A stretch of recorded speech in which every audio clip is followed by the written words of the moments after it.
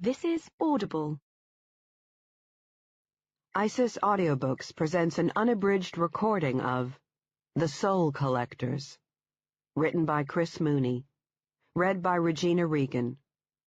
The moral right of the author has been asserted. This performance is owned by ISIS Publishing Limited. Dear Coop, by the time you read this, chances are I'll be either missing or dead. Whatever you do, don't come looking for me. Making people disappear, as you already know, is what they do best. They're experts at hiding things, the living and the dead, the truth. They've been doing it for at least 100 years, longer, if Jack Casey is to be believed, and I have no reason not to believe him. Not anymore. This is what I know for sure. They're known to strike in daylight, but more often they wait for darkness, like vampires. They work in pairs. If they come for me, no, not if, it's a matter of when they come for me, I'm sure they'll bring a small army. They won't kill me. They want to bring me back to that place they call home. It's where I belong, they say, to atone for my sins.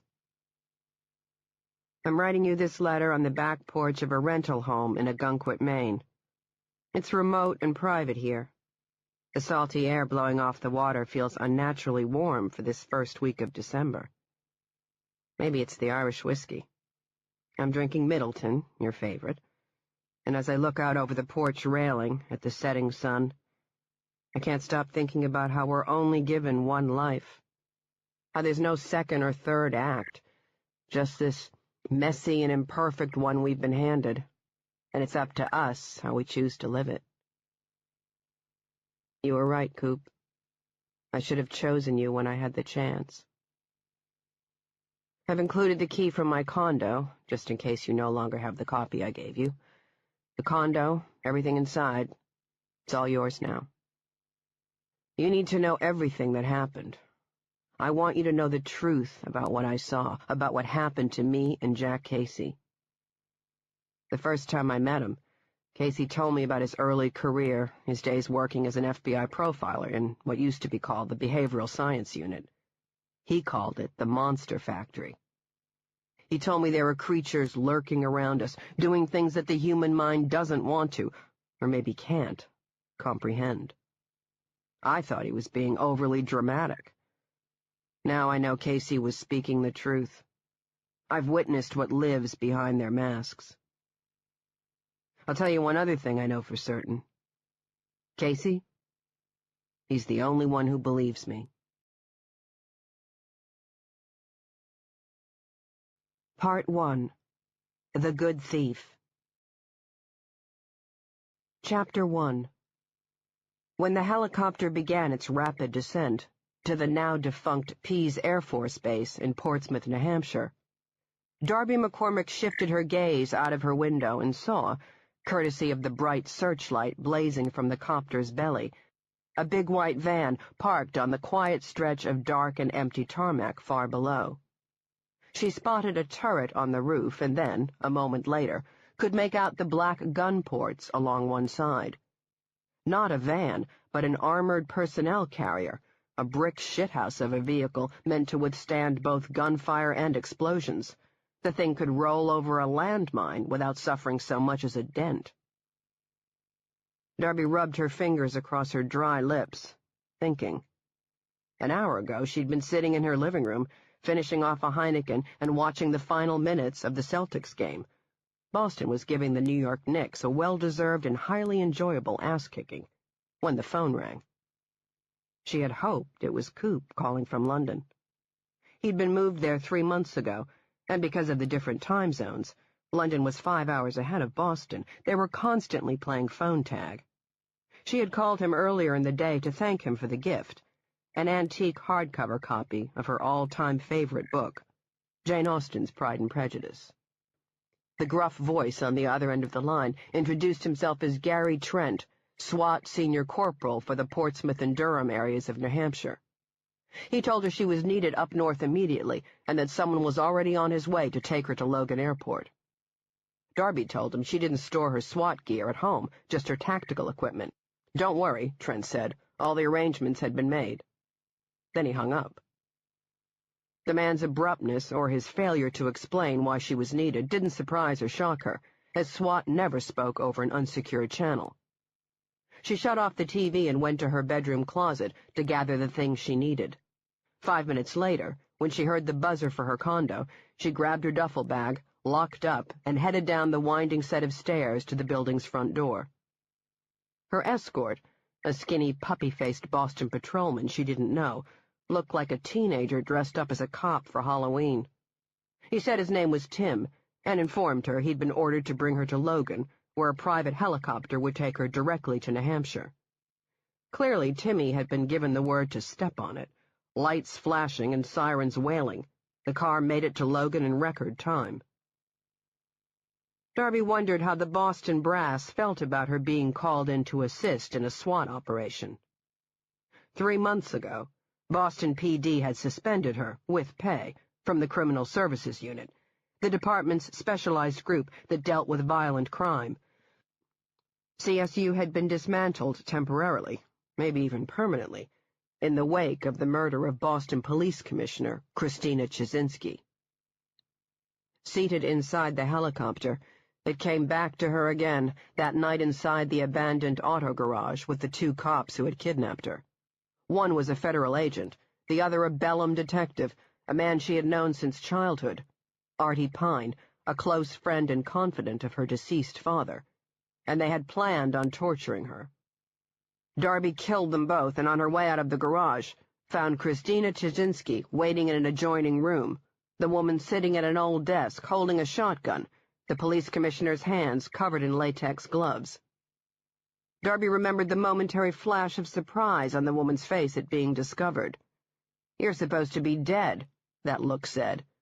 And then the woman said, "I have a way out of this for you. If you play your cards right, you'll come out of this looking like a hero." Darby didn't have to worry about Chizinski anymore, or internal affairs. Darby had told the IA officers that Artie Pine had killed the police commissioner. She had staged the crime scene, and after hearing the recording of Chizinski boasting about her skillful corruption methods, IA had cleared her. Now she had a more pressing problem: the Boston Police Department. The brass believed she had committed the one mortal and unforgivable sin, airing the department's dirty laundry in the press. That was the real issue at work here, why the suits were taking so long deliberating her fate. If she was reinstated, her lawyer had an almost unwavering confidence that this would, in fact, happen. The powers that be would find a way to punish her. Probably kick her back to the lab and make her process rape kits or feed old DNA samples into CODIS. Drown her in mind-numbing work given to a first-year forensic tech. The helicopter made a hard landing on the tarmac. Darby unbuckled her seatbelt, grabbed her heavy duffel bag, and opened the cabin door, crouching underneath the steady thump-thump-thump of the spinning blades. Once she cleared them, she hoisted the bag over her shoulder and ran through the brisk late-September night air, heading for the SWAT officer, dressed head to toe in black assault gear, standing by the APC's rear doors. Darby climbed inside, quickly found the empty spot on the edge of the right bench mounted against the wall, and sat. A SWAT officer banged a gloved fist twice on the wall, the signal to get rolling. The APC lurched forward, and just before its rear doors slammed shut, she caught sight of the copter taking back off. 6 SWAT officers, all men in heavy black assault gear and with black grease paint on their faces, crammed the benches. Her attention locked on the 7th man, a big white guy standing near a partition behind the driver, looking away from her and his men. He held on to one of the metal handles installed on the ceiling while he talked on a phone connected to an encryption pack. He stared down at the floor, listening to the person on the other end of the line, his jaw muscles bunching as he bit down hard on the wad of gum wedged between his front teeth. He appeared to be in his mid to late 40s, and in the dim interior light she could make out the stubble on his shaved head, the webbing of fine white lines around his narrowed eyes. Has to be Trent, she thought. tying her hair behind her neck, using one of the elastics she always wore around her wrists. She could feel the stares coming from the black-painted faces. They were trying to size her up. SWAT was still strictly boys only. It didn't matter if she could shoot the balls off a flea or that she could go head-to-head with any one of these bozos and have him on his knees sobbing in less than a minute. Right now they couldn't see past her tits. They were probably wondering how she'd be in the sack. The Puerto Rican-looking guy sitting to her right, a dead ringer for one of her favorite Red Sox players of all time, Manny Ramirez, held a gas grenade launcher between his knees and had no problem checking her out like she was a piece of meat. Darby turned to him, grinning, and said, "Something on your mind, cowboy?" He licked his lips, and she expected him to say how she looked like Angelina Jolie. More than one person had said they had the same lips and eyes, but Darby didn't see it. She had auburn hair, for one, and green eyes, and, unlike Mrs. Brad Pitt, she had a permanent scar on her left cheek, courtesy of being hit by an axe that had fractured her cheekbone. The surgeons ended up removing the bones and installing something called a Metacore implant. Instead, the Manny Ramirez-looking guy said, "You the same Darby McCormick who was involved in that shootout at the garage with the Boston police commissioner?" She nodded, knowing where this conversation was headed. "That recorded conversation between you and Chizinski, where she admits to all her foul deeds?" He whistled. "That broad was one cold and cunning bitch. She sold her soul, and for what? To protect that Irish gangster prick Sullivan, and a serial killer to boot. Damn smart of you using your cell to record that conversation." Darby had a captive audience. She saw the grins and nods from the other men seated around her, leaning forward to listen to her every word. "You're lucky that conversation got leaked to the media," he said. "Otherwise, no one would have believed that shit." "I'm assuming you have a point here?" "Got some friends at Boston PD. "Congratulations. Word is, you released that recording to the press." Darby shook her head and chuckled softly. Amazing. The cop she met now didn't care about Chizinski being exposed for the corrupt and cunning bitch she was, how the woman had, over the course of her career, orchestrated the murders and disappearances of several dozen state cops, federal agents, Boston patrolmen, undercover detectives, and eyewitnesses. With a phone call, she had removed from the earth anyone who had tried to expose Frank Sullivan's horrific methods. Thomas Big Red McCormick had been one of her victims. Yet the only thing every cop wanted to know was whether she had been the one who had leaked the Chizinski tape to the media. "Wasn't me," Darby said. Technically, that was true. Coop had been the one who had released it to the press. She had only forwarded him a copy. Manny Ramirez leaned in closer. She could smell his stale cigarette breath. "You'll have to forgive me for asking this, but me and the boys here are wondering if you're recording this conversation right now. What do you think?" "I think I should pat you down just to make sure. Hey, nobody here wants to be on the news. You know how reporters can slice and dice things to make you look bad." Darby smiled. "Touch me, and you'll be picking your broken fingers out of your ass." Manny seemed to be seriously considering making a move. He opened his mouth, about to speak, when a wail of sirens cut him off. The APC had picked up a police escort, several of them, judging by the multiple sirens. The big white guy standing at the end shouted into the phone, "Tell him we're on our way. ETA 10 minutes. The gruff and raspy voice belonged to the man she had spoken to earlier. Gary Trent slammed the phone back against his cradle, walked down the APC, and took a seat across from her. Chapter 2. "That was the command post," Trent shouted over the sirens. "CP said the subject is threatening to start killing the hostages." Darby leaned forward, propping her elbows on her knees. "How many?" "4. He's got them tied up in this bedroom right here." He turned slightly to point to a whiteboard showing a layout of the house. "He's drawn down the shades on all the top-floor windows, so there's no way we can get a clear shot." "You already got a sniper in position?" Trent nodded. "He's on the roof across the street. It's the only place offering a clear view of the bedroom. Spotter's using a thermal imaging scope, so we can make out their heat signatures pretty clearly. One hostage appears to be tied to a chair. The other 3 are on the floor. At the moment, everyone's alive, but this guy's getting edgy, threatening to kill them. I'm hoping he'll hold off until you get in there and talk to him. I'm not a hostage negotiator. Trent flapped a hand. I know that, but you know the family. Mark and Judith Rizzo. The name triggered a flood of memories and mental snapshots. There was one that stood out from the others. That overcast morning she'd spent in the couple's kitchen of their Brookline home, a place where the greatest threat to kids was getting hit by a car. The previous day, on a late October afternoon, with the sky beginning to grow dark, their youngest child, their 10-year-old son Charlie, told his mother he was going down the street to visit a neighborhood friend. The mother told him to be careful and to ride his bike on the sidewalk, not on the main street, and returned to making dinner. Charlie hopped on his blue Huffy and vanished. In her mind's eye, Darby could see Mark Rizzo, a man with thick, bushy black hair and olive skin, sitting at the kitchen table next to his wife, Judith, a curvy, pale-skinned Irish Catholic, 11 years his senior. Could see the parents staring down at a mess of photographs sprawled across the blood-red tablecloth, both unwilling to touch them, terrified that by picking one to run on the TV and in the newspapers, they'd seal their son behind it, imprison him someplace where they'd never see or hear from him again. And they never did, Darby thought, returning her attention to Trent. The APC was driving fast now, the engine's low, deep rumbling vibrating through the metal bench and climbing through her limbs. The air, much warmer than before, reeked of gun oil.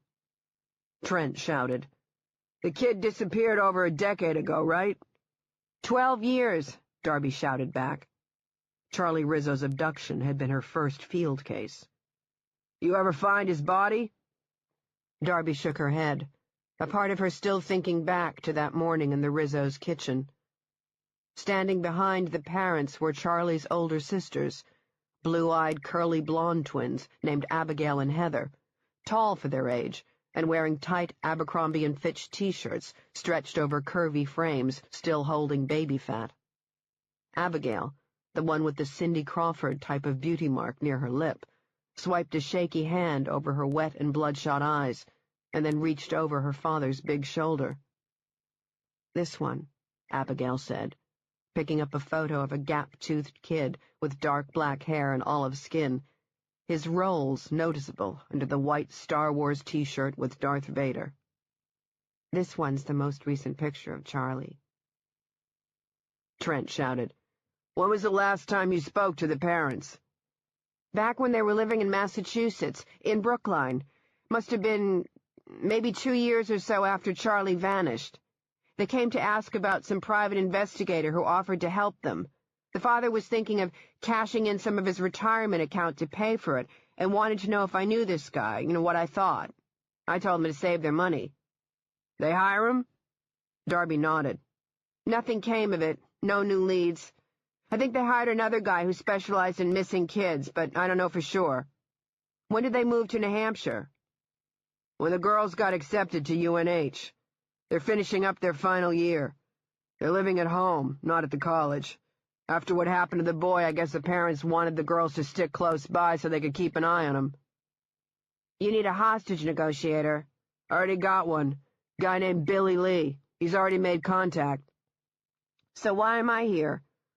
"Person holding the family hostage. He's demanding to speak to you. Won't speak to anyone but you." "What's his name, do we know?" Trent nodded.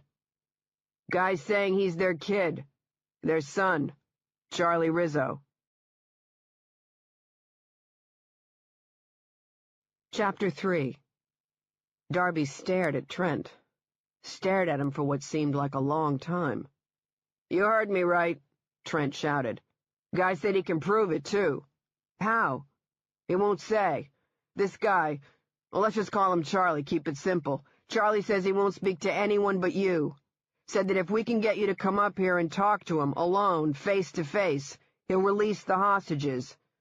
I'm not buying it. He already shot someone." "Who?" "Don't know the Vic's name. He didn't have any ID on him. He's a white male, bald, somewhere in his 50s. Charlie shot this guy in the back, twice. Ambulance arrived at the house before we did, and found the Vic lying in shrubs.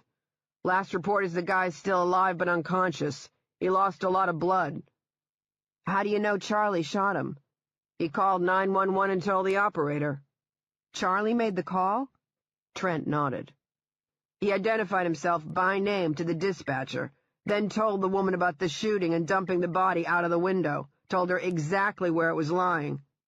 Then he said he's holding the Rizzo family hostage and, get this, the son of a bitch requested a SWAT team, said he wouldn't release a single hostage unless a SWAT team was brought to the house along with some sort of bulletproof vehicle. Oh, and the body dumped in the shrubs? He told the dispatcher it was a gift. For you. Darby shifted in her seat. Those were his exact words? Trent nodded, checking his watch. He say why he asked for me? No. You have any ideas? She shook her head. Has he asked for any other demands besides wanting to talk to me? No, just you. Darby took a moment to digest this.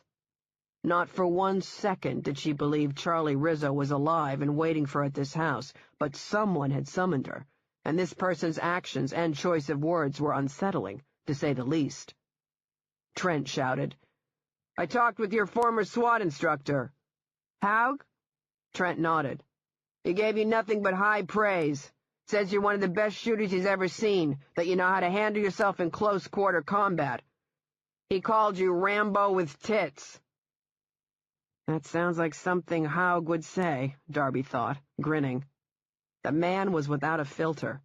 Haug called it like he saw it and didn't give 2 shits about political correctness. He had no shades of gray in him. You always knew where you stood with him. She wished there were more people like him in her professional life. Trent said, He also told me you've had some experience in hostage situations. She had, but her first one hadn't ended well. She had tried negotiating with a frightened 13-year-old named Sean Shepard. The boy had somehow managed to smuggle a revolver into his hospital room. Instead of surrendering the firearm, he shot himself in the head. Darby didn't see any need to inform Trent about this. The news about Sean Shepard, along with her paid suspension following the murder of the Boston police commissioner, had been plastered all over the New England papers and TV for several weeks. Even if Trent hadn't read about it, Haug would have told him. The sirens stopped wailing. A voice crackled over the wall-mounted speakers. ETA, 3 minutes. Trent said, I'm going to have you going alone, but we'll mic you so we can hear you, and you'll be able to hear either me or the hostage negotiator with this. He handed her a small wireless earpiece. She doubted Charlie would notice it. If he did, he wouldn't care, as he had been the one who had requested a SWAT team. Odd. No, not odd. An inner voice cautioned. It's bizarre, like he's already got some endgame in place. As for gear, Trent said, I've got you a full assault suit. What size are you? She told him. She didn't need boots. She was already wearing the extra pair she kept at home. Trent stood up in order to grab her gear. Darby fitted the earpiece into her right ear. It went in smooth and easy. Then reached into her duffel bag and removed a pair of Hatch protective arm sleeves. The thin layer of Kevlar would protect her arms, wrists, and hands, but not her fingers, from biting and sharp objects, like knives and razors. Trent came back holding a tactical vest. I already installed a mic on it, he said, taking the seat opposite her. In case you're asked to take off the vest, and it has happened, believe me, I want to place a second mic on you, someplace he's not likely to look, or touch. You got the mic on you? Trent opened his hand. Resting in the center of his rough, calloused palm was a tiny wireless mic around the size of a pencil eraser. She knew the perfect place for it. Darby pulled off her long-sleeved T-shirt, catching Trent's look of surprise. She didn't feel embarrassed. She had been the only female cadet during her SWAT training and hadn't asked Haug for any special treatment, sleeping and eating with the boys, even sharing the single locker room, albeit on a separate row, to allow her some semblance of privacy. Trent's gaze lingered on her bra for a moment. Then he realized what he was doing, forced his attention to the ceiling, and pretended to be studying the turret. Some of the other men examined their weapons or checked their tactical equipment, while she went to work clipping the mic to the center of her black lacy but padded bra. The Manny Ramirez-looking officer to her right had no problem staring down her cleavage. "They're a 34C, Darby said. "Satisfied?" "Very," he replied. "Nice abs, too." "Thank you." She looked at Trent and pointed to the mic hidden in the center of her bra. "How much juice does this thing have?" "Battery's got 2, maybe 3 hours. Same with the one in your vest." Trent looked down the row to the short SWAT officer holding the padded end of a headset against one ear. "Loud and clear," he told Trent. From the duffel bag, she removed a nylon sheath holding a tactical knife with an 8-inch blade. She strapped it underneath her left forearm, resting the handle, with its dual-pronged grips for quick and easy removal, near her wrist. She put her T-shirt back on and rolled the baggy cotton sleeve over the knife. Perfect. Charlie wouldn't see the knife, but he'd find it if he patted her down. Trent had good taste in equipment. He had given her a Black Hawk tactical float vest, good Kevlar protection, and multiple side pouches with Alice clips. One side pouch held 3 empty slots for extra ammo.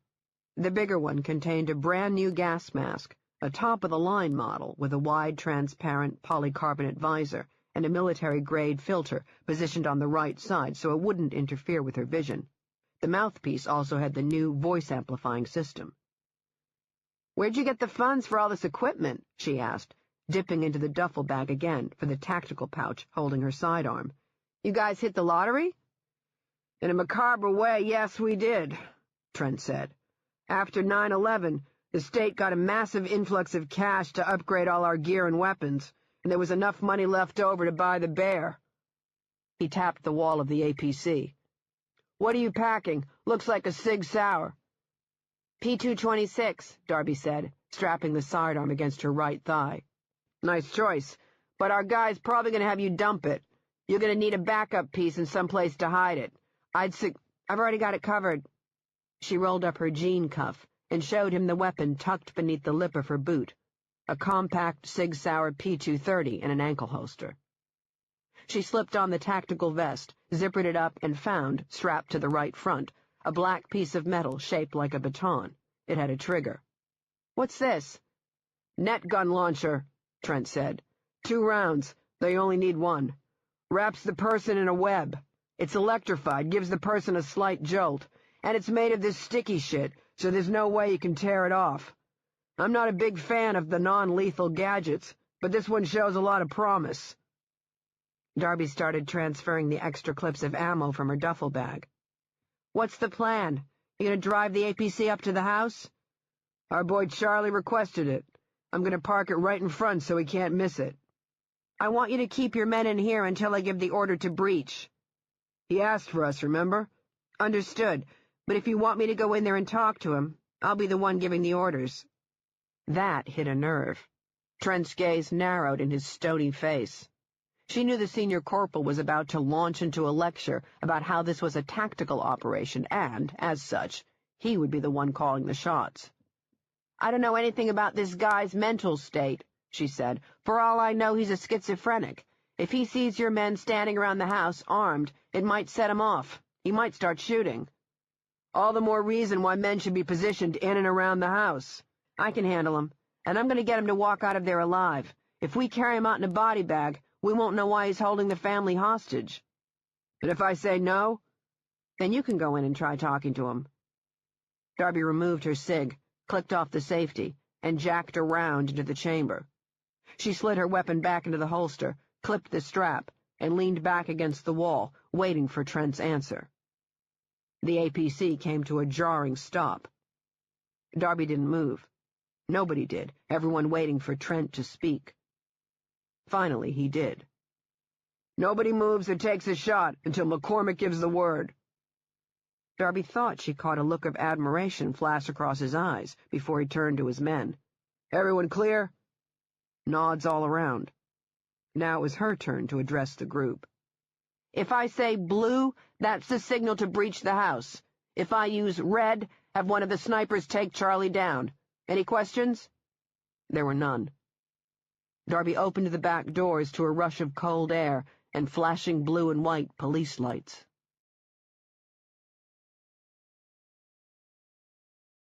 Chapter 4. Darby stepped into a crowded police blockade. She didn't see any homes or streetlights, just a long, double-wide road paved through densely packed woods that seemed to stretch for miles in every direction. Country living at its finest. A city girl, she could never understand why anyone would choose to live in such an isolated setting. The air crackled with police radios. She followed Trent, weaving her way through the blue uniformed bodies and plainclothes detectives, almost every one of them talking on a cell phone. A strong breeze rattled the tree limbs and shed autumn leaves that had already started to turn, deep orange, yellow, and red colors that danced in the wind and were lit up as they blew across the road by all the flashing police lights. "Press here?" she asked Trent. "Not yet. When they arrive, and God knows they will, they won't get close. We've got patrols on every street. The whole area is sealed off." But not the air, Darby thought. Once word got out, and she was sure it had, there'd be more than one newscopter hovering close to the Rizzo home. The command post, a plain white vinyl-sided mobile trailer, was parked to the side of the road between the two police blockades. Trent walked up a set of collapsible metal stairs and held the door open for her. Inside she found a good amount of space, all of it strategically designed and organized. The shelving carried almost every type of conceivable surveillance equipment, a microwave receiver for the trailer's roof camera, tactical audio kits, and a stereo accelerometer that could be used to pick up voices through windows, walls, and floors. The warm, stale air smelled of coffee, and it triggered memories of long nights she'd spent at the lab, dry-eyed and desperate, fighting to stay awake while combing through notes, files, and evidence with the hope of finding something that had been overlooked, something that would break a case wide open. It reminded her of that adrenaline-fueled feeling of racing against the clock, of desperation. It also reminded her of Coop. How deeply she missed him, and how badly she wanted him standing here beside her. Now he was living in London and working for a firm that specialized in fingerprint technology, his area of expertise. Instead of going through crime scenes with her, he was now a consultant for Britain's Identity and Passport Service, a government branch that was currently attempting to create a fingerprint system that could be integrated with the world's largest biometric fingerprint database, IAFIS, owned and maintained by the American FBI. The man she assumed was the hostage negotiator sat in front of a workstation set up on a wall behind the driver. Trent quickly introduced Billy Lee, a slight man with angular features. She had Lee pegged as being somewhere north of 50. Dressed in a sharp charcoal gray suit and tie, his gray hair combed and carefully parted, he looked more like someone accustomed to sitting on a board of directors. When she shook his hand and felt his dry palm, she had the feeling that Lee shared the same attributes as Gary Trent, precise and certain with his words, an alpha male accustomed to playing all forms of mental chess and winning. That desperate feeling drizzling through her chest didn't evaporate, but it did ease back a bit. "What's the latest?" Trent asked, pulling a seat out from another workstation. "Still quiet," Lee said. "I'm sure he'll be calling any moment." "You don't want to call him? Tell him we're here?" Lee shook his head. "I have something he wants now," he said, pointing to Darby. "I'll wait for him to call me." She turned her attention to a flat-screen computer monitor showing 5 bodies glowing with bursts of white, orange, yellow, and red. One body appeared to be sitting in a chair. 3 were on the floor, 1 lying sideways. The 5th paced the room. Charlie. The monitor next to it showed 3 different angles of the house, courtesy of a multiplexer unit that allowed the command post to view 4 cameras simultaneously. Trent had set up 3 remote-controlled cameras around the perimeter of the house, front, side, and back, to give him real-time feeds. A date and running time was on each screen. Each video, she noticed, was being fed into a separate DVR to record every second. "Nice resolution," Darby said. Cameras are using a 24-para digital lens, Trent said. We can rotate them 360 degrees, and we got infrared capabilities in case... A phone rang. Trent scooped up a pair of headphones from his desk.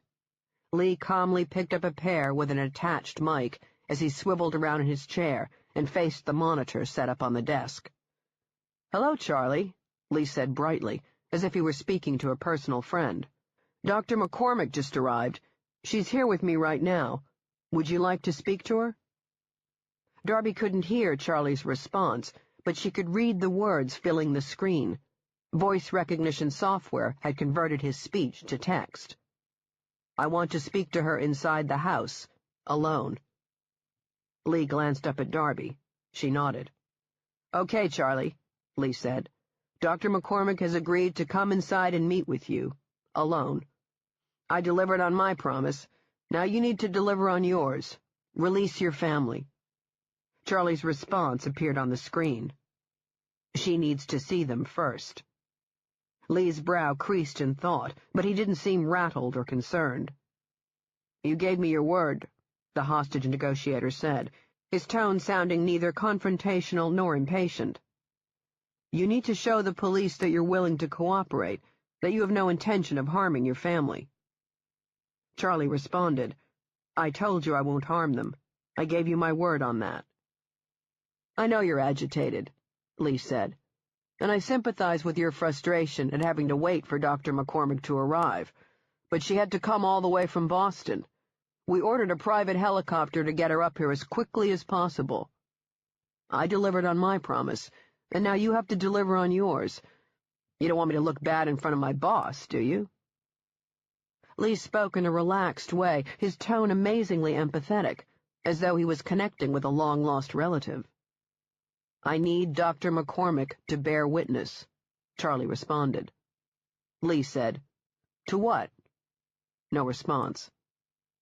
Darby glanced to the screen holding the heat signatures. The man, pretending to be Charlie Rizzo, appeared to be holding something against the ear of one of the hostages. A phone? A gun? She sidled up to Trent and whispered, "What's he saying?" "Dunno," he said, keeping his voice low. "We didn't install a mic in the house. I was going to have one of my men install a parabolic while you were in there talking to him, so we—" "Keep your men back until I give the order." She moved back to Lee, reading the words scrolling across the computer screen. "Please," Charlie responded. "We're running out of time." "That's the 5th time you've mentioned that," Lee said. "Please tell me what you mean so I can help you, Charlie. Everyone here wants to help you through this. We don't—" Lee stopped talking to listen to Charlie. Darby watched the computer screen. "I'll tell her, Dr. McCormick." "Alone," Charlie had responded.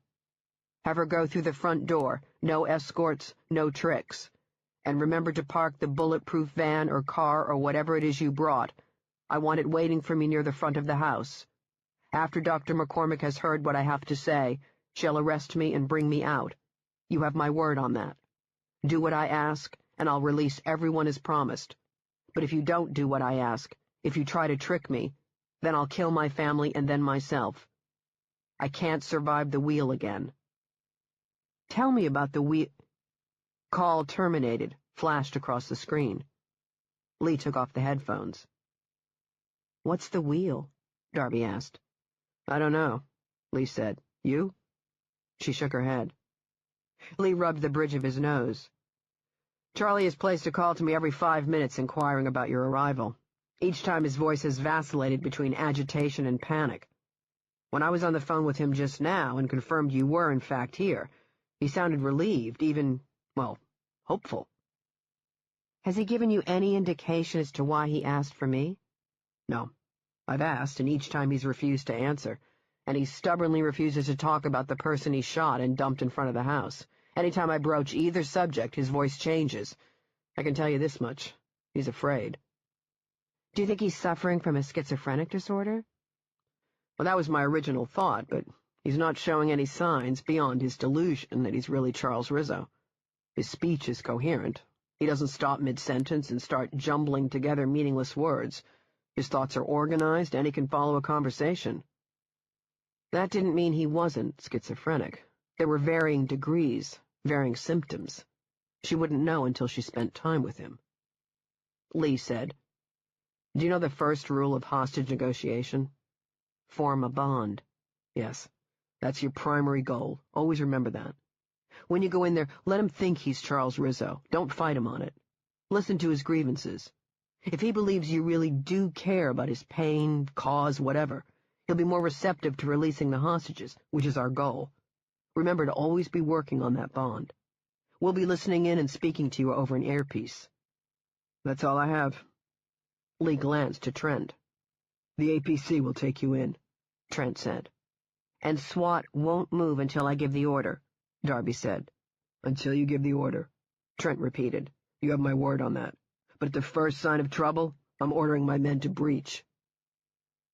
The APC had built-in ladders on both sides of the back doors to allow a sniper quick access to the roof. She didn't want to ride inside or in the back. She had all of her equipment, and the fresh, cold air was keeping her head clear. Darby extended one of the ladder's rungs, climbed up, and knocked on the side of the APC.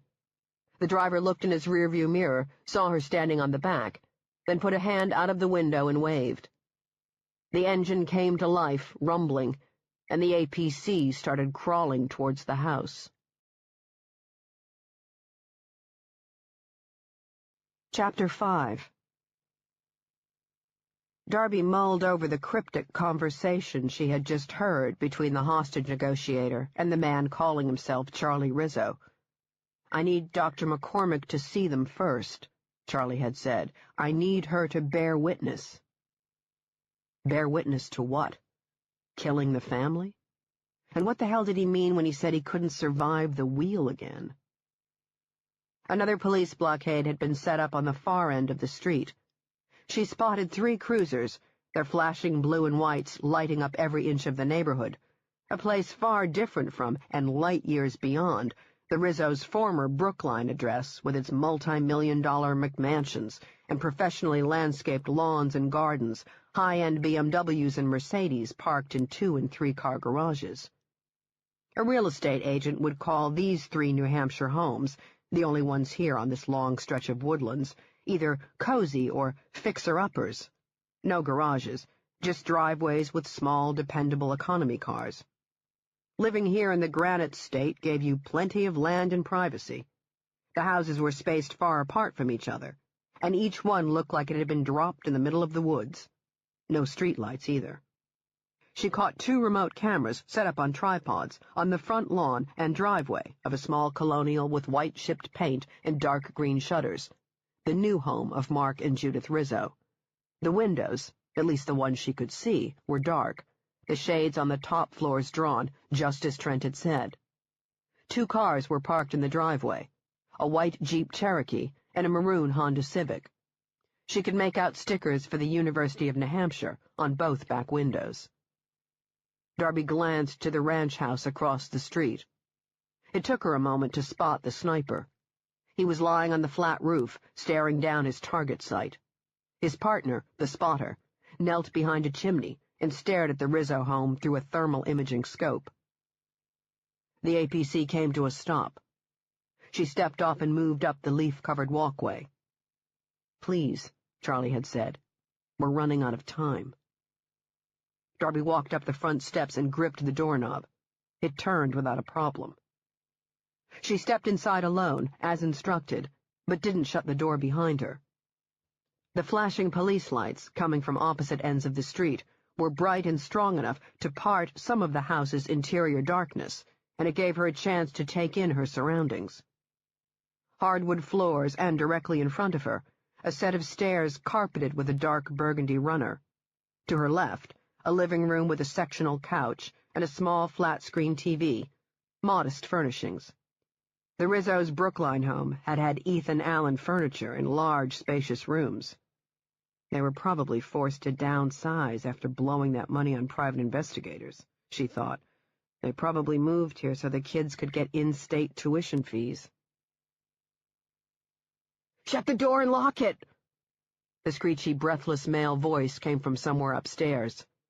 "Hurry, we're running out of time!" She thought, easing the door shut. She locked it, hearing the bolt slam home, and moved to the bottom steps. She couldn't see Charlie up there, too dark, but she could hear him panting. "Are they listening?" he asked. "Who? The police. Did they send you in here with some sort of microphone so they could listen to us?" She thought about how to reply, recalling Charlie's response to the hostage negotiator. "I want to speak to her inside the house, alone." Lee whispered over her earpiece, "Tell him about the mic strapped on your vest. It will be a show of good faith, a way to build trust with him." Darby said, "There's a mic strapped to my vest. It's in the front." "Good," Charlie said. "Will they be recording our conversation?" "Yes. Good. Very good." Sounding excited and, as Lee had said, hopeful.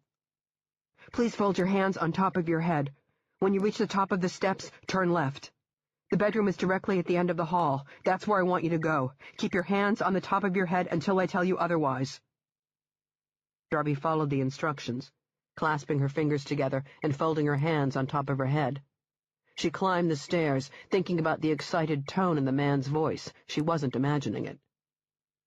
"Tell me about the man you threw out the window." "It was a gift," he said. "For you." "What's his name?" "He doesn't have one. None of them do." Darby was about to ask what he meant by that, when it hit her, an intense, sour smell that reminded her of the homeless people she'd sometimes pass on her way to work during the hot summer months in Boston, that putrid stench of body odor mingled with soiled clothing. She stepped onto the second floor, gagging. She couldn't see Charlie in the nearly pitch-black darkness, but she could hear moaning coming from down a hall, moaning and muffled voices. Breathing through her mouth, she started walking, bumping into a wall full of hanging pictures.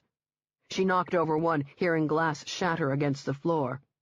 She kept walking, coming to a stop when she made out a door. Her eyes had adjusted to the darkness, and she could see it was cracked open, no light coming from behind it, just sounds, crying and a dull thump.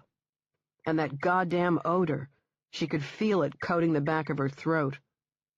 Keeping her hands on her head, Darby used her foot to slide open the door. Chapter 6. The bedroom shades were drawn, but the police lights, flickering around the edges, allowed Darby to make out the frightened faces. She saw Mark Rizzo first, dressed in boxer shorts and a tank top spotted with what had to be blood, his swollen head hanging over his lap. He was the only one tied down to a chair. Judith Rizzo, wearing a white flannel nightgown and rollers in her gray-white hair, lay sideways, most of her face pressed into the carpet. Her ankles had been tied together with what appeared to be electrical tape, hands tied behind her back, mouth taped shut. The woman's single visible eye shifted to her daughters. They had been taped in the same manner as their mother, but the twins, thin and tall now, wearing tight boxer-type shorts and T-shirts, had managed to get themselves into a sitting position. Their backs rested against the foot of a king-sized bed, their knees propped up to their stomachs.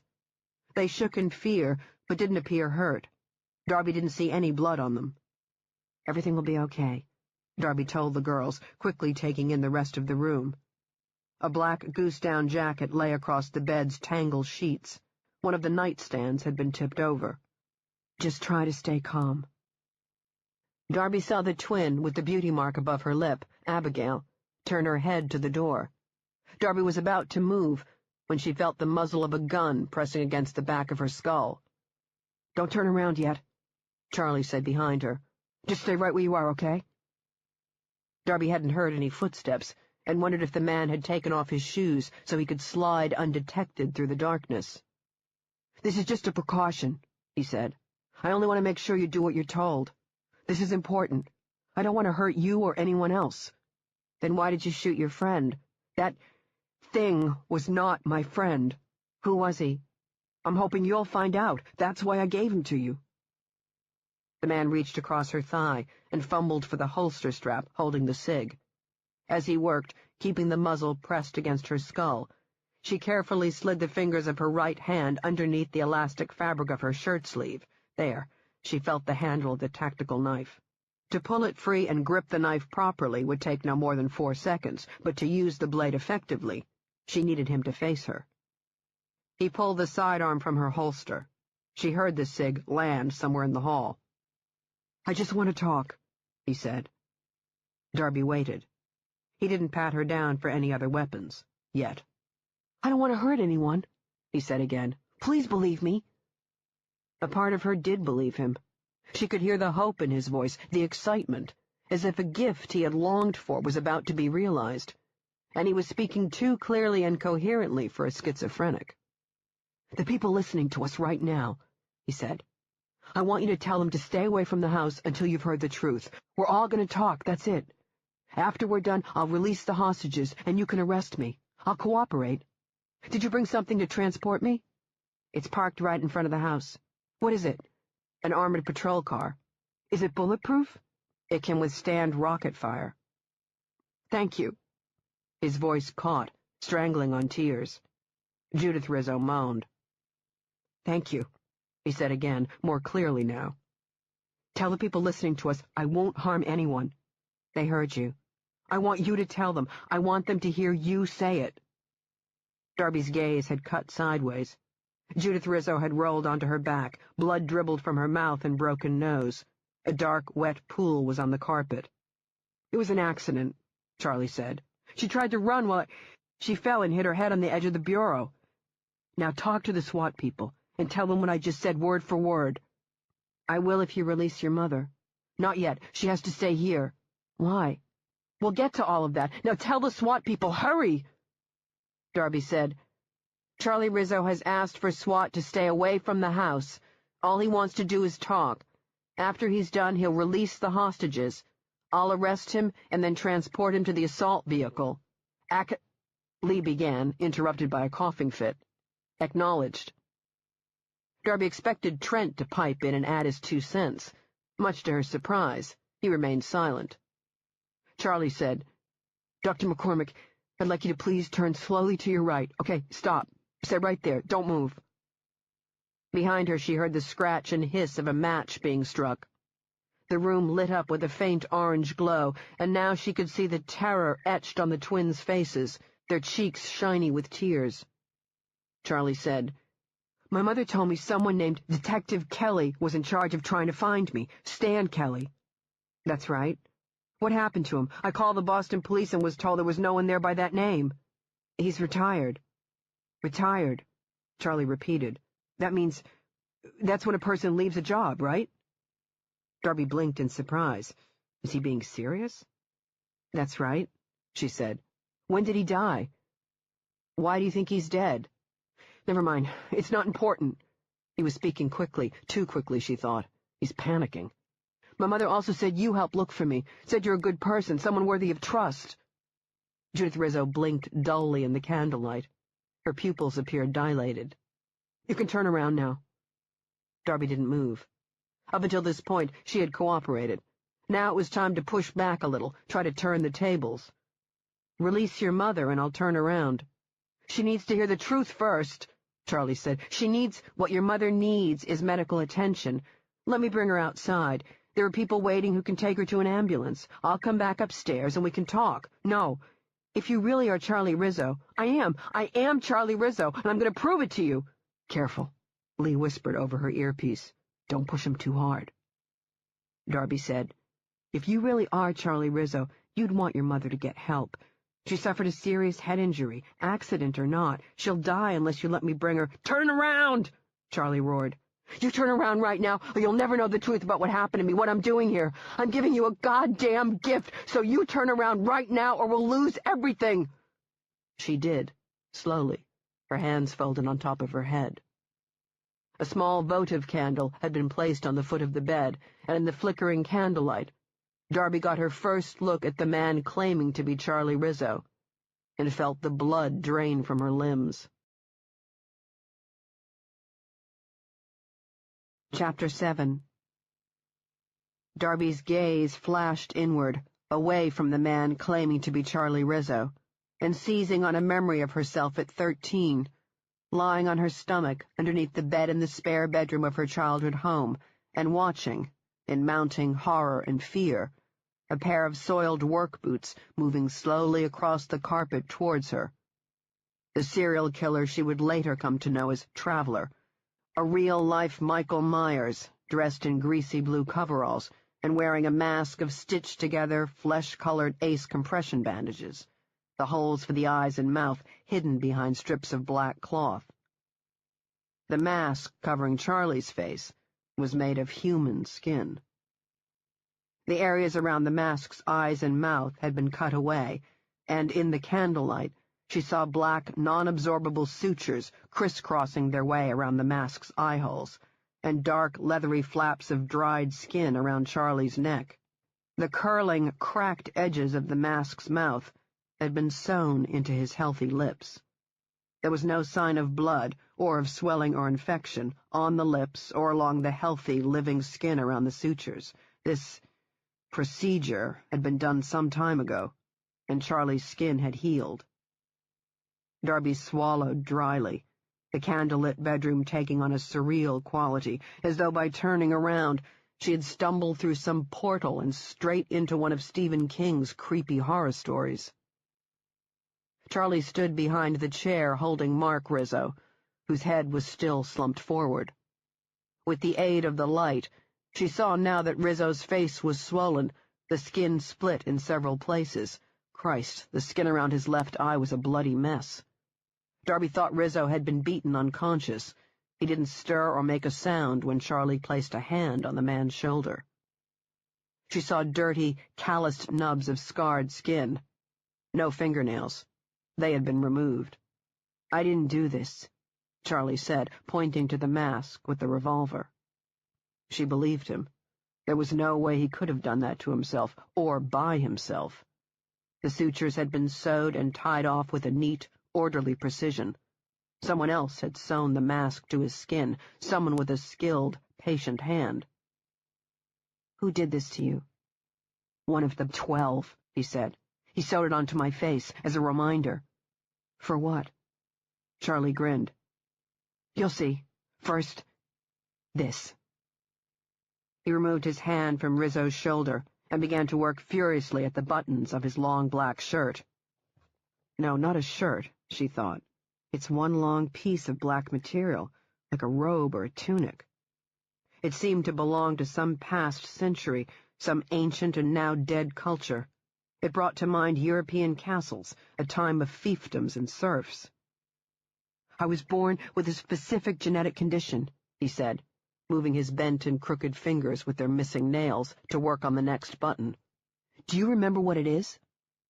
She did, and she easily recalled the odd-sounding name because the condition was so bizarre and unusual. "Athelia," she said. "It's when a child is born without one or both nipples." "Yes." Charlie grinned, pleased. "Yes. It's very rare. Dr. Adams, that would be my family doctor. He told me there were something like 200,000 cases worldwide. This was back in '97 when I was taken. Do you remember how many nipples Charlie Rizzo was missing?" "2, Darby said, staring at the dark rat's nest of unwashed hair secured to the mask. Not a mask, she reminded herself. He's wearing another man's face. "Come closer," he said, training the gun on her. "I want you to see this. That's far enough." Darby stopped about a foot away from the chair. If she could just move closer, she could bridge the gap and get into fighting range. Charlie undid the last button. With his free hand, he pushed the fabric aside and let it drape across his shoulder to give her a full view of his naked body. His chest, wasted thin and so pale it seemed to glow in the candlelight, was covered with a mess of thick, raised scars. Some were white, others pink and red.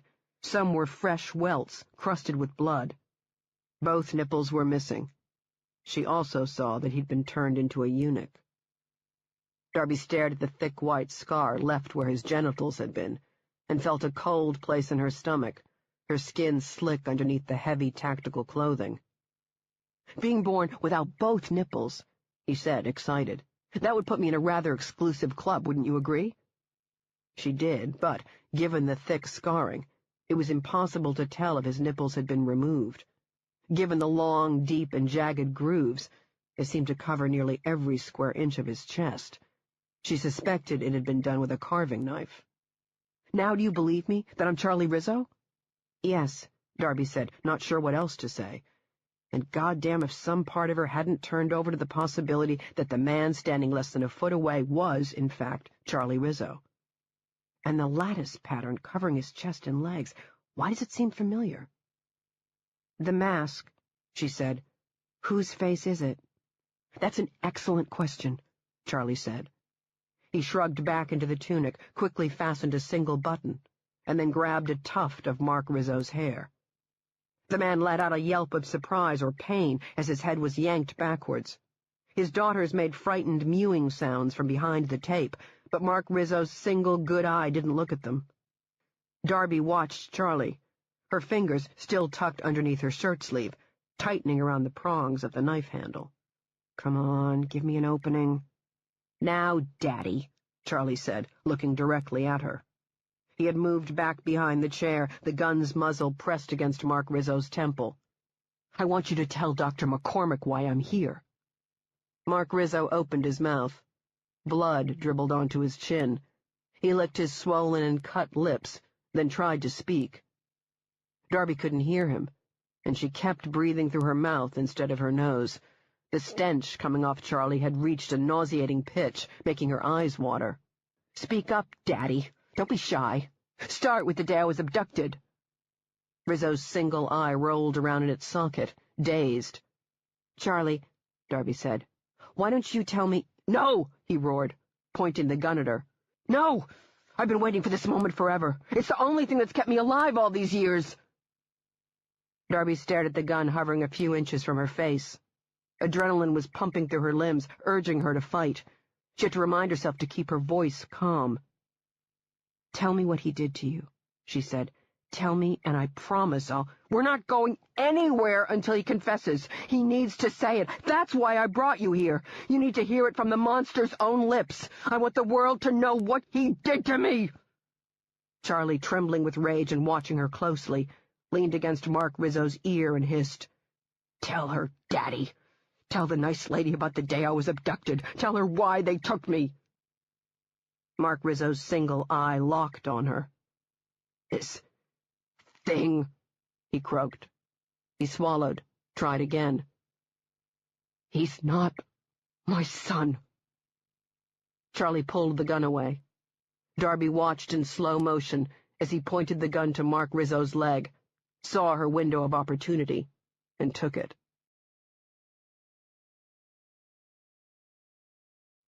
Chapter 8.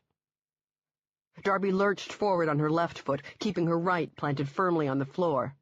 Switchblade quick, she clutched Charlie's wrist with her left hand, twisted it, surprised to feel bones snapping underneath her grip, and pulled him off balance as he squeezed the trigger. The sound of the gunshot was no louder than a firecracker. The round splintered the headboard as she yanked Charlie's arm, pushing him up against Mark Rizzo's shoulder. Held onto his wrist as she pivoted her body and squared her shoulders, throwing all her weight behind her right fist and shattering his nose. His head snapped back. She heard the tumble to the floor. Before his knees gave out, she gripped him by the throat, the dried leathery flaps of the skin mask hard underneath her palm and fingers, and smashed the back of Charlie's head against the wall. Charlie didn't fight, didn't have the strength or the inclination. She tossed him over her leg and threw him against the floor, turned him onto his stomach, and then dug her knee into the small of his back, pinning him to the carpet. She had the pair of flexi-cuffs in her hands, and he continued to lie still, gagging on the blood pouring down his throat and into his mouth. She yanked his arms hard behind his back, and then he screamed when she heard bones snapping and breaking. "Subject is down!" she yelled into the chest mic, tightening the pair of flexi-cuffs around his wrists. "I repeat, subject is down and the house is secure." "Promise me," Charlie gagged, spitting out blood and teeth onto the carpet. "Promise you won't let them take me." One of the bedroom windows shattered. Darby heard a whistling sound above her head and then a thud. A tear gas canister had hit the far wall and was now rolling across the floor, hissing smoke. Trent had heard the gunshot and ordered his men to breach the house. Another pane of glass exploded. Another tear gas canister hit the wall and then tumbled across the floor near the bedroom door.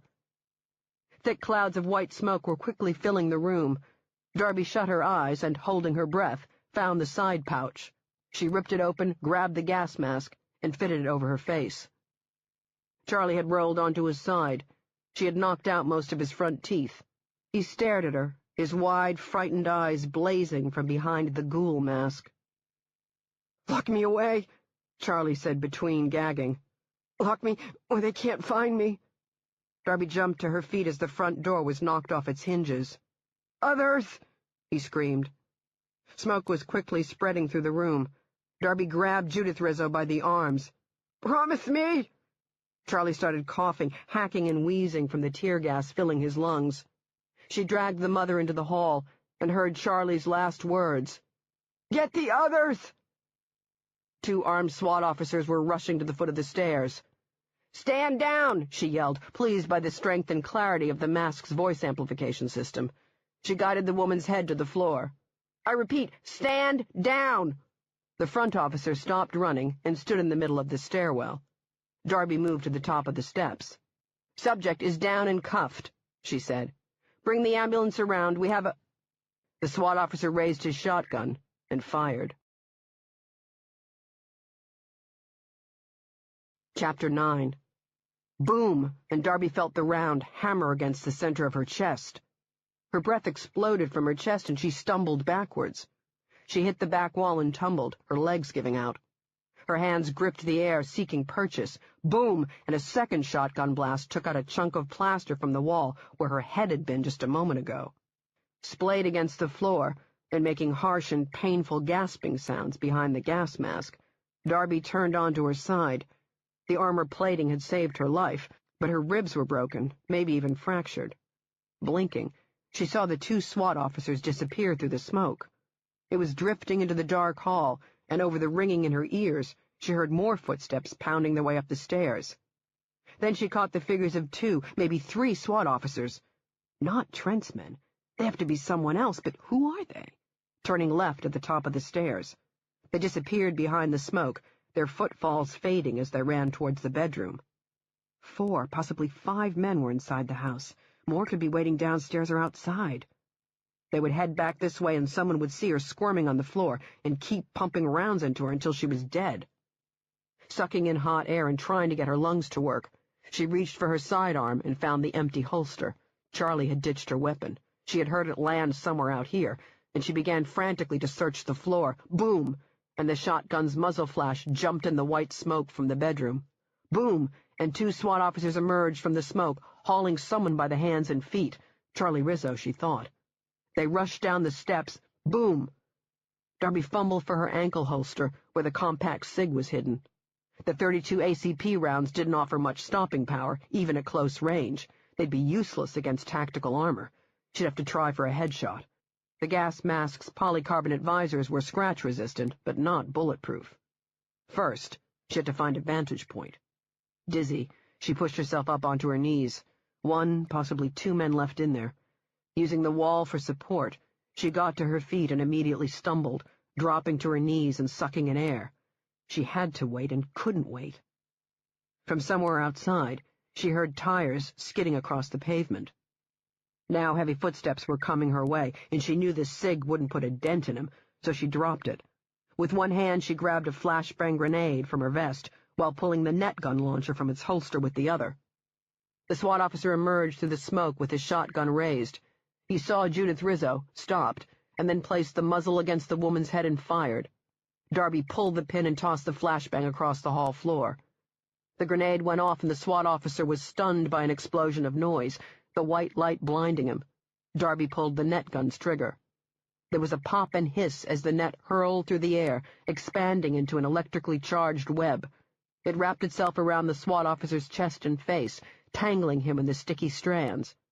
Sidearm back in hand, she heard the man's squeal of surprise and pain as he stumbled and fell to the floor, writhing around like some insect caught in an actual spider web. Darby staggered to him while holding the banister, her breath coming back but her ribs still burning, muscles growing stronger with each step. The web had him locked up. She kicked the gas mask off his face. He tried to reach up to put it back on, but his fingers got caught in the sticky webbing. Her boot came down on his hand, breaking his fingers. He screamed. She kicked him against the side of the head and he slumped back against the floor. She hadn't knocked him unconscious. She could hear him choking on the smoke. The web had locked him up, but he had conveniently dropped the shotgun on the floor next to him before it had done so. Standing with the shotgun, her lungs straining, burning as though they were on fire, she raised it to the man's head, about to fire, when an inner voice cautioned her to wait. "You need him alive," the voice added. Darby turned and stumbled to the bedroom. The drawn shades flapped in the wind, blowing through the two shattered windows. Smoke was everywhere, curling like snakes across the walls and ceiling, and she got a good, clear look at the bedroom. A SWAT officer kneeling on the floor next to the bed, his back facing her. The headless remains of the twins and Charlie Rizzo. They had been shot at point-blank range, like Judith Rizzo. But there was no sign of the father. Mark Rizzo had been cut free from the chair, taken alive. 4 quick steps across the carpet, and the SWAT officer turned to look over his shoulder. She didn't shoot him. She dropped the shotgun and, grabbing him by the head, twisted violently. There was a snap as his neck broke, and he collapsed on the floor. Sitting on the floor was a small device. It had a timer and wires. Wires connected to 6 sticks of dynamite bound together with electrical tape. The timer's numbers flashed a glowing red in the thin, blowing curtains of smoke. 1:26. 1:25. A quick glance over her shoulder and out the window. The APC was still parked out front, its back doors hanging open. 1:23. You can do it. You've got time. Darby grabbed the shotgun and started counting down as she ran back into the hall, where the SWAT officer lay still. He appeared to be roughly her height, maybe 200 pounds with all the gear. 1:19. Another solid kick to the man's head, just to be sure, and then she knelt down, propping the shotgun against the wall. She grabbed the man by the feet and hoisted his legs over her shoulder. He wore black trousers and a pair of heavy winter boots, definitely not one of the SWAT officers. They had all worn the same train-mark footwear and tactical trousers. 1:08. Wrapping her right arm around the back of the man's legs, she stood screaming in pain, her lungs and chest burning. She grabbed the shotgun with her free hand. 58 seconds. Her head pounded, and it hurt to breathe, and now her stomach was roiling from the exertion of carrying the man down the stairs. Darby stepped over the broken front door, lying on the floor, and raised the shotgun as she moved past the doorframe, coming to a sharp and sudden stop on the steps outside. Chapter 10. The Manny Ramirez-looking SWAT officer, who had no problem admiring her boobs, was lying on his back on the walkway. Darby saw the man's still, unblinking eyes. They stared up at the tree branches shaking in the wind. Vomit splattered the walkway, and it covered the front of his tactical vest, his gloved hands and shirt sleeves. More vomit-covered bodies were sprawled across the street. Some had been stripped of their tactical vests and jackets. Some wore gas masks. Those that did had pulled them aside to throw up before passing out and dying. Darby whisked past the SWAT officer lying on the walkway and saw a thick, white, frothy mixture bubbling from his mouth and dribbling down his chin and cheeks. Has to be some kind of poison, but what kind? How the hell did it get inside the APC? How could— A flash of movement across the street, and she raised the shotgun. A SWAT officer stumbled across the neighbor's front lawn, his gloved hands clawing at his throat. Over the rustling branches she could hear him gasping for air. He vomited and then collapsed on the grass, starting to crawl. Not poison. Whatever it is, it's airborne. Nerve gas? 40 seconds. Darby reached the back doors of the APC. Inside she found 2 more of Trent's team slumped against the floor and wall, the same white foam covering their mouths. One man was still alive, barely. He blinked dully at her as she dumped the prisoner in the back. She didn't have time to secure his wrists. She swung the heavy door shut and secured the handles with a pair of flexi-cuffs. 35 seconds. Darby opened the driver's side door and found the APC driver slumped against the wheel. He had been shot in the head. She grabbed the man's blood-soaked jacket collar and yanked him out of his seat. Seated behind the wheel and with the door shut, she slammed her foot on the gas. The APC jerked forward, the bear, as Trent had called it, picking up speed. Trent. The SWAT senior corporal hadn't spoken to her over the earpiece, only the hostage negotiator, Lee. She remembered hearing him coughing, and now, nothing. Not a single word from either man. Were they dead? Had anyone survived? "This is Darby McCormick. Anyone listening? I order you to stay away from the Rizzo home. I repeat, stay away from the Rizzo home. SWAT team is dead, exposed to some sort of nerve gas. I have no idea what chemical was used or how long it takes to dissipate. It could still be lingering in the air. Call and warn the local hospitals to prepare their decontamination units." Her earpiece remained quiet. She had to call 911, tell the dispatcher what had happened, and alert all units to stay clear of the area. They needed to be warned before their men walked into a chemically hazardous situation. The same held true for area hospitals. Victims exposed to the gas would rush through the emergency room doors, complaining of nausea and difficulty breathing. They needed to be decontaminated before receiving treatment, and if hospital personnel weren't dressed in hazmat gear, they too would be risking exposure. To use the phone now, she'd have to take off her gas mask. She'd be exposing herself, and if this shit was lingering... You've already been exposed. It's clinging to your clothes and your skin right now. A new thought occurred to her. Her prisoner wasn't wearing a gas mask. She had locked him in the back with the other sick officers, and right now he was breathing in whatever had killed them. She'd have to find a place to decontaminate him.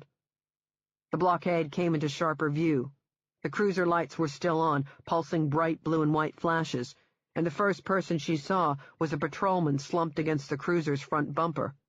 Scattered across the ground was a tangle of arms and legs wrapped in jeans and jackets. Detectives and possibly some of the residents who had ventured outside their homes. No movement. No movement at all. Dead. They're all...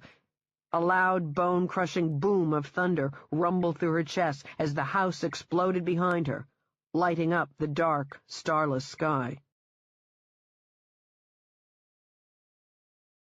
Chapter 11. Tearing down the road, Darby spotted a house glowing with lights. The homeowner, an elderly man dressed in light blue flannel pajamas, stood in his bare feet on the brightly lit front steps of his tiny ranch home, a dazed but alarmed expression on his wrinkled and craggy face as he stared down the dark street, looking in the direction of the explosion. His gaze turned frightened when the APC came to a jarring stop near his lawn. Darby stepped out with the shotgun, catching sight of the fire blazing no more than a mile away, thick smoke blowing through the woods over the tops of the tall pines. Gripping a wrought iron banister, the elderly man cautiously made his way down the front steps. "What in blue blazes is going on?" he barked. "My wife and I were sleeping when we heard all these police sirens, and now I just heard—" "Stay right where you are, sir. Don't come any closer. What's your name?" "Arthur Anderson." "Mr. Anderson, I'm ordering you to go back into your house. I want you to make sure your windows are sealed shut. Do you understand?" A fearful nod as he licked his lips. "I understand what you said, but I don't—" "Listen to me. I need you to get inside your house right now, no questions. Then I want you to get on the phone and tell all your neighbors to stay inside their homes and make sure their windows are sealed shut. Do it now. You got a hose out here?" He pointed to the west side of the house. "Water's still on. I haven't turned it off yet." "Get me a bucket and a scrub brush and a bottle of dish soap. Throw it out on the front lawn. Get moving." After 9/11, Boston police started to carry decontamination kits in their squad cars. Darby rooted around the front of the APC, searching all the console compartments, even under the seat. No decon kits, just a first aid box attached to the wall behind the driver's seat. She opened it. The supplies inside weren't ideal, but she'd have to make do until the proper equipment arrived. She grabbed what she needed and ran to the lawn. She ripped open several packages of gauze pads, set them up on the grass, and doused them with alcohol. She wiped down her cell phone first, then her gloves. She threw the used pads to the side, then took off her gas mask and used the remaining pads to scrub down her face, mouth, and ears until they burned. She called 911, cutting off the female dispatcher who answered. "My name is Darby McCormick. Don't talk, just listen.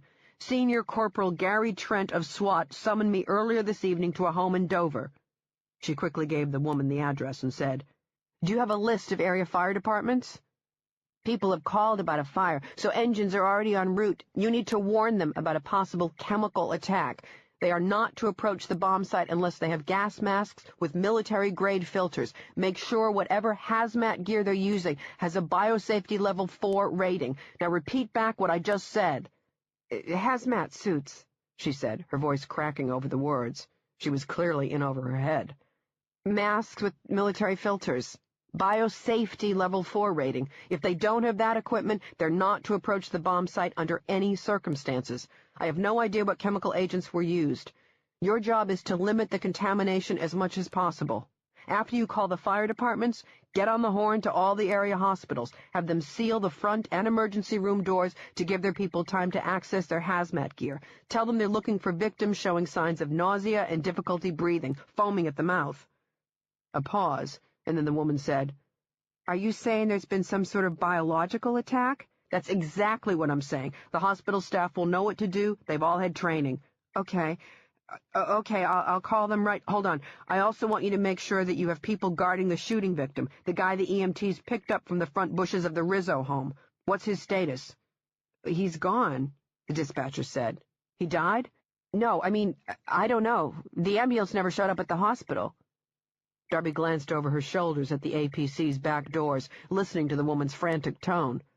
Union Hospital called and told us.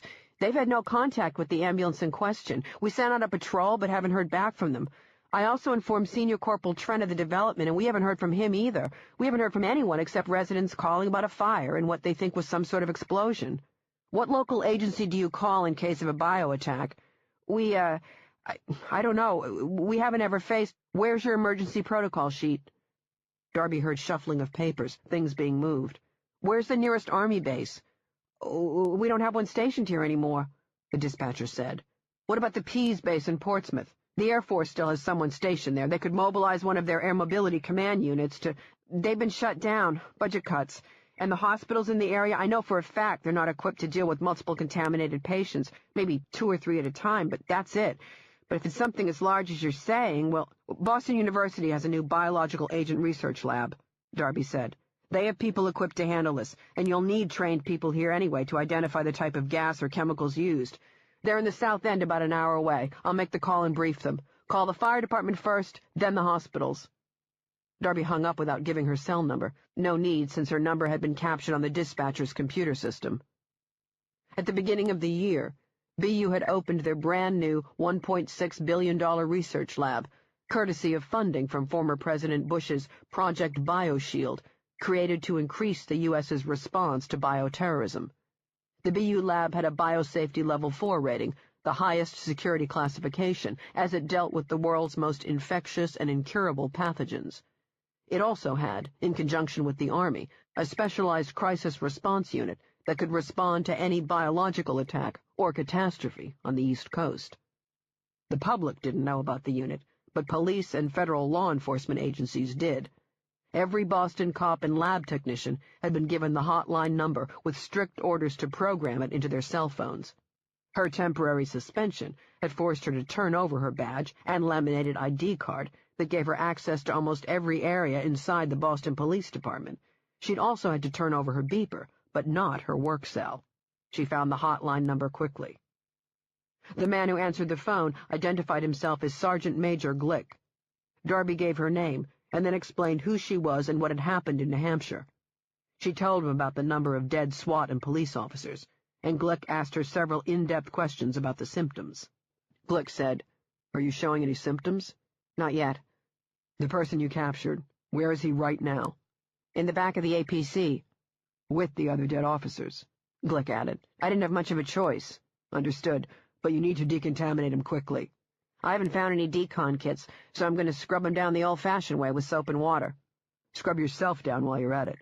If he tells you what gas was used, it'll save us some valuable time. We may be able to treat it on site. Otherwise, we'll have to wait for blood analysis." "Oh, he'll tell me," she said, and hung up.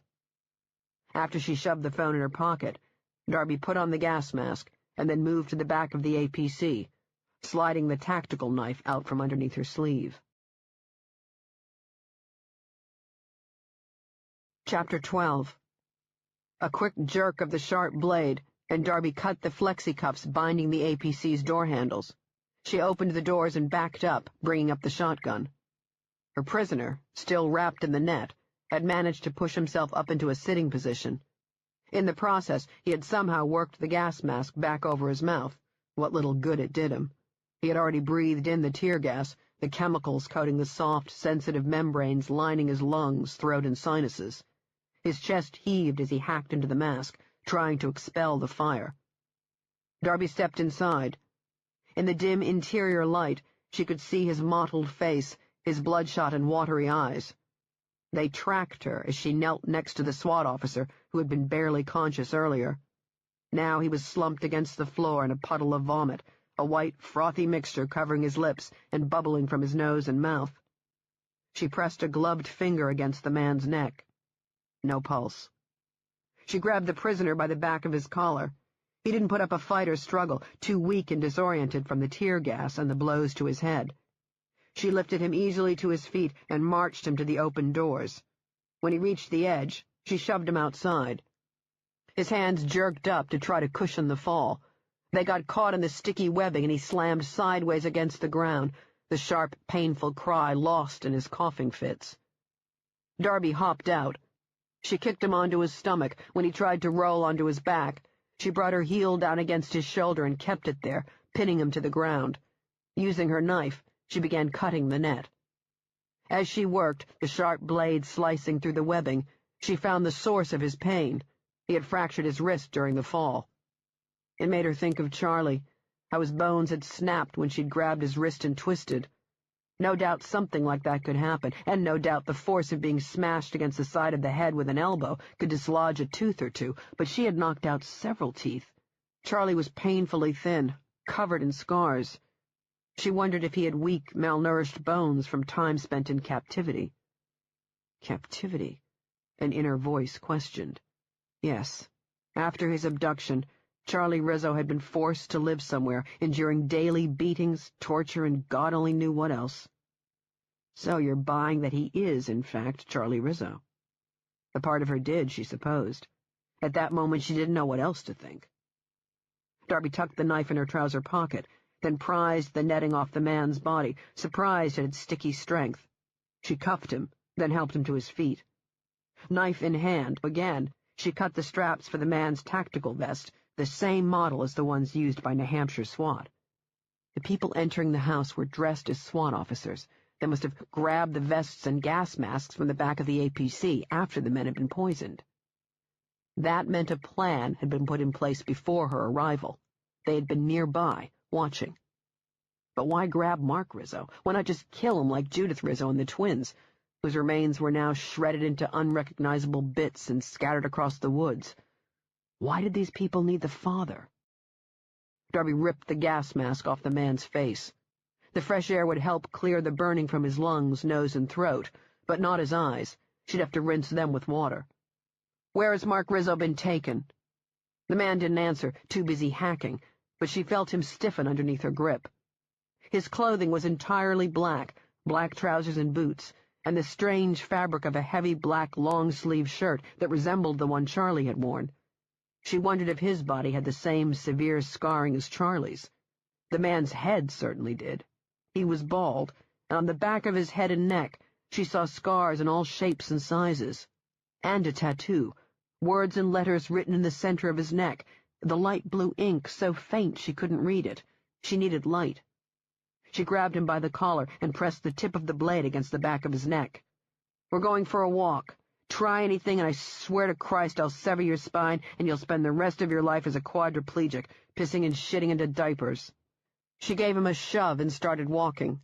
The elderly homeowner had placed a big white plastic bucket on the front steps. All the inside house lights had been turned on, and she caught shadows whisking behind the curtains. When she reached the bucket, she turned the man around to get a better look at the tattoo in the light. 2 rows of tiny letters and numbers. Et in Arcadia ego, III-XI-XXIV. Roman numerals, Latin words. Darby picked up the bucket, finding a scrub brush and a bottle of Palmolive inside. The bucket had a big metal handle for easy carrying. She draped it around her arm and pushed her prisoner to the side of the house, finding the hose neatly draped over a holder. The window above it threw a square of light on a lawn covered with autumn leaves. She dropped the bucket. Withdrawing the knife from his neck, she tossed him over her leg and pushed him face first against the grass near the hose. He screamed, blowing leaves away from his mouth. She dug a knee into the small of his back, pinning him against the ground, and reached for the tap. Over the sound of running water, she heard footsteps moving towards the lighted windows above her. After she filled the bucket with soap and water, Darby rolled the man over. His bloodshot, weeping eyes kept trying to blink away the burning. She flushed them with running water, and for the first time got a good, clear look at the man's face, with its network of scars both deep and faint, his egg-white skin so pale it almost seemed translucent, as though it had never been exposed to the sun. She took the brush, with its hard bristles full of suds and water, and began to scrub down his face, head and neck. He kept twisting underneath her, hacking and coughing up the soapy water running down his throat and nose. By the time she had finished, his skin was red and raw, and his hacking had subsided to deep, body-racking coughs. She dropped the brush, picked up the knife, and sliced the shirt right down the middle. When she pushed back the fabric, she discovered the same thick, latticed scars that had covered Charlie's emaciated chest. As if scoops of flesh had been carved out. This man had a little bit more weight on him, but not much. She could see his rib cage bulging against the ragged, scrawny flesh as she scrubbed him down with the brush. Then the scar pattern hit her. "Who whipped you?" He moaned an answer she couldn't understand. "Say it again?" He started coughing. She cut off the rest of the shirt and tossed the pieces to the side. Darby rolled him over so that she could see his back. Dear God, Jesus. Chapter 13. Positioned in the center of the man's back, between his shoulder blades and sitting directly on top of his spine, was a black rectangular device the size of a matchbook. The device had grooved edges, and someone had sewn it into the man's skin. No redness or infection. A small green light blinked steadily. "What is this?" Darby asked, tapping the device with her finger. He turned his head to the side and moaned. Soap suds bubbled from the corners of his mouth. Or was it the poison? If it had entered his system, he'd go into respiratory distress at any moment. She'd only have a few minutes to question him before he died. She grabbed the tactical knife. Out of the corner of her eye, she spotted shadows crowding the window. She didn't want witnesses, so she stood up, grasping the man under the armpits, feeling his wet, soapy body shivering in the cold as she pulled him to his feet. His legs wobbled, about to tip over. Grabbing his belt and the cuffs wrapped around his wrists, she pushed him past the side of the house and into the backyard. Then she marched him into the pitch-black woods, where they'd have privacy. Their heavy footsteps snapped the dry branches lining the ground. In between coughs, she could hear him fighting to breathe. A moment later, she found a suitable tree well away from the home's back windows. She cut through the cuffs and kicked his legs out from underneath him, pushing him into a sitting position. He didn't try to fight or run, just sat there slumped back against the tree. She pulled his arms behind the tree trunk and bound his wrists with a fresh pair of flexi-cuffs. Darby wanted a record of this conversation. She didn't have her digital recorder and didn't want to rely on memory. Her iPhone had a recording application, but it could store only about a minute or so of conversation, and that... Darby stood, tucking the knife in her belt, and grabbed her iPhone. The color screen came to life, parting some of the darkness as she moved around the tree, dialing her home number. In the distance, she heard what sounded like a helicopter engine, probably a newscopter wanting to capture all the chaos and carnage. "Question and answer time," she said after hearing the beep of her answering machine on the other end of the line. "Let's start first with that device attached to your back. What is it? What does it do?" The phone screen had gone dark. She held it close to the man's mouth. He tried to speak over the moaning, but she couldn't make out the words. She knelt next to him. "Is it some sort of GPS device?" A cough, and then he moaned a word that, oddly, sounded like quiche. "GPS?" she said. "Global Positioning System?" Again the moan, followed by the slurred, quiche-sounding word. "Do you speak English?" Uh, He spoke like a man who'd had his jaw broken. Darby placed the phone on his lap, grabbed the flashlight from her belt and turned it on, shining the narrow beam in his face. The man's bright blue eyes were wild, feral-looking. The sides of his egg-white, veiny face were bloody and swollen from the blows, but his jaw appeared to be working fine. He coughed, spitting out blood mixed with the soap suds, or possibly poison, and when he tried to speak, letting out that deep, moaning sound. Darby discovered why she couldn't understand him. His tongue had been cut out. Chapter 14. Darby recoiled, not so much in fear as in shock. Her head snapped back as though this thing might eat her. She started to tumble backwards until her gloved hand found the leafy ground. She didn't fall, but realized she had dropped her flashlight. She found it quickly, snatched it up, and pointed the bright, narrow beam into the— what? Not a man's face. This creature, sitting less than a foot from her, had human eyes, a human mouth and lips, but no tongue because someone had removed it along with his teeth. He doesn't have any teeth either. Yet whatever had made him a man had died long ago. Now he was thrashing from side to side, howling, his eyes clamped shut and jerking his face away from the light. Then his scarred body started jerking, convulsing. He's infected. The thing vomited, spraying her mask. Darby fell this time, deliberately letting go of the flashlight. She wiped at her mask as she stumbled back to her feet and started running, the vomit hot and wet, clinging to her scalp and skin. Not looking back, she sprinted out of the woods, feeling the vomit sliding across the edges of the mask, protecting her eyes, nose, and mouth. She pressed the mask firmly against her face to keep the seal tight. He's infected now. Whatever's killing him is lying on my skin. She reached the side of the house and clutched the hose's spray nozzle. She kept the mask pressed against her face as she lay on the ground and started spraying cold water over her face and hair. She could see the black sky, the dark outlines of the tall pines, and over the jet spray drumming against her mask, she heard the man's ungodly howls coming from the woods. The helicopter's engine was growing louder and louder. She jumped to her feet and started spraying down her vest, catching sight of a searchlight sweeping across the treetops in the distance. She also saw, crowding the lit window next to her, the frightened faces of the elderly man and a woman dressed in a pink bathrobe with white hair wrapped tightly in curlers. The searchlight was now moving across the street, searching for the APC. Darby dropped the hose, her boots waterlogged, and her soaked clothing clinging against her skin. She ran for the street, stopping near the APC, and, shivering, looked up at the sky, waving her hands. The searchlight switched direction. The bright beam whisked across the street, heading her way, and then stopped as the copter began its descent. The spinning blades kicked up leaves, small pebbles, and assorted street grit and trash, blowing everything into the air. The copter didn't have enough room to land. It hovered in the air so close she could make out the pilot. The hatch opened. Ropes were thrown into the air, and she watched, with a growing relief, as 4 people rappelled to the ground. They all wore dark green hazmat suits, with thick rubber boots and gloves tied off at the elbows, their gas masks connected to oxygen tanks strapped across their backs. They approached cautiously as the copter rose back into the air. Darby started moving towards them, and the one in the lead put up both hands, signaling for her to stop. "Stay right where you are and keep the mask on your face."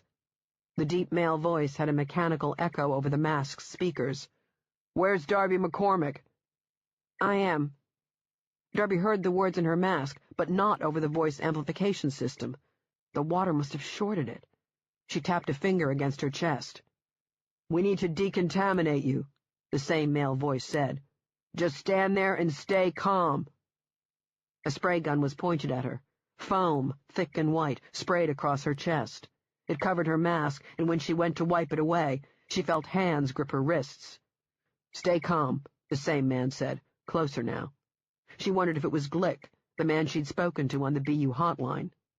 "We're going to help you sit on—" "The prisoner is in the woods behind the house," Darby shouted, praying to God one of them could hear her over the hiss coming from the spray nozzle and the copter's dying but still loud engine. "He's in the woods!" Hands gripped her roughly. "Stand still," We've got to cover— Listen to me! The prisoner is in the woods behind the house, about 20 clicks north. He's tied to a tree and he's infected. We're going to help you to the ground. She let the hands guide her down, shouting, He's one of them, one of the intruders from the Rizzo house. He's our only link. You've got to see if you can treat him. Sitting, she felt a pair of rubber hands cradling the back of her neck. Lie back, Miss McCormick. Did you hear what I said? You need to treat him. She didn't get a response. Rough hands pushed her back against the ground, and then she couldn't see as a thick, shaving foam-like substance covered her mask. She couldn't move either, pinned down by all these arms and legs. Miss McCormick, can you hear me? She nodded. The hazmat van hasn't arrived yet, the man said. I don't want to risk waiting, so we're going to have to undress you here and decontaminate you. I'm not going to lie to you. It's not going to be pleasant. Her boots were pulled off her feet. Now her socks. Miss McCormick, I need you to keep your eyes and mouth shut. Nod if you understand. She nodded. Hands lifted her up and she stood, shivering. Hold your arms out. Yes, like that. Someone unbuckled her vest. Another pair of hands worked the buckle for her tactical belt. Come on, take off the mask so I can talk. Her wet trousers were yanked down across her legs as the mask was pulled away from her sweaty face. She spoke quickly, her eyes closed. The prisoner is in the woods behind the ranch house, and he's— A pair of gloved fingers prized her mouth open. She grabbed the wrist and tore it away. He's infected, she screamed. Where? The leader's voice. In the woods about 20 clicks north, she said, shivering. I tied him to a tree. Find him and treat him. He's our only link to what happened at the house. The man didn't respond, but she heard footsteps running away. Her long-sleeved T-shirt was pulled up over her head. Now someone gripped her bra and pulled it away from the skin. She felt the strap pop free. Someone must have cut it. Another hand gripped the elastic band of her cheap Hanes boy-cut underwear and cut it free. She stood there, naked and shivering, and heard the hiss of the spray nozzle as foam shot across her bare skin. The person who had prized open her mouth did so again, and even though her eyes were shut, she could make out the beam of a flashlight. Miss McCormick, a new voice said, feminine and clearly nervous. I need you to spread your legs apart just a bit. Darby did as instructed, too frightened to be embarrassed. Her imagination was racing with all sorts of grisly scenarios as fingers pressed against the lymph nodes underneath her armpits, then her groin. Her mouth was opened again, and this time she felt a cotton swab rub its way across the soft lining of her cheeks. They were collecting a sample to see if she was infected. If she was, and if the toxin couldn't be identified in time, she'd soon be lying on the ground, convulsing and throwing up until her lungs finally stopped working. Her eyelids were pressed open by thick, rubbery fingers and held in place. We're going to wash them out with saline, the nervous woman said. The fingers held her eyelids open as a jet coming from a bottle of saline washed out her eyes. Then she was ordered to shut her eyes again. She did, and now thick bristles moved across her skin with such force she thought she was being cut by razor blades. An angry voice ordered her to stand still. She gritted her teeth as the brush raked across her breasts and nipples. When the brushes finally disappeared, the woman said, Keep your eyes and mouth shut. We're going to escort you to the side of the house to be hosed off. Am I infected? Darby asked. I don't know. Chapter 15. When the BU biomedical vehicles finally arrived, 2 vans and a mobile trailer, Darby saw, each one sleek and black and peeling down the street. She was sitting on the grass with her knees pressed up against her chest, her wet hair and naked, shivering body bundled underneath several towels and blankets, courtesy of the home's elderly couple. They had offered to let her inside, but the hazmat team wouldn't allow it. The old man, deadly scared and barely able to speak, said there were plenty of old towels and blankets on the garage shelves, and they were more than welcome to help themselves. Hazmat members poured out of the vehicles. One of them was heading her way. Miss McCormick, please follow me. She stood, several of the towels sliding off her, and wrapped herself tightly in the blanket. She trotted in her bare feet behind the man, wincing in pain. It hurt to breathe. She didn't know if the pain was from the fractured ribs or if she was infected, or both. The man helped her into the back of the mobile trailer. Before the doors shut, Darby saw the frightened expressions of the old man, his wife, and what she assumed was the couple's grandson, a toddler dressed in footy pajamas and clutching a stuffed animal. As they were helped down their front steps by a pair of masked and gloved men, a bullhorn ordered them to a waiting van to be decontaminated. The heated trailer was packed with medical equipment and also held 3 people dressed head to toe in hazmat gear. One was armed, state police, she guessed, maybe even army. He had an MP5 submachine gun strapped across the chest of his hazmat suit, and he kept his gloved hand on the stock, his eyes watching her. Syringes and vials glinted underneath the light. One of the unarmed people took a tentative step forward and said, "You're having trouble breathing." She nodded. "I think I fractured a rib. Shotgun blast." He helped her to lie down on a gurney.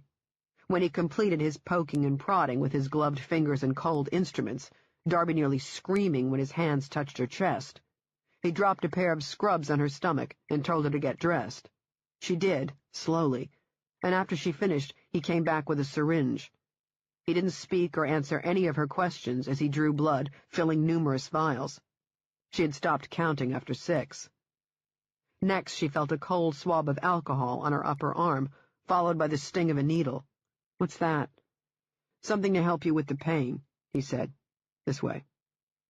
Darby followed the man to the far wall, which held 3 doors. He pressed a code on the keypad, and then she heard the hiss of the airlock door opening.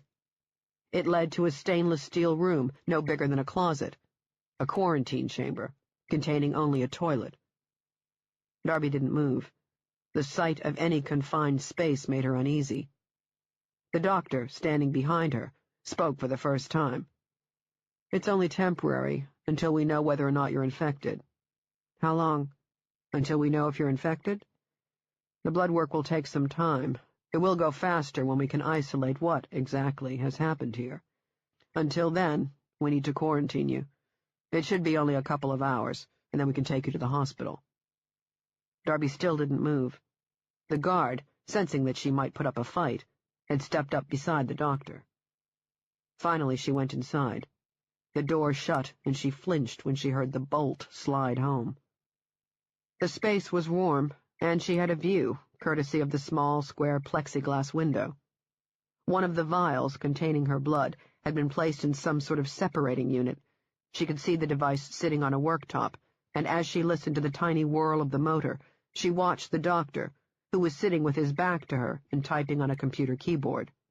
She could make out part of the monitor, but was too far away to read the words on the screen. She heard the sounds of the heavy back doors swinging open. Footsteps thumped across the floor, and then a masked face, revealing only a pair of blue eyes and dark, bushy eyebrows, flecked with gray, filled the tiny window. Then the face moved away, and Darby watched the man step behind the doctor. There was no talking, at least nothing she could hear. The man seemed to be consulting something on the computer screen. He stepped away, disappearing from her view. A moment later, she heard the ceiling speaker crackle. "How are you feeling?" The voice of the hazmat man she'd first encountered. "So far, so good," Darby replied.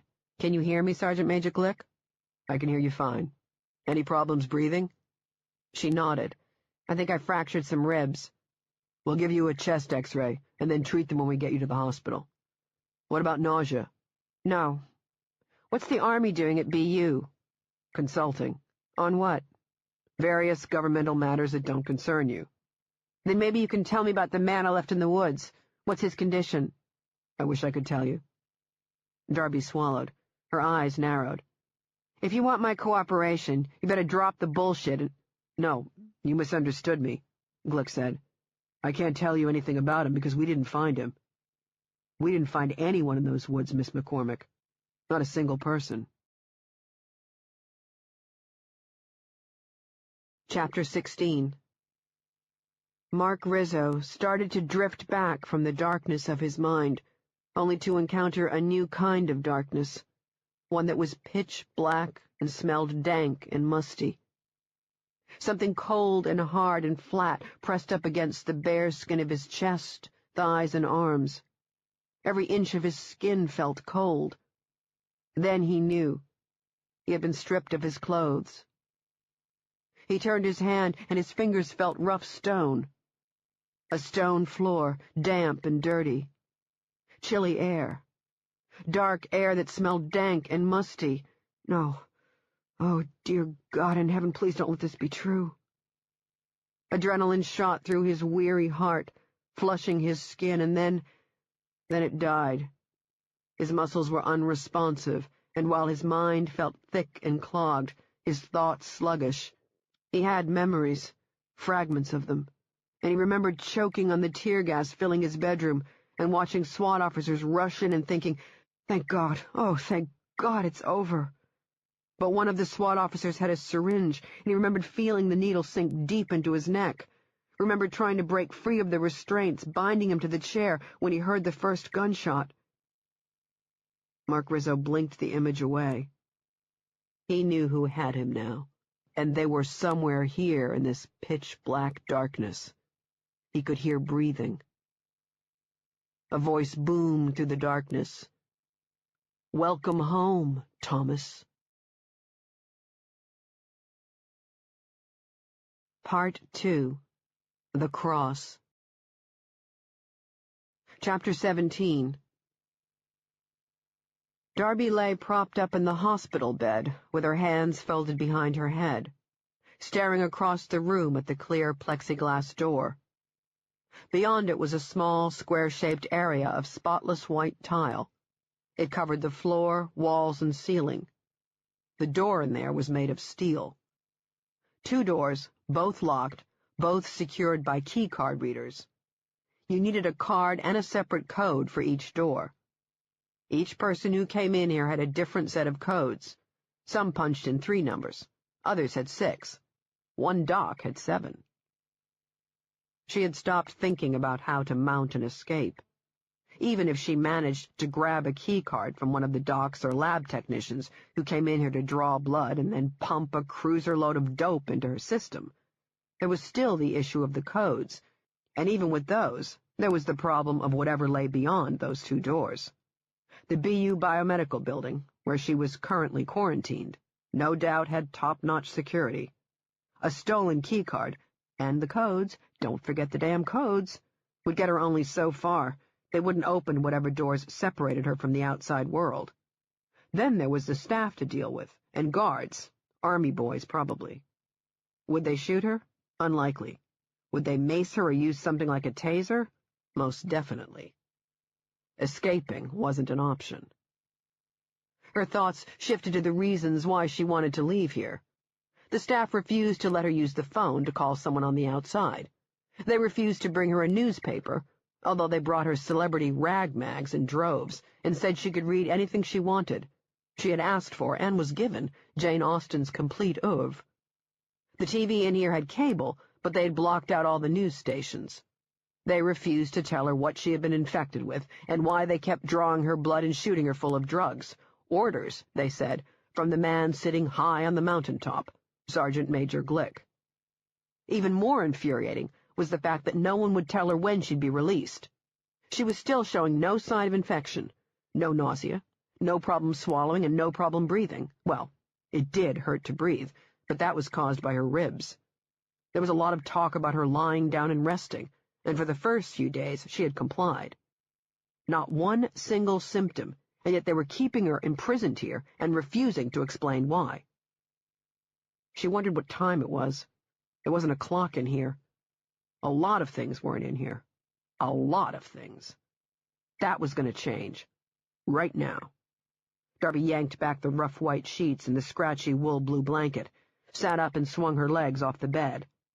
She didn't hop off, just sat with her fingers digging into the edge of the mattress, waiting for the dizziness to pass. It always took its sweet goddamn time about leaving, and when it finally did, she had to deal with how her head felt afterwards, this throbbing cement block on her shoulders that kept screaming at her to lie back down, a side effect, she assumed, from the pain meds. The shotgun blast had fractured not 1 but 3 ribs, tearing a considerable amount of cartilage. Thankfully, the damage ended there. Her lungs and spleen had been spared. The dope they were giving her, though, had another more serious side effect. It clouded her memories. Some were fuzzy, others were, well, black holes. She had no problem recalling the details of everything she'd seen and heard inside the Rizzo house. And she remembered quite clearly what had happened in the woods behind the old couple's home and what had happened after she'd been locked inside the mobile trailer's stainless steel quarantine chamber, bumping into the smooth, cold walls when the trailer got moving, driving her, the elderly couple and their grandson, all the way back to Boston's BU Biomedical Lab. She remembered being escorted into some sort of plastic-looking tube and into a painfully bright room of white tile, where two women dressed in biohazard gear stood by a gurney. One gave her another injection, as the other informed her that she had to go through a second decontamination process, this one more thorough. The sedative would make her relax and help with the pain. Both women removed her scrubs and strapped her down into the cold gurney. The last memory Darby had was one of staring up at the ceiling's humming fluorescent lights, watching as they whisked past her, blurring together, growing brighter and brighter. Whatever had happened after that was lost. When she woke up, alone, in the hospital bed where she now sat, the first thing she noticed was her skin. It had been scrubbed raw and gave off, along with her hair, some sort of medicinal smell that brought to mind the disinfectant and germicidal solutions used in funeral homes, nasty odors used in treating the dead. Well, she wasn't dead, or even hovering close to it, and yet they were keeping her locked up inside this quarantine chamber, straight out of a sci-fi movie, blue padded walls, floor and ceiling, stainless steel sink, and a private toilet and shower stall. Anything that left the room, her hospital scrubs, magazines, food scraps and paper plates, cups and plastic utensils, was wrapped and sealed inside a bright red biohazard bag. The dizziness, at least the worst of it, had passed. Darby slid off the bed and made her way across the padded floor in her bare feet, hearing the now familiar mechanical whine coming from the pair of security cameras turning to track her.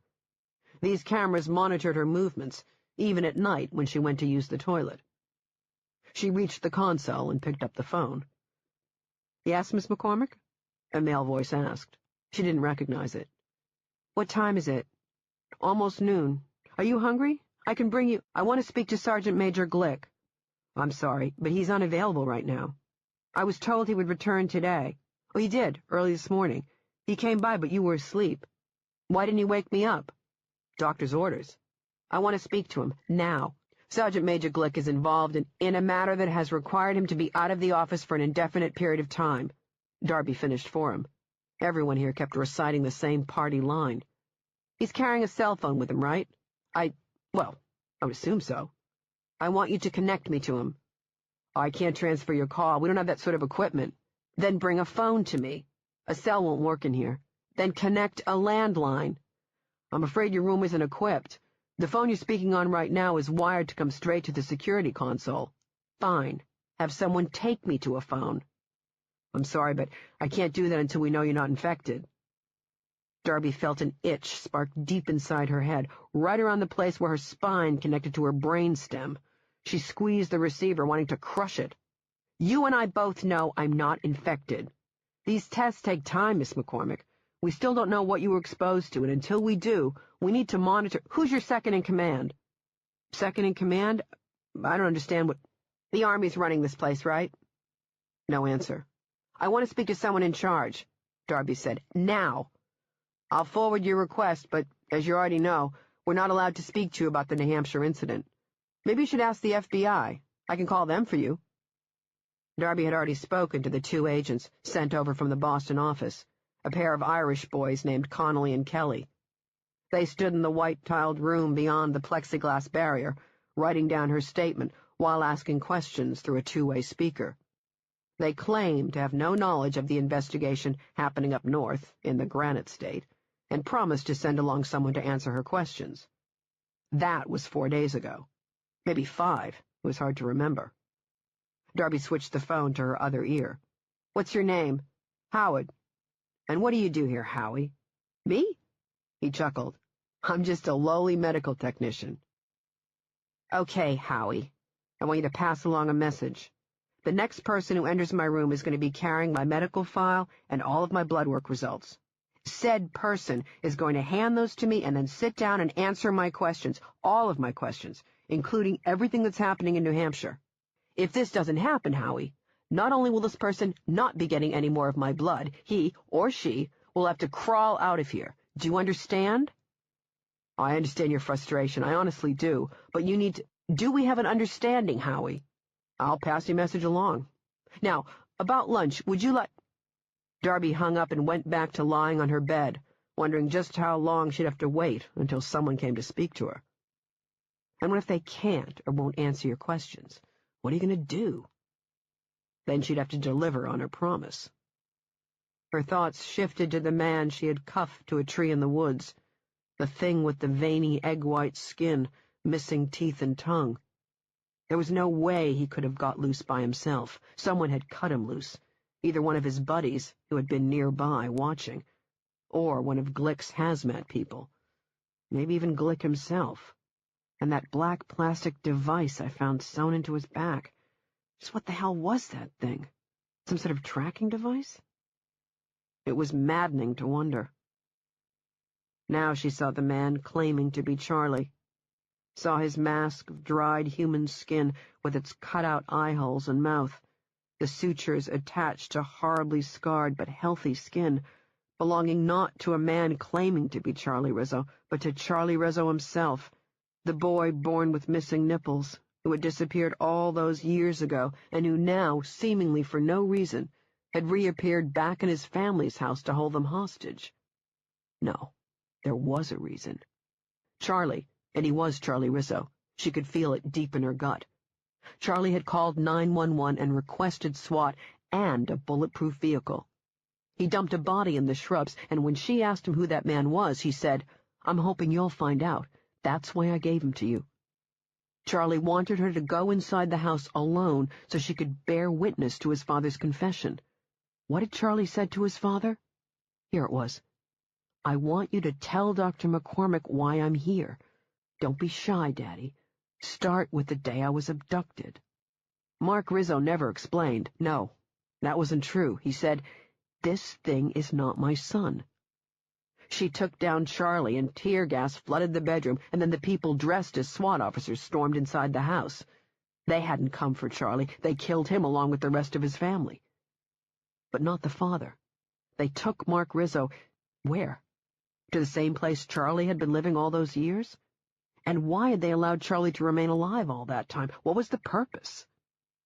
You're assuming there is a purpose. Well, maybe not a purpose, but there was a reason.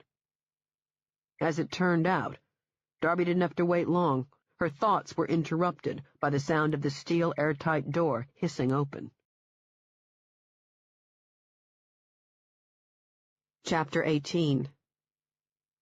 The person standing outside her plexiglass door, dressed head to toe in a thick white biohazard suit, wore the same accoutrements everyone else did when they came into her room. Gloves that ran up to the elbows, an M95 gas mask that covered the face, ran over one shoulder and down the spine, and connected to a lithium battery air purifier respirator. It rested against the small of the person's back, on a belt. At this distance, Darby couldn't see a face through the clear visor, but she suspected her latest visitor was a man, based on the height and width of the shoulders. The man waved an ID card across the keycard reader, then punched in a code. A stainless steel tray rested against his hip and was held in place by the other gloved hand. She saw a stethoscope, glass vials, empty tubes and needles covered by plastic tips. A slight whine as the security cameras turned to the man entering her room. Darby crossed her hands behind her head and watched as he lumbered across like an astronaut navigating the terrain of a strange planet. He placed the tray on the foot of her bed. The camera's whine disappeared, replaced by silence. She looked at his respirator pack. "How are you feeling this morning, Miss McCormick?" The man had an effeminate voice, and she detected a slight lisp. She looked up at his clear visor and saw the dark blue eyes underneath thick eyebrows that formed one big hairy caterpillar. "Have we met?" "No," he said, uncapping the plastic tip of a needle. "Any problems breathing?" "Are you a doctor?" "I am." "Tell me about your breathing. Have you been experiencing any— Do you have a name?" "Dr. Jerkins." Like the hand lotion? Yes. Now please, about your breathing. My breathing is fine. My vision is fine. No nausea. What about problems swallowing? Now that you mention it, yes. He looked up from the tray, his eyes bright with interest. The human guinea pig had a symptom.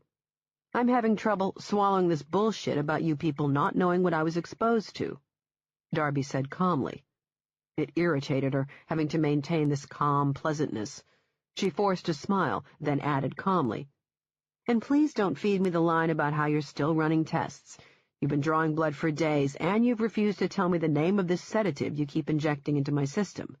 My head feels like it's gone a few rounds with Chris Brown." Chris Brown? Rihanna's boyfriend? You know, the pop singer? He beat the shit out of her? It was all over the news. I'm afraid I missed it.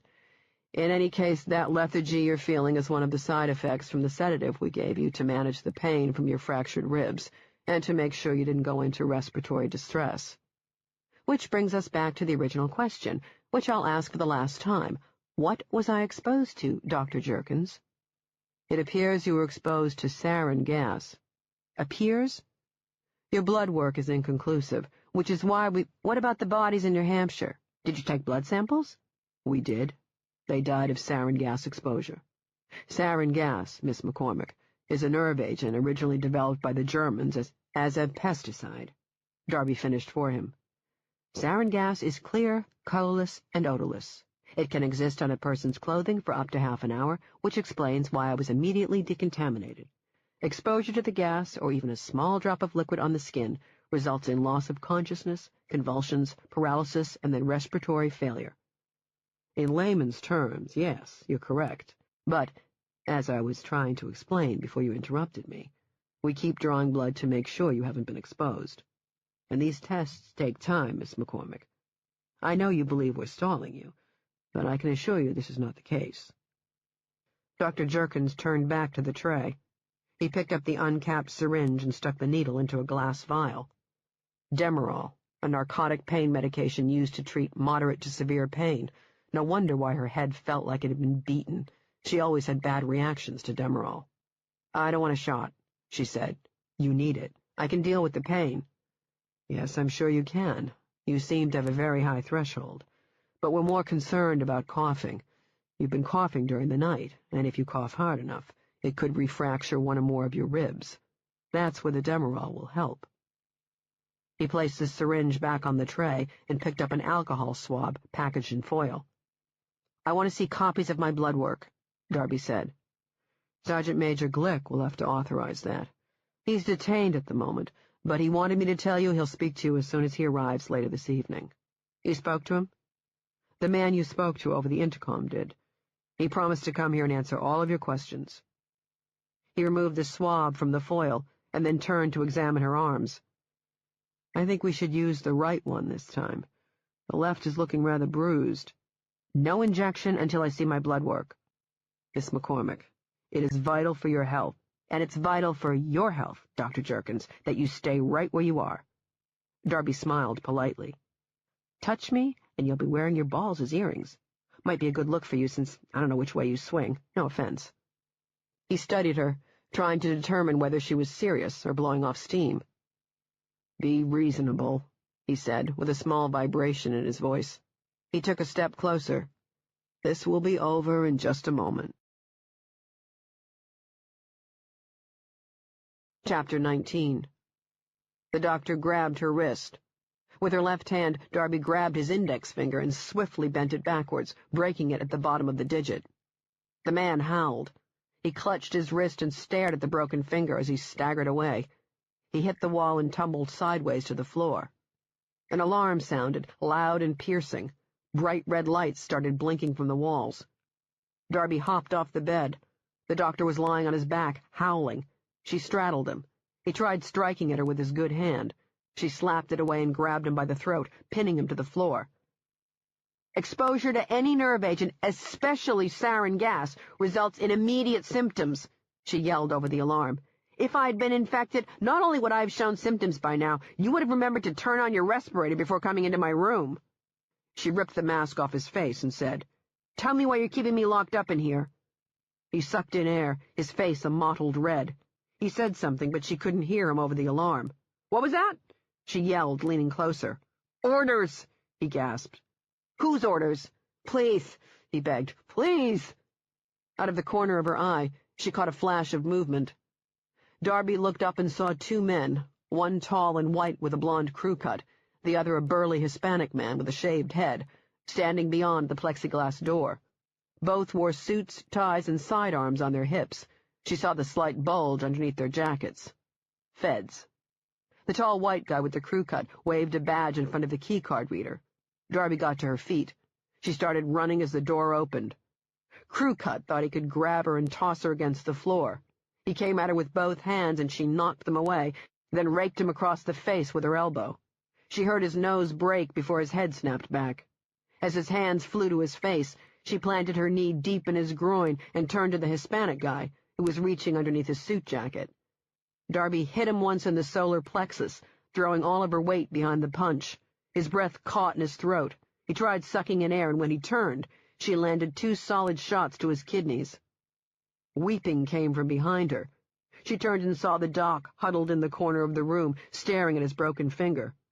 Crew cut was lying sideways on the blue padded floor, gagging up blood. It spilled down his chest, covering his shirt and $2 tie. He coughed and spat up blood. While she was dealing with his partner, Crew cut had somehow managed to release his sidearm, a 9, and was pointing it at her. Not a 9. The shape of the handgun was wrong, the magazine long and fat. A puff of air, and something sharp pierced her thigh. A dart. Darby pulled it free. The dart tip was gone, stuck in her thigh muscle, burning as it dissolved. He'd shot her with a tranquilizer, like she was some sort of unruly zoo animal. Maybe I am, she thought, her knees starting to feel watery. They've got to keep me tamed. They've been pumping drugs into me to keep me tame. They want to keep me here. They don't want to let me go just yet because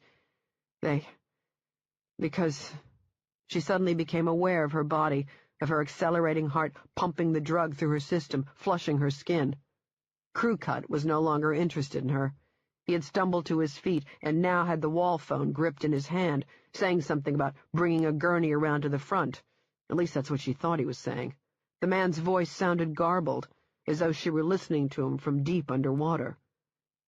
They're not wearing biohazard gear, she thought. Then, I'm not infected. I never was infected.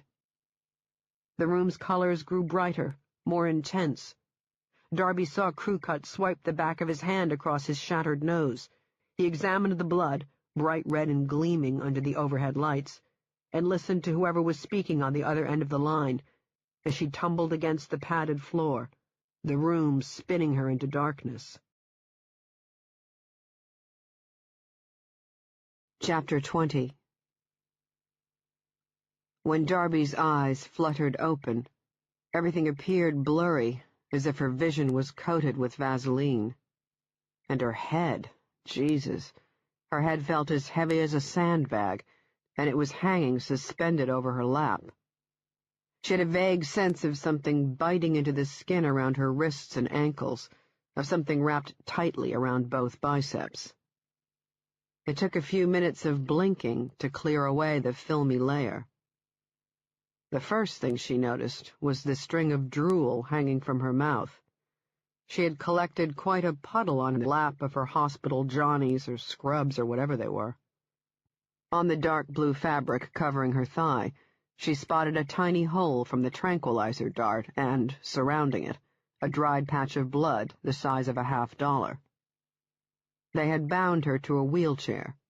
Thick Velcro straps were wrapped around her wrists and biceps to keep her from toppling off the seat. The same straps, she suspected, were wrapped around her ankles and shins. Lifting her head, slowly, she reminded herself, do it slowly. She heard popping sounds in her shoulders and neck. When she finally sat up, the muscles in her back and shoulders sighed in relief. Her right hand, though, was throbbing, swollen and cut from punching the feds. They had moved her into a new room, small, everything white, including the empty desk and chair. No security cameras on the wall facing her. She looked over her shoulder, the muscles groaning in protest, and didn't see any cameras on the walls. Nobody stood behind her. No clock anywhere. Darby stretched her neck and moved her shoulders to get the blood flowing. She wondered why she'd been placed in here and not back in her room. The door clicked open behind her. "Good. You're awake," a man said. He had a smoker's voice, deep and raspy, and a slight European accent. Eastern Europe. Russian, maybe. A squeak of footsteps as he moved to face her.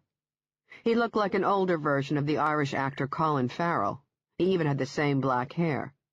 He was trim and tall, hovering close to 6 feet, and wore army fatigues, boots, and a short-sleeved olive t-shirt that showed off his repulsively hairy forearms. A clipboard holding a thick stack of paper was tucked underneath his arm.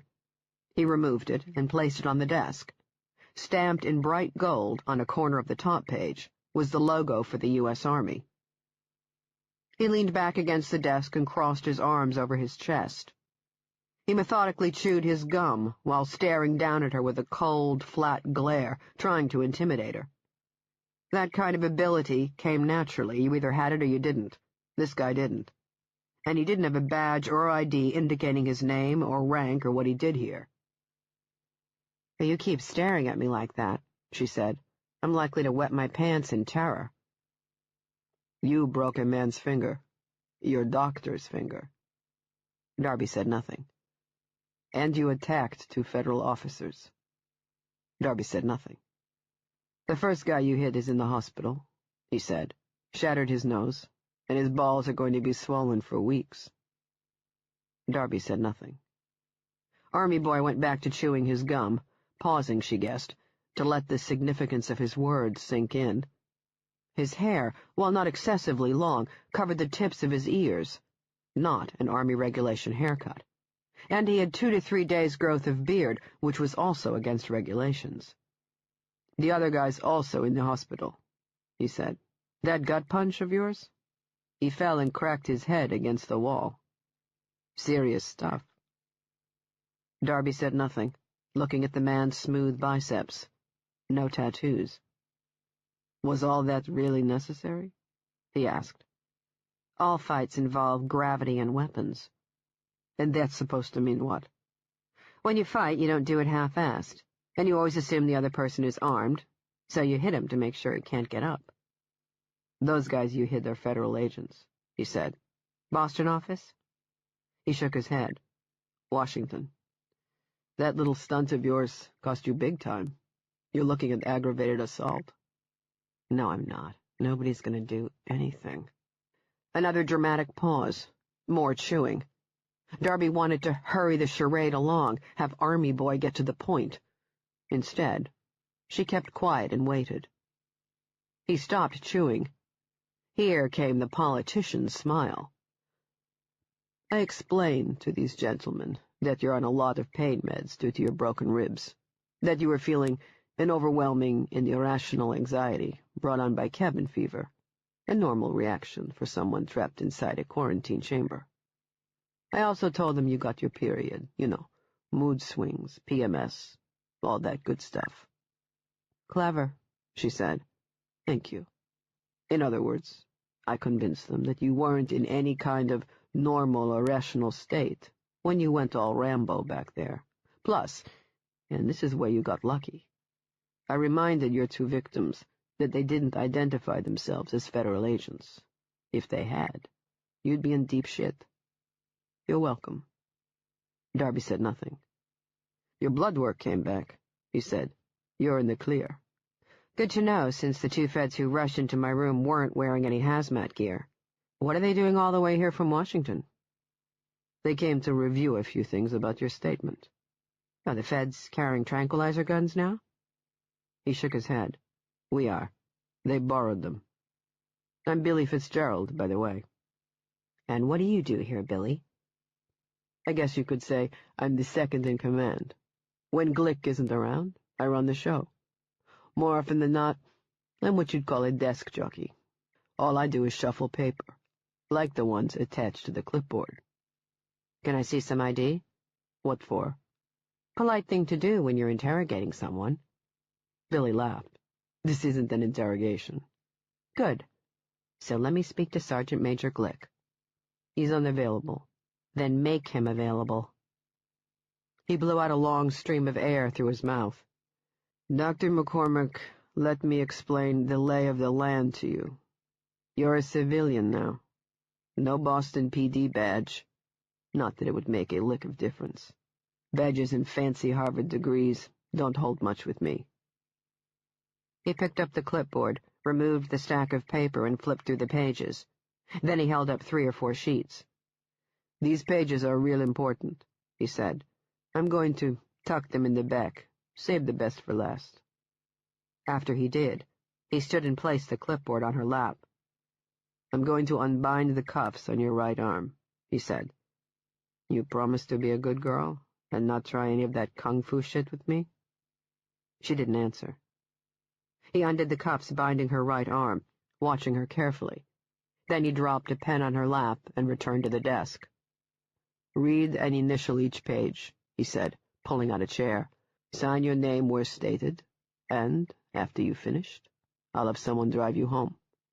I'd suggest sticking around your place. The feds will still want to talk to you. How goes the investigation up north? He smiled. That's classified. Because the Army is involved. Army, FBI, ATF. It's a joint effort. Have they found Mark Rizzo? Couldn't tell you.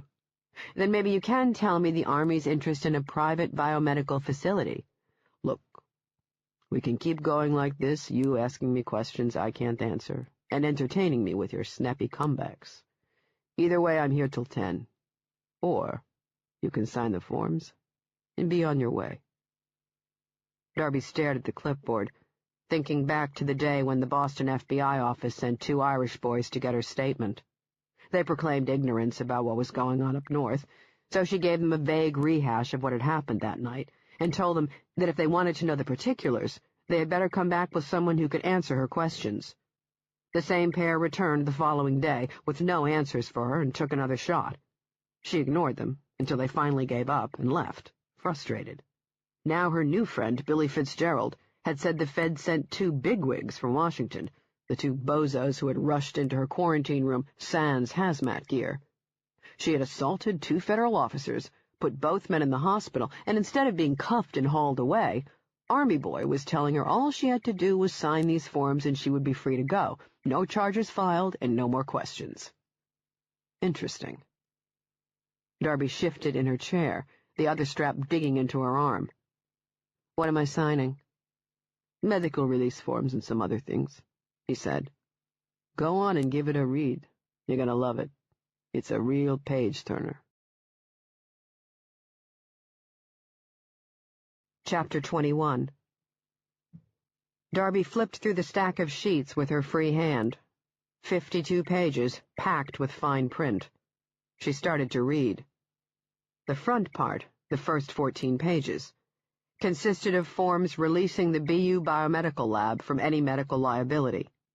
After that came page after page of confidentiality agreements that spelled out, in excruciating detail, all the legal ramifications. 10 years in prison, along with a multitude of fines that, if they were ever enforced, would successfully bankrupt her, if she should ever feel oh so inclined to share any information about what she had seen or heard here during her treatment. The bulk of the pages, though, concerned the events of that night in New Hampshire. Lots of fine print crammed with that mind-numbing legalese that made her head spin. She kept seeing the phrase, the U.S. Patriot Act, in almost every line.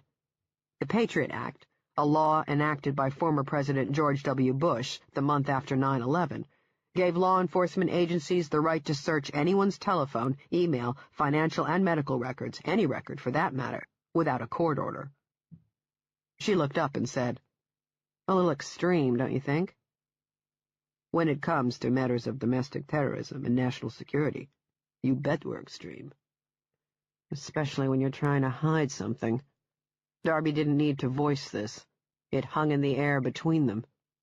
She looked at the man's cold gaze and wondered what, exactly, he was so afraid she was going to find. I need my lawyer to review this before I sign, she said. There's a lot of legal language in here I don't understand. Really? I think it's pretty straightforward. I'd still like my lawyer to look at it. Sure, we can do that. Might take a week or two before our guys can get to it. You know how busy lawyers are. While they're working it out, you're going to have to stay here. He grinned. Liability issues. Do I get copies after I sign? We'll forward them to you after we get the appropriate signatures. From whom? I don't see any names listed here except mine. Make sure you read pages 15 through 20 real carefully, as they spell out in great detail what will happen if we catch you poking that pretty little nose of yours into this matter. In simple terms, we'll have you arrested. That wouldn't go over too well with the Boston brass, given your rather, tenuous position with them over that matter involving the police commissioner. You wouldn't want to deep six any remaining chances you might have for reinstatement, or any future employment opportunities, say, in another state. Billy Fitzgerald's eyes were dancing, all bright and confident. In other words, the U.S. Army owns that pretty little ass of yours. Darby felt her face flush with heat. Her mouth was dry, tongue thick with thirst. She swallowed. You all right, hon? You want some water? A soda? She didn't want anything to drink. What she wanted right now was to get out of the wheelchair, lock the door, and pound his face until his teeth turned to dust. She started undoing the strap binding her left wrist. Army Boy reached for his belt and came back with a tranquilizer gun. He put it on the table, pointing the muzzle in her direction. What's that for? Just in case you decide to pull any of that Rambo shit, he said. You can take that strap off, but leave on the ones on your legs. No need to worry. I promise to be a good little girl. Darby winked at him and grabbed the clipboard with both hands. She pretended to read through the pages again as she considered her options. It didn't take her long, since she didn't have any. She picked up the cheap Bic pen from her lap. That a girl. She removed the thick stack of sheets from the clipboard and found pages 15 through 20. She placed them on top of the stack. What are you doing? He asked. Well, I want to read these carefully, make sure I understand everything, since my head's feeling, a little thick. Smart move. Darby read through the 5 pages again, as Army Boy watched, his hand still gripping the tranquilizer gun. He kept stealing glances at his watch. When she placed the clipboard on her lap, he watched as she signed her name. She held up the signed sheet for him to inspect, and saw some of that caged heat leave his gaze. She placed the page on the edge of the desk, signed the next one, held it up for him, and then placed it on the desk. By the time she'd moved on to the 3rd page, his shoulders had relaxed. All 5 pages were now signed and sitting on the desk. Can I go now? Not yet, he said, leaning back in his chair. He kept the gun on the table, pointed at her, and crossed his legs. You need to initial the other ones, to say you've read them. And don't forget to sign where stated. Darby picked up the loose pages from the desk. She shuffled them together and tucked them behind the clipboard resting on her lap. She read the first page on the stack, initialed it, and held it up for him. He nodded, and she placed it on top of the desk. Darby went through the same motion, reading each sheet, signing it, holding it up for inspection, placing it on the desk, for the next 20 or so sheets.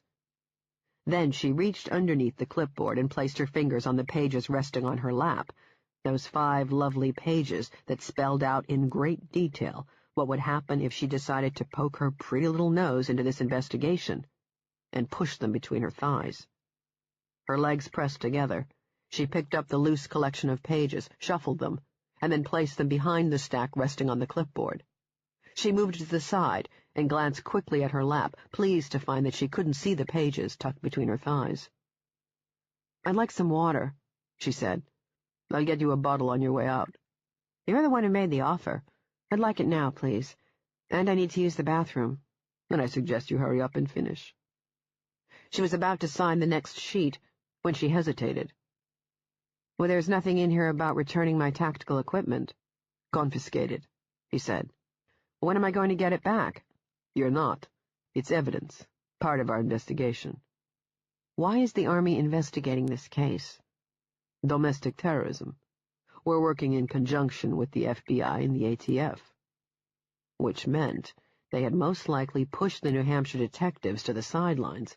The government hated sharing information among themselves, let alone with state or local police. What about my clothes? Incinerated, he said. But you'll be happy to know we managed to salvage your keys and all the plastic stuff in that little leather wallet of yours. The wallet and cash we had to incinerate, but the rest of it we decontaminated, free of charge. Why do you carry a guy's wallet? I thought pretty ladies like yourself carried handbags. I can stick it in my front pocket. What about my phone? Don't know anything about that. You going to reimburse me? Talk to someone in New Hampshire. Darby looked up. I'm talking to you. I invested a lot of money in that equipment. Take it as a tax write-off. I need to use the bathroom. Finish signing and initialing, and you'll be good to go. She did, making a dramatic show of being uncomfortable. When the last page was signed, she picked up the clipboard. The pages weren't fastened underneath the clip, and when she went to hand the clipboard over, they fell and spilled across the floor. Oh, sorry about that, she said, and tossed the clipboard on the desk. I've got to use the bathroom now. I'm bleeding. Confused, he examined her arms and face. My period? She said. Now he looked disgusted. He sprang to his feet and then wheeled her out of the room and across a painfully bright white hall to a bathroom door with a handicap sign. Standing around the corner were two army boys dressed in fatigues, heavy jackets, and caps.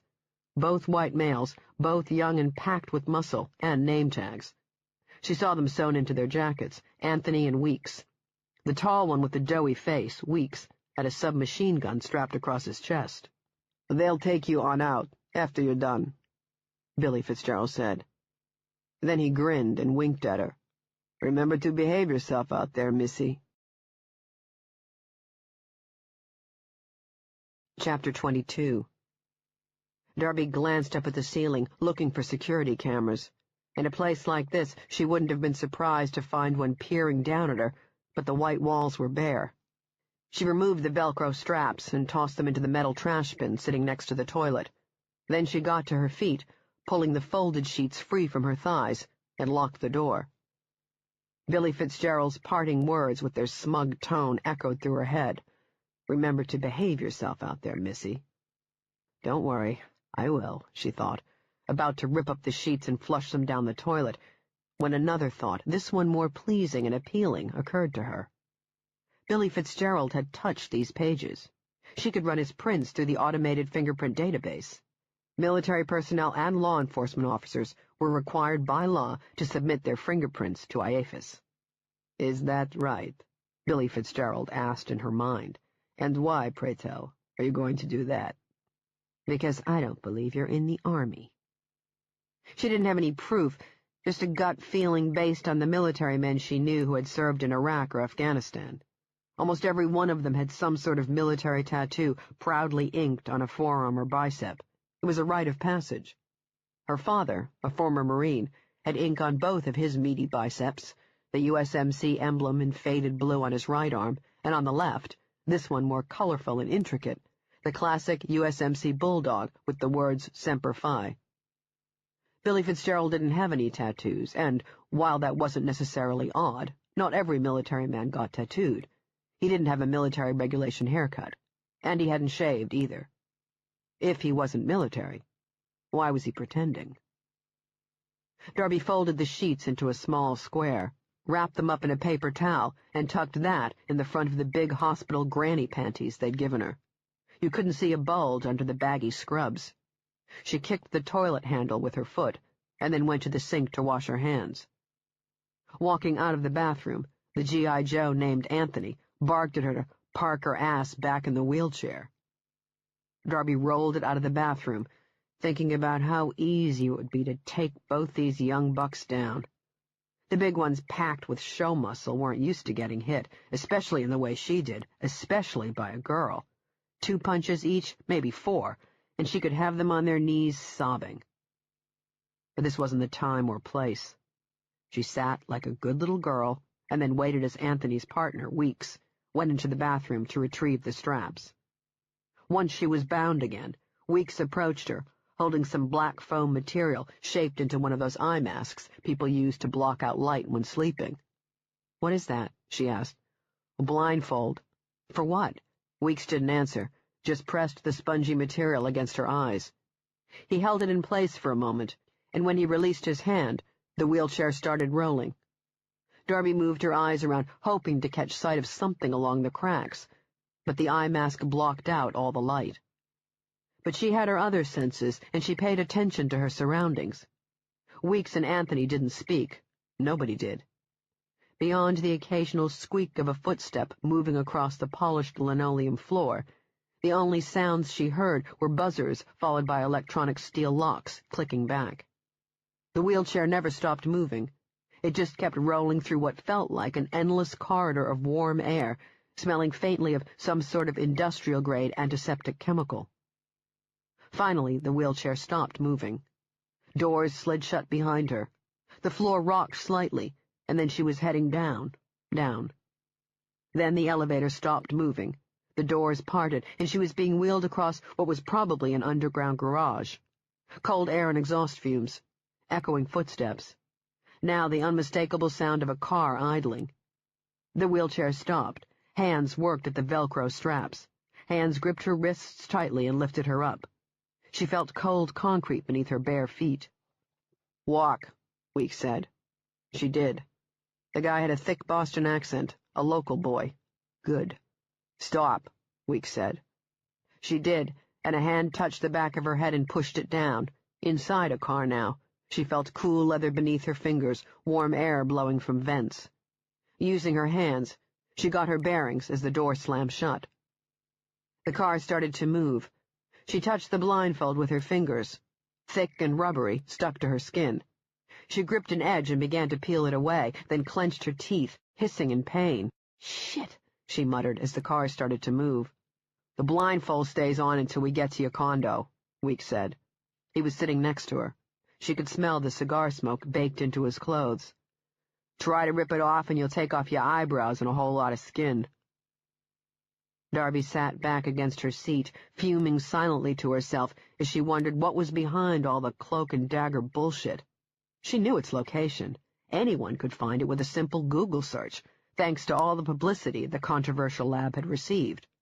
Local residents and community activists had been up in arms when the news broke that Boston's South End was going to be the new site of a lab studying infectious diseases that came with a biosafety level 4 rating, a first for the city.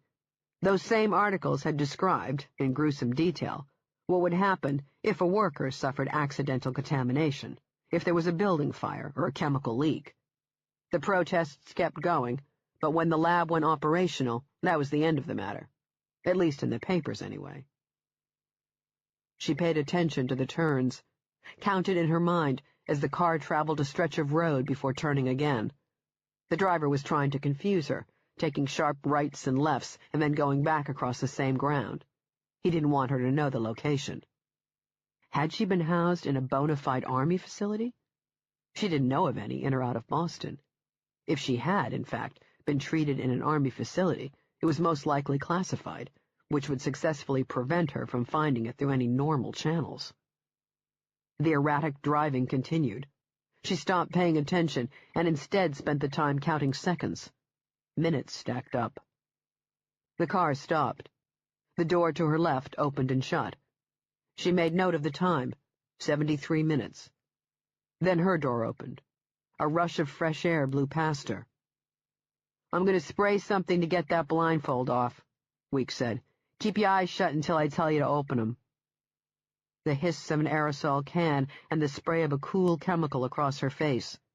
He grabbed one edge as he kept spraying, and she felt the blindfold peel away from her tingling skin without any pain or discomfort. Weeks grabbed her wrist and put something soft and damp in her hand. "Wipe your face," he said. She did. Her skin still tingled. When she opened her eyes, she saw, directly in front of her, a black divider separating the back seat from the front.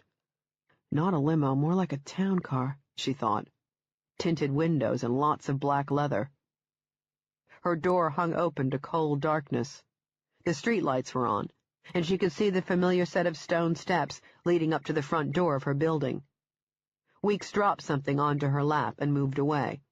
Her keys, a rubber band holding her license and credit cards. Darby picked them up and climbed out of the back. "Thanks for the lift, soldier." Weeks climbed back inside. He shut the door as the car, a scratched, beat-up black Lincoln with a dented rear panel, pulled away from the curb with a small screech of tires. No back number plate. The Lincoln drove to the end of Temple Street and then, without stopping, took a sharp right onto Cambridge. A tiny white Honda slammed on its brakes. Car horns blared, and then the Lincoln disappeared. Chapter 23. Darby stood on the cobblestone sidewalk, a few steps away from one of the antique lantern streetlights that lined both sides of her one-way street, and twirled her key around a finger while pretending to stare after the Lincoln, as if she were shocked at being dumped out here. Out of the corner of her eye, she watched a vehicle parked at the end of the street where Temple met Cambridge, an SUV. From where she stood, she could see only the front half. It looked like a Chevy Tahoe, dark blue or black.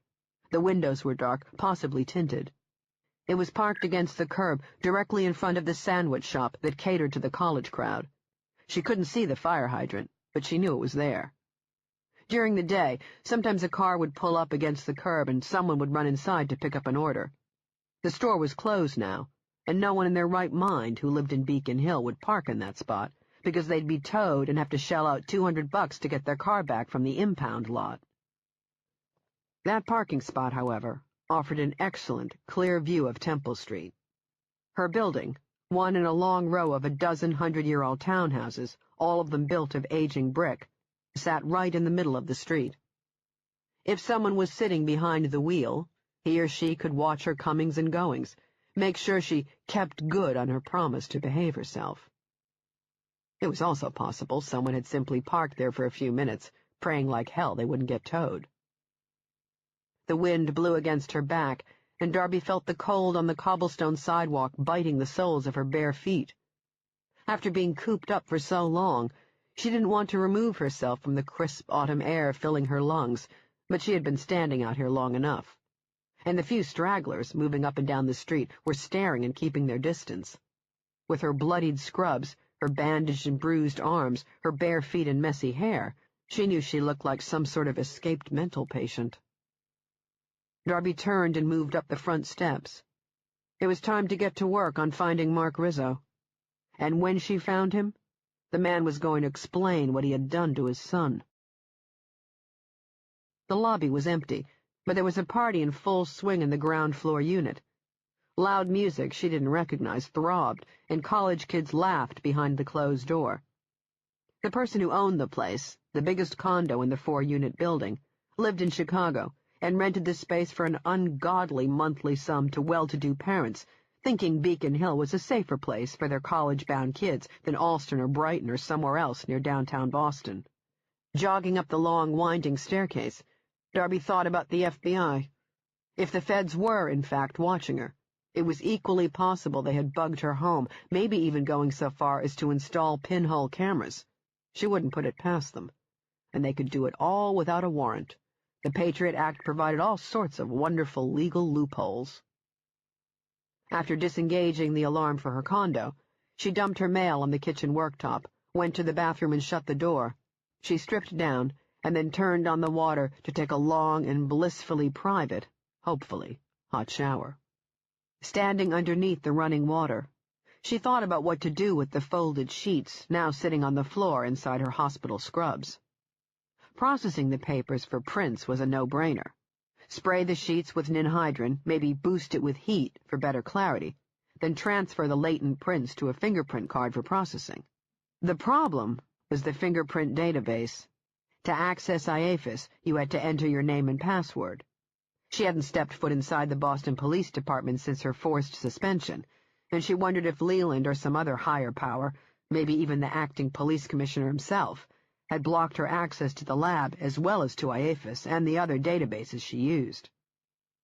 Well, there was only one way to find out. Darby changed into jeans, a white tank top, and one of her favorite items of clothing, a pair of dark brown leather harness boots. She grabbed a check flannel shirt from her closet, put it on, and buttoned it up on her way to the kitchen. Her hair, still slightly damp, spilled over her shoulders. The kitchen window, and the 3 windows along the wall in the large space that served as her dining and living room, overlooked Temple Street. She grabbed a bottle of Middleton Irish whiskey in a glass, poured herself a healthy shot, leaned the small of her back against the worktop, and looked out on one of the middle windows. The SUV was still parked at the end of the street. Her phone sat at the end of the worktop near the window. The red message light was blinking. She walked over to it and inspected it with her eyes, not her hands, just in case she was being watched. She sipped her drink, staring. The phone had been plugged into the bottom outlet, not the top, and she found flecks of yellow paint on her white worktop. The flecks must have come loose when the wall plate was removed. The painters she had hired had done a sloppy job. So had the person who had removed the wall plate. The feds should have hired someone more professional. She wondered if it had been a last-minute rush job. Maybe that was the reason why the 2 G.I. Joes had zigzagged all over the place. They had been ordered to buy the techs working inside her place some time to finish. Darby picked up her mail and carried it with her to the living room. She plopped down on the couch, then leaned back against the leather cushion and propped the heels of her boots on the edge of the old wood steamer trunk that served as her coffee table. She sat there, sipping her drink, thinking about the listening device installed in her kitchen wall jack. There were probably more. 2 bugs, maybe 3, would have done the trick. Her 2-bedroom, 2-bathroom unit was just under 1,000 square feet. She already had a federal tap on her phone, thanks to her run-in a few years back with a man named Malcolm Fletcher, a former FBI profiler who currently held the number 3 slot on their most wanted list. Because of her limited involvement with him, and the fact that she was one of a handful of people who'd seen the man face to face and lived to tell about the experience, the tap on her phone was a permanent one, in case he decided to contact her. He hadn't, so far.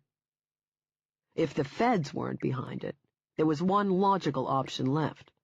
The men who had ambushed the Rizzo home had found out her name and where she lived, broken into her house, managed to disengage her alarm system, and installed 1 or more listening devices. Disengaging an alarm system was a pain in the ass, but someone with the right technical background and equipment could do it. You could buy the necessary tools and devices on the internet. The same held true for listening devices. There were thousands of websites selling state-of-the-art stuff, all of it perfectly legal. She could unscrew the kitchen wall plate and examine the listening device. It would take only a moment to see if it was something the feds used. No, not yet. She wanted some more time to think, to see if there was a way she could use this to her advantage. If the feds had bugged her home, and if they were parked at the end of her street and watching her building right now, that meant they were using her as bait. That was the reason why they had released her. They were using her to lure 1 or more of the men she'd encountered at the Rizzo home out of hiding. She wondered, too, if her computer had been bugged to monitor her email. The phone rang. She let the machine pick it up. "Darby, this is Leland." The familiar waspy voice, cold and dry, belonged to her former boss, Leland Pratt. "I'm pleased to inform you that you've been reinstated at the lab," he said. "Unfortunately, you've been reduced to pay grade, which means you'll have to take a cut in salary. Report to me tomorrow morning at 8 o'clock and we'll go over the particulars before we meet with the acting police commissioner." Click, and he hung up. Well, there it was. After months of deliberation, the bureaucrats had finally come to a decision. They were going to dump her back at the lab with a pay cut. "You're officially persona non grata, McCormick. When you come in tomorrow morning, remember to smile when you get down on your knees to kiss our asses. Oh, and don't forget to thank us in between each smooch for not giving you the boot." Interesting that the job offer came on the same day she'd been released from quarantine. She polished off her drink, imagining the look of righteous indignation on Leland's face when she told him and the acting police commissioner where they could stick their job offer. Darby pulled out the nearly empty liner bag from the trash can and glanced out of the window. The SUV was still there. Moving to the bathroom, she grabbed the scrubs and folded sheets of paper and dumped them into the bag. From her office, she collected the cord holding her laminated ID keycard for the lab, and from the hall closet, her leather racer jacket. Then, carrying the bag with her, she left the condo. Chapter 24. When Darby reached the end of the stairs, she turned the corner for the ground floor unit. She didn't knock yet. She had one small chore left. She opened the cellar door and took the narrow set of steps. She reached the bottom and, ducking her head, moved underneath the exposed beams and pipes, past the community washer and dryer, to the end where the big plastic garbage cans that stored a week's worth of trash were kept. From the bag, she removed the folded sheets of paper wrapped in paper towels. She tucked them in her inside jacket pocket, snapped it shut, and then dumped her trash. Now she wanted to examine her jacket. She had only two in her closet, this shot leather racer, which she had bought for her motorcycle, and a denim jacket Coop had somehow convinced her to buy, saying that they had come back into style. She spread out her jacket on top of the washing machine, where the light was the strongest, and started prodding the fabric in thick black leather with her fingers, searching for a tracking unit. They made them small now, about the size of a hearing aid battery. A Massachusetts state trooper once told her about how they had used a tracking device to follow a Boston drug dealer supplying cocaine and heroin to the eastern part of the state. The dealer knew the troopers and the local cops were following him, and so would drive to multiple parking garages to switch vehicles. It worked. Until an undercover cop managed to get his hands on the long winter overcoat the dealer always wore, cut the fabric along the seam on the bottom of the coat where it wouldn't be noticed, and slipped a tracking unit inside. The dealer could change cars as many times as he liked. The tracking unit sent out a signal to the laptops installed in state police cruisers. Where he went, they went. She doubted she was being watched. Installing cameras down here would be a monumental pain in the ass. A listening device, maybe. This basement was small and old, with lots of hidden cracks and crevices. Drop a bug and run. Cameras took time. First, you had to find a place that offered the best view. Then you had to figure out where to hide it. Then you had to install it. That required moving things around, drilling, hooking up power packs, or wiring the camera into an electrical system. Too much noise, too much commotion. Upstairs, inside her home, they'd have privacy, but not down here. Someone might decide to dump their trash, and then the questions would start. She had already searched the bottom half of her jacket and found nothing. Maybe she was being paranoid. Maybe not. A quarter-inch of stitching had been removed on the right-hand corner of the shot tag. You had to look closely in order to see it. Not a design defect. She had purchased the jacket brand new at the beginning of the autumn season. She didn't have tweezers on her, so she fished a finger inside, ripping more stitching, and felt something hard and cold. It took her a moment to wrangle it free. Two small discs, each the size of a watch battery, but thinner, like a wafer. A tiny green light glowed on one. The other one had to be the battery.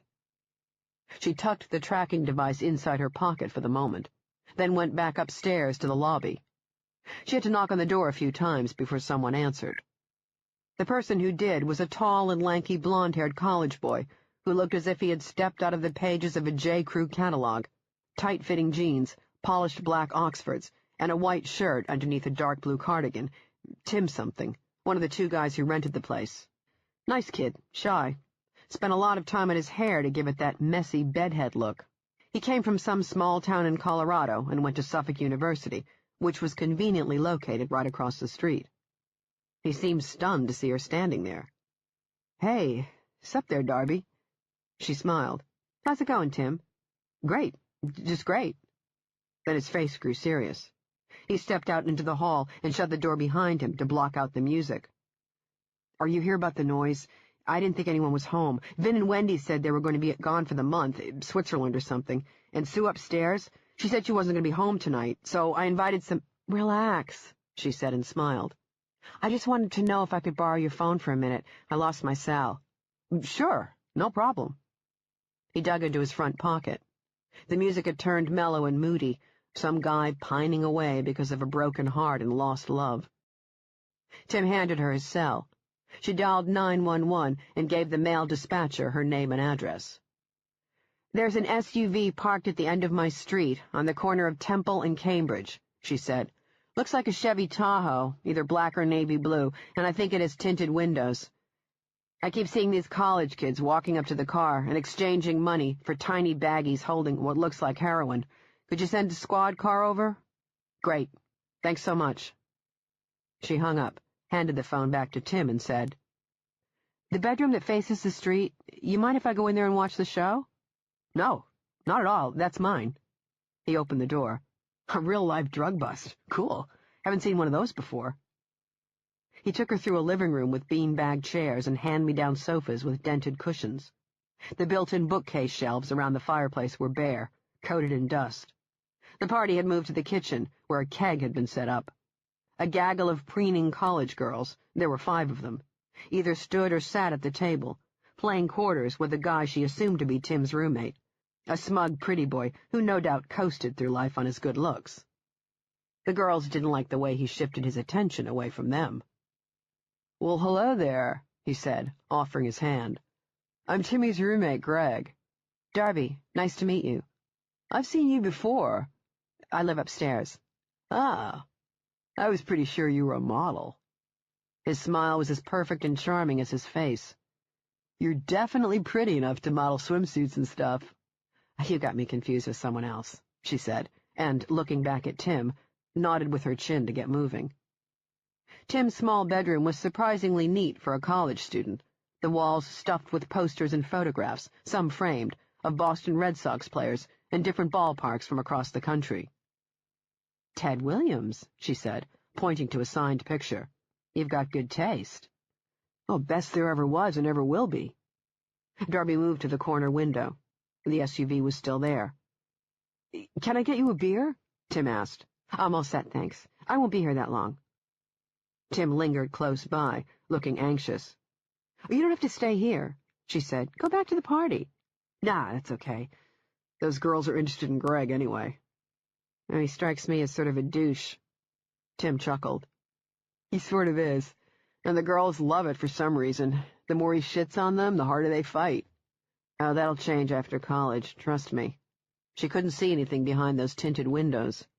How many people were in there?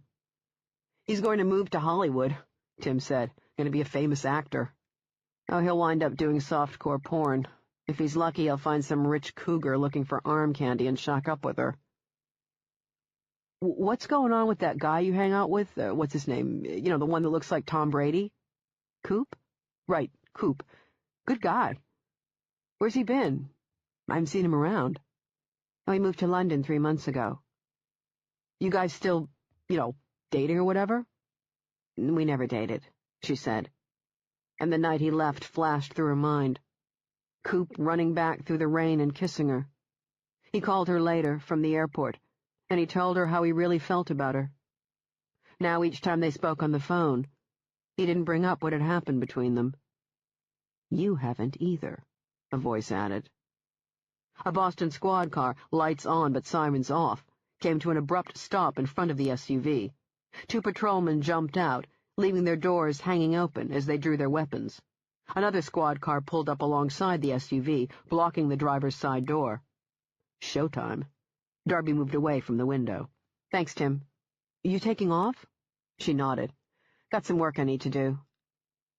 "Before you go, I was wondering—" He swallowed, then swiped a hand across his mouth. "I was thinking maybe we could grab a beer together or something?" Darby smiled. "Tim, I'm flattered. If I was your age, I'd take you up on that offer in a heartbeat." The hope crumbled in his eyes, and his pale face reddened with embarrassment. "Oh, I wasn't asking you, out on a date or anything. I thought we could, hang out or something." "Hang out?" Darby said. "Sure. Absolutely." Tim, ever the gentleman, walked her to the front door, even held it open for her. Darby said just loud enough for Greg to hear, "I'll call you next week, Tim, and we'll set something up." She gave him a quick hug and a peck on the cheek before leaving. Chapter 25. Darby stood on the stoop of her building. The steady pulse of blue and whites flashing from the rooftops of the 2 Boston squad cars lit up the corner of her street. She could see the SUV. It was a Chevy Tahoe. The passenger's side door was hanging open. The interior light was on, but nobody was inside. 2 men dressed in suits, their jackets buttoned, stood outside. Feds, she thought. The first guy was white and middle-aged, and had sandy blonde hair and a crooked nose. He stood on the curb with his hands on top of his head, arguing with a patrolman pointing a 9 at him. There was lots of shouting, but she couldn't hear what was being said, their words lost behind the wind and busy traffic on Cambridge Street. The second guy was Italian or Greek, a Tony Soprano type, with thinning black hair that had been combed back over his bald spot. He was taller than his partner, maybe 6 feet, and fatter. He leaned forward with his hands splayed across the front hood, the buttons of his suit jacket straining against the swell of his gut. He was being frisked. He wasn't speaking, and he ignored the scene happening around him, his gaze locked on her building, on her. Darby didn't recognize him or the blonde man, was confident she had never seen either man before. She did recognize the patrolman shining his flashlight on the SUV's interior seats, Jimmy Murphy, an old flatfoot left over from an era when the Irish made up the majority of the Boston police force. He was thick and jowly and had a fine network of spider veins covering his nose and cheeks from a lifetime of hard drinking. Darby headed down her front steps, making a mental note to give Jimmy a call sometime later that night or the next day, see if she could get the names of the 2 feds so she could pay them a visit. Fat Tony kept eyeing her. She held his gaze for a moment, giving away nothing, and as she crossed the street, heading for the alley between the college and the oldest brick townhouse on the block, she saw Fat Soprano make a move for the car door. The patrolman frisking him pushed him hard against the hood. Lots of shouting, and another patrolman pressed his 9 closer to Tony Soprano's head. She caught the worried expression on Fat Tony's face just before she ducked into the alley.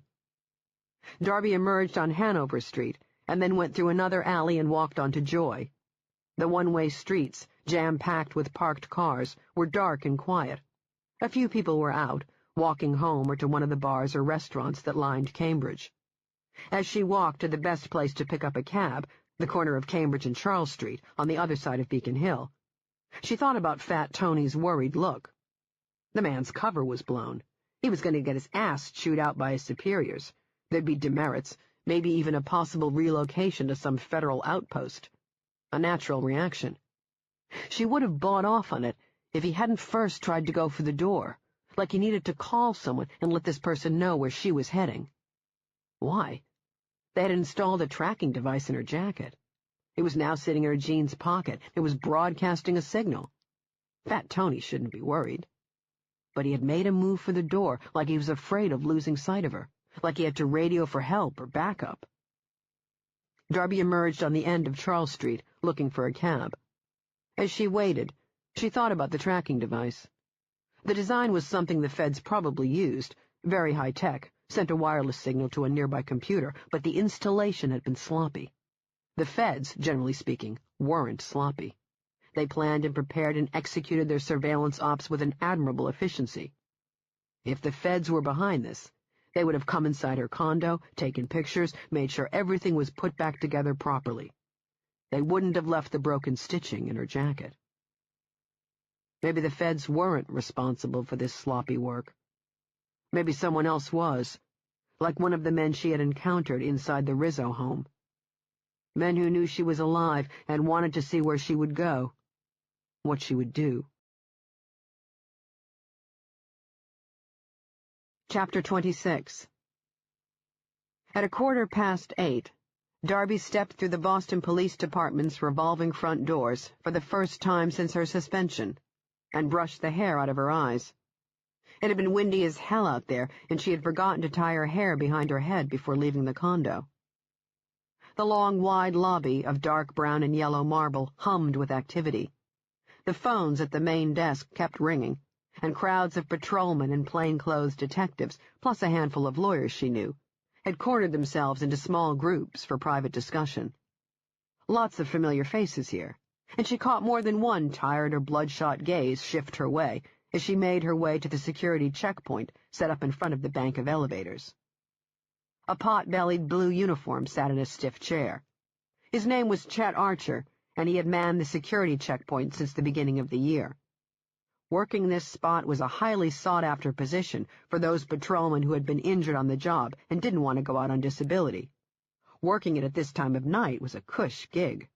Park your duff on a stool and look up every now and then to check the ID of some cop or lab tech, wave them on through, and go back to reading a book or magazine. Or, as in Chet's case, click the time away on a portable video game. "Playing anything good?" she asked. Chet looked up from his game. "Blackjack," he said. "I'm heading off to Foxwoods this weekend with the missus. Need to brush up on my skills." Chet leaned forward in his chair, squinting as his gaze shifted to the laminated badge hanging from a cord around her neck. Darby unzipped her leather jacket and placed it on the conveyor belt for the X-ray machine. Chet got to his feet slowly, wincing in pain. "Hey, how'd the knee replacement go?" she asked. "I just got the other one done." He gripped the top of the X-ray machine for balance. "What brings you by, Darby?" "I'm coming back to work tomorrow, so I decided to swing by and catch up on a few things. Take advantage of the peace and quiet." "Nobody told me anything about that." "Probably because Leland called me about an hour ago." "Oh, he's gone for the day." Darby had counted on that, since Leland had called her from his cell phone. Leland Pratt, ever the efficient administrator and state employee, always locked his office at 4:30 p.m., the time the lab closed for the day. Chet said, "I can't let you up there without his permission." "Yes, I'll call him." She glanced to the phone, hanging on the wall behind Chet. "I don't have his cell number, let alone the one for his home." "Oh, no problem. I know them by heart. Let me know when you're ready." Chet shifted, grimacing. Leland was a pro when it came to kissing ass upwards, but not downwards. He virtually ignored people he considered beneath him. People like Chet. Right now, Chet was wondering whether it was worth the risk of placing a call to King Leland's Brookline Palace. Chet knew he had a good gig and didn't want any trouble, and a top pencil pusher like King Leland could make a lot of trouble if he got pissed at being bothered at home. "I'll call him," Darby said. Chet waved a hand.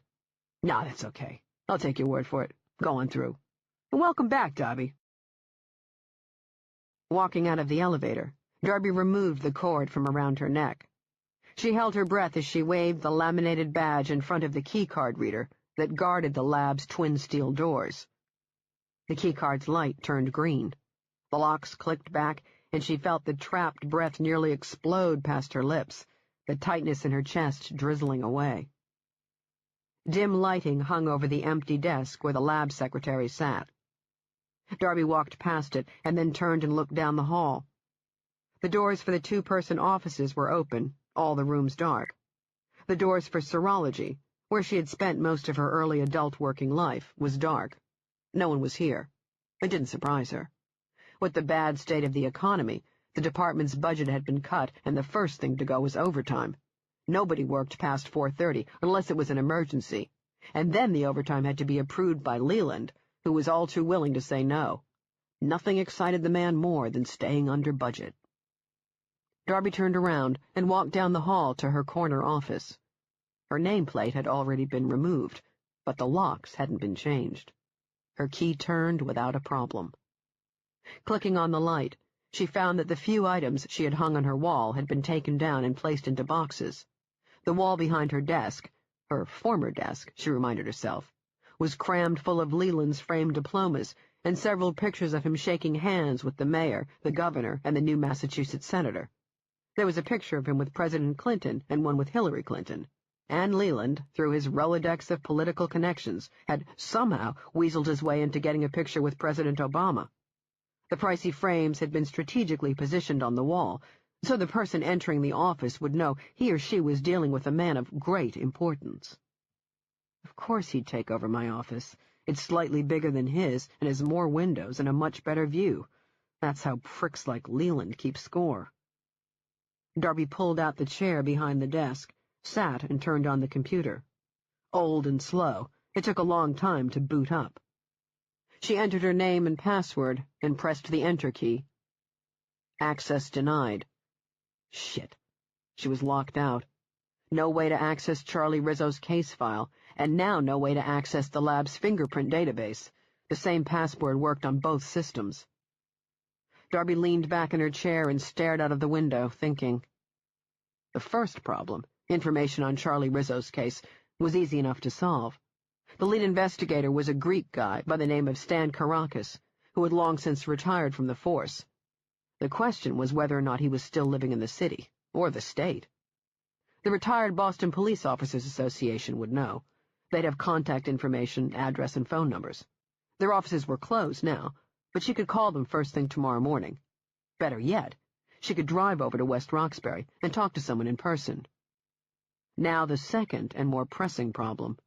What to do with the papers inside her jacket pocket. She could ask one of the lab techs to do it on the sly. Randy Scott would do it, no questions asked. But if Leland found out, the prick would go out of his way to punish Randy. Scratch Randy. Scratch anyone here at the lab. Which left her. Darby leaned forward and grabbed the phone. Chapter 27. Darby dialed the number, listening to the strange transcontinental double ring for a phone on the other side of the world. 4 of those double rings, and then Coop's voicemail message played. Coop, it's me. I need a favor. A big favor, actually. I'm going to FedEx you a set of papers. I need you to process them for prints, and here's the important part. I need you to figure out a way to feed them into IAFIS. I can't do it here, long story, but I'm hoping you can. Last time we talked, you mentioned that the feds had provided access to IAFIS's biometric data to test out the system on your end. Maybe you can use this as test data? I don't know. Call me and we'll talk. Oh, I lost my cell phone, so call me at home. She thought about adding, I miss you, and instead said, Charlie Rizzo, that kid from Brookline who disappeared a decade ago? I met him, Coop. He's been alive all this time, and I need to find out why. What happened to him?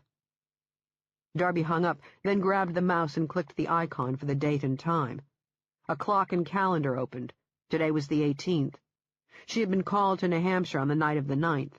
She'd been locked up in that quarantine chamber for 9 days. 9 days without showing any symptoms, and they had kept her locked up and drugged. Why? She clicked on the Internet Explorer icon, relieved to discover she could access the web. At least they hadn't blocked that out. She headed over to Google News. In the search box, she typed Mark Rizzo and New Hampshire. A lot of links came back. She started with the first and most recent one, and it brought her to the website for New Hampshire's Portsmouth Herald. The article was only a couple of paragraphs long. She read through it quickly, then went back to the main page and clicked on the link for the Boston Globe. Read that article, and then read 2 more before stopping. Each newspaper was spouting the bullshit about Mark Rizzo and his family being killed in a drug deal gone bad.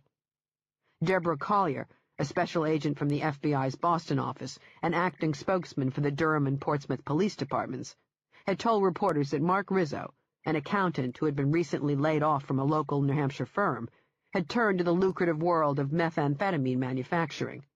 Forensic agents from both the FBI and ATF reported finding traces of the highly addictive street drug on several debris samples recovered from the explosion.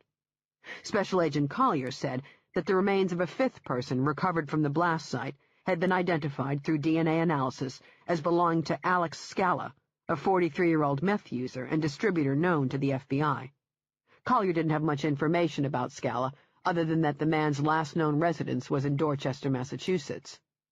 The explosion that caused the deaths of 7 New Hampshire SWAT agents and 5 police officers, all unnamed, had been attributed to the release of phosphine, a deadly gas that can be emitted during methamphetamine production. Several local residents, all unnamed, had been treated at hospital and subsequently released. None of the articles mentioned the 911 call placed by a man claiming to be Charlie Rizzo, although the Boston Globe article had briefly mentioned the boy's abduction in 1984 when the family lived in Brookline, Massachusetts. No mention of the unidentified man Charlie had shot and dumped in the bushes. No mention of the ambulance that had gone missing. And the coup de grace, not a single mention of the Army's interest or involvement in the case. With no new information released about the explosion, New England reporters had turned to churning out stories about the new and explosive growth of homemade meth labs that were popping up all across the country in houses, apartments, and mobile homes. It was a great spin job, a brilliant spin job. The FBI spokesman had cleverly explained the explosion. Stories about methamphetamine were everywhere these days. The drug was cheap and easy to manufacture, provided the person knew what he was doing.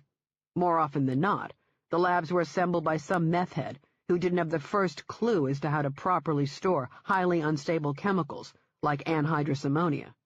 If that didn't explode, they'd spill or mishandle some other volatile chemical and boom, the police had to wait for the deadly phosphine gas to dissipate before heading out to search for body parts. The spin job had worked. The Rizzo story had been confined to New Hampshire and neighboring Massachusetts.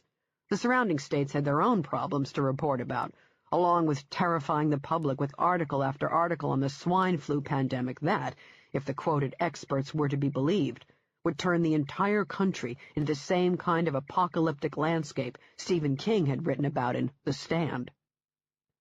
Darby imagined Special Agent Collier and her PR cohorts standing inside her office. Imagined lots of backslapping and self-congratulations for launching yet another successful spin that pulled the wool over the public's eyes. She probably corked a bottle of champagne for this one. Why had the truth been swept under the rug? Was it because sarin gas had been used? If that tidbit of information had been made known, New Hampshire hotels would be doing brisk business trying to accommodate the swelling numbers of media outlets coming in from across the country to get the inside scoop on a chemical attack on U.S. soil. The first, Darby suspected. The real inside scoop, though, wasn't the sarin gas, but what had happened inside the Rizzo home. Imagine if that story broke. Ladies and gentlemen, we've received confirmation that the Rizzo family was held hostage by a man claiming to be their son, Charles, who disappeared without a trace 12 years ago. The only person who lived to see these horrific events transpire is Dr. Darby McCormick, a former investigator for Boston's Criminal Services Unit. Which, Darby suspected, was the reason why she'd been locked inside the quarantine chamber. The feds needed some time to work their spin job and feed it to the media. 9 days later, after she put up a fight, they agreed to release their only eyewitness, provided she signed a thick stack of legal forms that prevented her from speaking to anyone. She was the wild card, the only one who could derail the spin campaign. And Charlie's 911 call, what had become of it? All 911 calls were recorded, and copies were often made public. Not Charlie's. The feds must have confiscated it. The audio and video recordings from inside the mobile command center, had those too been confiscated? She'd have to find someone in New Hampshire who would be willing to speak to her off the record. Heading back to Google, she typed in the tattooed words she'd seen on that thing's neck. The phrase, et in Arcadia ego, came back with pages and pages of hits. Most of the info underneath the links referred to a pair of paintings by a French classical artist named Nicolas Poussin. She clicked on one and found that the Frenchman, born in 1594, had created 2 highly influential pastoral landscapes in which shepherds come upon a tomb. The more famous of the 2 versions hung in the Louvre in Paris. According to several scholars, the tomb housed God. Darby was more interested in the meaning of the actual words. There were more links, more pages and pages of information, some of it quite detailed. She checked her watch. 15 minutes until the last FedEx pickup of the night.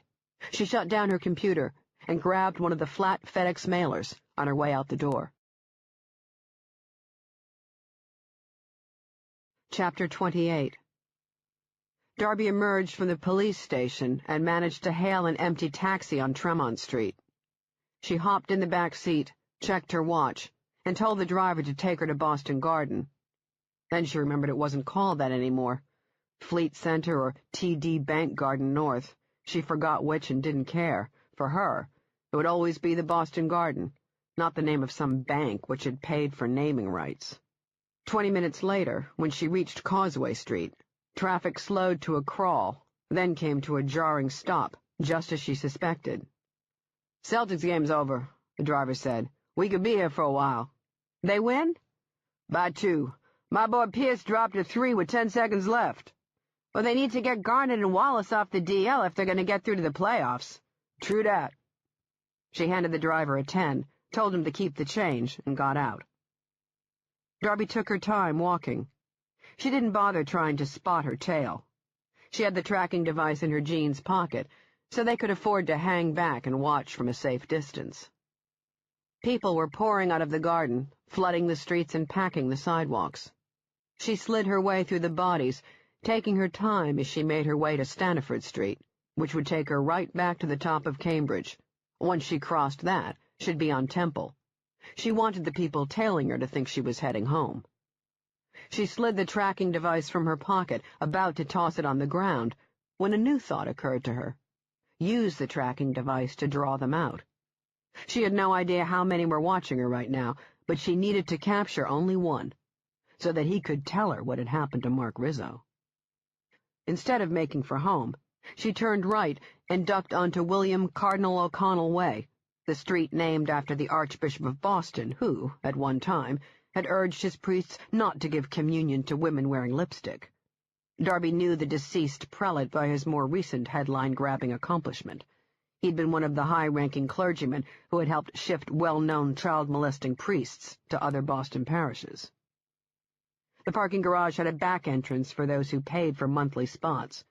Darby unlocked the door and then took the stairs to the ground floor. Her last car, a vintage forest green Ford 74 Falcon GT coupe in pristine condition that Steve McQueen would have been proud to own, had been stolen by one of Christina Chudzinski's henchmen on the night she'd been abducted from Coop's house and taken to the abandoned auto garage to be killed. With the car most likely dumped at the bottom of some river or quarry, and the insurance company's auditors haggling about the car's actual cost and not its perceived cost, Darby decided to make do with a beautiful, old-school motorcycle, a black 1982 Yamaha Virago 750.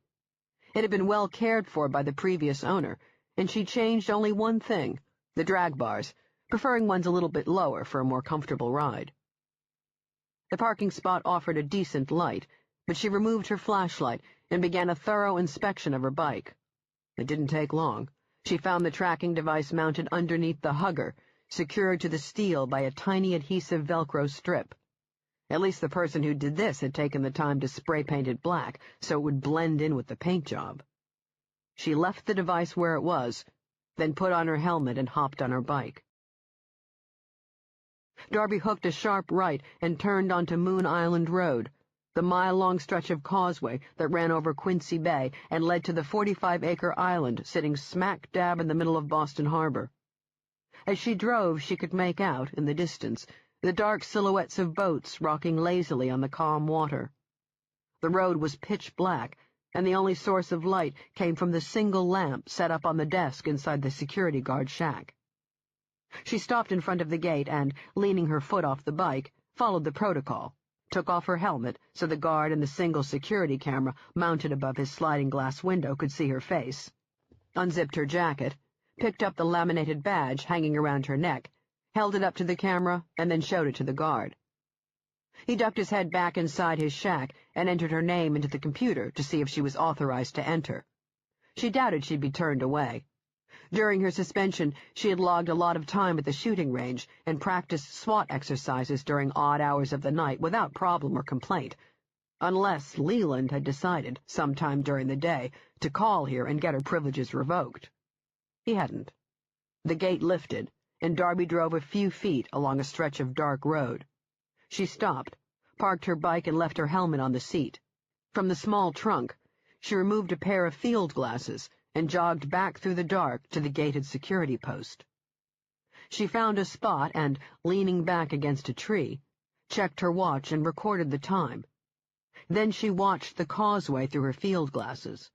There was no light source down there, but her eyes had adjusted to the darkness, and she could make out the road, the shape of the trees. She would be able to see movement. When it came to counter-surveillance, the first law was never to assume anything. If the people following her were from out of town and didn't know this area, there was a chance her tail might make the mistake of trying to drive across the causeway. The posted no trespassing signs were visible only after you turned onto the road. She kept track of the time, counting the seconds off in her head.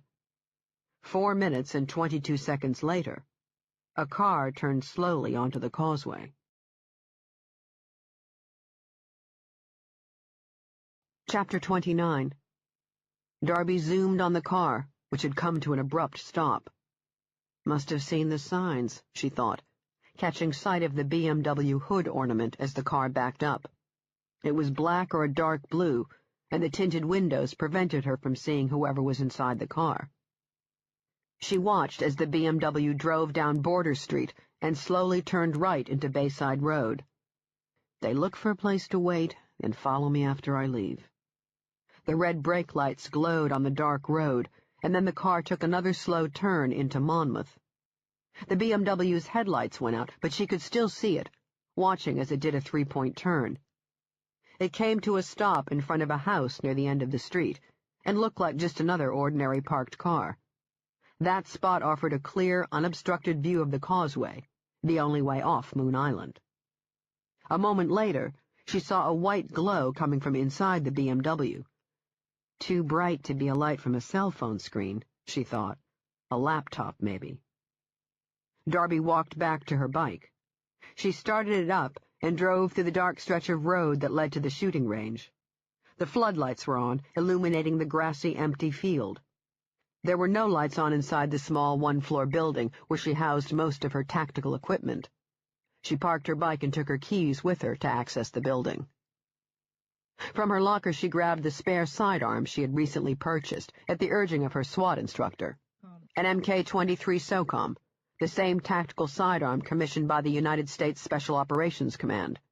The .45 caliber pistol had a great sound and flash suppressor, but what impressed her most was its high accuracy, even without the use of its laser aiming module.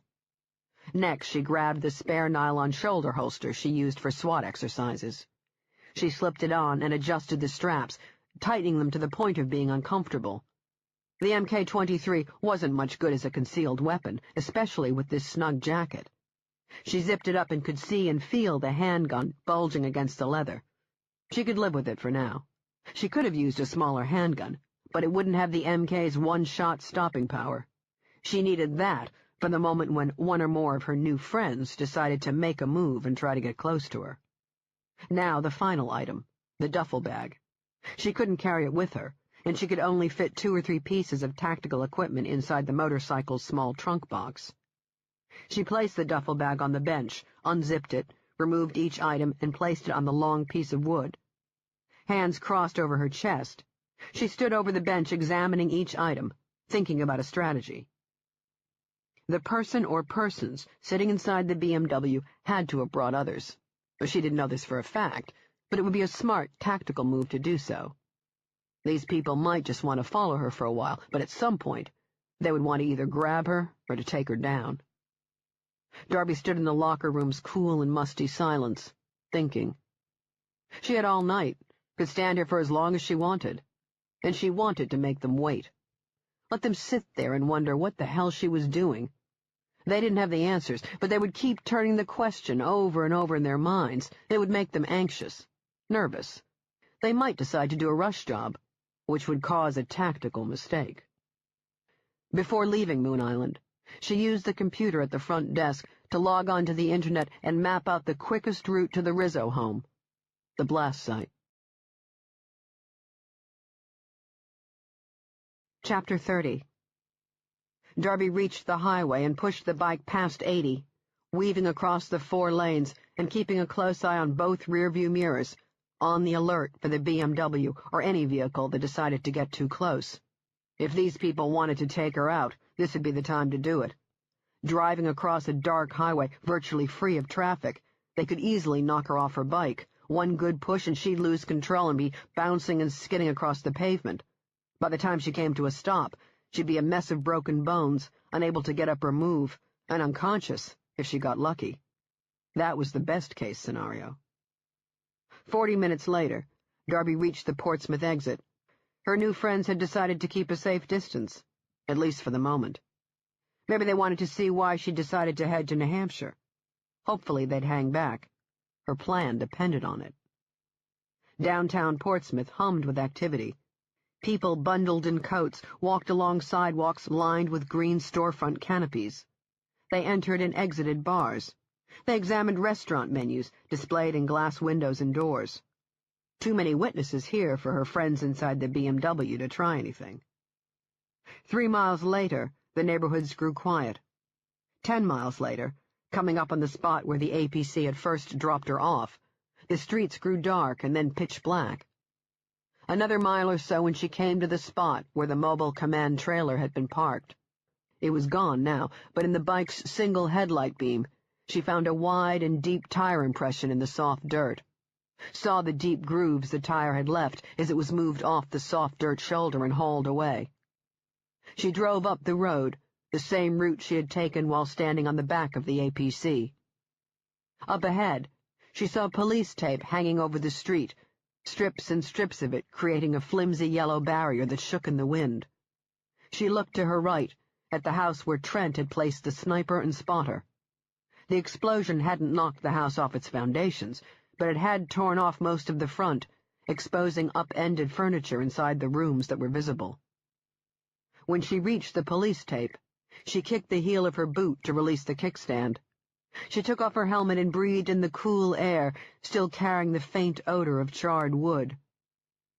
A big steel dumpster, the kind used on construction job sites, had been set up just beyond the tape and blocked access to the street. She spotted another one further down the road. The street was bare, clean. During the time she spent quarantined, the debris had been cleared away. And whatever had remained of the Rizzo home had been bulldozed. Nothing left but a black hole in the ground, a few dumpsters, and a collection of burned trees, mostly pines, neatly stacked and awaiting removal. The entire perimeter of the blast site had been cordoned off by police tape, so why wasn't there a cruiser parked here? In Boston, it was standard procedure to keep watch on a blast site to make sure no photographer, reporter, or local yahoo ended up tripping on the debris and bumping their head, only to turn around and launch a multi-million-dollar lawsuit against the city for negligence. It had happened too many times in Boston, and they'd all been settled out of court with taxpayer dollars. Maybe the Dover police had a different policy. Maybe this place was so remote they didn't have to worry about someone stumbling along and getting hurt. Or maybe, like every other law enforcement agency, they'd been hit by budget cuts and forced to do without things like patrolling a blast site where there was nothing left to see. Darby killed the engine. The headlight went off and she was plunged into a near pitch-black darkness. No stars out tonight, no moon. A soft but biting cold wind rattled through the trees and shook the branches as she took what she needed out of the trunk box. All her pockets were stuffed, so she had to carry the night vision goggles and tactical belt. She ducked underneath the tape, estimating that the BMW was about 5 minutes behind her. She had to find a vantage point. During her drive, she had thought about using the house across the street. The roof would offer the best tactical advantage. First problem, how to access it. She couldn't rely on finding something like a ladder in the garage, and searching for one would eat up too much time. Using one might arouse suspicions. She couldn't use a flashlight either, someone might see it. And now that she had viewed the condition of the house, she knew she couldn't stumble around dark rooms, kicking and tripping over debris, making all sorts of sounds as she searched for a way to access the roof. The second and more important problem was a choice of weapon. The MK handgun tucked in her shoulder holster was an excellent close-quarters combat weapon, but it lacked the long-distance accuracy of a scoped sniper rifle. So she had scratched the roof, and the trees, a good watching point, but again, the problem was a matter of shooting accuracy. Plus, she'd have to climb high to find decent cover. If they spotted her, she'd be a sitting duck. With no room for her to maneuver, it would be like shooting fish in a barrel. That left ground cover, either a spot in the woods or one of the 3 dumpsters set up near the blast site, which was where she wanted to draw the occupants of the BMW. They might decide to come in for a closer look. They might decide to pounce. Either way, she'd be ready. Her eyes had adjusted to the darkness, and when she reached the edge of the crater, she looked down and found a basement of broken walls half buried by debris and dirt. She removed the tracking device from her pocket and tossed it into the wide hole, hearing a plink as it bounced off a piece of metal. Now she had to find a dumpster. 3 here, but the one parked at the end of the driveway, 50 feet or so away from the crater, offered a good view of both the blast site and the woods. She jogged to the side, grabbed the edge, and hopped up on the dumpster's small ledge. Looking inside, she found it almost full. Lots of charred and splintered wood, burned furniture and clothes. Perfect. She looped the tactical belt around her shoulder. The straps for the night vision goggles were sewn into a black wool cap. She put the cap on, leaving the goggles off her eyes for the moment, then unzipped her jacket and climbed into the dumpster. She scooped up all the dark-colored clothing she could find, then discarded them when she hit the jackpot. A set of burned sheets and a comforter. Wood, and whatever else was beneath her palms and knees, creaked and moaned as she crawled to the edge of the dumpster. Working quickly and methodically, she cleared some of the debris away, mostly wood, until she had enough room to lie down. She stopped working and examined the space. Good enough. She transferred the tactical belt to a spot where it could be accessed easily.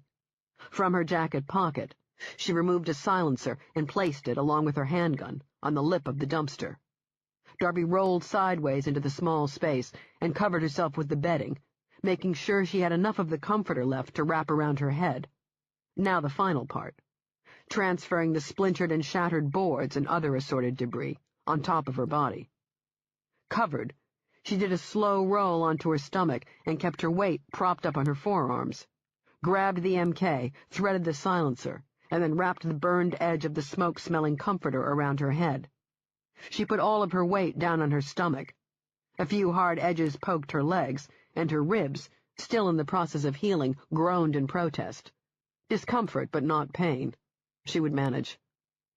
The split and shattered ends sticking up from the edge added additional cover. She flipped the night vision goggles down on her eyes. The ambient green light parted the darkness. She could see the street and every inch of the surrounding woods. She reached for the handgun, gripped it in her hand, and waited. The cold air remained silent, except for the occasional stirring of the tree branches from the wind.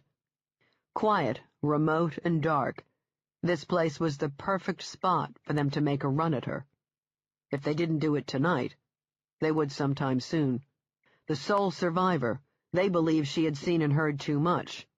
That could be the only reason why they were following her. She thought about numbers. The BMW driver would have brought along help. She needed only one alive. Figure out who the leader was, then make a plan to take down the others as fast as possible, take the survivor, and make him talk about Mark Rizzo. It was also possible she'd be forced to put them all down, as a matter of survival. Maybe take them all out at once, she thought. More bodies, more evidence, more avenues to explore. The wind stirred the trees again. Something shattered and fell. The sound came from across the street. She couldn't turn and see the house. Had the wind caused that? She waited and heard nothing. Had to be the wind, she thought, and went back to waiting. Sometime later, in the distance, she heard the crawl of car tires crunching against the road. The sound came from the east, somewhere past the woods. Using her thumb, she clicked off the safety. The tires stopped moving. She could make out the sound of an idling engine. A moment later, it stopped. Darby waited, listening and watching. Here they come. Chapter 31. Darby counted 3 men, at least she assumed they were men, given their height and clothing, standing stock still, like mannequins, on the northern edge of the woods. The threesome stared into the woods as if waiting for something to happen. Or waiting for the word to move ahead, she thought. Had they already sent someone in as a spotter? Maybe a small group who were making their way to her right now. Hidden underneath the blanket and debris, Darby slowly moved her head to the right, past the group, to do a visual sweep of the woods and the road. She moved her head as far as she could. No other people in the woods or on the road, and she couldn't see any vehicles. The trio could have been dropped off, and the vehicles parked somewhere east or south of the dumpster. No way to check, unless she stood up. Now a slow turn back to the threesome. Still standing, still waiting. She moved her head to the left, doing a slow, methodical visual sweep of the woods while keeping track of the road. It curved around the woods and then turned onto the main street. The only thing she saw was her bike parked a few feet beyond the fluttering yellow strips of police tape. If a spotter or spotters had been sent into the woods, they were well hidden. She couldn't see or hear them. Back to the threesome. No change. What the hell are they waiting for? Darby took in a slow, deep breath, smelling the charred wood as her left hand reached up and grabbed the lens control for the monocular tube. She turned the knob slowly, zooming in on the tall person standing in front of the others. Boots, dark trousers, and a dark hooded sweatshirt. She zoomed on the face next, waited for the lens to focus. The person's face, his true face, was covered behind the same stitched mask of leathery flesh she had seen on Charlie Rizzo. The lip of the sweatshirt's hood covered part of the forehead, but not the eyes. They seemed to be staring directly at her, and she could see his lips moving, speaking. Darby adjusted the lens to see this person's two companions. They hadn't moved. They stood slightly behind him, staring and waiting. Looking back to the face, Darby saw, hovering near his right cheek, what looked like the microphone end of an earpiece. Probably one of those wireless headsets that allows the person to speak over a cell phone, she thought. You used it to keep your hands free, to keep your attention focused on a task. Is he listening to someone? Or is he the one giving orders? If he was giving orders, then some blurred movement flashed in front of the lens. Someone had stepped into her line of vision. Darby didn't move, remained absolutely still. The lens control was still pinched between her fingers. She turned it slowly, not making a sound, and zoomed back to the blast site to get a closer look at who or what had dashed in front of her. A bald man with a severely scarred head was crouched on the ground, his toes hugging the edge of the crater as he looked down into the dirt where she'd thrown the tracking device. Clutched in the deformed fingers of one hand and held high in the air was an odd-shaped billy club. A spring clicked free and the club turned into a telescopic baton with metal plates crackling with electricity. A telescopic stun baton. They hadn't come here to kill her. They wanted to capture her. Alive.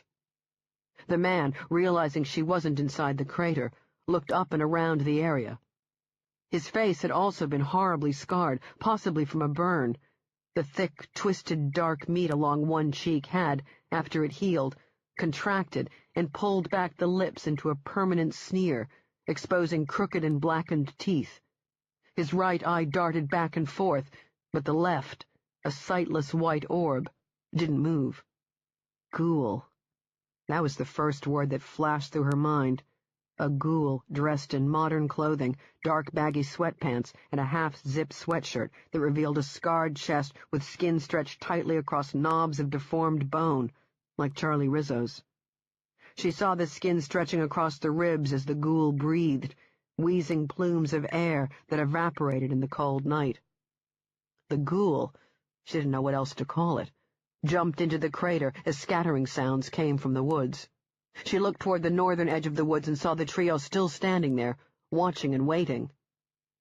They sent this thing in to knock me out and then drag me away.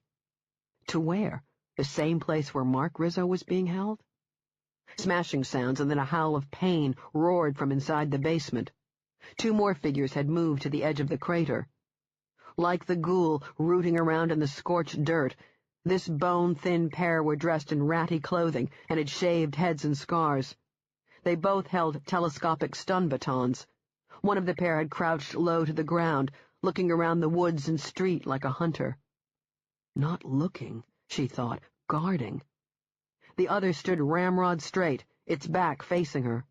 She could see the tattoo on its neck, Et in Arcadia ego. Even in Arcadia, death exists. The thing turned, sniffing the air in front of her. Darby clutched the MK-23. If this thing came at her, if it discovered her, she'd put it down with a headshot, then turn to the other two in the crater before dealing with snapping sounds, and then she saw the ghouls scurrying up from the basement. The thing's face was darkened by soot and dirt, and she saw a bright red gash on the side of its head. Its mouth opened as it looked up to the singed tree branches. "Caw-caw! Caw-caw!" Silence. The three ghouls had turned stock still, waiting. Incredibly, she saw the end of a small wireless earpiece protruding from the ear canal of the one standing closest to her. Take them down, she thought. Take them down now. The three ghouls scattered into the woods, running like wild dogs, snapping twigs and whisking past branches as they headed towards the northern end, where the other three stood waiting. In the distance, she heard a car starting. Next came the sound of a climbing car engine. It grew louder, and then she saw a vehicle pull onto the road, a dark van. It came to a sharp stop, and the doors slid open. Then the deformed things rushed inside. Two of the watchers from the woods followed, but not the tall one. He stayed where he was, looking, Darby thought, straight at her. Chapter 32. Darby saw him coming her way, saw him take big, wide steps and turn his head in the direction of her bike, then look back at her. He knows I'm hiding here in the dumpster, she thought. The man broke into a jog. Why is he coming in here alone? Why didn't he bring along the other freaks? He unzipped his sweatshirt. He reached inside and took out a handgun. She measured the distance. Too far away to get off a clean shot. Too many trees in the way. She'd have to wait until he got closer. A few more steps and he'd be standing near the clearing. If he didn't stand down, she'd have to put him down with a shot to the thigh, maybe go for the upper right section of his chest, away from his heart. She looked down the MK's target sight as a bright, narrow beam of light appeared and started to move near the edge of the crater, a tactical light mounted underneath the barrel of a 9mm. Glass shattered in the distance. Darby didn't move or react, her gaze cutting to the direction of the sound. It had come from somewhere to her left. What was there? The other house. The one where the sniper had set up that night, the one that had been damaged by the explosion. The man had heard it too. He stopped and was staring in the same direction, staring and maybe wondering if the wind blowing through the big blast holes in the house had knocked something off a wall or table. Wondering, maybe, if she had brought someone with her, if he had been set up. He shut off his tactical light, turned back to the waiting van, took a step forward, then stopped again and glanced over his shoulder, looking back at her. Stared like he was about to come back. No, he had decided to go back to the van. She watched him running through the woods, then across the street, and he entered the van's side door, which slammed shut behind him. The cool night air filled with the sound of tires squealing, the rubber biting against the road as the van sped away, the sound growing dimmer until it died. Darby lay there, heart drumming hard against her aching ribs, and she breathed in soot and ashes and the stench of charred wood, thinking, what in God's name did I just see? Ghouls, she thought, boogeymen, creatures that lived underneath the ground and came out only at night, monsters that had come to capture her. And at the last moment the wind had saved her. The wind blowing through the trees right now, shaking the branches and leaves, had knocked something fragile off a wall or worktop in the neighboring house, and it had shattered against the floor and scared off the lead boogeyman. Had they really left? Or had they parked somewhere to wait? To watch the computer tracking her listening devices to see where she was going to go next, maybe try and make another run at her. Darby checked her watch, a few minutes past midnight. The witching hour. How appropriate. She decided to wait for a bit to see if they'd come back. She used the time to plan. She couldn't go back to her condo. It was bugged, for one, and it was possible these people she'd just seen had at least one person watching her building, waiting for her to return. The FBI, too. The men she'd seen parked at the end of her street. She felt pretty sure they were feds. She needed a place to stay. That left her with only one option: a hotel. Problem: hotels asked for IDs and a credit card. She didn't want that information in their computer systems. Someone with access to the right database could track her credit card. She needed to find a place that would allow her to register under an alias. Her thoughts ran to Coop. He had a friend who was a manager for a Boston timeshare in McKinley Square, called the Custom House. Sean something. Grew up in Charlestown with Coop at a time when the small town was full of Irish gangsters and shady cops. They had all watched out for each other, and she felt sure this guy Sean would watch out for her if she asked, bend the rules and allow her to register under an alias.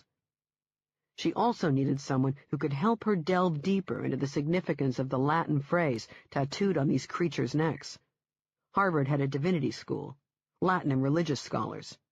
She made a mental note and checked the time, 1:45.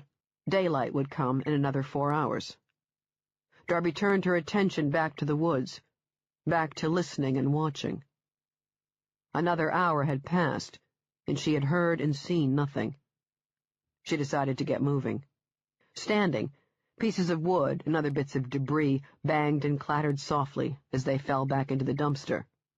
She pulled off the comforter and sheets, brushed off her jacket and, tactical belt in hand, hopped off and jogged back to her bike.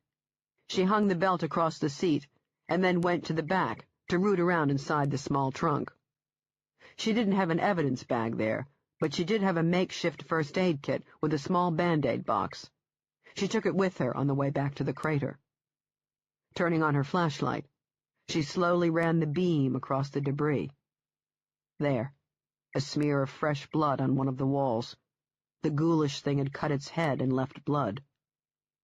Carefully she made her way down. She collected the blood sample using a piece of gauze and tucked it inside the box.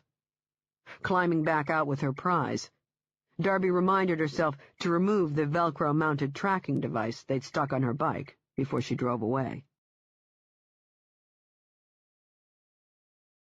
Chapter 33.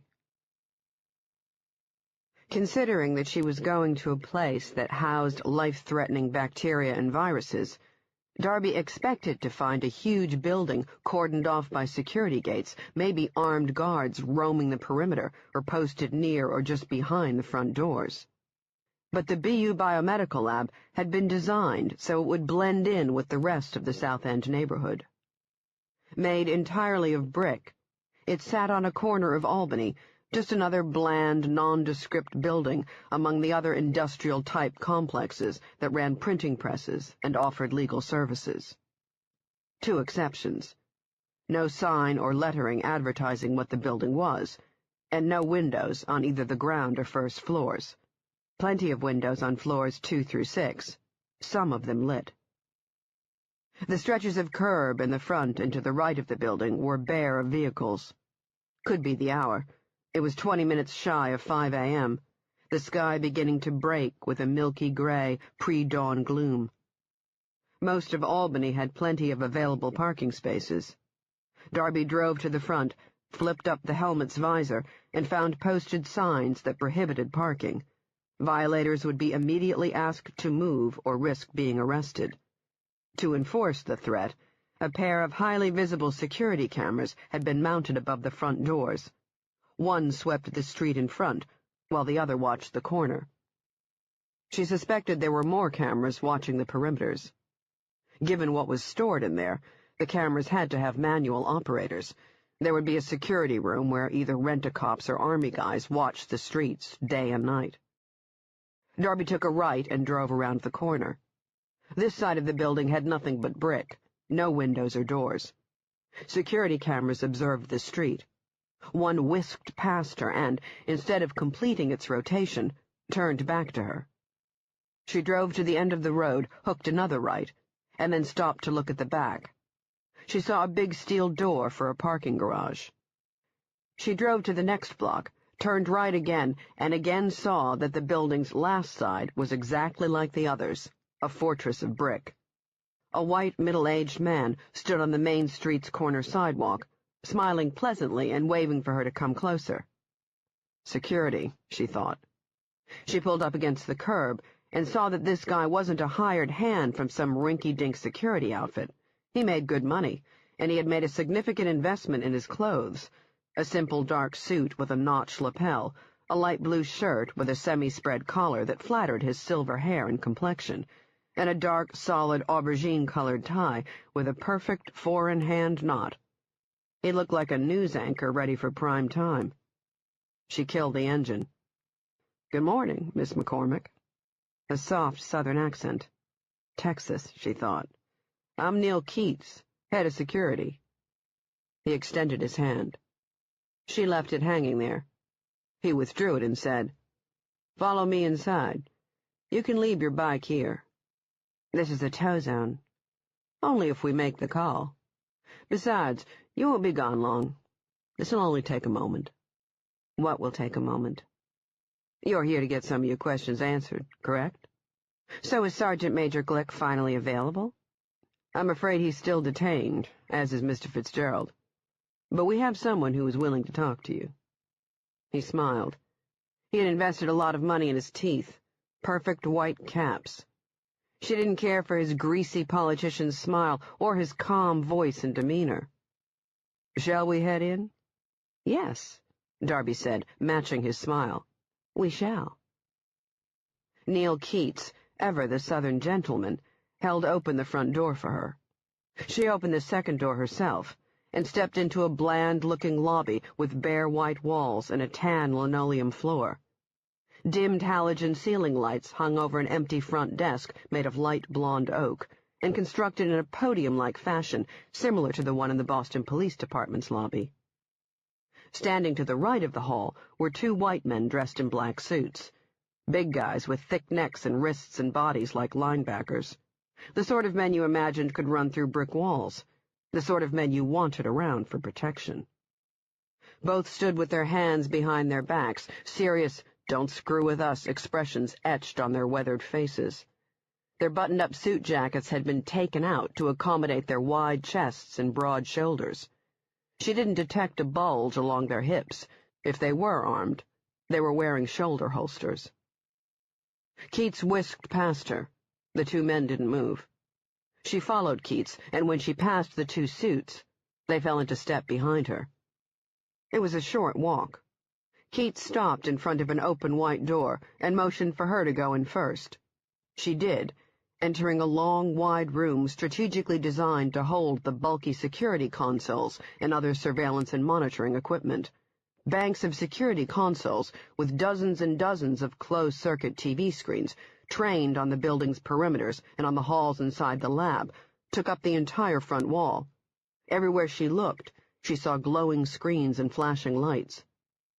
The crew manning the stations, a collection of men of various ages, all wearing shirt and tie, didn't turn to look at her. The small office to her immediate left, LAN Management, according to the plate hanging on the door, was empty. "This way, Miss McCormick." She turned and saw Keats standing off to her right, motioning to another doorway, this one leading into a small, cluttered office with pressboard furniture. He let her go in first, then followed and pointed to a pair of cheap plastic chairs set up in front of a desk. He moved behind it, but didn't sit. "Please, have a seat." He waited for her to sit. Then he did, and picked up the desk phone. A single light blinked on the unit. He pressed a button, and the light stopped blinking. Keats handed the phone to her. Chapter 34. Darby took the phone and said, "With whom am I speaking?" "Are you with Mr. Keats right now?" The voice on the other end of the line belonged to Leland Pratt. Even at this early morning hour, his voice sounded crystal clear. At the moment he was doing a good job of containing his anger, but it was there, waiting to explode. "Darby?" She didn't answer, too interested in Keats. He sat with his hands folded on his lap, staring at her from across the wide, messy desk. That greasy smile of his had disappeared, but he was obviously enjoying the show he had just arranged. His eyes were dangerously bright, as if he were containing himself, waiting for someone to give him the order to pounce. "Yesterday evening, the United States Army came to my home and personally delivered copies of documents that you signed," Leland said. "Do you know the documents I'm referring to?" "I do. Have you looked through them?" "I have. The question is, have you?" "Anything missing?" "Darby, if you value any sort of career opportunity in law enforcement, I suggest you go with the two men Mr. Keats has there with him. They'll escort you back to your home. Shower and dress in your Sunday best. Understand? We have an early morning meeting with Robert Chambers, the interim police commissioner." "What's the occasion?" "You know full well what he wants to discuss with you. The conditions of my re-employment, or this business that took place in New Hampshire. Which is it?" "I don't think you fully see the implications of your current situation," he said, straining to remain calm. She stood. "And I'm through negotiating with you," Leland said. "If you choose not to work for me, that is, of course, your decision, but if you want—" Darby pulled the phone away from her ear and, her eyes on Keats, reached across the desk to hang it up. She walked around to the other side of the desk and sat on the edge, close to Keats, her legs touching his thigh. She crossed her arms over her chest. "How long have you been with the Secret Service?" "Excuse me?" She had to hand it to the guy. He had a great poker face. No look of surprise. He just cocked his head to the side, actually looking confused. "The small hole in the left lapel of your suit jacket," she said. "You and the 2 linebackers guarding the doorway so nobody will disturb us? You all have the same small hole in the same spot. That's where you guys wear your SS high-level clearance pin, or the other one when you're on protection detail, to let everyone know you're Secret Service." Keats chuckled, shaking his head. "Well, you have quite an imagination." "I don't think you're protecting me. If you were, you would have been a lot smoother than the 2 bozos parked at the end of my street. My guess is you're using me, watching me to see if I can draw these guys out." "What guys?" "The ones who blew up the Rizzo house with dynamite," she said. "The ones I met tonight at the blast site." Keats' poker face didn't change. She let him chew on the silence, hoping he'd take the bait. "I'm the head of security here, Miss McCormick. Sorry to disappoint you." "Okay, I'll play along. Who arranged the phone call with my former boss?" "Sergeant Major Glick. I'm just following his orders." "So let me talk to him." "He's unavailable." "When will he be available?" "I wouldn't know. Maybe you should call his secretary." "Okay, let's head up to his office. I know it's early, but I don't mind waiting. Now that I'm unemployed, I can wait all day." "Let me ask you a question. What's your stake in all of this? Why not take your old job back?" "Because I know you're just another lying federal asshole. Because I know you're not looking for Mark Rizzo. Because I made a promise to the kid who had been abducted and turned into some sort of goddamn circus freak." Darby didn't answer. "Well," he said, slapping his knees, "my job here is done. Nice meeting you, Miss McCormick." He started to get up. Darby put a hand on his shoulder and pushed him back into his chair. Out of the corner of her eye, she saw one of the linebackers move to the office doorway. "Prove me wrong," she said to Keats. "About what?" "That you're not Secret Service. Empty out all of your pockets and let me see what you're carrying." Keats stared at her, hard. "Let's check out your wrists," she said. "See if we can find a microphone." She reached forward and clutched his left wrist, about to turn it around, when Keats grabbed her forearm. The fabric of his suit jacket had moved, and she caught the wink of a butt end of a gun sitting inside a shoulder holster. "I've been a gentleman up until now," he said, "but you're invading my personal space." "Get used to it." Darby let go of her grip and stood. "I'll let myself out. I'll be seeing you around, I'm sure." Chapter 35. Mark Rizzo had learned, years and years ago, to make peace with the darkness. As a child, he had discovered that all it did was amplify emotions, mainly fear and pain. His father had been a man of little patience and a quick temper.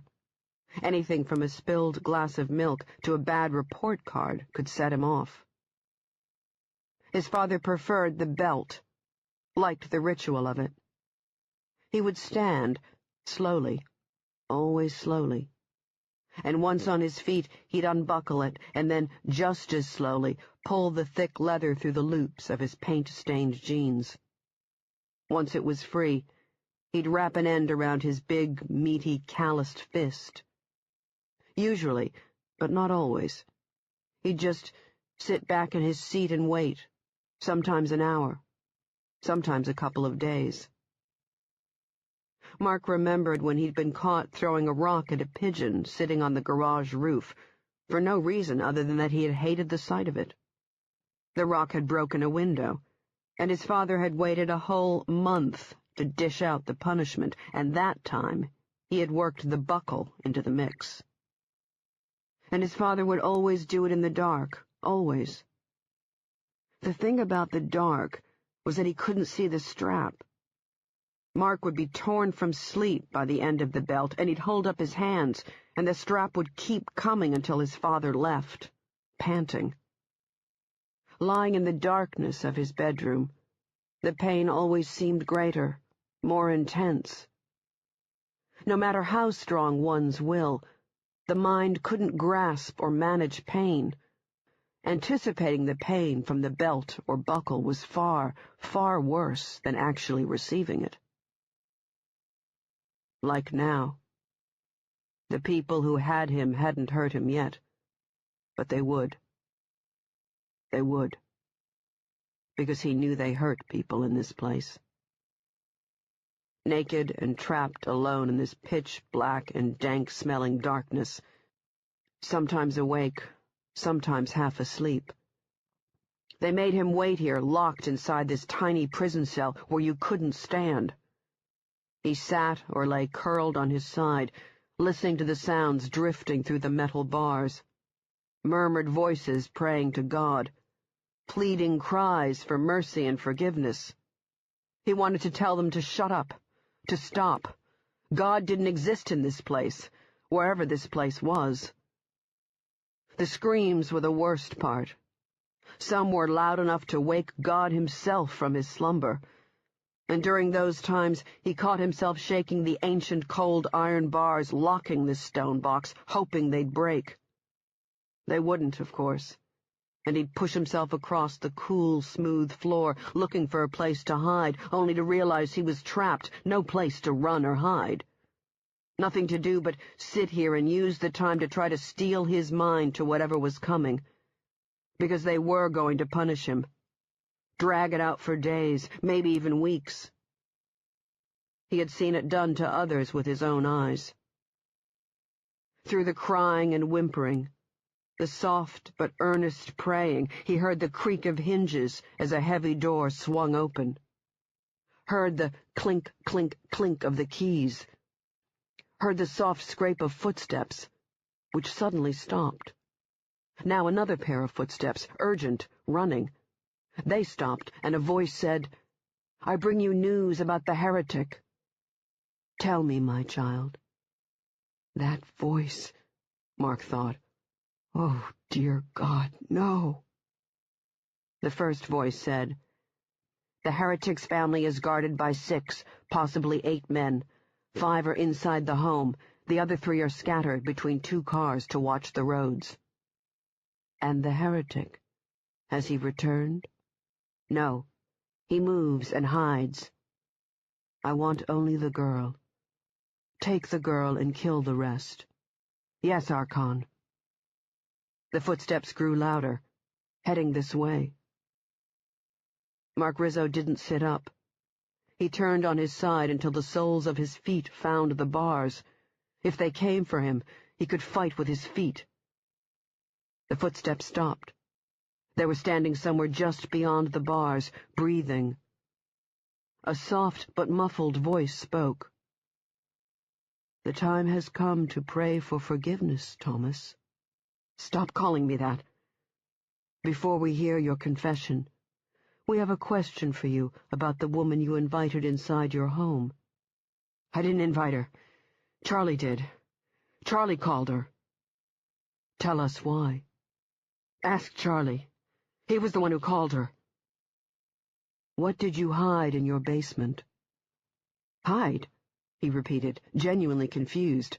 "I didn't hide anything." "The woman went back to your home tonight to retrieve something from your basement.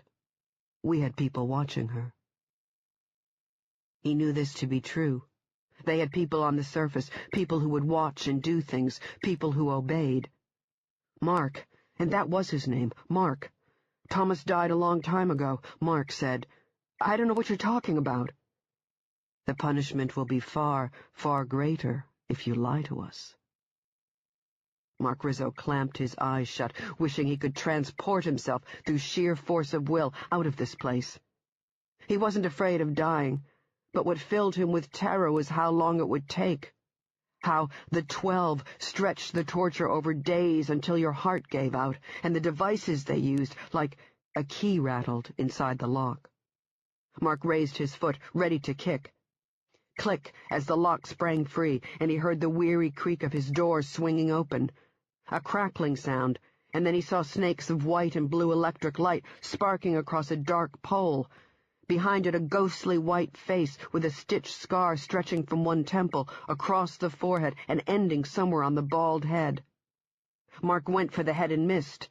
The pole hit him once on the thigh, and the bolt slammed its way deep into his brain, and his arms went flying and hit the walls and floor. The electrified pole hit him again, and his head bounced against the floor as hands gripped him roughly by the ankles and dragged him out of the cell, his useless, flailing arms bumping against the iron bars. Feebly he tried to grab them and couldn't get his muscles to work, and the pole hit him again, and the electrical current exploded through his body, and they dragged him out of his cell and into the corridor or whatever it was that lay in the darkness.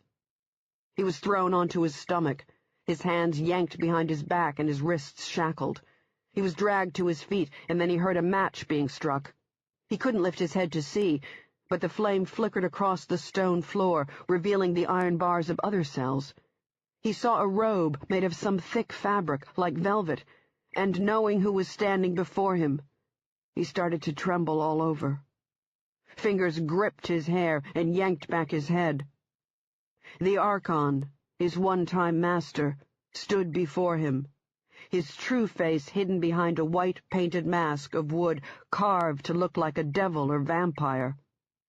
False black hair fashioned into a widow's peak on the top, and false black eyes as round as buttons, the wooden nose long and hooked, chin shaved to a fine point, and teeth carved into a frozen leer. The man's hands were covered with what looked like white gloves, except the nail on the end of each finger had been shaved to a sharp point and painted blood red. Mark watched as those points traced lines across his stomach, and then came to a stop below his neck, near his throat.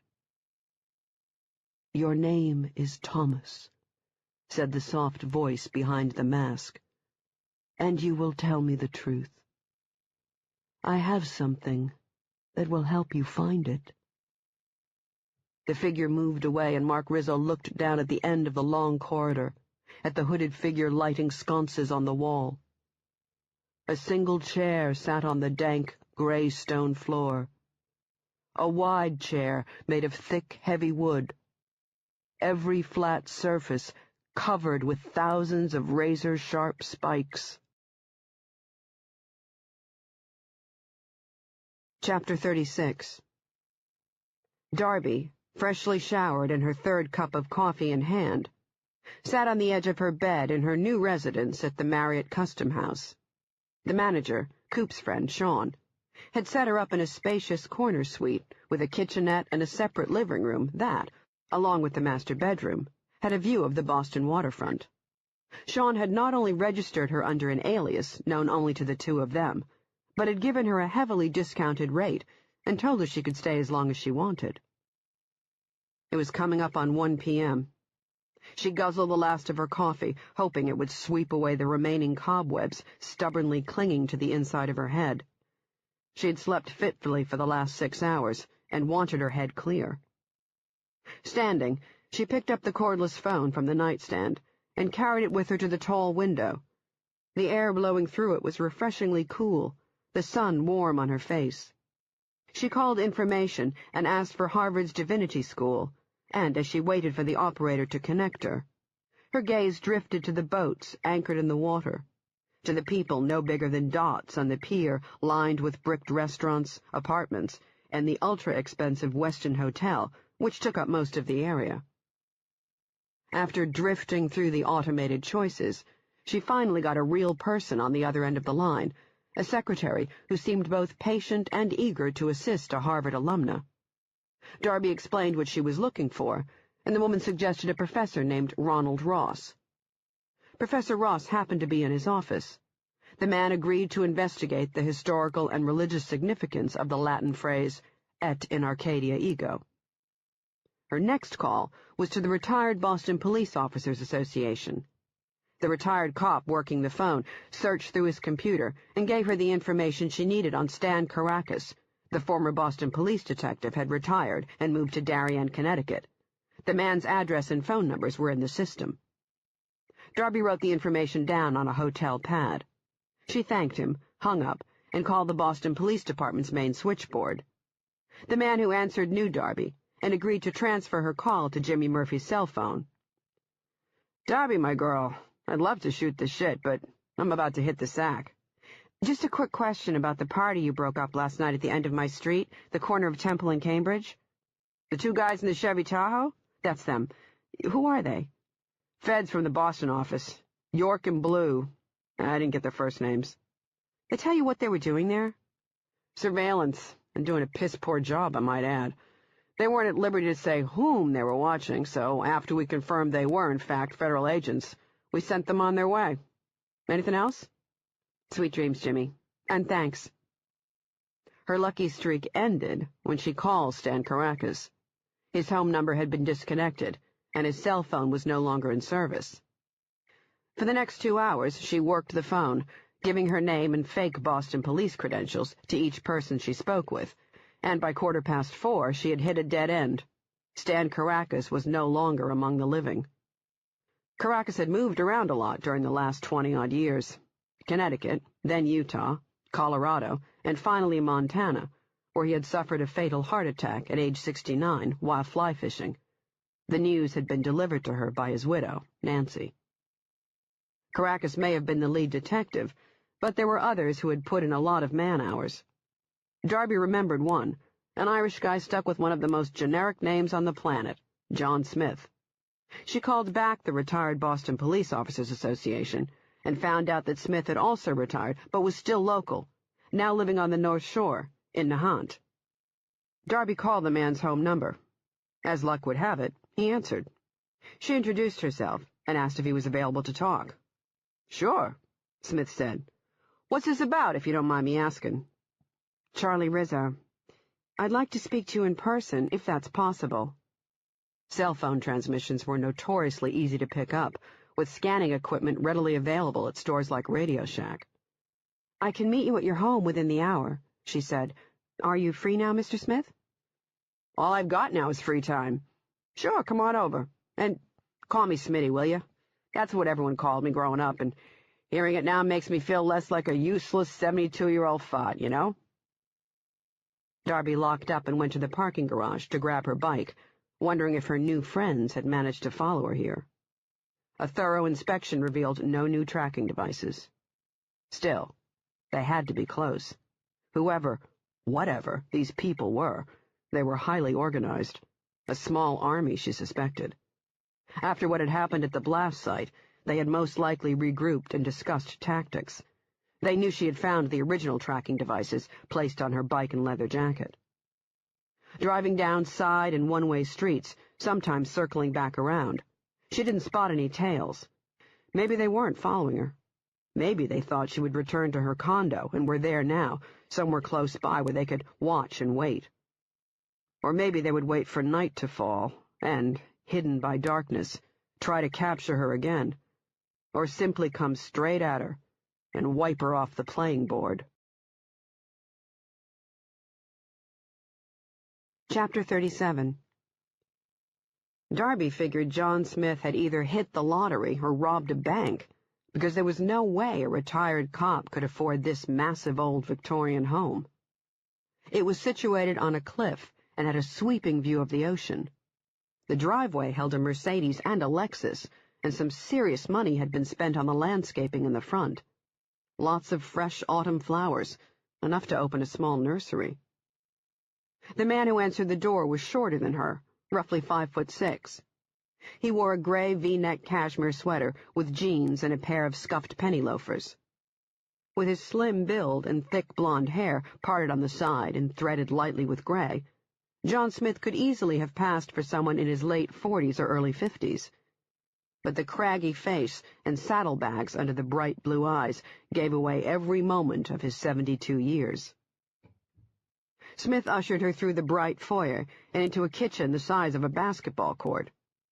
He pointed to the mugs sitting in front of a coffee maker and said, "Help yourself. Or do you want something a bit stiffer? Coffee's fine. I'm going to have myself a little poke. Now, don't think less of me." He winked a roomy eye at her and filled a highball glass with Bushmills. "Let's go outside so I can smoke." He put on an LL Bean barn jacket, and with his highball glass in hand, he had poured himself a healthy shot over ice. He took her to a living room with windows that stretched from floor to ceiling and overlooked the ocean. He opened a sliding glass door to a balcony. It stretched around the side of the house. Darby glanced over the railing and saw a private stretch of rocky beach and, to her far right, a part of the backyard where 4 puppies with stubby legs and round bellies sat on the warm grass, eagerly awaiting the petite older woman standing in front of them with their food. "My 3rd wife, Mavis," he said. "I thank the good Lord above for bringing her into my life." "And her bank account," Darby added privately. There was no way a cop's pension could pay for a spread like this. "People always think I married her because of her money." He turned to her, squinting in the last of the bright afternoon sun. In another hour or so it would be dark. "You thought the same thing, am I right?" "I don't know too many retired cops who have waterfront views." "Look at you, being diplomatic." He smiled at her, flashing a mouthful of crooked teeth turned brown and yellow from a lifetime of smoking and drinking coffee. "Don't blame you for thinking it. Everyone does. In her former life, Mavis used to be a pediatric surgeon. She never married and spent all her free time playing the stock market. She owns the house free and clear. We don't hurt for money. I spend my time fishing and puttering around the house, and Mavis is a full-time foster mom for dogs, keeps them here until she can get them homes. What I got here?" He made a sweeping gesture with his hands. "I consider this payback for all the shit I had to wade through." He held out a pack of Marlboros in a shaky hand. She politely declined, and he pointed to a pair of weather-worn Adirondack chairs set up in the corner under a pale patch of sun. Smith sat first, in the chair that faced the ocean. Darby moved her chair slightly so she could face him, but not enough to make him feel like this was an interrogation. She preferred watching people when speaking, so she could watch their body language. He wrapped his thin lips around a cigarette and plucked it from the pack. "After you called, I looked you up on that internet thing everyone uses. What's it called?" "Google." He snapped his fingers. "That's it. Mavis had to show me, of course, since the whole computer thing has sort of passed me by. But I can use the mouse to click on things."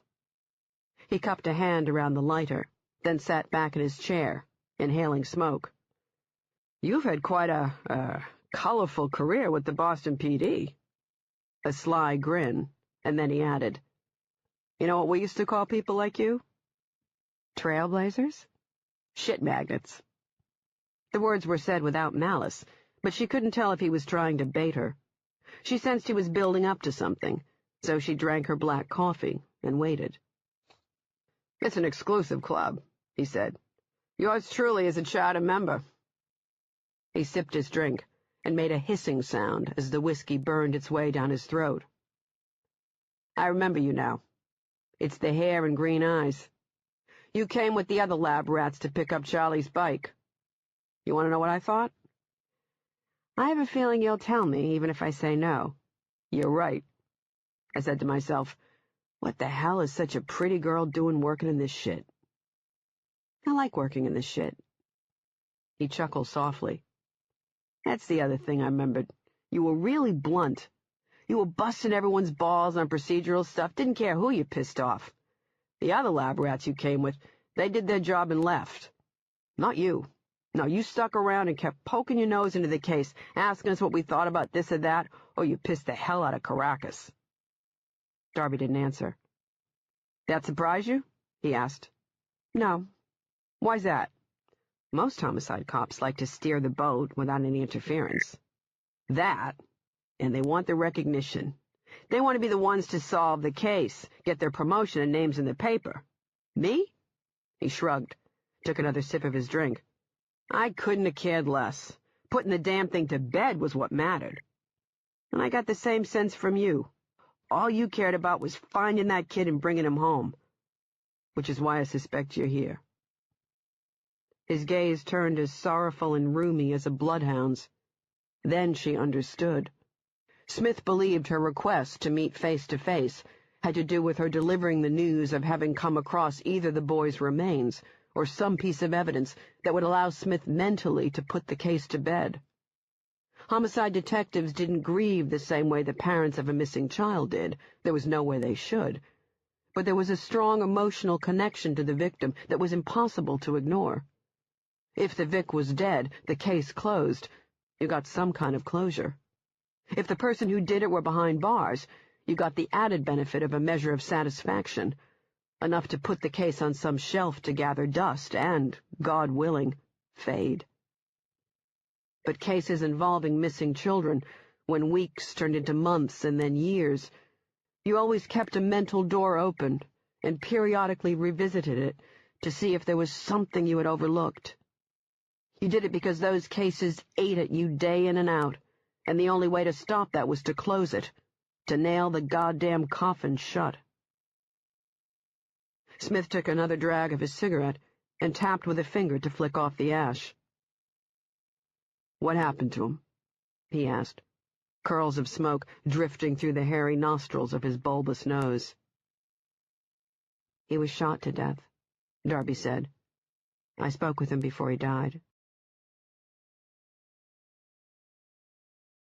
Chapter 38.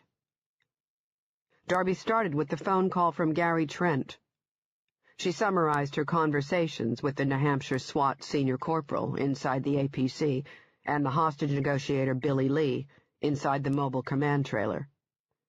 She went into great detail about the conversation she had had with Charlie Rizzo inside the family's new home in Dover, and then described what had followed after the explosion, the dead SWAT team members and the man she had captured, the thing with the egg-white skin and the missing tongue and the Latin words tattooed on the base of his neck.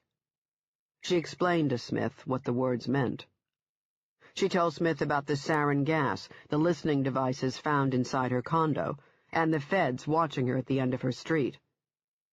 She left out what had happened during the early morning hours at the blast site, and then later at the BU Biomedical Lab, with the men she was sure were Secret Service. Her decision didn't have to do with trust. It was more to do with the fact that Smith looked like he was having a problem with everything she'd just told him. Give him a moment to digest it. She waited for his questions.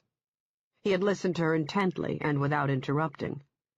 Now he lit another cigarette and stared thoughtfully at the small waves breaking across the shore below them. Darby stared past his head, across the street at the nest of tall trees shedding their gold and red leaves. The puppies were still in the backyard, and she could hear their playful, high-pitched barks and squeals behind the wind. Smith leaned forward in his chair. He had smoked half of his cigarette. He opened his mouth to speak, then stopped. She waited.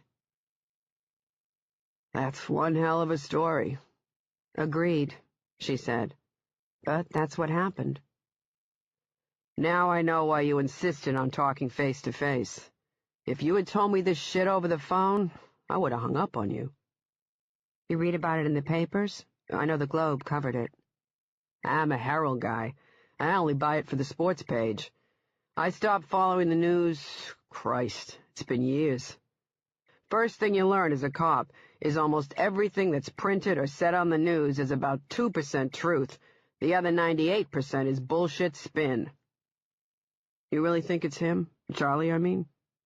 "I don't have the benefit of DNA or a fingerprint, so the rational part of me says no." Smith nodded and took a long drag off his cigarette. "My gut says the man I met was Charlie," she said.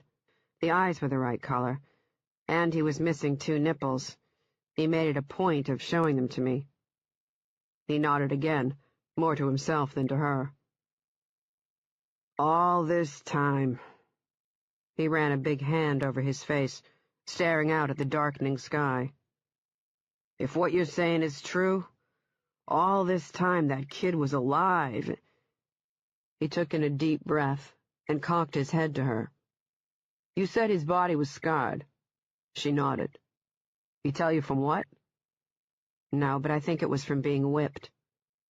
She had thought about it on and off during the past week. The lattice pattern seemed right. "It's only a guess." "I forgot to mention, he'd been turned into a eunuch." Smith glared at her, wide-eyed. "Castrated," she said. "I know what it means, I just—" "You sure?"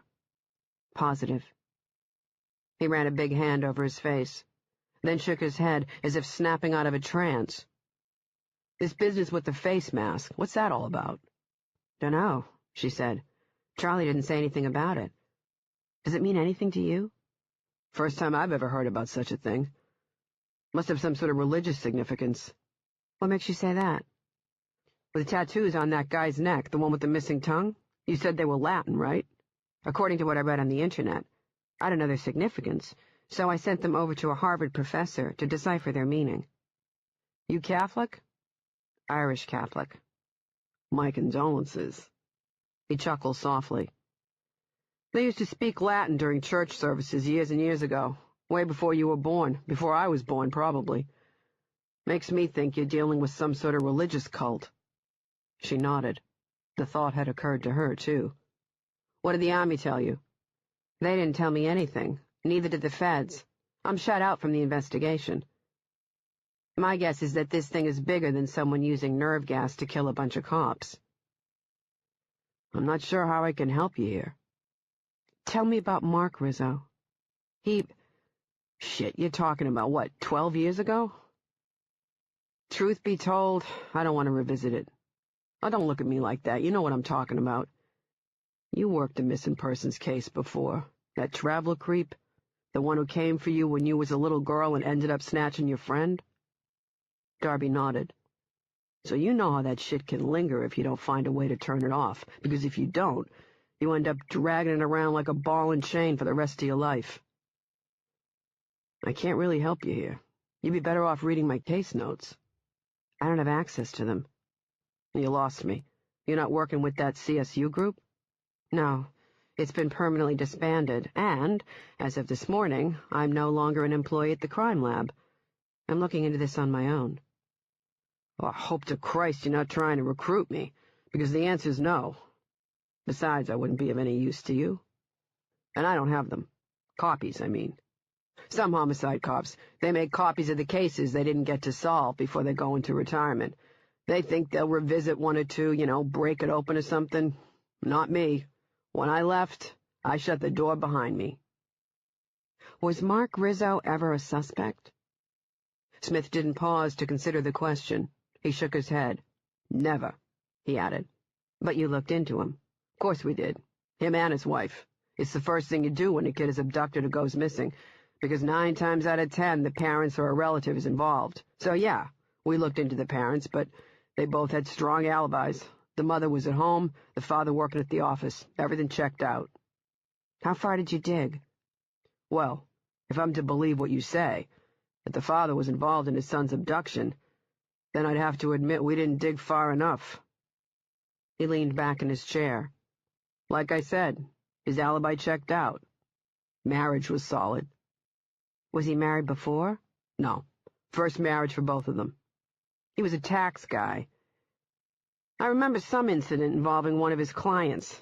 Guy pissed off about having to pay too much money to the government and thought Rizzo had bungled his tax return.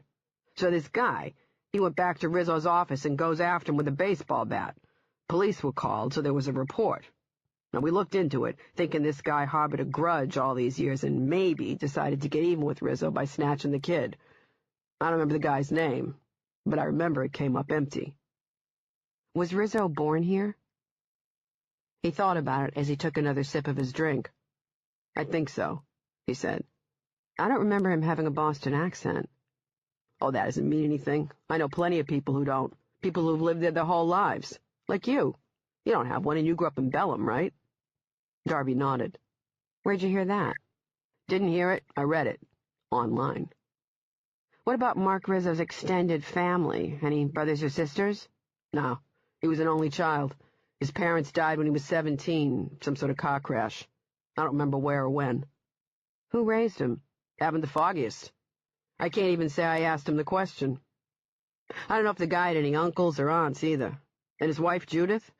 I don't remember anything about her except that she was a die-hard Catholic, kept a pair of rosary beads in her hands at all times. That's the only thing that sticks out.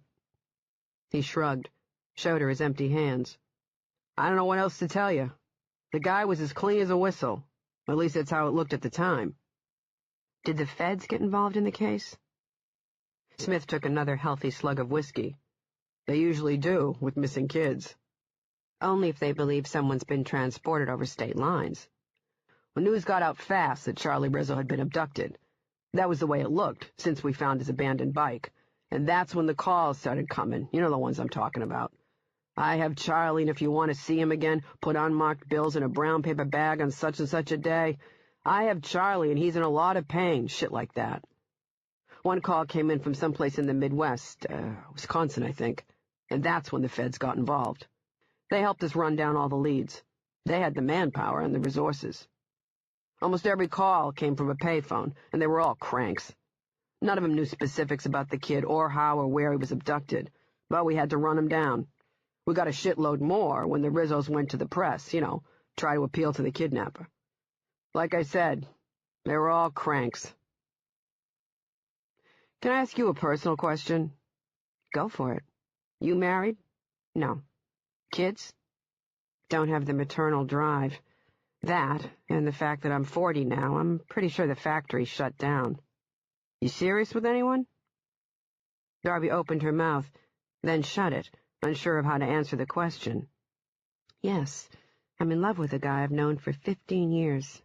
There's always been an attraction between us, but I never acted on it because I didn't want the friendship to change. And just when I realized I couldn't ignore this attraction anymore, he relocated to London. I haven't been over there to visit him because I'm afraid nothing more will come of it, or, even worse, it will end our friendship. And as much as I love him, I can't bear to lose that. There's someone in my life, she said. Someone serious. Good. Spend as much time with him as you can. Get married and have babies. If you can't have them, be like Angelina Jolie and adopt the whole Rainbow Coalition or whatever. That's the shit that matters. That's what haunts you at my age. All the opportunities you ignored because of the job.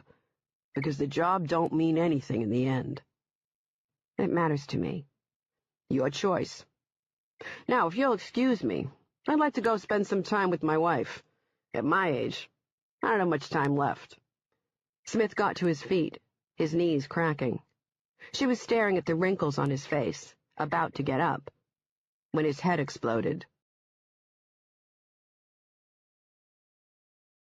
Chapter 39. It was the worst pain he had ever experienced. They shoved him down on the chair, and Mark Rizzo felt the metal spikes stab through his flesh and muscle, shattering bones. He screamed, and they strapped his wrists and ankles to keep him pinned, and he kept screaming until his throat was raw. As bad as the pain was, and it was excruciating, never-ending waves riding up his spine like bullets and tearing through the soft meat of his brain, he dug his fingernails into the wood and willed himself to keep still, because if he moved, the razor-sharp spikes would move, and they would tear and shred and break. He sat there for hours, days. He didn't know. He had a clear memory of the two big men coming back into the room, the ones with the alabaster skin and ghoul faces, and in the flickering candlelight he could see that they weren't wearing any clothes or shoes and that their genitals were missing. They moved off to the sides, near the walls, and as he lost sight of them, the Archon loomed into view and spoke in a whisper. "What is your name?" And Mark heard another voice, this one in his head, and it was screaming, "Don't give it to them. If you do, they'll kill you. Don't say it." And he had hesitated, thinking over the pain, and the two ghouls with the scarred faces and bodies raised their whips. The first strap hit him, and he thrashed around on the chair, and his voice came back, and he howled, the sound loud enough to pulverize stone. They kept whipping him, the straps tearing out strips of flesh, and then one of them raked something hard across his shins, and he vomited until his stomach was stripped, and then, through the mercy of God, he passed out. Delirious and drifting in and out of consciousness, he would sometimes open his eyes and see nothing but the awful darkness and wonder if the whips had blinded him. Now he opened them again, and through his pain-soaked haze he could see candlelight flickering across a gray stone ceiling. They had removed him from the chair and placed him on his back on something cold and hard and wet. The pain came back, roaring through his body, and his limbs shook, and he felt straps biting into his wrists and ankles, his throat. His head bobbed slightly to the left, and he saw a dark leather strap pinning the wrist of his broken hand against the edge of a long metal table. Blood, his blood, covered his naked body and pooled across the table's stainless steel surface. He heard a dripping sound on the floor as he bled out, and he wept, thinking, "I'm going to die." The Archon's voice echoed over the cold and dusty stones. "What is your name?" Mark Rizzo shut his eye, weeping. They were going to kill him, and it didn't matter if he said his real name or not, because they— A bolt of electricity slammed through his head and across his limbs, his vision exploding in white, and he couldn't see anything, and his body bucked against the leather straps binding him to the table. Then he fell back to the table, and the pain was swept under a tingling numbness that fluttered back and forth across his limbs. "Electroshock therapy," the voice said. "That was 15 seconds. The next time it will be 30. "Why are you doing this?" "What is your name?" He didn't answer, and the electricity came again. When it was over, he couldn't move, felt his heart sputtering, leaking. "Thomas!" he screamed. "My name is Thomas!" "Thomas what?" "Thomas Howland." "Where were you born?" "Tulsa, Oklahoma. My mother's name was Janice, and she died of breast cancer, and I went to live with my father, Duncan. His name was Duncan, but everyone called him Chris. He was a painter, painted houses." "You told me you prayed for him to die." "I told a priest." "And God. God was there with you in the confessional, Thomas. I heard your prayers, and I killed your father. I caused his ladder to fall, and I let him die, to punish him for what he did to you. And when you were living in a foster home, being abused, I heard your prayers, and I sent an angel to bring you to a new family, to a mother and father who were kind to you. And how did you repay my kindness? You shot my family. You killed my angels while they slept, and then you fled like a coward." His mind was spinning, flashing back to all those times he'd been inside the truck with his stepfather, a man named Ernest.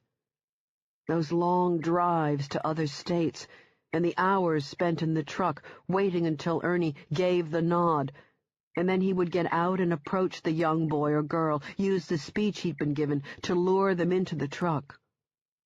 Riding in the truck and trying hard not to cry, because he knew the boy or girl sitting wedged between the two of them would disappear into thin air, and then the time would come to move on to another state, move on to the next boy or girl, more states, more victims, always more victims. "I'm not a murderer," he said. "You were a liberator," the Archon said. "My angel. I gave you the mark." He felt it rise up in him, the decades-old guilt over what he'd done. He had told no one, but his guilt had turned into the ulcers, high blood pressure, and heart palpitations that eventually led to his first heart attack, the drinking that wouldn't take away the ghosts, but reduced their voices to whispers. "It took me a long, long time to find you the first time," the voice said softly. "Imprisoned in this body, I had to use man-made methods. And when I finally found you, in my kindness, I gave you a chance to save your soul. I was willing to release your son, and what did you do? I saved myself, Mark thought. It was true. He had saved himself, yes. But he also knew that if he had done what was asked of him, if he had agreed to meet with them and go back to living in that dark underground hell, they wouldn't have released Charlie. Charlie had seen too much. They would have kept Charlie, tortured him as a way to punish me. If I had gone back, nothing would have changed, nothing. But at least you would have been with him, another voice added. Charlie wouldn't have been left alone with these people. You abandoned your son. You wouldn't have released him, he said. The voice moved closer to his ear. You, a coward and a monster, are calling me a liar? His eye flew open, and he saw shadows on the wall, shapes coming together. You let him suffer, the voice said. Your child, your son. You let him suffer for your sins. I've seen what you do here. And what is that, Thomas? You torture and kill people. We prepare sinners for a good death, Thomas. They are here for the same reason as you. You are here to atone, to ask for forgiveness. No. Well, then you have much to think about. You're going to kill me. We want to save you, Thomas. Do you value your soul? He swallowed rapidly, deciding to go with it. Tell them anything they wanted to hear, and then find a way out of this dungeon of horrors. Yes, he said, licking his lips. Yes, I do. Are you ready to confess? Yes. They gathered around him, the black robes and faces shielded by hoods, and he confessed to everything. Thank you, Thomas. A soft kiss on the forehead. Real lips. The Archon had taken off the mask. His eye automatically slammed shut, not wanting to see the face, and he shivered all over. You are forgiven. The electricity shot through him again. When it stopped, he was barely conscious, vaguely aware of his mouth being opened, and a clear tube coated with Vaseline being shoved down his throat. Chapter 40. Darby stood in the late John Smith's living room, with her cold hands buried deep in her jeans pockets. She had glass shards in her hair.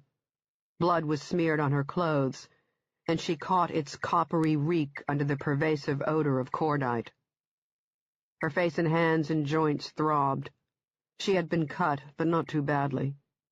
The paramedic had used tweezers to remove the glass shards from her face, then cleaned her wounds and applied some sort of antibacterial ointment, but no bandages.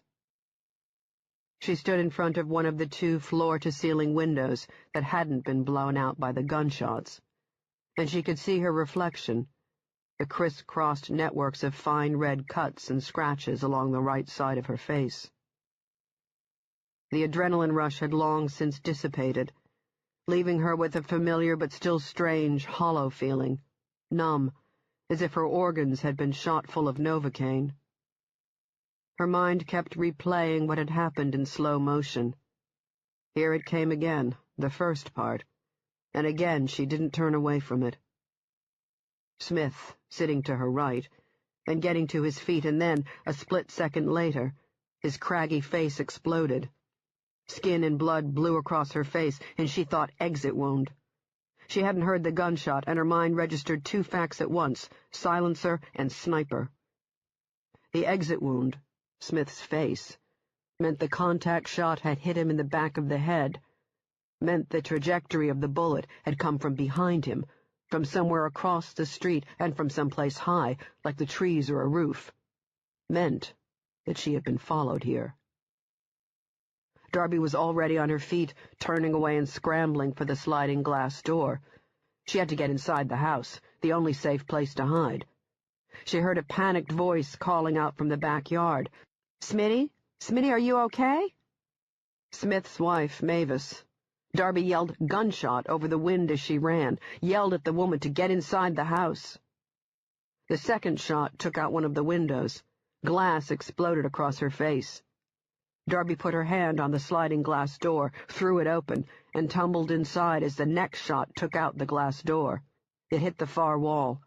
She had the phone in her hand and, standing near the kitchen, called 911, told the operator shots were being fired, shouted for backup and an ambulance, gave the address and dropped the phone, unzipped her jacket and reached for her sidearm, and saw Smith lying on his stomach, the severed arteries in his neck spraying blood in fine mists, while the large, gaping wound pumped blood in great spurts onto the balcony floor as his dying body thrashed and thrashed. She turned away, stumbling blindly through the large maze of rooms, looking for the staircase that would lead her downstairs and into the backyard. "Miss McCormick?" The voice belonged to a black patrolman, standing guard in front of the broken windows. A. Davis, his nameplate said. He was one of the square-jawed first-responding officers, an ebony and ivory pair, who had immediately sectioned her off here inside the living room. Davis had stayed with her while his partner radioed for homicide and backup. She hadn't been allowed to assist in the search for the shooter. She knew he was long, long gone, but she wanted to go out there and find the spot, as well as the spent brass casings. She wanted to be useful, not stand her with her thumb up her ass, waiting to speak again to John Liu, the Nahant homicide detective who'd caught the case. "You need to use the bathroom?" Davis asked. "Maybe get you a glass of water?" "I want the bottle of Bushmills Irish whiskey sitting on Smith's kitchen worktop." "Water would be good," she said. "Stay right here, okay? Don't go wandering." She nodded and looked past the vacancy he left, at the two forensic techs from the state lab in Springfield, taking detailed pictures of the former homicide detective. John Smith's headless body lay in a pool of cooling blood that had spread across the lit balcony floor and dripped over the sides. The techs had young faces and had good equipment, and were doing a decent job of bracketing the shots. The ocean wind blew against the house and whistled through the jagged holes left in the windows. When it died down, she could hear the murmured conversations as the techs spoke to each other, heard the squawk of seagulls over the crackle of police radios and ringing cell phones. The puppies were no longer barking. She assumed they'd been corralled somewhere away from the backyard crime scene. "Dr. McCormick?" Not Davis. This voice belonged to the detective, Lou. She turned around and saw the 30-something Asian guy holding a glass of water, clinking with ice. She took the glass and thanked him, noticing that he had called her doctor. She hadn't told the man she had a doctorate in criminal and abnormal psychology. Apparently Lou had made some phone calls. He probably knew her status with the Boston Police Department. "Smith's wife?" she asked. Lou shook his head. "Too much blood loss," he said. "She died on the way to the hospital." The news didn't surprise her. Still, she had held out hope, and felt the loss at having it amputated twitch like a phantom limb. After finding the stairs that led into the basement, she saw through the windows the backyard lit up by floodlights, saw the frail woman with curly gray hair wearing a North Face parka lying sideways on the grass, screaming, her arthritic hands clutching the ripped meat of her bloody thigh. The puppies barked.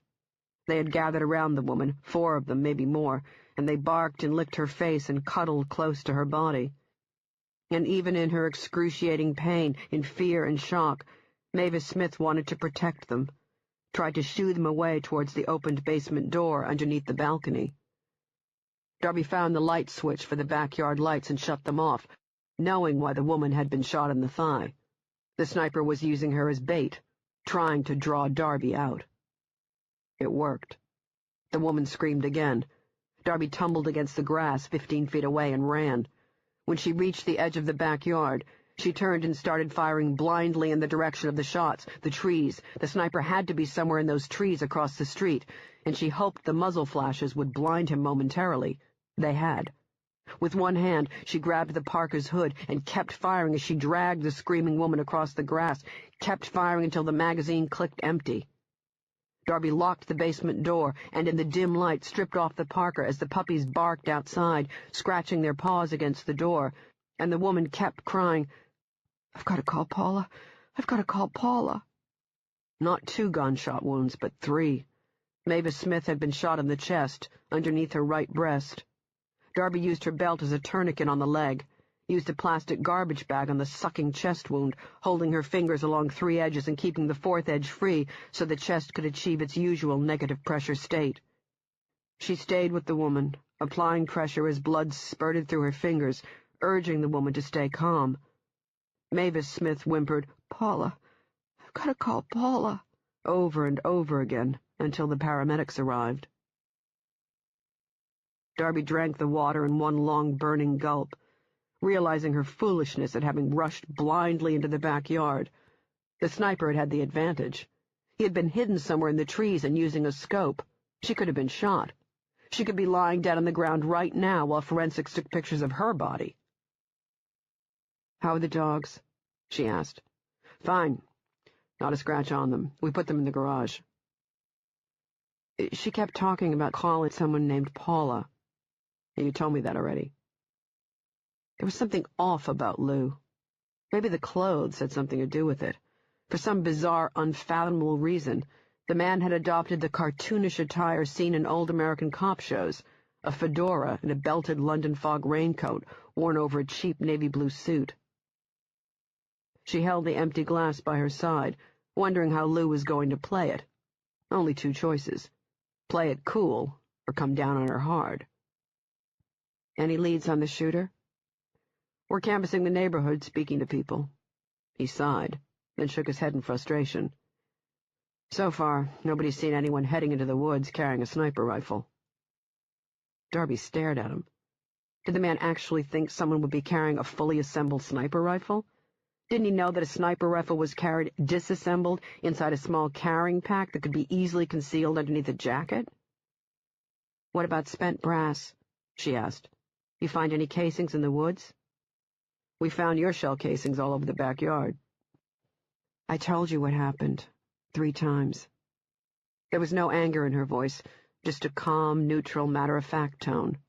"What don't you understand?" "You haven't explained who fired at you." "I don't know. I told you I didn't see him." "You said this person was using a rifle with a silencer and a scope." "That's right. To know that, you must have seen him." "I'll tell it to you again," she said.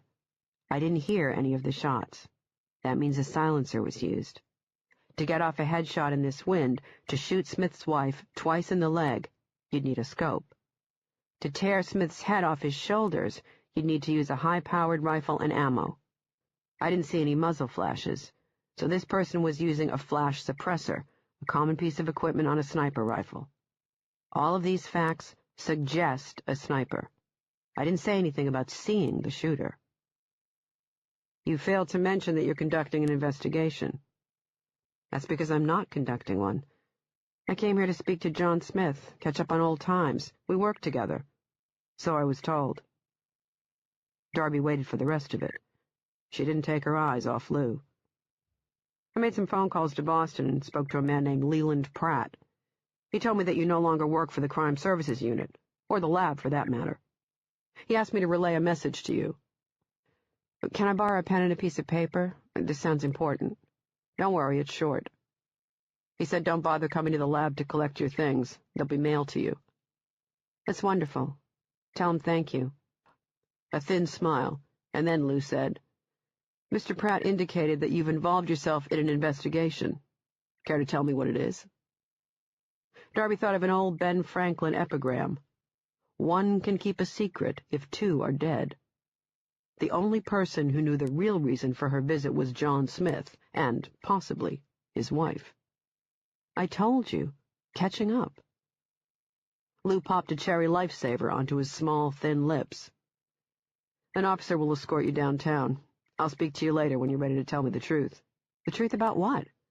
"This investigation you're involved in. These people who followed you here and tried to kill you." Lou held his hand in the air and motioned to someone over her shoulder. She turned slightly and saw a patrolman, a big white dude who hadn't bought a new shirt to accommodate his expanding waistline and ample chins, walking towards her, cuffs in hand. She turned back to Lou and, laughing, said, "You can't be serious." "I am." "What's the charge?" "You're carrying an illegal firearm." "I have a license."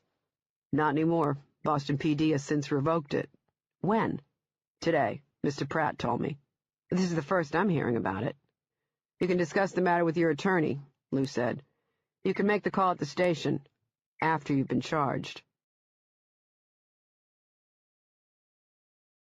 Chapter 41. Darby rode in the back of the squad car, with her hands cuffed behind her back. She used the quiet time to think. Leland had told Lou she was involving herself in an investigation, so the question was, had Leland been told the truth about what had really happened to the Rizzo family? The feds had locked down that information, yes, but there was also the matter of her job offer from Leland on the same day she had been released from the quarantine chamber. She didn't think it was a coincidence. She was willing to bet the feds had called the acting Boston police commissioner and put some pressure on him to get her back on the job until the investigation was over. Then the Boston PD could do whatever it wanted with her. If Leland knew the real story about Charlie Rizzo and his family, he wouldn't have shared it with anyone. Leland knew how to keep his mouth shut. He was a good bureaucratic soldier, maybe one of the best. When she reached the station, she surrendered her cell phone, wallet, belt, keys, and gun holster. She had already given her sidearm to one of the forensic techs for bullet analysis, standard procedure. Her items were dropped into a bag, and she signed the inventory form. After a thorough search, she was booked and fingerprinted. A patrolman escorted her to an interrogation room that smelled of BO and stale coffee. One of the overhead fluorescent lights hummed and flickered on and off. The pudgy detective who came in had delicate fingers and an emerald pinky ring. His brown hair, threaded with gray and white, had side-swept bangs that left little doubt he had punched a one-way express ticket to Gayville. After he removed her handcuffs, he cuffed her to an O-ring in the center of the table. "You're joking," she said. The detective left the room without answering. The scuffed desk had plenty of reading material. Jimmy Mack was here.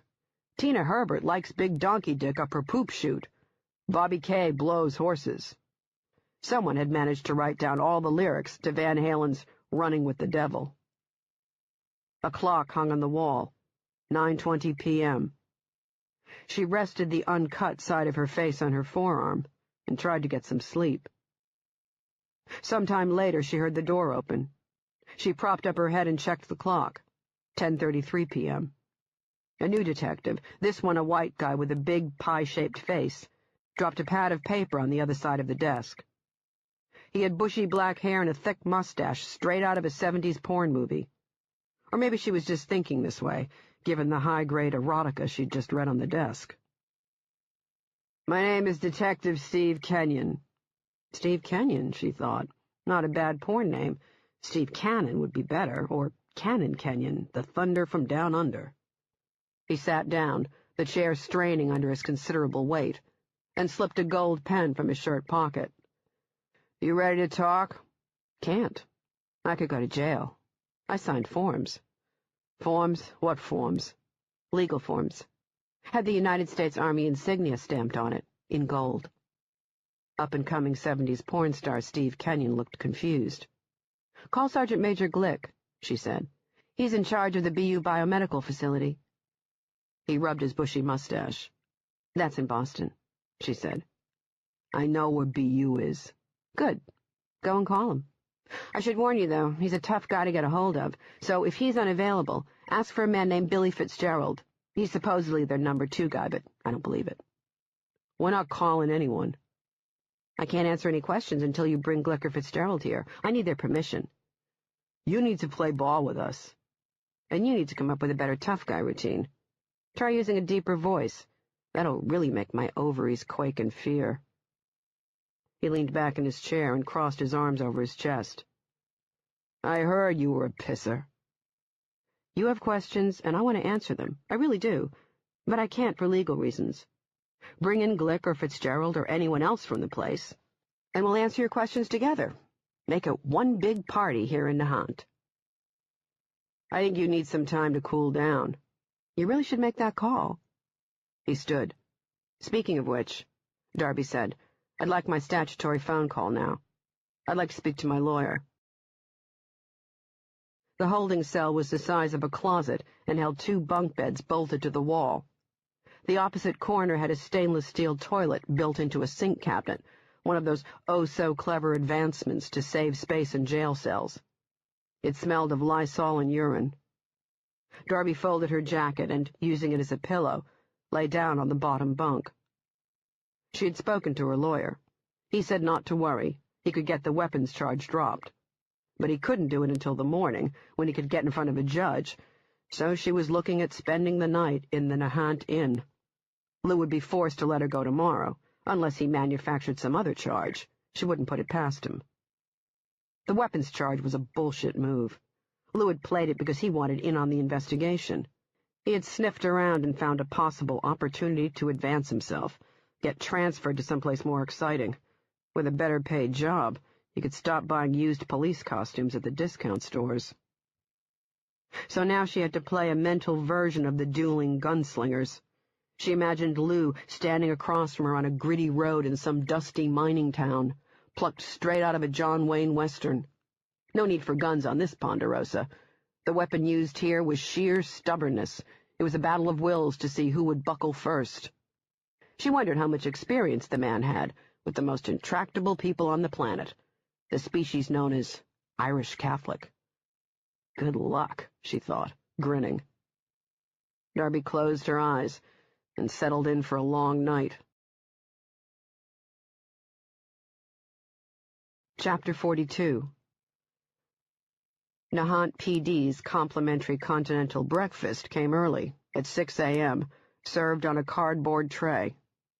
Darby looked over the selection.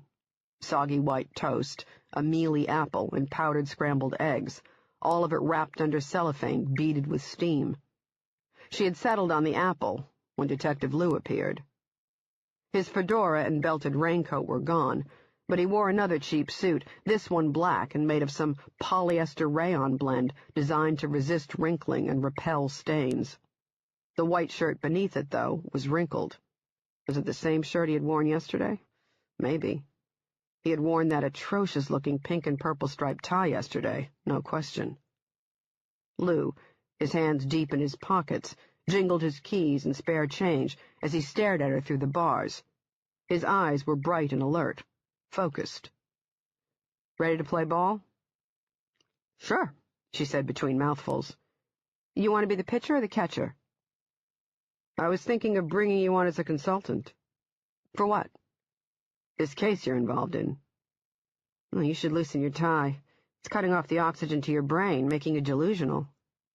I'm trying to help you here. No, you're not, she said, tossing the remains of the apple into the toilet. You're here to make a last-ditch effort to find out what's going on because the case is about to be yanked from you, and you've just seen your lottery ticket go up in flames. A panicked anger flashed behind Lou's eyes. Who was it? She asked. Feds or Secret Service? Lou said, What's the federal government's interest in what happened to John Smith? Darby grinned, letting him hang on the hook for a moment. Dunno, she said. Maybe you should ask the feds or whoever's here. The state of Massachusetts takes its gun laws very seriously, Lou said. I'll take my chances in front of the judge. I don't think the judge is going to look too kindly on the fact that you used hollow-point ammunition. Judges take that sort of illegal ammo very seriously, as I'm sure you know. But I'm willing to drop the charges if— Talk to my lawyer. The feds will use you. You're a fool if you think they're going to allow you into their investigation. You're right. They won't. But that doesn't change the fact that you're an asshole. Lou stiffened. We're done talking, she said. Let me know when my lawyer arrives. Lou didn't move away from her cell. He stood there, red-faced and dejected, running through his options and trying to calculate his next move, while knowing, deep down, he had lost. A moment later he turned and motioned for one of the guards. A patrolman came and unlocked her cell. Lou slipped a lifesaver past his lips. Your lawyer is here. Darby grabbed her jacket and followed Lou out of the holding pen and into a maze of busy cubicles. Phones were ringing everywhere, but the people seated at the desks or standing in doorways, even the ones huddling near the row of coffee makers on the far side of the warm room, had stopped whatever they had been doing or saying to look at her. Some took quick glances, while others stared. "In here," Lou said, holding open a gray-painted door. Darby stepped inside the boxy conference room and came to a full stop when she saw who was seated at the table. Chapter 43. Her lawyer, Martin Friedman, was a squat, round man with a hawk-shaped nose, bald on top, and uncombed tufts of salt-and-pepper hair feathered over small ears. Every time Darby met the man at his downtown Boston office, Friedman would have his liver-spotted hands resting on top of the battered brown leather portfolio he'd carried with him since law school. Friedman would always smile, flashing his capped teeth, and she could usually smell his cologne and spot a few stray dandruff flakes on the shoulders of his finely tailored suit jacket. The man sitting at the table was tall and extremely fit, and wore a black suit and a dark blue shirt without a tie. He bore a striking resemblance to the insanely good-looking quarterback for the New England Patriots, but, unlike Tom Brady, this man had thick, dirty blonde hair and the most interesting eyes she had ever seen, one a dark green, the other blue. Her old partner, Jackson Cooper, rose unsteadily, his eyes widening with shock. At first she was confused, then she realized how she looked. Face cut up from glass and wounds crusted with blood, her jeans and the front of her shirt and jacket matted and smeared with dried blood that had turned black and crusty. Blood and skin and hair and probably brain matter from John Smith's exit wound. Blood from working on the man's wife as she bled out. "Good morning, Dr. McCormick," Coop said. "I take it those wounds I'm seeing aren't a result of your stay here." "No, they're not." Coop turned to Lou, who was still standing in the doorway. "You can leave now, Detective." The door shut with a soft click. Coop looked at her, worried. "Since you're standing upright, I'm going to assume you're okay, physically at least." He had lowered his voice and was speaking quickly. "You can tell me what happened later. Grab a seat, we don't have much time." "How did you find me?" "Leland." "He called you?" He shook his head. He had plunked back down in his chair. "When you called and left me that voicemail, the number for the lab was on my caller ID," he said, working a thick elastic band off a battered manila folder. "So I assumed you'd been reinstated, and went back to the lab and bumped into Leland. Fortunately, he came in early today. Unfortunately, he told me about what happened to you last night here in Nahant. We'll talk about that later, after you've spoken to your lawyer." "Is he here?" Coop nodded. "Right now he's talking to Lou and the sergeant," he said. "I ran into him in the lobby, told him who I was and why I was here, and he told Lou I was his legal assistant. We got 10 minutes. Sit down, will you? They probably posted a guy outside to try and listen in." She pulled out the chair as Coop flipped through the messy stack of papers. 3 months ago, those same hands had held her, as the rain drummed against the walkway outside the front door of his home. He had pressed his lips against hers, hungry, as if he needed to steal something from her before he left. Her heart was still beating in her throat when he pulled away. She saw him smile, and she smiled back, and then he said he had to go. Later, over the phone, he had told her he was never coming back. But here he was, sitting in front of her, the first time she'd seen him since he had left 3 months ago, and the adrenaline-filled joy surging through her body was slowly drowning in a piercing sadness, Darby knowing he hadn't flown halfway around the world and tracked her down to say hello. "Take a look at this," he said, slapping a sheet of paper on the table. The sound snapped her back to the windowless, hot room with its dingy white walls. His breath was stale, and his eyes weary and bloodshot from the red-eye flight. Darby looked at the sheet of paper and saw a laser-printed picture, a headshot of the smug army prick she'd met at the BU lab, the one who had forced her to sign the legal forms, Billy Fitzgerald. He wasn't dressed in combat fatigues or military gear, just a suit and tie. "You know him?" he asked. Darby nodded, about to tell Coop when she realized they were pressed for time. I'll fill you in later. Who is he? Special Agent Sergei Martinovich. He's a profiler for Kazmirk. She tried to chase the full title through a layer of hazy thoughts and came up empty. Sorry, but what's that again? Child Abduction and Serial Murder Investigative Resources Center, Coop said, flipping through the papers. They deal strictly in crime involving kids, abductions and disappearances, homicide and serial murder. Federal unit. Works under NCAV-C. Another federal-created acronym, but at least one she knew. National Center for the Analysis of Violent Crime, founded at the FBI Academy and managed by its behavioral science unit. Then Coop produced another laser-printed picture, this one of a man dressed in jeans and a black V-neck T-shirt, standing on a sunny road with rolling fields behind him. He wore a shoulder holster, but she didn't see a badge. He appeared to be scowling directly at the camera, looking downright pissed. Her first thought was of a middle-aged Clint Eastwood, square-jawed, glowering and squinting under the sun, thick brown hair swept back from a high forehead. The man in the picture, though, was paler and packed much more muscle than the iconic movie star. This man had long, meaty arms and rock-hard biceps swollen with veins. Either he deliberately wore his T-shirt too tight to show off the definition in his upper chest and shoulders, or he was simply just too big to fit into normal clothing. And he was tall. At least he seemed that way in the photo. Coop said, "Have you seen this guy?" She shook her head. "No, just Sergei, what's his name? Who's this?" "Jack Casey." "The former profiler?" He nodded. "Worked with the rock stars of behavioral sciences when it first started. Wrestler, Douglas, you name it. I'd say Casey's a rock star himself, given what I've read about the guy in the past 12 hours. He worked a lot of high-profile cases, but there were two that really stand out. Miles Hamilton must be one." "Bingo. Did you know that Baltimore's favorite serial killer is about to get a new trial?" "There's something to do with the FBI lab botching evidence." "Not botched," Coop said. "Planted." "By who? Casey?" "He worked the Hamilton case. That's public knowledge. What's also public knowledge is that Hamilton killed Casey's wife and the unborn child she was carrying."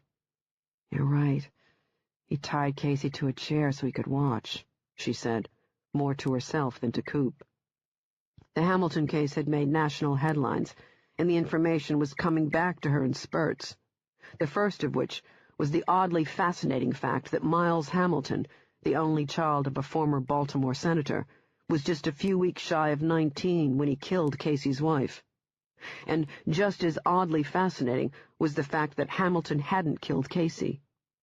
The serial murderer had left Casey tied to a chair while his pregnant wife bled out, then hopped in his car and drove to the airport. Police caught Hamilton as he was getting off a plane on his way to his connecting flight to Paris with a fake passport and a receipt showing the money he had wired from his father's vast bank accounts. On the heels of those facts came another tidbit she remembered about Casey, this one much more recent. Not that long ago, the man had lived and worked here in the state of Massachusetts, on the North Shore, as Marblehead's chief of police. The reason she remembered this fact was that Casey had worked a particular case that had also made national headlines. A serial killer, someone in the local press had dubbed the Sandman, was murdering families in their sleep. Only he deliberately left one family member alive each time. What had garnered the national attention was the Sandman's methodology. He waited until the police were gathered inside and around the house, then detonated a bomb. Coop said, "Casey retired after Hamilton was arrested. He spent a few years wandering around, and then he came here." Darby finished for him. "The Sandman case, back in '99. You and I just started working at the lab after it happened." "Right, but the thing is, Casey didn't work it alone. Rumor is he had someone helping him, another former profiler." "Who?" "Malcolm Fletcher." A brief silence followed the name. Darby shifted in her chair.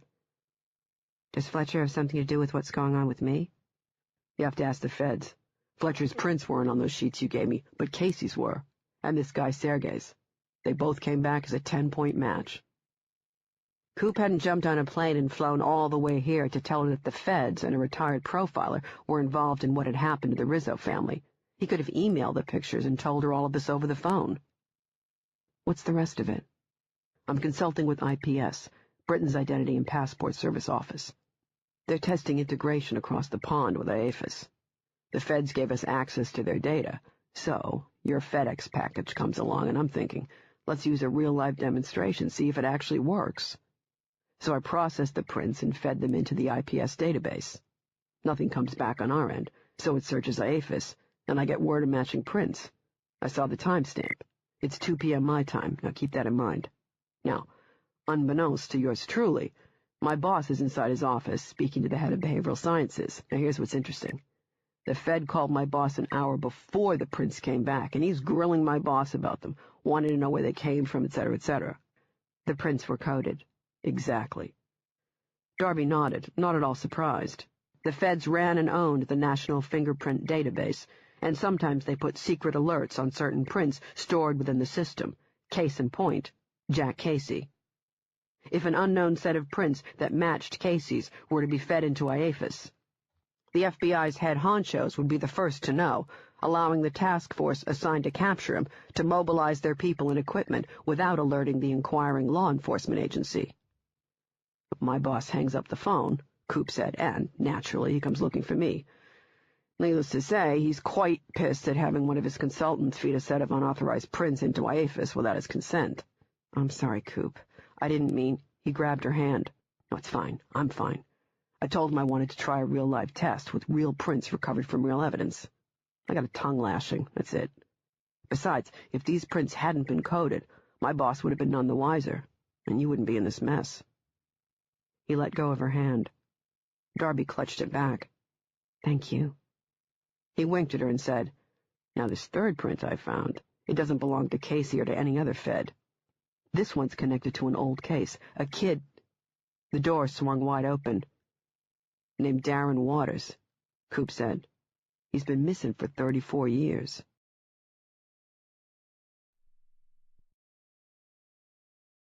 This audiobook has been broken into multiple parts to make the download faster.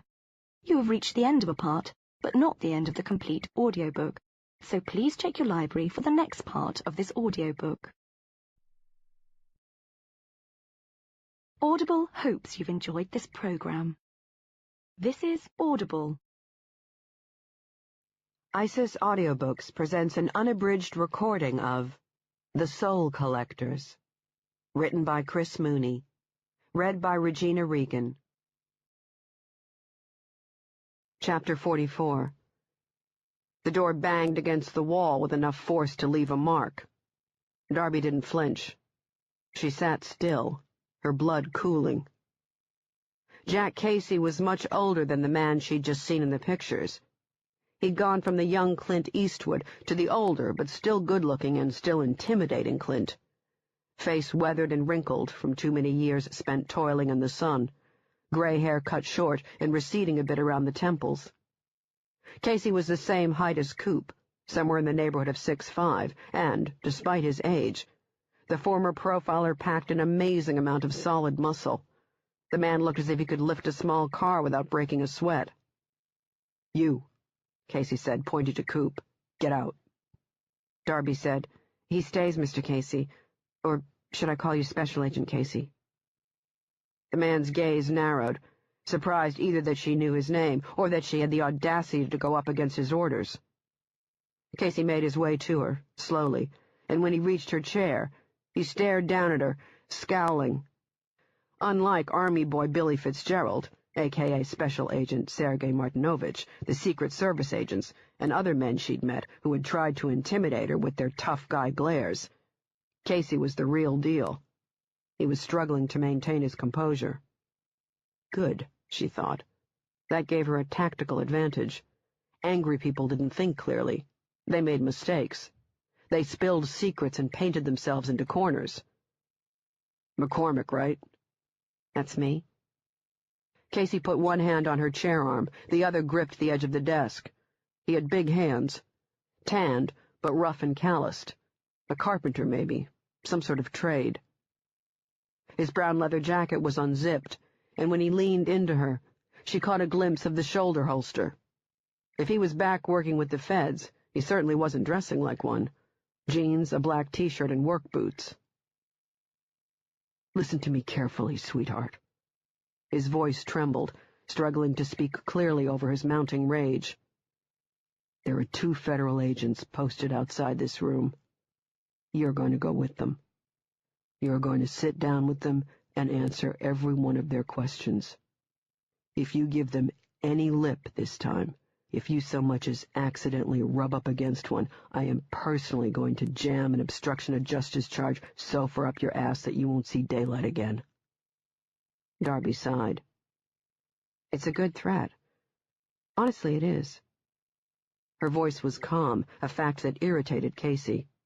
His crimson-colored face, growing darker by the second, looked like it was going to explode off his shoulders. "One small problem, though. You're going to have to put me in front of a judge, and you and I both know you don't want a judge or anyone else to know about this little secret investigation you're running, especially now, given your negligence." "My what?" "Your negligence. Your people neglected to tell me that this cult, or whoever they are, would be following my every move. Your people neglected to tell me that they would try to capture or kill me. If I'd known the danger, I wouldn't have gone to see John Smith. The man and his wife might still be alive." Casey swallowed, his eyes growing dangerously bright.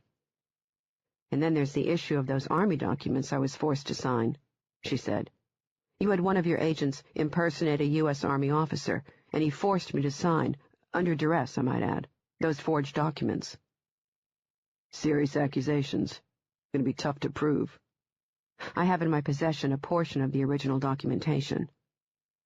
Surprise flashed across Casey's face. His eyes widened just a bit, before he caught himself. 3 fingerprints were recovered, she said. "Yours, and the ones that belonged to Special Agent Sergei Martinovich, the man who impersonated a U.S. Army officer at the BU Biomedical Lab. The 3rd print, though, was the most interesting one. A missing boy named Darren Waters, who's been missing for—" She turned to Coop. "How many years was it again? 34 years?" 34, Coop said. Darby whistled. She looked back at Casey. "How in God's name did a missing boy's fingerprints, a boy who has been missing 34 years, how did his fingerprints manage to get on those forged Army forms?" Casey didn't answer. Some of the heat, though, had left his glare. "You better come up with an answer," she said. "Judges don't care for the silent treatment, and they don't look too kindly on federal agents who kick someone to the curb to use as bait. The people I met at the Rizzo house? They followed me to the blast site." Casey tried to hide his confusion. "When was this?" Darby tapped the heel of her palm against her forehead. "That's right, I forgot. You don't know about that, because those 2 bozos you had parked at the end of my street, the ones in the Chevy Tahoe, York and blue, they blew their cover. Too bad. If they hadn't, they could have followed me to New Hampshire. Maybe then you'd have in custody at least one of the 6 men I met there." Casey looked like he was going to make a move to grab her, snap her in half like a dry branch, toss the broken pieces aside, and then go after Coop, who was still seated and staring down at the table, a hand covering his mouth, she knew, to hide his grin.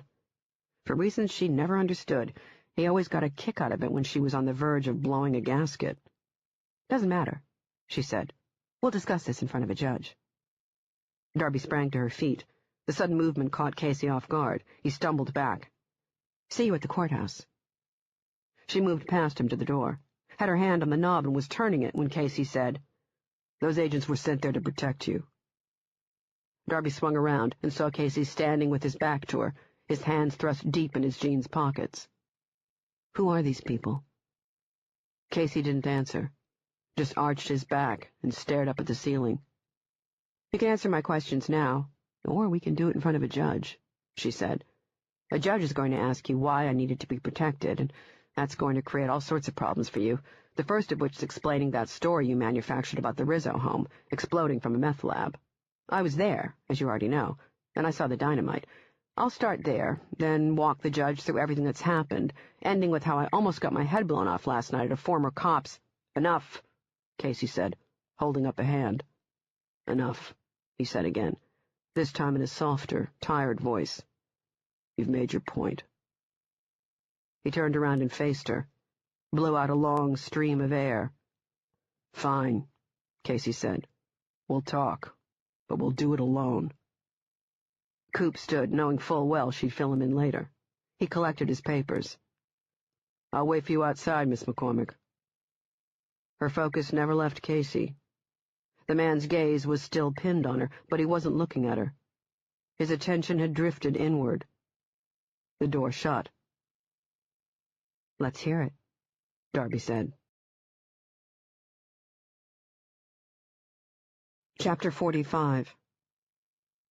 Start with the people I met at the Rizzo house, Darby said. Casey sat on the edge of the desk. I should mention that everything we talk about right now is confidential. I assumed it was. Glad to hear it. Because if any of this information gets leaked, after the Bureau is done with you, I'm going to use every favor I've accumulated over the years to bury you.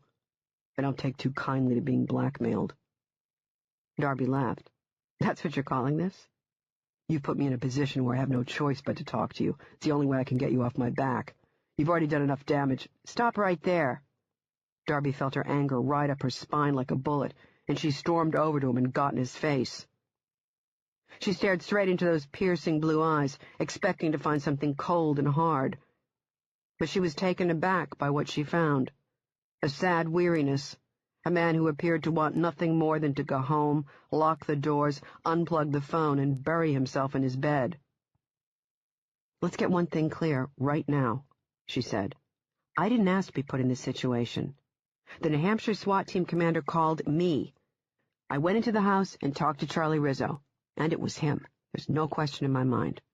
I risked my life, and you and your people kept me locked inside that goddamn quarantine chamber when you knew full well I was no longer a health risk. That was done to keep you protected. Bullshit. You needed time to bury the story about what really happened up north. Casey crossed his arms over his chest. What do you think the public's reaction would have been if the news got out about an attack using nerve gas?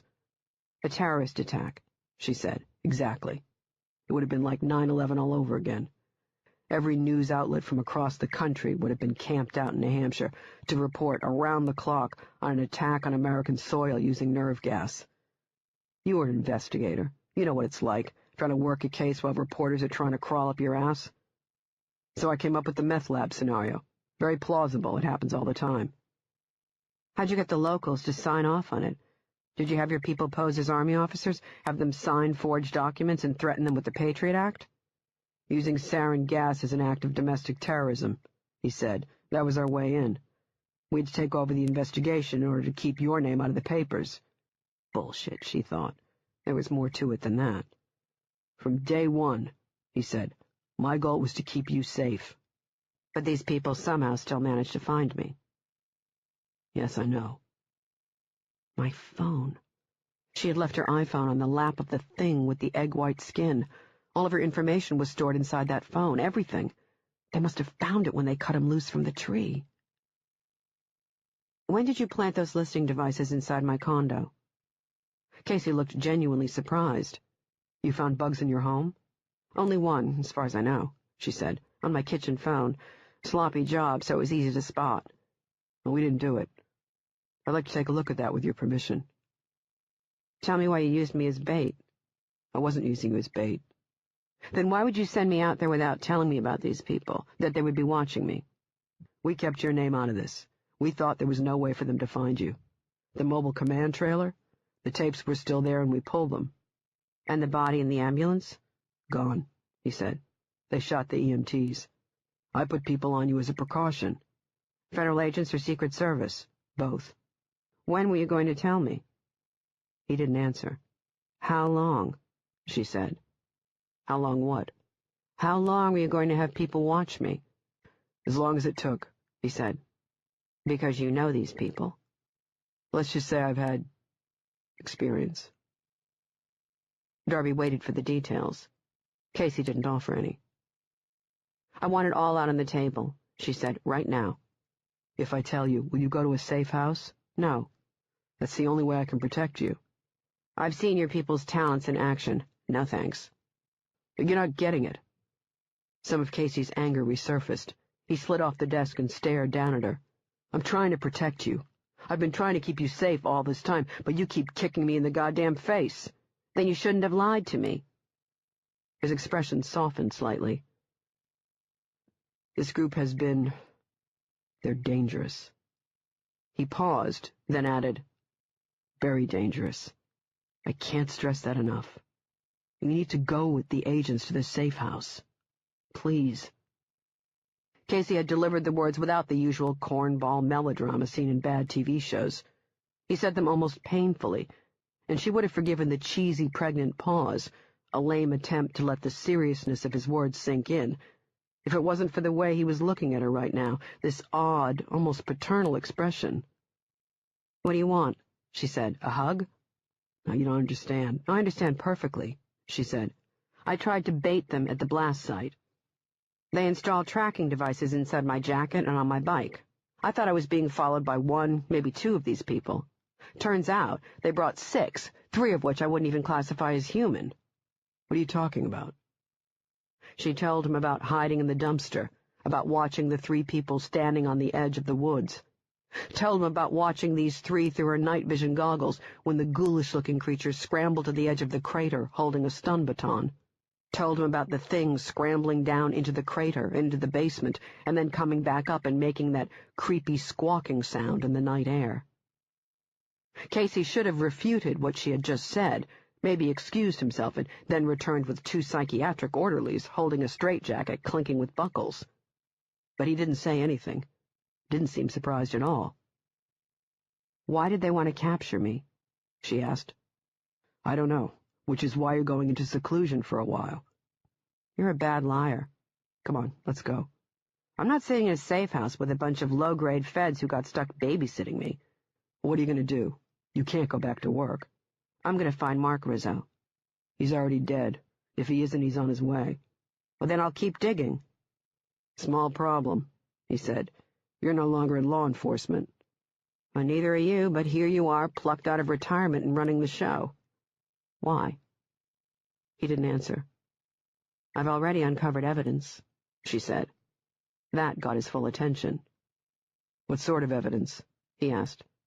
"I'll turn it over after you bring me on board." "To do what?"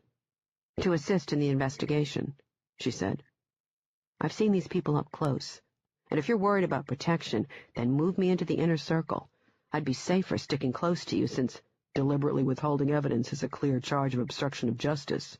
"It sure is, and you can get me locked up for it, too." She snapped her fingers, then added, "Oh, but then you're back to your original problem of having me speak in front of a judge, and you're not going to allow that to happen. And I'm not going to sit around a safe house waiting for these people to find me, and they will. They found Mark Rizzo, and my guess is they're also looking for you." She waited for Casey to speak, to refute what she had just said, but he only sat there, staring. "I think I know why you're here," Darby said. "The real reason you're here." Chapter 46. "I've read about you," Darby said. "Followed you in the papers and on the internet." "You shouldn't trust the press," Casey said with a wry, tired grin. "So you're saying you didn't plant that fiber evidence at Hamilton's house?" "I'm assuming you have a point to make, so let's hear it." "After the Hamilton case, you retired from the Bureau. Then, years later, you came back to police work as a detective here in Massachusetts. You worked the Sandman case with Malcolm Fletcher." No reaction from Casey. "Miles Hamilton," she said, "has been gearing up for a retrial for the past few years, and there's been no word from you. The Bureau has stated in the press that you moved out of the country, that they had no idea of your whereabouts or how to get in contact with you, yet here you are, surrounded by federal agents and heading up an investigation. Want to know what I think?" "Sure, why not?" "I think you've been in the country the whole time. I think you've been living under an alias, and I wouldn't be surprised to learn that the Bureau helped you because they don't want you to take the stand in Hamilton's retrial. And I think you have some sort of history with this religious group or cult or whatever you call them." I think they've been looking for you for a long, long time. I think you've been moving around a lot. I think you remarried. You have a faint white line on your ring finger, but you're not wearing your wedding band. And I'm willing to bet you have at least one child. I think that, given what happened to your first wife and your unborn daughter, you agreed to come out of exile and make a run at these people, because that's the only way you can keep your new family safe. Casey stared at her, his body very, very still. It reminded her of the way the air turned just before a thunderstorm broke. Darby said, I don't think they'll make a run at me again, at least not in the short term. Right now they're too busy planning. They're going to try to find a way to bait us.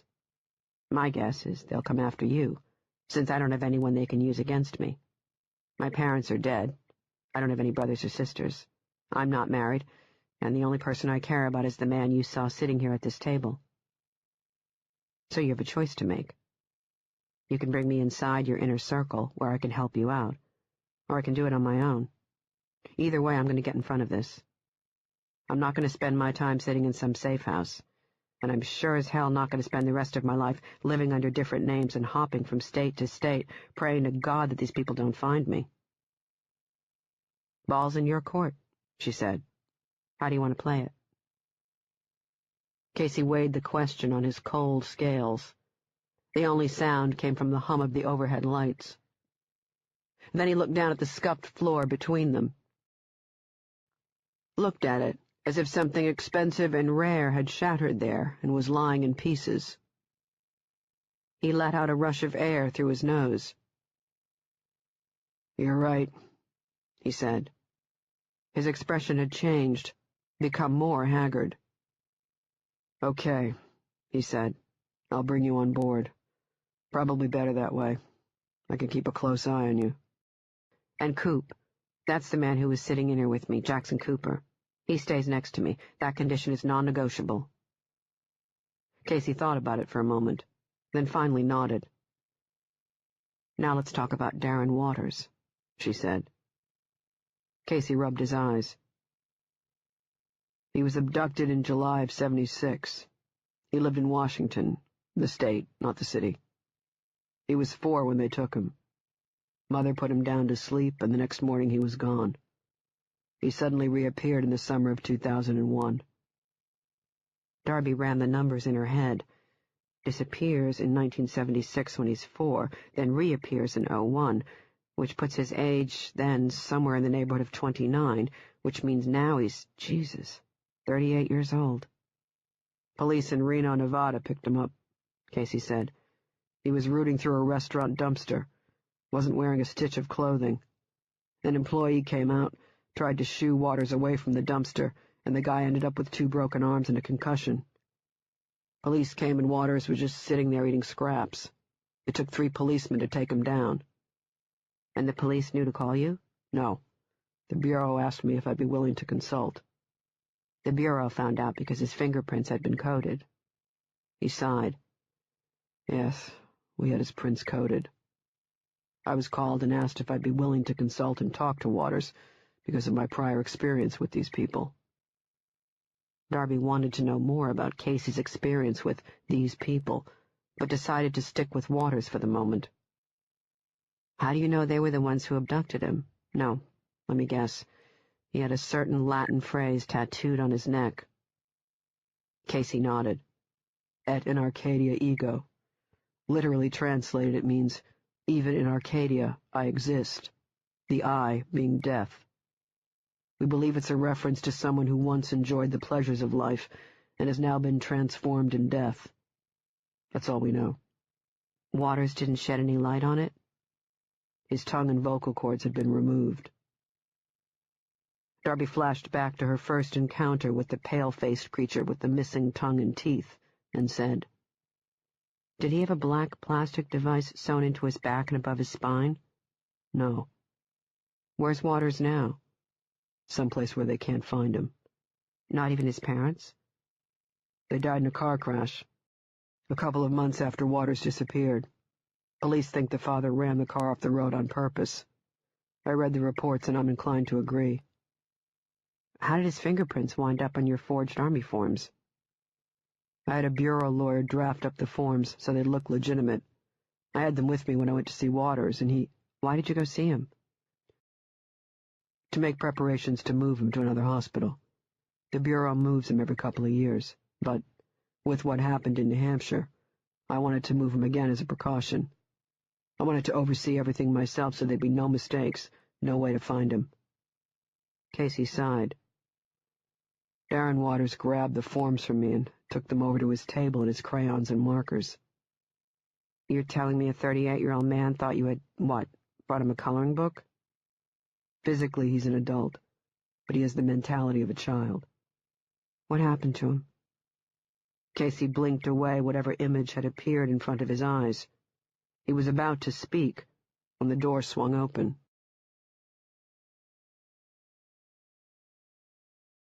Chapter 47.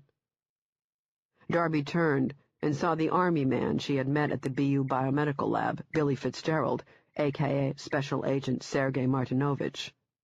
The man had traded his army fatigues for a stylish navy blue suit. He came into the room alone, but didn't shut the door behind him. She saw a mass of dark suits and ties huddled outside, an unknown sea of faces except for one, the well-groomed man she'd met at the BU Biomedical Lab, the head of security, Neil Keats.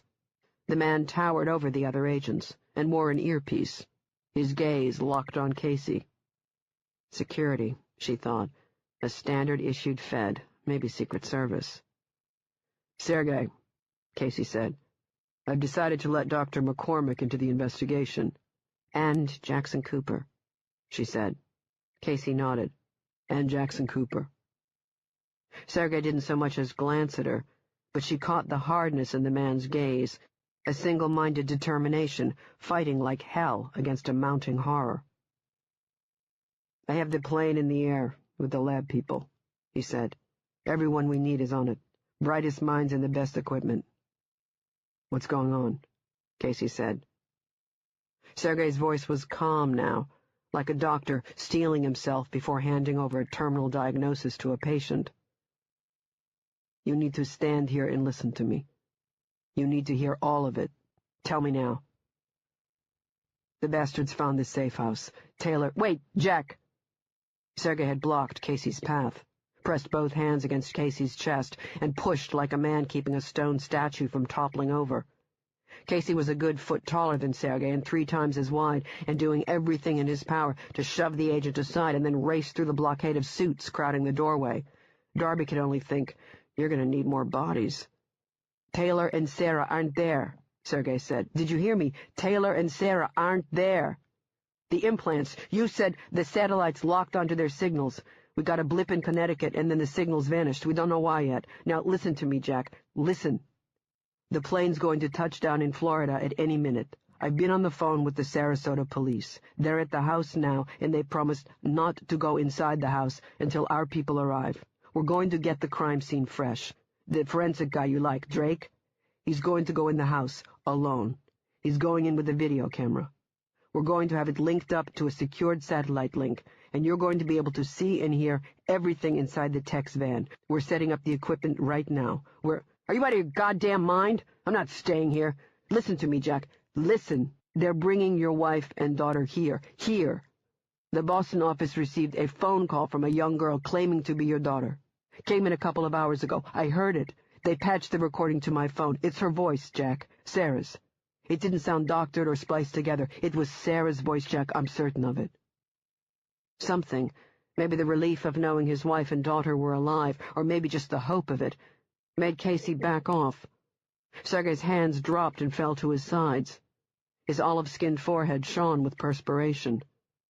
Casey, to his credit, forced himself to stay in the room. His attention retreated inward, but the fear and worry and panic were all still there, radiating off him like waves of heat. Sarah gave an address, Sergei said. It's local. She said you have to go there alone, just you. No federal agents or Secret Service. Darby glanced back to Keats, thinking she was right about him, about his being Secret Service. Casey said, and do what? Wait for her to call. She said she's going to call. At 1. Darby checked her watch. 9:15. I think Taylor's with her, Sergei said. I heard crying in the background. Sounded like a woman. Chapter 48. Darby spoke up for the first time. What's the address? Both Sergei and Casey snapped their attention to her, startled, and glared at her as if to say, Who the hell are you, and how did you get in here? Number 62 Mason, Sergei said. The house is where the Rizzo family lived in Brookline. Darby finished for him. Sergei nodded. Who's there now? Family named Hu, he said. 2 daughters, ages 6 and 9. Darby saw the knowledge in the man's eyes and said, They're dead. I can't say that for sure. Not yet. A visible sadness swept through his voice and body. We pulled the family's records, got their numbers, and started making calls. Father hasn't shown up for work, and daughters haven't been to school. How long? 3 days. Mother? Works from home. Sergei flicked his weary gaze back to Casey. I haven't sent anyone to scope out the house yet. I wanted to get your input first, since you know these people better than anyone else. Fear rose in Casey's eyes, and the man tightened his jaw against it. She sensed most of the people here were afraid that their lives could possibly be at stake. But they didn't know how to hold the terror. They didn't have Casey's experience, and she sensed they were looking to him not only for direction, but also for guidance as how to act. And Casey knew it. He stood steady on his feet, thinking over the rising swells of fear for his wife and daughter, and looked away from the gazes. A cell phone rang. Sergei reached into his pocket and took the call, motioned to Casey to give him a moment. Casey turned to the desk where she had sat with Coop, and ran the big fingers of one hand along the edges. Darby needed to say what came next. Casey probably already knew it, but the words still had to be spoken out loud. She went over to the door, shut it, and then returned to him. He was still running a hand across the edge of the desk. She could hear Sergei whispering in the corner, murmured voices and ringing phones coming from somewhere beyond the wall. Special Agent Casey. Jack, he said absently. I'm not a federal investigator anymore. But you were one once, Jack, so you know you can't go to the house. They won't kill me. Not yet. His voice sounded flat, detached. They're going to send me a message first. They already did. The phone call from your daughter.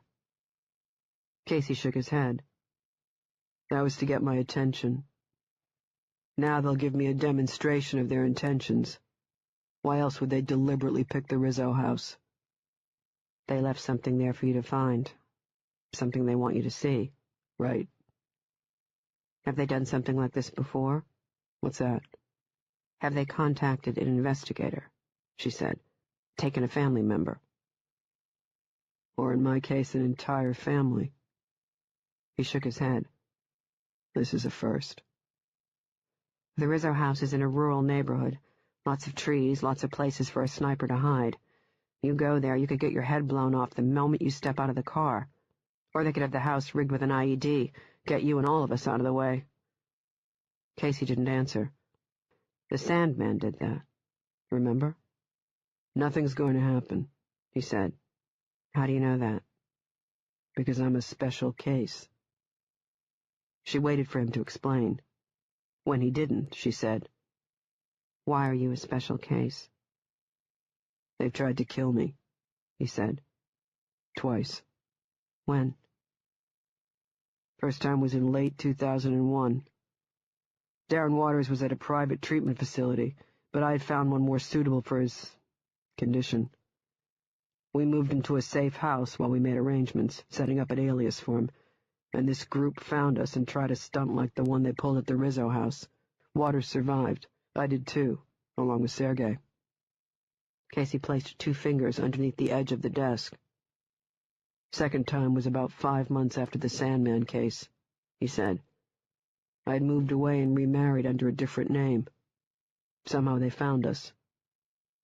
We made it out of that one okay, but I reached out to the Bureau for help. My wife was pregnant, and they offered to put us into a sort of, I guess you could call it a special witness protection program. Only a handful of people know about it. People you know and trust?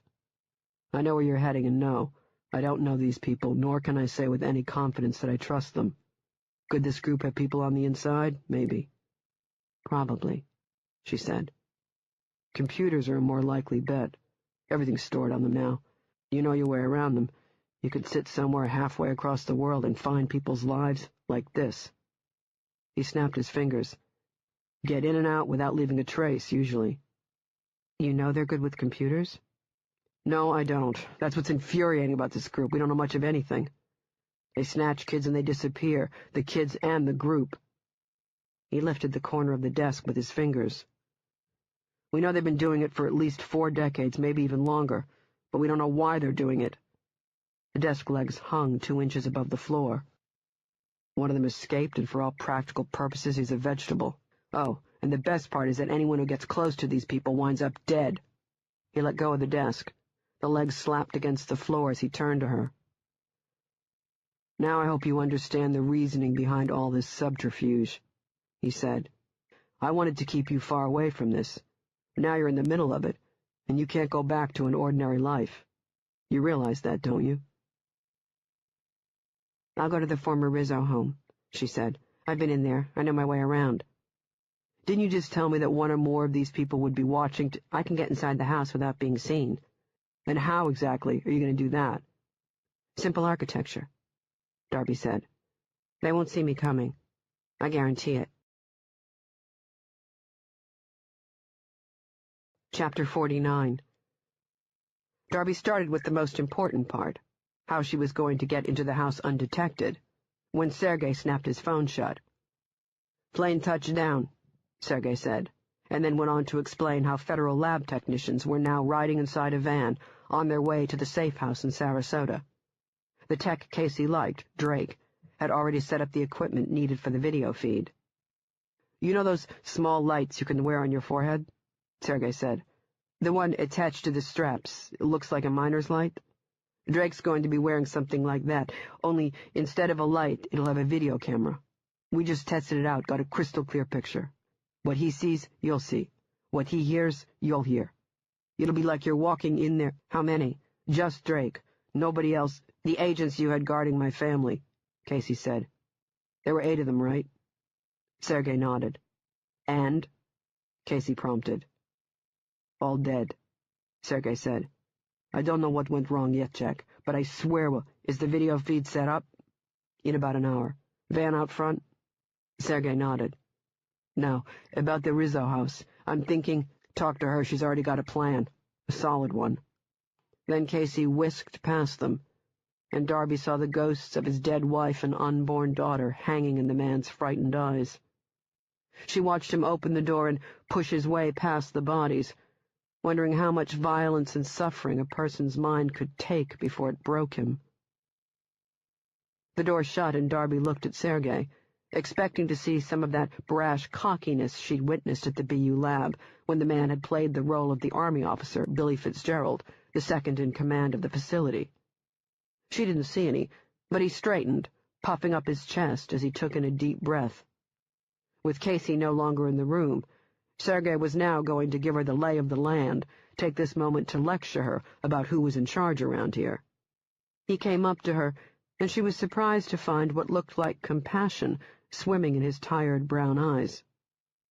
Darby said, "You have a problem with me being here. Let's get it out on the table right now before we get moving." "I wish you weren't here, but not for the reasons you think. I'm assuming Jack told you why he wanted you kept inside the quarantine chamber." She nodded. "He was adamant about that, about not wanting you anywhere near this," he said. "Truth be told, I wanted to bring you into the fold from the beginning, after we found out what had happened at the Rizzo house.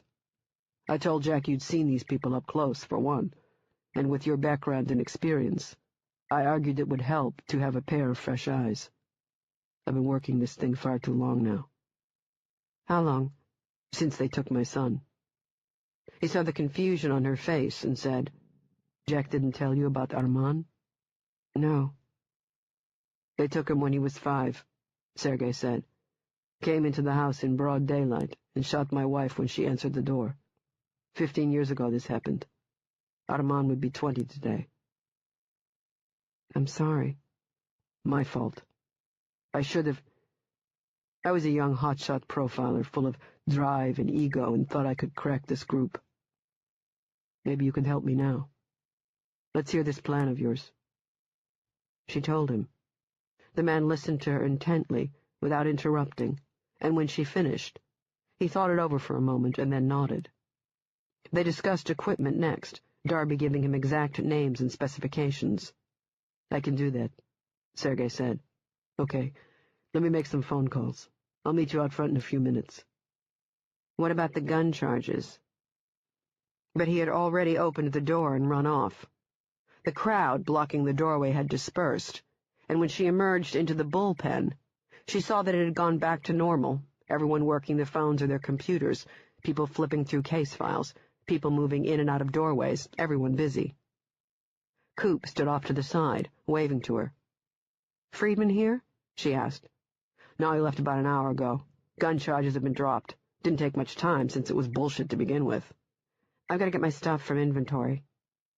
The cop seated on a stool behind the grill rose slowly from his chair and then took his sweet goddamn time to collect the envelope storing her wallet, keys, cell phone, belt, and shoulder holster. She was without a sidearm. Her MK-23 had been confiscated by the state lab techs for testing. 2 men, mountains of pale flesh poured into black suits, blocked her path to the front door. They wore earpieces, and she could see the outline of their Kevlar vests underneath their shirts. You need to wait here, Miss McCormick, one of them said. You too, Mr. Cooper. Bright light poured through the glass front door leading into the warm lobby. From where she stood, she could see the hard blue sky, cloudless, the sun bright and strong. She moved closer, and then saw part of a black sedan parked a few feet away from the entrance, the driver's side window down, a Secret Service man seated behind the wheel, talking into his wrist mic. One of the lobby's Secret Service agents held up a hand and said, Back up, Miss McCormick. We'll tell you when it's safe. She nodded and took a step back, breathed deeply and smelled the coppery stench lining her nostrils. John Smith's blood, his wife's blood. Her fingernails and the calloused parts of her palms and fingers were stained near black, and she saw John Smith's face exploding into bone and hair and skin, saw Mavis Smith, remembered the feel of the woman's blood spurting out against her fingers, and then the enormity of it hit her. How she'd be forced to live her life going forward, under constant guard, her every movement scrutinized, traveling from state to state, from safe house to safe house, switching names and identities, living on the run until this group was found, until every one of its members was arrested or dead. But how many were there? The question swelled inside her as a fragment from her conversation with Casey rolled through her head and made her skin turn cold. These people were lurking somewhere beyond these walls, waiting, watching and planning and sharpening their knives, cleaning their guns. Coop placed a hand on her shoulder, and some of the cramping tension inside her chest and shoulders loosened. He led her to the far corner, and they turned their backs to the agents so they could have some privacy. He kept his hand on her shoulder when he leaned in close and said, "You okay?" She nodded. Coop's eyes searched her face. The green one was the most interesting, flecked with tiny specks of gold you could see only when you stood this close. She felt his hand, and she could smell him, and thought, incredibly, under the circumstance, so this is what it's like to find your other half in this world. "I'm fine," she said. "Thanks again for coming." "Any time, Dobbs." He grinned, picked something out of her hair, and tossed it to the floor.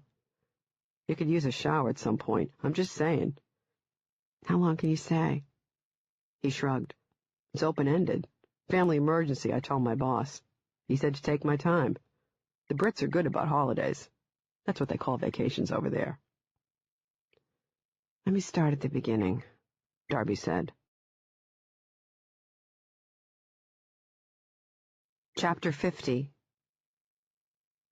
Darby had finished explaining last night's conversation with John Smith when word came down it was time to move. The Secret Service agents escorted them to an oversized black van parked a few feet away from the main doors. They stayed close, holding their arms, and in the space of a few steps, she saw a scattering of Secret Service agents guarding the area. Saw them standing on street corners. Caught a flash of one with a pair of binoculars on a roof across the street. Saw another standing guard near the side door of another black van. Casey was in there, clamping down on his fear as he watched a man hundreds of miles away searching the blood-splattered walls, floors, and bodies for evidence. Clues to help him find his wife and daughter before they joined the dead. She stepped up inside the van, Coop moving right behind her, and saw Sergei sitting hunched forward at a small desk, phone pressed against his ear and his forehead resting on the heel of his palm as he listened to someone on the other end of the line. The side door slammed shut, and the van started rolling, slowly at first, then gaining speed. The warm interior, lit from the half-dozen computer screens, blinking lights, and a small desk lamp next to Sergei, had that pleasant, new carpet smell. This was no cheap five-and-dime surveillance rig. Looking around, she saw the new encryption packs developed by the CIA on the wall-mounted phone. The wall behind Sergei contained another desk, this one longer, with an array of forensic tools, each one bolted to the surface. Dual-slide microscope, a scanning electron microscope, and portable mass spectrometer. In the back, to her left, was a locked metal gun cabinet. Darby checked her watch. It was coming up on 10:30 a.m. Sergei rose halfway out of his seat and reached up to the wall to hang up the phone. "That was the woman you asked me to speak to, Virginia Cavanaugh," he said, plopping back down in his bolted chair. "You were right about the tunnels." Coop said, "Tunnels?" She hadn't told Coop about this part. She had run out of time when the Secret Service agents came for them. Sergei turned to the computer monitor on the desk, grabbed an edge and swung it around to show them the screen holding an aerial satellite photograph, a close-up roof shot of the Rizzo family's former Brookline home, surrounded by dozens of trees in full autumn bloom. Darby got out of her seat and knelt, grabbing the edge of the desk for balance. "Here's the Rizzo house," she said, and then traced her finger diagonally across the wooded area, stopping less than a quarter of a mile away, on the roof belonging to a sprawling, three-floor mock Tudor home. "This belongs to a woman named Virginia Cavanaugh, the Rizzo family's old neighbor. An old Prohibition tunnel runs between the two houses." Coop said, "And you know this from, what, your old days as a bootlegger?" "When I worked Charlie Rizzo's case, someone, a detective or patrolman, I forget which, told me the Rizzo and Cavanaugh houses were owned by some big Irish family who made all their money in lumber. When the Great Depression hit, the money started to dry up, and this family had something on the order of 20 kids and grandchildren. Small family by Irish standards. True. So this small but enterprising Irish clan turned to the one known commodity available to them at the time. Hint, it's not growing potatoes. Then I'd have to say bootlegging. Correct. Prohibition was in full swing, so they manufactured moonshine and beer in their basement, and then rolled the big barrels across the tunnel to where the Cavanaugh home now sits. Now ask why. Why?" Darby grinned slightly, enjoying the easy banter she had with him, missing it.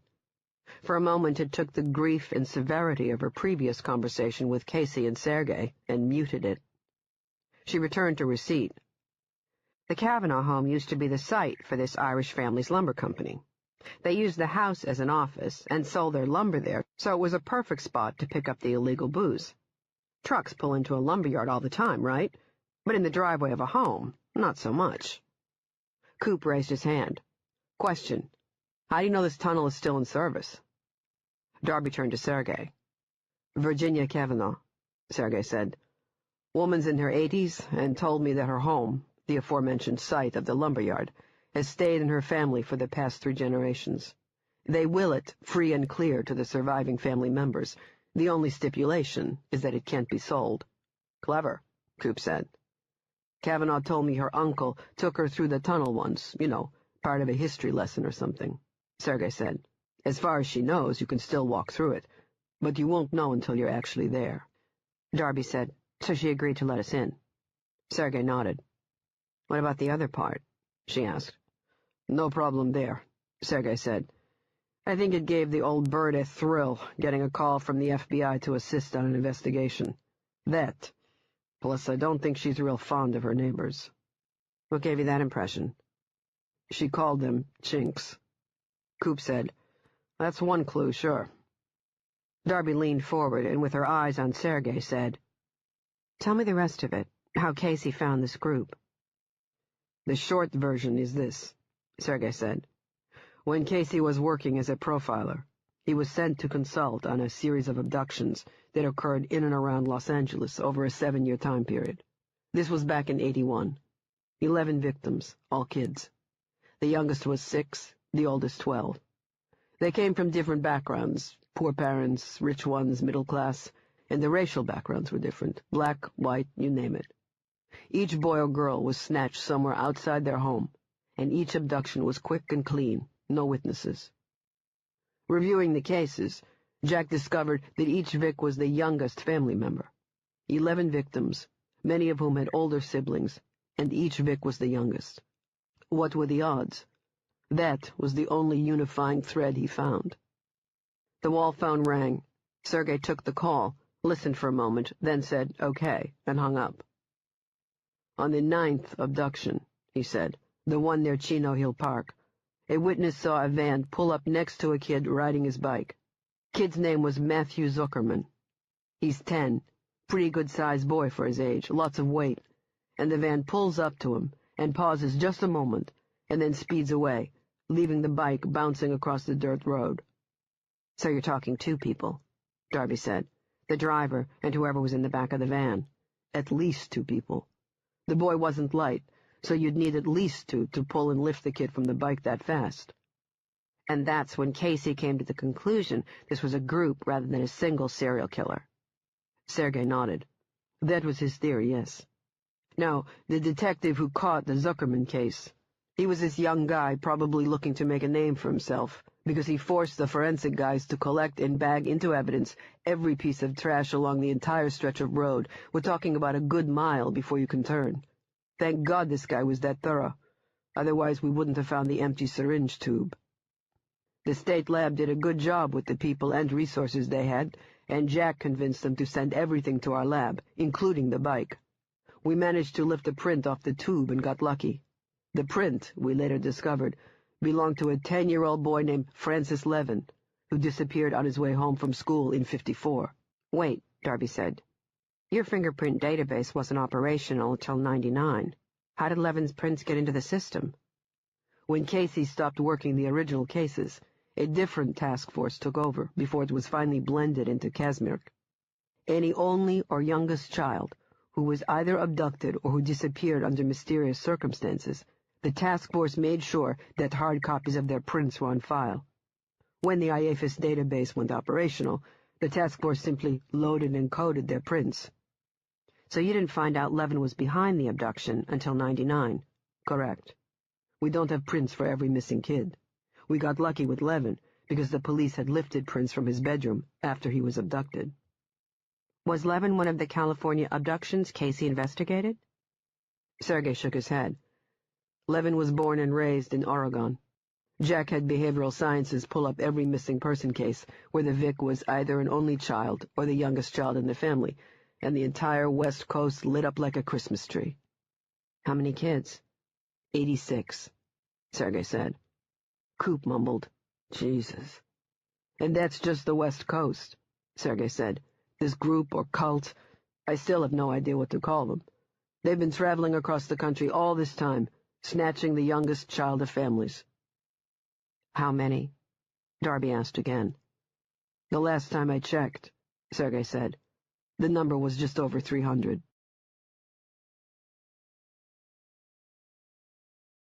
Chapter 51.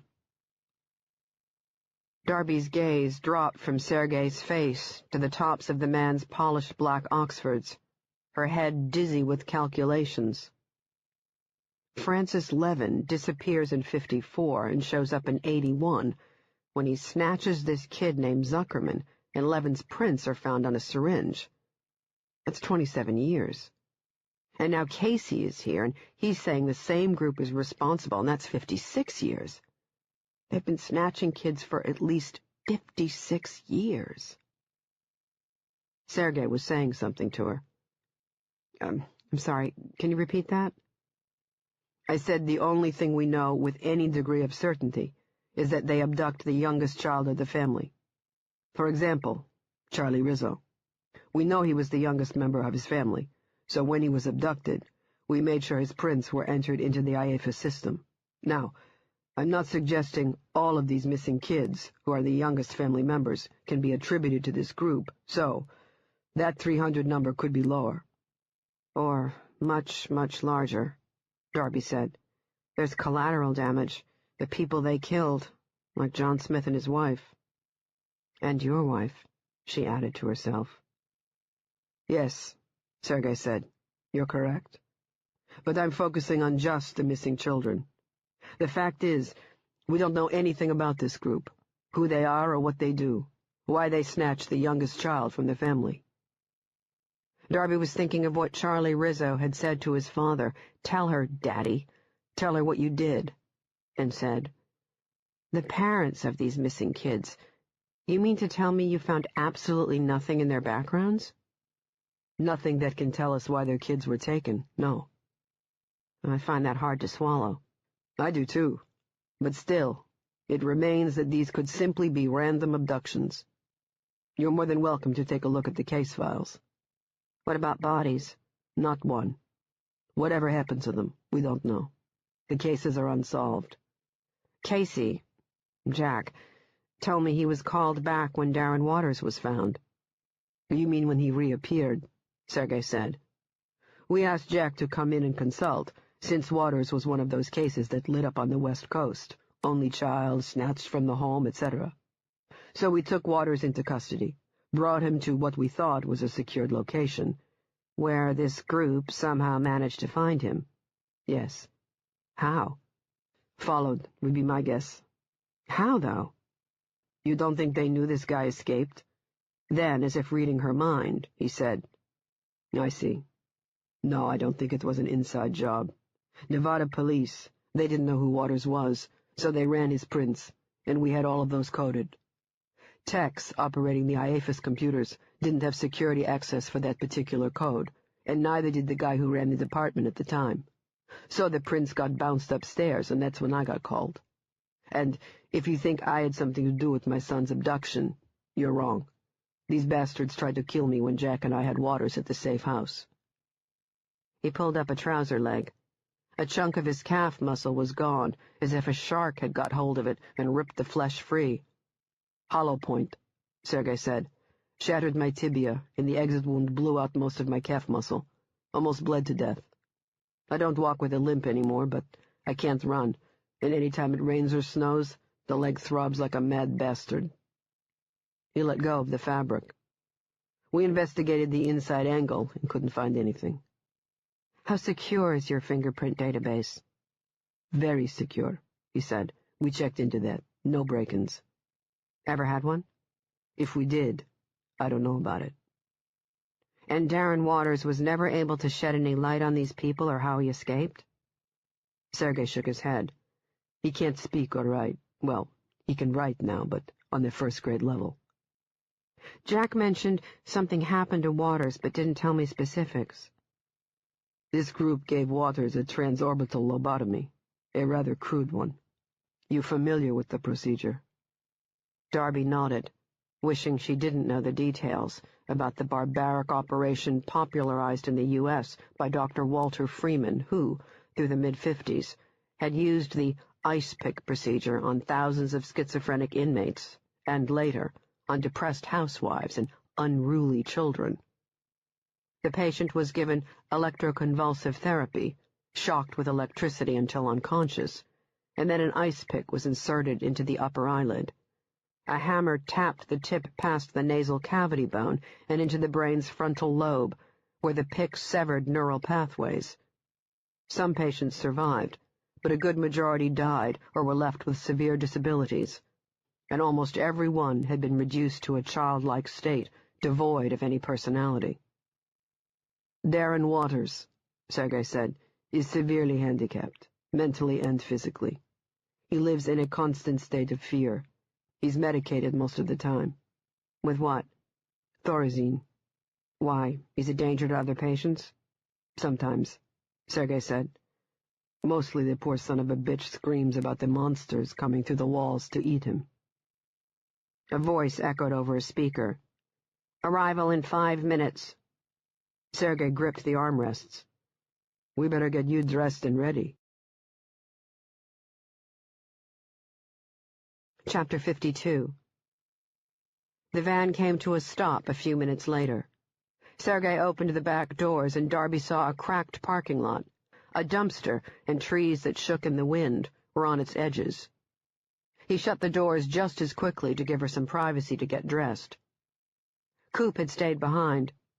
He sat hunched forward on the bench, with his elbows resting on his knees and rubbing his hands.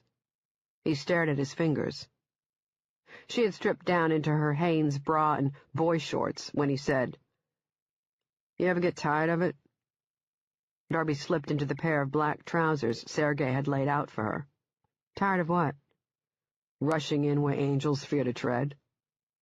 She put on a long-sleeved Nomex shirt to keep in her body heat, tucked it into her trousers, and, smiling, said, Someone's got to do it. Coop didn't return the smile. Why you, though? She shrugged, tying her hair behind her head. Because I'm good at it. At violence. At doing what's right, she said. What's eating at you? You pissed at me for bringing you into this? Par for the course. So, what's eating you? He didn't answer. She worked a black polypropylene thermal balaclava over her head. Charlie, she said. Coop looked up at her. He wanted to expose these people, she said. Well, you heard what Sergei said about all those missing kids? He nodded, like he agreed with the point, but not the method.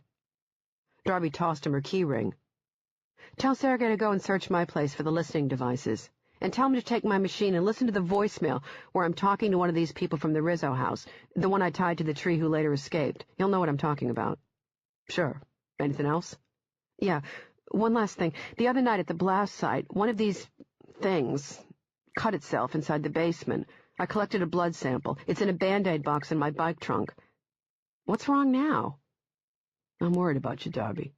At some point your lucky streak is going to run out, and when it does, I don't want to be there to see what's left.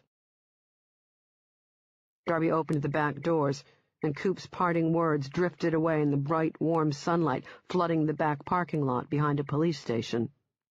Virginia Cavanaugh, a thin-boned, gray-haired woman who could have passed as a Catholic school nun, severe-looking and dressed in bland cashmere sweater, blue polyester slacks, and black orthopedic shoes with Velcro straps, stood next to her sensible, tan-colored Buick LeSabre, the trunk already popped open. Darby looked at the woman and saw a home with plastic-covered furniture, bed sheets folded in tight hospital corners. Sergei had already explained to the woman what she needed to do. Cavanaugh didn't ask any questions because there wasn't any need. Her part was simple.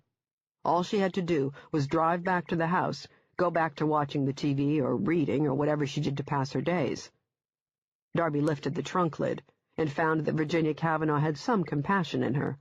The woman had placed a pillow and blanket inside her clean and tidy trunk. Darby climbed inside. Sergei handed over a rucksack containing the equipment and tools she had asked for, and then shut the lid. A moment later, the car started, and the Cavanaugh woman drove smoothly back to her home. Chapter 53. Darby kept track of time in her head. 20 seconds shy of 10 minutes, she heard a garage door open. A moment later, the car came to a stop, and then the motor shut off. The garage door came down, and, under the grinding sound, she heard the latch for the trunk pop free. She climbed out with the rucksack and followed the woman up a set of stairs and inside a house with tall, white-painted walls and furniture covered in plastic, the uncomfortably warm air smelling faintly of cigarette smoke and burned bacon. The basement was cavernous and cool, the walls lined with the kind of dark wood paneling made popular in the early 70s. All that was missing was a shag rug and a lava lamp. Darby turned the corner and saw a rolled-up oriental rug and, just beyond it, in the middle of the floor, a big square trap door made of ancient wood. The ladder was made of wood, too, and descended maybe 10 or 12 feet to a dirt floor. They'd pull their booze barrels up by ropes, Virginia Cavanaugh said with a shake of the head. Obviously, there's no electricity down there. I'm assuming you have a flashlight stored in one of those big pockets of yours. Darby ripped open the middle pouch of the tactical vest and came back with the small but sturdy maglite. Are you expecting trouble over there? You look like you're dressed to go to war, and that foreign gentleman, Sergei, Darby said. My lord, you're a woman. Darby suddenly realized the woman couldn't see her face, just her eyes. Remember what he told you. Stay here inside the house in case he calls, and if someone else calls, remember not to say what's going on. We don't need any sightseers, okay? A nod, and then the woman said, The door on the other side is similar to this one, but there's no ladder, just a dirt ramp. They'd roll the barrels right down from the basement, from what I was told. As I told Mr. Sergei, I have no idea if the new owners carpeted over the area or bolted it down or whatnot. The previous family, the Rizzos, I know they just had a rug over it like I do, but they didn't allow the children to play down there, obviously. She smoothed the ends of her sweater. Poor thing, what happened to that boy, Charlie. He was taken, you know. I know. Darby swung her legs over the edge. Disappeared into thin air, and they never found him. Oh, gave me the shivers for a long time thinking about that happening in such a nice neighborhood as this. Darby made her way down the ladder, feeling the wooden slats straining underneath the weight of her boots. I'll be upstairs, the woman said, in the living room watching my TV shows, in case you should require my assistance. Just don't sneak up on me, please. I don't hear so well, and I scare easily. Will do. Darby reached the soft dirt bottom. Thanks again for your help, Mrs. Cavanaugh. She turned on her flashlight. The tunnel was maybe 5 feet high and just as wide and very, very long. There wasn't enough room to stand down there, but then it hadn't been created for that purpose. She imagined the men, and possibly women and children, hunched forward as they rolled barrel after barrel of illegal moonshine and beer underneath the now rotting sheets of plywood covering the ceiling, the barrel's edges bumping against the wooden support slats lining the dirt walls every 8 to 10 feet. They hadn't done it in the dark. Nailed into the wood slats, she saw old rusted hooks for kerosene lamps. Darby adjusted the mic, hovering near her mouth, and said, Can you hear me? So far, so good, came Sergei's reply over her earpiece. You'll probably lose me once I start moving. I'll contact you once I'm inside the basement. Hunched forward, Darby moved across the bumpy dirt floor, breathing in the odors of rotting wood and must and dampness, her breath steaming slightly in the cold air. She had dressed in full assault gear, boots, a bulletproof vest underneath the tactical vest that was loaded down with equipment, and a gas mask. With the rucksack gripped in her gloved hand, weighing another 20 or so pounds, she was sweating heavily by the time she reached the end of the tunnel. Virginia Cavanaugh had been right about the dirt ramp. It stretched up to the same trap door on the opposite end of the tunnel. Darby crawled her way up it, then dropped the rucksack and leaned on her side. She placed a gloved hand on the wood and slowly pushed. It lifted about 2 inches before she heard the soft rattle of metal, a combination padlock. From the sack, she took out an eye-hole camera. She turned on the unit, saw a bright glow of green ambient light on the monitor before the camera lens adjusted to the darkness, and then snaked the tiny pinhole camera through the edge and examined part of the basement. Boiler and hot water tank and boxes, lots of boxes, and plastic storage containers. Mark Rizzo's wood shelving had been stripped off the walls. She found the door leading into the next part of the basement, the finished part the family had used. and was relieved to find it shut. Now, the lock. She grabbed the SWAT-grade bolt cutter, pinched the padlock between its sharp steel teeth, and with a single squeeze, snapped it. Rather than working on fishing it out with her hands, she snapped the other half, and then collected the broken pieces and tossed them into the dirt. Slowly she lifted the door, hoping the old hinges wouldn't squeak. She grabbed the rucksack and lifted it slowly, too, not wanting to make any noise, and set it down on the concrete floor. She snaked the pinhole camera underneath the door and checked out the basement. Clear. "I'm in," Darby whispered into the mic. "Don't take any chances," Sergei said. "Use the gas mask." She tucked the pinhole camera unit into one of the cargo pockets in her trousers, secured the gas mask across her face, and grabbed the final piece of equipment from her rucksack, a small handheld device that could monitor the frequencies given off by listening devices and pinhole cameras. She strapped it underneath the forearm of her left hand. Sergei had given her the same sidearm as the one used by the FBI's hostage rescue team, a 15-shot Glock 22, equipped with .40 S&W cartridges. She removed the sidearm from its holster, threaded the silencer, and held the sidearm out in front of her as she moved into the basement while stealing glances at the monitoring device. Right now the light meter was yellow. If it spiked anywhere into the green zone, that meant listening devices and/or cameras had been installed, and then she'd have to go back through the tunnel and meet with Sergei to discuss whether or not they should risk using jamming equipment.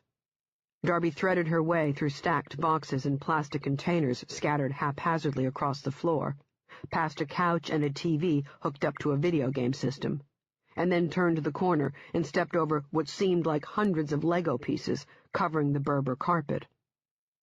The monitoring unit stayed yellow. Upstairs, a steady hum of motor. It sounded like a dryer. She moved up the carpeted steps and stopped when she saw the open door, looked past it, and into part of the kitchen with yellow-painted walls and hardwood oak floors. Moved up the final steps and checked the visible areas and didn't see anyone.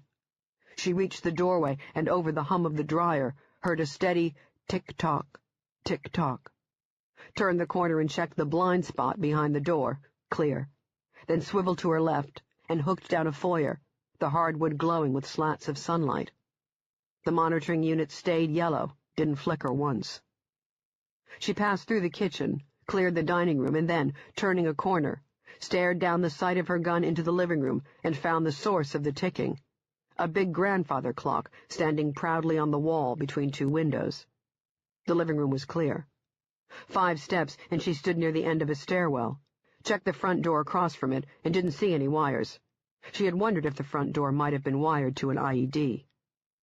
The rooms felt hot, incredibly hot.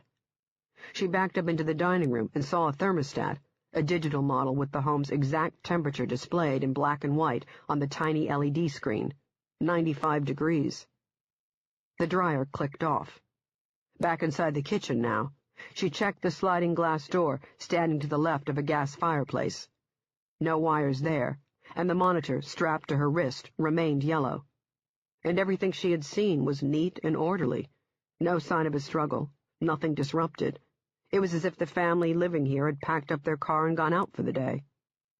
Tick-tock. The sound inside her head now, and itching her skull.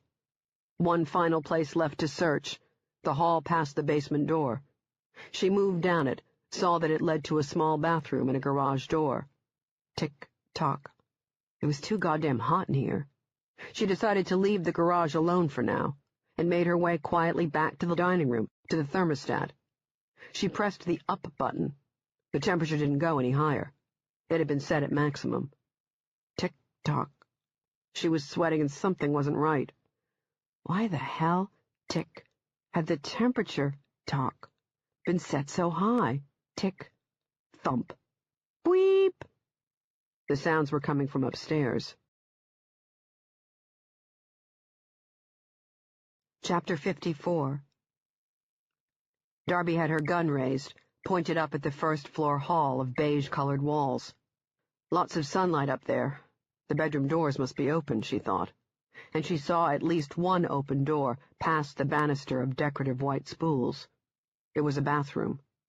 She shifted her stance and caught sight of a blue shower curtain hanging on a metal rod. She made her way around the lower railing, noticing that the thick burgundy runner was the same as the one in the Rizzo's Dover house. Then she stood in the foyer, waiting for the sounds she'd heard to repeat, the soft thump of something solid bumping into a wall or floor, like a body shifting around in a hiding spot. But that other sound, that nasal squeal, her mind tried to identify it, this foreign sound, and came back empty-handed.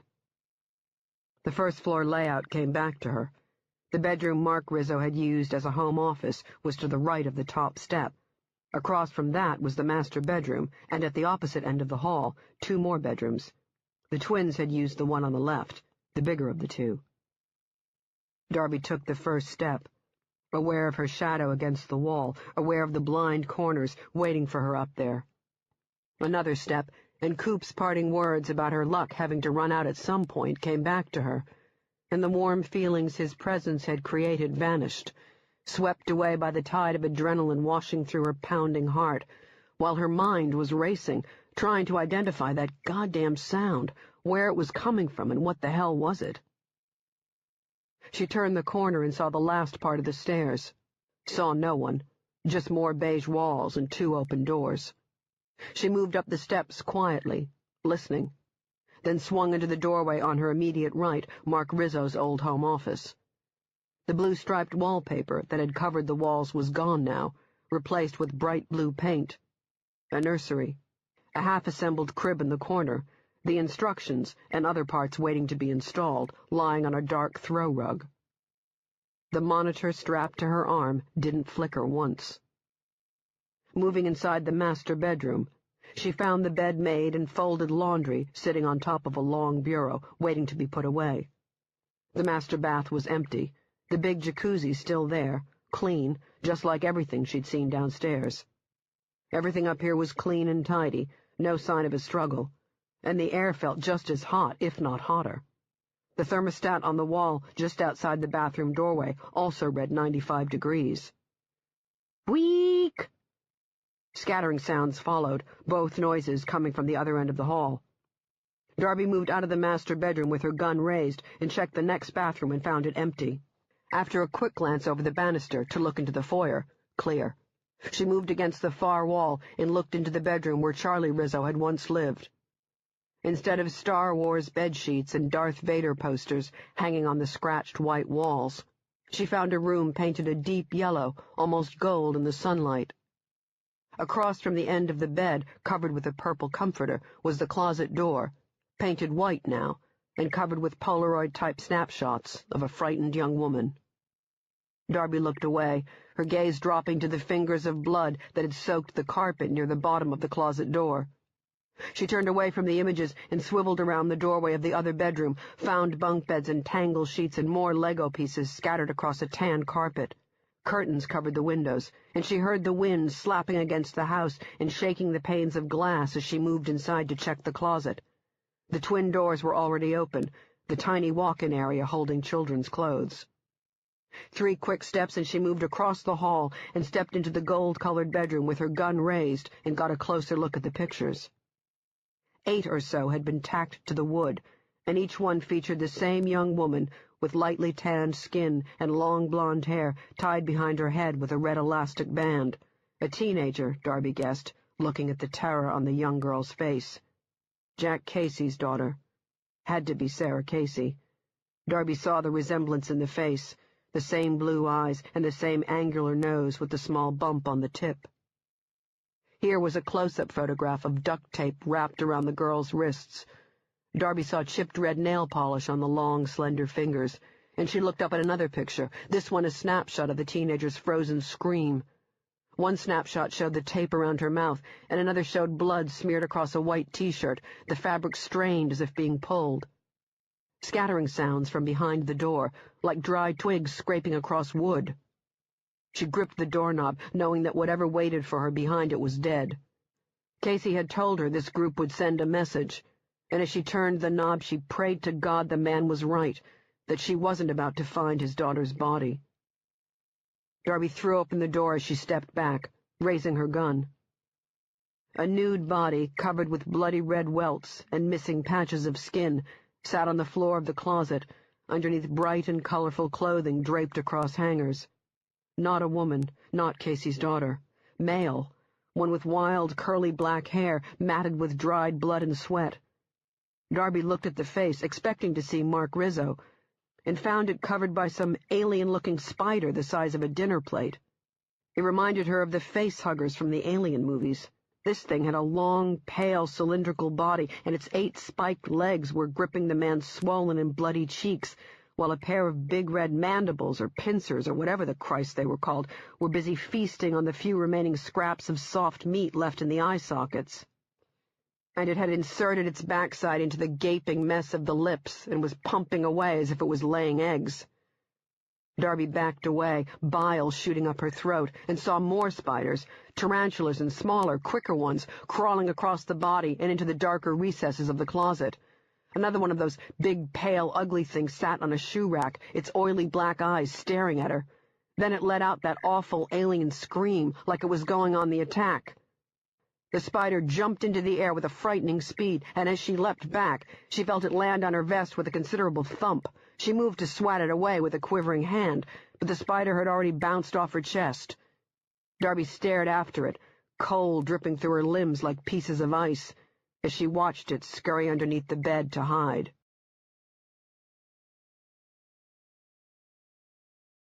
Chapter 55.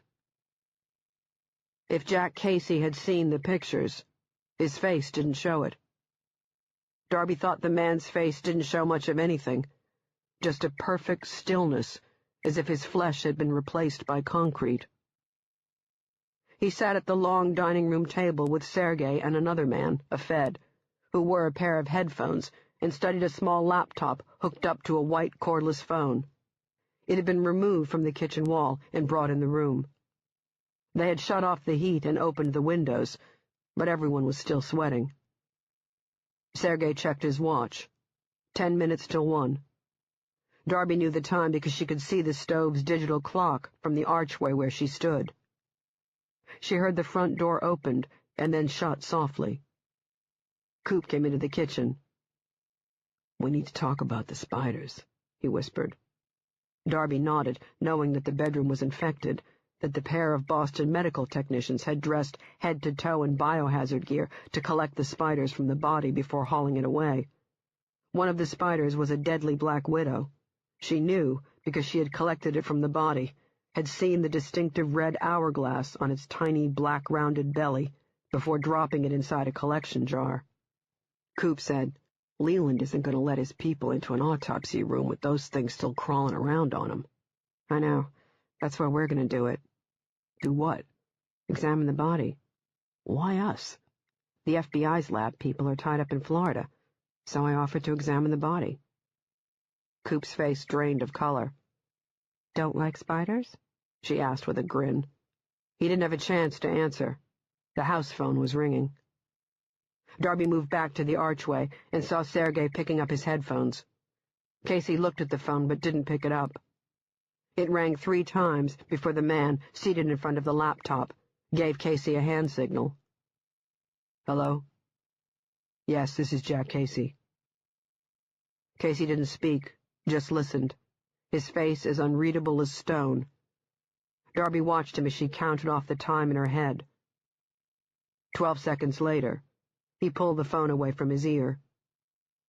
Silence. Sergei's face was ashen. The other man stared at his computer screen. Casey placed the cordless phone back on the table, as if it were made of delicate crystal, and then stood, knees cracking. Darby followed him with her eyes until he disappeared somewhere inside the living room. Sergei got to his feet as the front door opened, a Secret Service agent saying something about moving back. Darby pulled out the seat next to the only man left, a fleshy white guy with a shaved head that looked shiny underneath the chandelier's bright lights. "Couldn't get the trace," the guy said, shaking his head. "Wasn't on long enough." "You heard what was said?" The man licked his lips, nodding. "His daughter was on the phone, crying. She told her father that she'd left a gift for him in the upstairs bedroom, something that he had to see. "I'll meet you in town," Sergei said to her after he came back inside the house. "I've got to make some phone calls first, to our Boston office. They're going to send over an ERT, evidence response team, to process the bedroom." "Call Boston PD," Darby said. "You can use their lab." "It's a thought." "This group, have they ever done something like this before?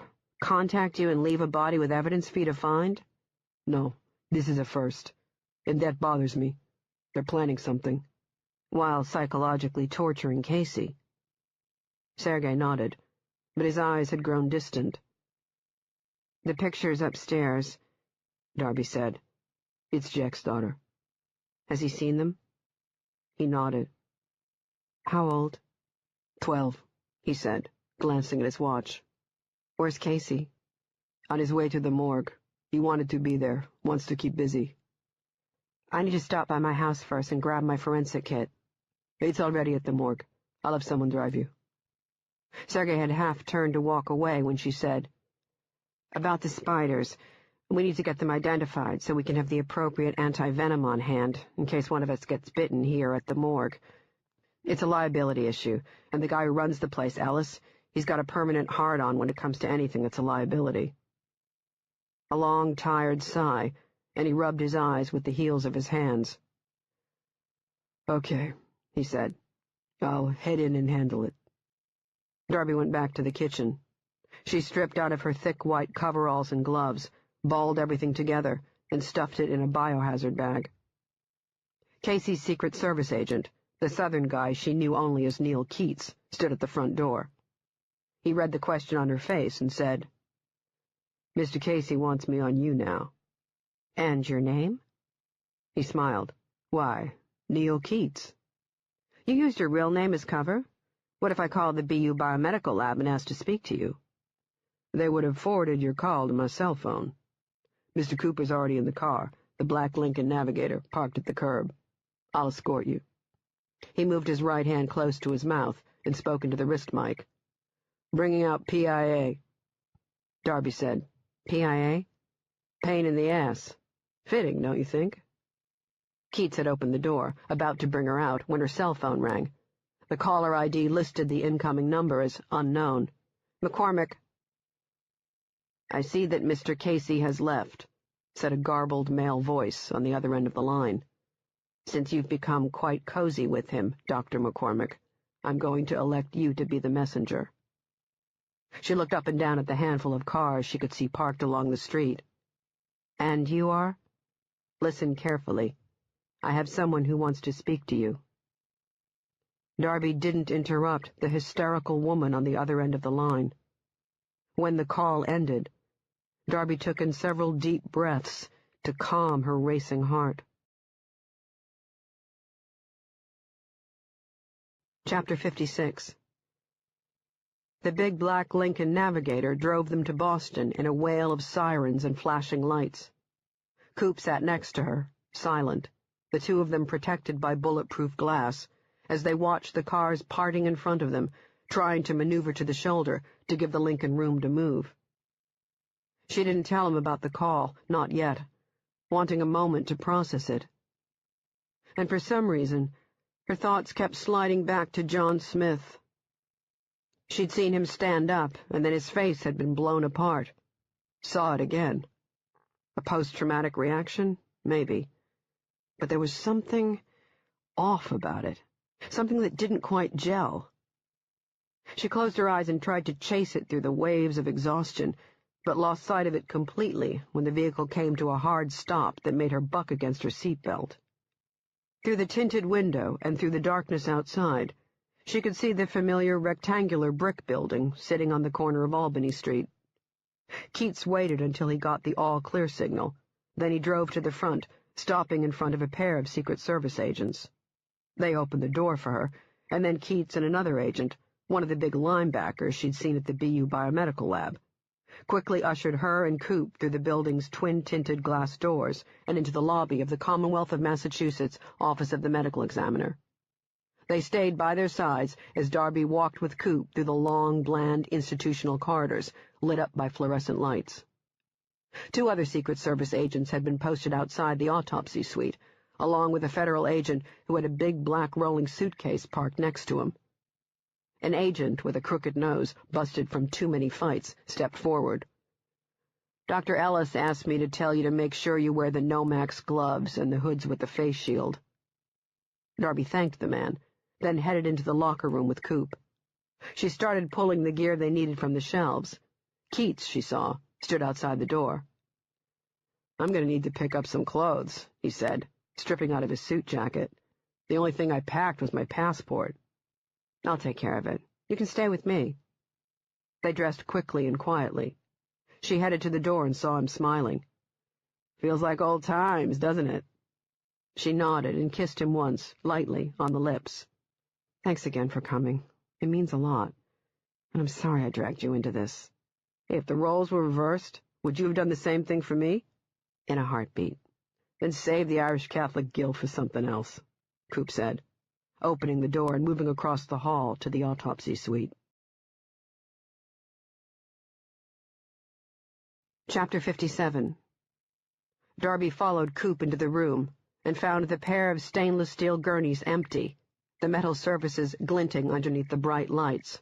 Nobody in here except for her and Coop, and the spiders. They sat inside sealed specimen jars on the long metal shelves that were mounted above the sinks. At least a dozen jars, each one containing a single spider. Most of them were big, some the size of a man's fist. A handful lay still at the bottom of their jars, while the others were busy exploring, fluttering their long, hairy legs against the smooth glass. But there was one that dwarfed the others, the massive, pale, ugly, alien-looking spider-scorpion hybrid with overdeveloped fangs and legs so ridiculously long it had to be placed in a small fish tank, the same face-hugging thing that had jumped on her and that she'd seen on the face inside the closet at the Rizzo home. It scampered around like it was on fire, its legs, with their spiked, needle-like hair, furiously digging through the inches of sand at the bottom of the tank. 2 bricks had been placed on the tank cover. Coop leaned in close and said, "That thing looks like a vagina with legs." "I'll make sure I introduce the 2 of you." The spider-scorpion hybrid thing started smacking its hairy, oversized pincers together, making that skin-crawling, high-pitched hissing sound she'd heard in the bedroom. Weep! She heard footsteps clicking across the floor behind her, and turned to see an older man with a black pompadour shiny with something like Brill cream. The clothes hanging on his reedy frame, white shirt, chinos, and a tie, were all wrinkled and gave him a slovenly appearance, as if he'd plucked them from the bottom of his laundry basket. "Beautiful, isn't she?" their new companion said, gawking at the creepy thing hissing in the tank. "I've never come across one of these Solpugids before." What? Solpugid. That's their proper name, but they're also referred to as wind scorpions, sun spiders, or camel spiders. You can tell it's a Solpugid by its long body with its tactile hairs and the enormous mouth pincers. I think this lovely lady might be a new species. I've got my fingers crossed." She didn't like the way he beamed with excitement, like a kid who had discovered a treasure trove of Christmas presents hidden underneath the tree skirt. And the loving way he spoke about this thing, in the sort of tone reserved for the discovery of a soulmate, convinced her this guy was off his rocker. No wedding ring on his finger. What a surprise. She knew almost everyone who worked in this building, and had never seen him before. "I'm sorry, and you are?" "Nigel Perkins, from the University of Massachusetts," he said, extending a hand. Darby shook it. "I specialize in arachnids. Special Agent Martinovich sent me to identify the specimens." Darby nodded, impressed. Sergei had not only found someone incredibly quickly, but had also got the man to hop, too. Apparently FBI credentials opened a lot of doors. Fast. "Mr. Perkins, if you're going to attend the examination, you need to get dressed." The man looked perplexed. Darby pointed to her uniform and said, "You need to wear one of these. There's a locker room across the hall. You'll find everything you need in there." Coop, a clipboard gripped in his gloved hand, stepped up next to her as Perkins hustled out of the room. "Who do you think is creepier?" Coop asked. Perkins, or your friend in the fish tank? I'd say they're equal. The freezer door opened. Two men dressed head to toe in white coveralls, face shields, and thick blue gloves wheeled a bloated corpse into the autopsy room. The person manning the bottom end of the gurney was Jack Casey. She couldn't see his face, but his size gave him away. He had wedged his body into a pair of coveralls that looked like they were about to split. When the second man turned and started backing up the gurney next to the autopsy table, she got a good clear look at a pair of wild and busy white Andy Rooney-type eyebrows. Dr. Samuel Ellis, the new head of the medical examiner's office. His face was a mottled red, the sure sign he'd just had a heated argument, probably with Casey. The former profiler's face, she saw, also looked flushed. She wondered what the argument had been about. Probably turf war bullshit, she thought. The body should have been waiting for them on the autopsy table. Ellis, bland and dour, had probably put it in the freezer and scheduled it for some time tomorrow. The man placed a lot of importance on proper procedure, and he was very protective about who he let into his autopsy rooms. And make no mistake, he considered everything inside this building as his. The two men transferred the body to the autopsy table. Darby found her kit, the bright orange toolbox she kept in the bottom of her closet, sitting on a worktop, waiting. She opened it and took the items she needed from the top shelf, the forensic light, the long tweezers, and a handful of glassine bags she used for trace evidence. Perkins came back into the room, his gloved fingers fumbling with the face shield, trying to attach it to his suit. With a heavy and theatrical sigh, Ellis darted around Casey to give Perkins a hand. Casey paid no attention. He seemed to have dissociated himself from everyone in the room. When she reached across the body and handed the bags to Coop, the former profiler's cold blue eyes remained fixed on the body, studying it not with a sense of loss or revulsion, but of opportunity. Darby moved to the top of the table to begin her examination. Chapter 58. The body's swollen, decimated face was a mess of purple and red contusions and gnawed-off sections of flesh, some so deep she could see bone. She doubted an ordinary spider could do this kind of damage, but that screaming thing locked in the fish tank didn't seem like any run-of-the-mill arachnid.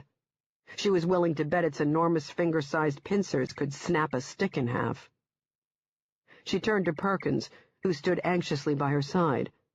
He looked a little white in the face, his skin already beaded with sweat. "Your first time seeing a dead body, Dr. Perkins?" He nodded, kept nodding. "If you think you're going to be sick, either step outside or, if you don't think you can make it, use one of the trash cans. And," Coop added, "don't forget to pull off your face shield. You don't want any blowback." Using her tweezers, she pointed to a section of gnawed flesh on the victim's face and said to Perkins, "That camel spider, can it cause this kind of damage?" "If the man was dead, then yes," Perkins replied. "They do have to eat." "Do these spiders generally attack people? Camel spiders? No, oh no, that's a misconception. They're solitary, nocturnal creatures. They don't like direct light, as you can see by the way it's squirming and screaming inside the tank. They prefer darkness and shadows. One of them jumped at me. Well, yes, they can do that when they're trying to hide. They're not aggressive or venomous. A camel spider could not have killed this man. Now, this mark right here—" Perkins leaned over the body and pointed a gloved finger at a black, ulcerous blister oozing with pus. The wound covered most of the victim's right forearm. "This is definitely a spider bite. Given the extensive tissue damage, the color and size of the blister, I'd say this one is the culprit." From the shelf, Perkins grabbed a specimen jar holding a furry brown spider with the body the size of a deck of playing cards. Its long, needle-like legs tapped against the glass. Darby noticed a violin-shaped mark on its cylindrical-shaped back. "This is a brown recluse," Perkins said. "Very poisonous. It injects hemotoxin, which produces the distinctive wound you're seeing here on this man's arm. The ulcerous opening on the man's forearm occurs within 24 hours after the initial bite." Darby felt sweat gathering under her coveralls. "Is the bite fatal? A single bite? No." Perkins, thankfully, placed the jar back on the shelf. The hemotoxin kills the cells and tissues at the bite and slowly spreads. That being said, the bite, if left untreated, can lead to fever and vomiting, and in rare cases, coma and death. That occurs within 2 to 3 days. Now, granted, I'm not a medical doctor, so I can't tell you when this man died. But I can tell you he was bitten multiple times by several different venomous spiders. Perkins traced a gloved finger above a series of red and purple welts of various sizes that started at the victim's shoulder and ran across his chest, legs, and pubic area. One appeared to have bitten him on a testicle. It was black, swollen to the size of a grapefruit. She found several more bites on the soles of the man's feet. Perkins said, "Almost all of the spiders in these specimen jars are what you would classify as poisonous or deadly. I was surprised to find a pair of tunnel web spiders, the Sydney species, Sydney as in Sydney, Australia. Their bite is extremely painful, and their venom carries atraxatoxin, which disrupts neurotransmitters. The victim experiences muscle twitching, severe nausea, and vomiting." "Are they common in the U.S.? "No, absolutely not." So someone smuggled them in here, she thought, and made a note on her clipboard for Sergei to check customs logs, see if anyone was caught trying to bring venomous spiders into the country. "These spiders," Perkins said, "live in dry, hot climates. They wouldn't survive long in this cold." In the house where I found them, the heat had been cranked up to 95 degrees. "The one at the far end is a black house spider, not toxic, but the bite causes deep pain and plenty of sweating and vomiting. Not only are those babies very quick on their feet, they're highly aggressive. If you disturb them, they go on the defensive. Dr. Ellis, when you run your toxicology reports, I'm sure you'll find several different kinds of venom inside this man's system, as I said." "Enough to kill him?" "Oh, yes, most definitely. And it would have been a horrible death. Once, while I was in El Salvador, I was bitten on the hand when trying to collect the pink-bellied spider. Not only was the pain incredible, I couldn't stop vomiting, and this was after I administered an antitoxin. Whoever did this used these lovely creatures to inflict an unbelievable amount of pain and suffering." Darby switched on her forensic light and, moving closer, started examining the face for trace evidence. The eyes had been eaten, and deep inside one of the hollow sockets of rotted and frozen meat, she discovered a small black spider with the body the size of a pencil eraser. She gripped it with the tweezers, watched the legs struggling in the air seeking purchase. Coop had a jar ready. She dropped the spider in it, and after he closed the lid, he handed the jar to Perkins. "That's a black widow," Perkins said. "There could be more in the eye sockets, the ear and nasal cavities. They're tiny, as you can see, and they're very good at hiding. Be careful if you find one, if you find any spider for that matter. Dr. Ellis placed the body in the refrigeration unit, or whatever you call it, and I can tell you spiders don't care for the cold, puts them in an aggressive mood." "Excuse me," Ellis's voice. "I'd like to remind everyone here that I strenuously object to conducting this examination now, as we don't have the appropriate antivenom on hand. Mr. Casey assured me that vials are being collected and will be flown here and hand-delivered, courtesy of our federal tax dollars, so if one of you should happen to get bitten, the federal government will be assuming the liability. Do I have that right, Mr. Casey?" "You do. Are you sure? Did I leave anything out?" "Evidence that we collect will be sealed and given to a courier to be brought back to our lab." Darby thought of the man she'd seen standing next to the suitcase. "Anything else?" Ellis prompted. "Yes. Thank you again for assisting us." Casey's voice had that odd, detached tone again, as if he had departed his body and left someone else to pull the puppet strings. Then to Darby, he said, "See the puncture wounds running along the sides of the back?" "Yes." "Bright and red, they oozed blood. They cover the victim's entire back, legs, and buttocks." Darby looked up and across the body. "Any ideas?"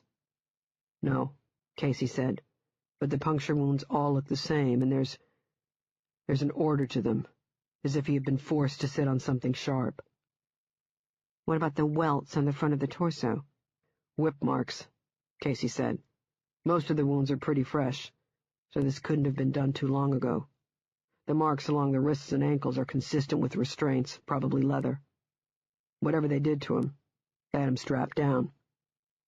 Using the tweezers, Darby parted the hairs on the man's head. Her other hand held the forensic light. She moved it over the scalp, searching for evidence, and now, spiders. She immediately found a series of tiny welts. "Spider bites," Perkins said. Darby kept searching, wondering if the spiders had been dumped on the victim to ensure immediate bites, or if he had simply been locked inside the closet with them, crawling around in the dark. Both thoughts were equally disturbing. Perkins seized the upper part of her arm, his gloved fingers digging into the meat of her bicep with a strength that surprised her. "Stay still." She did, and out of the corner of her eye, watched as Perkins' hand came back from underneath her right forearm, clutching a black spider the size of a matchbook. Squat, black, and incredibly hairy, it squirmed in the air, its oversized fangs exposed. "An Australian recluse," Perkins said, carrying it to a specimen jar. "Very fast and very poisonous." Darby blinked the sweat away from her eyes, and then quickly gathered herself. Coop stood across from her on the other side of the table. She looked at him and said, "We'll need close-ups of the wounds on the scalp." He nodded and grabbed the camera. She pointed to the first wound, which was a few inches beyond the hairline, then moved away to give him some room. It would take a minute or two to set up the shot. She used the time to take a quick look around for any more stray, creepy crawlers. There were none on the table, at least none that she could see. She checked behind the victim's head and, failing to find any, searched the ear canals with a new and brighter flashlight. Clean. Same with the man's nasal cavity. Nothing in there except a forest of fine black nasal hairs. Now the mouth. Fortunately, it hung open, frozen in place by rigor. She had to break the jaw to get a better look. The victim's mouth, throat, and soft, smooth pink cheek lining had multiple abrasions and contusions. She dipped her tweezers inside the mouth and prodded around the victim's tongue for stray spiders. She inserted her tweezers down the throat and hit something hard. Coop said, "What is it?" "I don't know. Someone hand me the forceps." Ellis said, "I should be the one who— Sam, just give me the damn forceps." She needed a brighter light. She reached up and grabbed the plastic arm belonging to one of the autopsy lights. She turned it on and pivoted the circular dish with its intense, bright light near the face. It took her a moment to find the right angle to illuminate every inch inside the victim's mouth. Something was definitely lodged in the throat. Ellis slapped the forceps against her waiting palm to make sure she knew he wasn't pleased at playing lab assistant. She caught the grin on Coop's face before turning her attention back to her work. Grabbing the object was easy.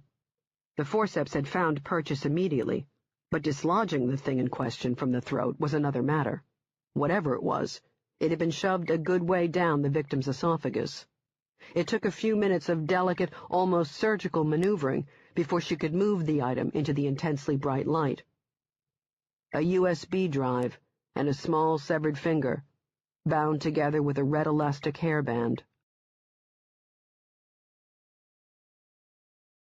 Chapter 59. The finger belonged to a woman. The long fingernail had chipped red polish on it. Sarah Casey had worn the same red nail polish, the same red elastic hairband, in the pictures tacked to the bedroom closet. The blood on her T-shirt had come from the severed finger, and she hadn't been screaming in fear in those pictures. She had been screaming in pain. Darby placed the finger and USB drive on the dish Coop had waiting. "I want to get this printed," the former profiler said, his voice trembling. Coop said, "I'll do it." Casey moved away from the table, and she said to Coop, "The second you're done printing that finger, put it on ice, and then have one of the feds or Secret Service take it over to Mass General to give to Dr. Izzo. The guy who fixed Dale Brown's finger? That's him. Izzo managed to reattach it because we put it on ice." Coop darted away. Darby looked at Ellis and said, "I need 2 buccal swabs, the one with the brushes." "They're in the same place they always are," he said, pointing across the room. "I know. I need you to get them for me." Ellis gave another theatrical sigh as he moved to get the packets. He came back a moment later, ripped open one, and handed her a long plastic rod with a tiny white scrub brush on the end. She stuck the brush inside the victim's mouth, scrubbed the frozen cheek lining, then removed it and placed the brush inside the sterile plastic cylinder Ellis had pinched between his fingers. The first sample she could use for PCR-ready DNA identification. The second buccal swab she could save in case further DNA identification was needed. The samples collected, She grabbed the kit she needed to collect fingernail scrapings. Ellis assisted without any further bitching and moaning. He had even got into the spirit of things by picking up Coop's clipboard and making notes. Darby turned off the bright autopsy light. Switching to a forensic light with a green filter, she searched the victim's mouth for trace evidence, finding a small fiber, possibly a rug fiber, judging by its size and shape. She dropped it into the glassine envelope Ellis had waiting. There was more. A single blonde hair, which was sadly missing its DNA-packed root bulb. A black speck that could have been a piece of leather, stuck behind the back right molar. She prized it out carefully with the tweezers. Dr. Ellis leaned over the body. "Is that a bumblebee?" "It's definitely a bee," she said, "but not an ordinary one." "And you know this how?" "It doesn't have the usual yellow or red bands. The body is entirely black and the eyes are abnormally large. Dr. Perkins, hand me one of those specimen jars on the shelf across from you. No, the next shelf, the bottom one. Thank you." She dropped the bee into a specimen jar, and then she ran her forensic light back and forth inside the victim's mouth, searching the crevices between the lip and gum line, and caught a faint glow from the corner of her eye. Darby turned, blinking and moving the hand holding the flashlight. The glow had vanished. Something was there. She had seen something on the soft lining behind the man's lip. Darby moved away from the body, grabbed the UV forensic light, and turned back to the victim's mouth, examining the smooth cavity between the teeth and cheek. Nothing glowed. She turned the light slowly, trying different angles and then different light sources. She had seen something. She knew she hadn't... There, on the soft area behind the bottom lip, the labial sulcus. A bright, fluorescent glowing shape now visible to the naked eye. She fumbled around for the best angle and distance, and then had to steady her hand in order to see it fully. Out of the corner of her eye, she saw Ellis leaning in for a closer look.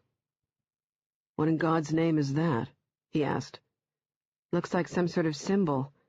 Where's Coop? He's in here. Hold on." Darby didn't know what the symbol meant, but knew it had been tattooed into the skin using some sort of ink invisible to the naked eye. She thought about the stamps used at nightclubs, amusement parks, and some kids-themed restaurants. A hand was stamped with a fluorescent but invisible ink as the person entered. Then, if they had to exit the place and come back in, the person placed their hand underneath a black light, which illuminated the stamp and let the business know the person had already paid the entrance fee. That ink washed off and eventually faded. The ink on the lip had been tattooed into the skin, in a hidden area. Coop stepped up on the other side of the table and leaned in across the body for a closer look. She showed it to him, and they talked about the best way to photograph it. "We don't have that kind of equipment here," he said. "What time is it?" 5:45. "Call ops. Have them page ID." He used the wall phone in the autopsy suite to call operations. Boston lab techs, as well as those who worked for ID, the separate section that dealt with forensic photography, had to live within a certain radius of Boston so they could report to a crime scene or the lab within an hour. Dr. Perkins calmly asked her to step aside. She did, and watched the man use a pair of long tweezers to grab a small brown spider trying to crawl its way out of the victim's mouth. Chapter 60. Coop helped her to photograph the front torso and to diagram the wounds, searching each one for trace evidence. Darby kept stealing glances at the Vic's mouth to see if anything else had decided to crawl out. They found a lot of fibers on the wounds and body, a lot of dirt. On the Vic's shoulder, she found a dried white blob. It appeared to be candle wax. They collected blood samples and made detailed diagrams of each wound, noting its location, length, and size. "I need to make a quick phone call," she said. Standing in the back, she took off her face shield, picked up the phone, and called the direct number the Harvard professor had given her. "Professor Ross, this is Darby McCormick. We spoke earlier?" Yes, of course. The Latin phrase." The man sounded as though he was fighting a cold. "I've made some notes for you." "I was told It's a reference to someone who once enjoyed the pleasures of life and has now been transformed in death. That would be a correct interpretation, as some believe the phrase was spoken by death, a reminder for one to enjoy the pleasures of earth. Other scholars believe et in Arcadio ego is an anagram for another Latin phrase that means, "Begone, I keep God's secrets." I don't know how much information you need. I don't want to bury you in it. I want to send you a symbol I found. See if it ties into this phrase in any way. Would you be willing to take a look? Of course, he said, sounding positively delighted.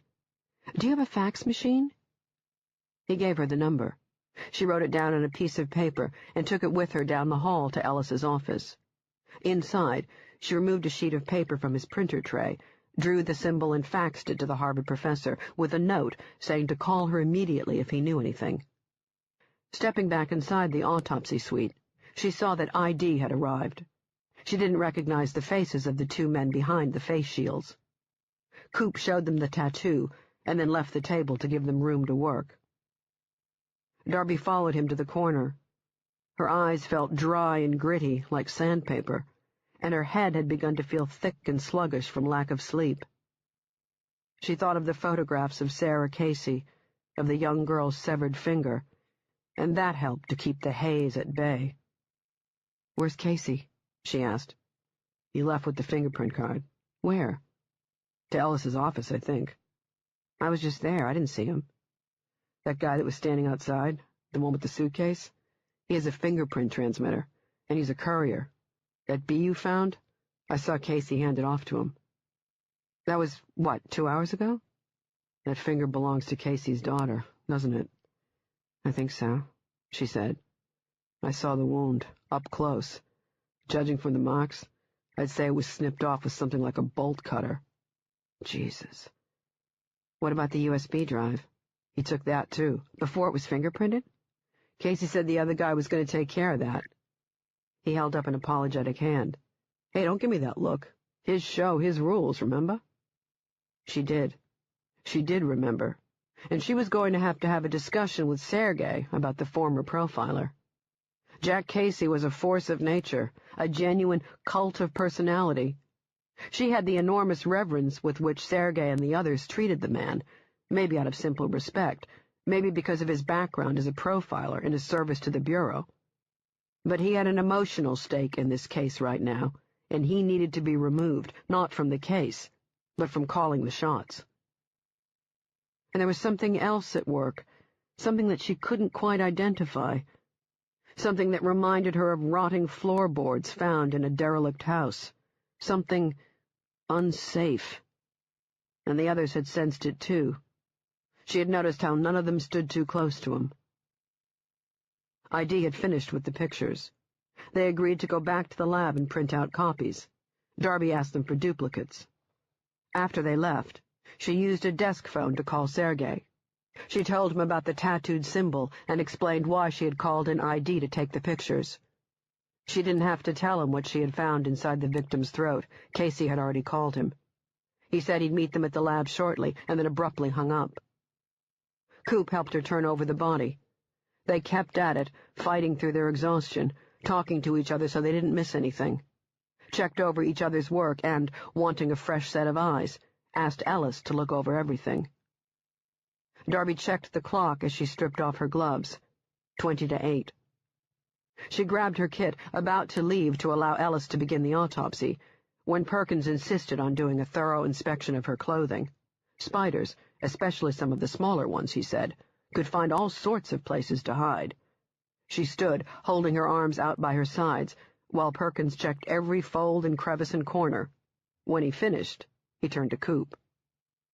Darby went across the hall to strip out of her gear and found Keats still posted beside the door. She unbuckled her face shield. "Where's Casey?" "He left," Keats said. "Where?" "Don't worry, he's safe." Keats nodded towards the locker room door. "You should go on and get dressed. We'll take you and Mr. Cooper to your hotel. You look like you could use a shower." Coop came into the locker room a moment later. She had dressed first, told him she'd wait for him in the hall, and when she opened the door, she saw Sergei heading her way. his phone pressed against an ear and heels smacking against the polished floor. Chapter 61.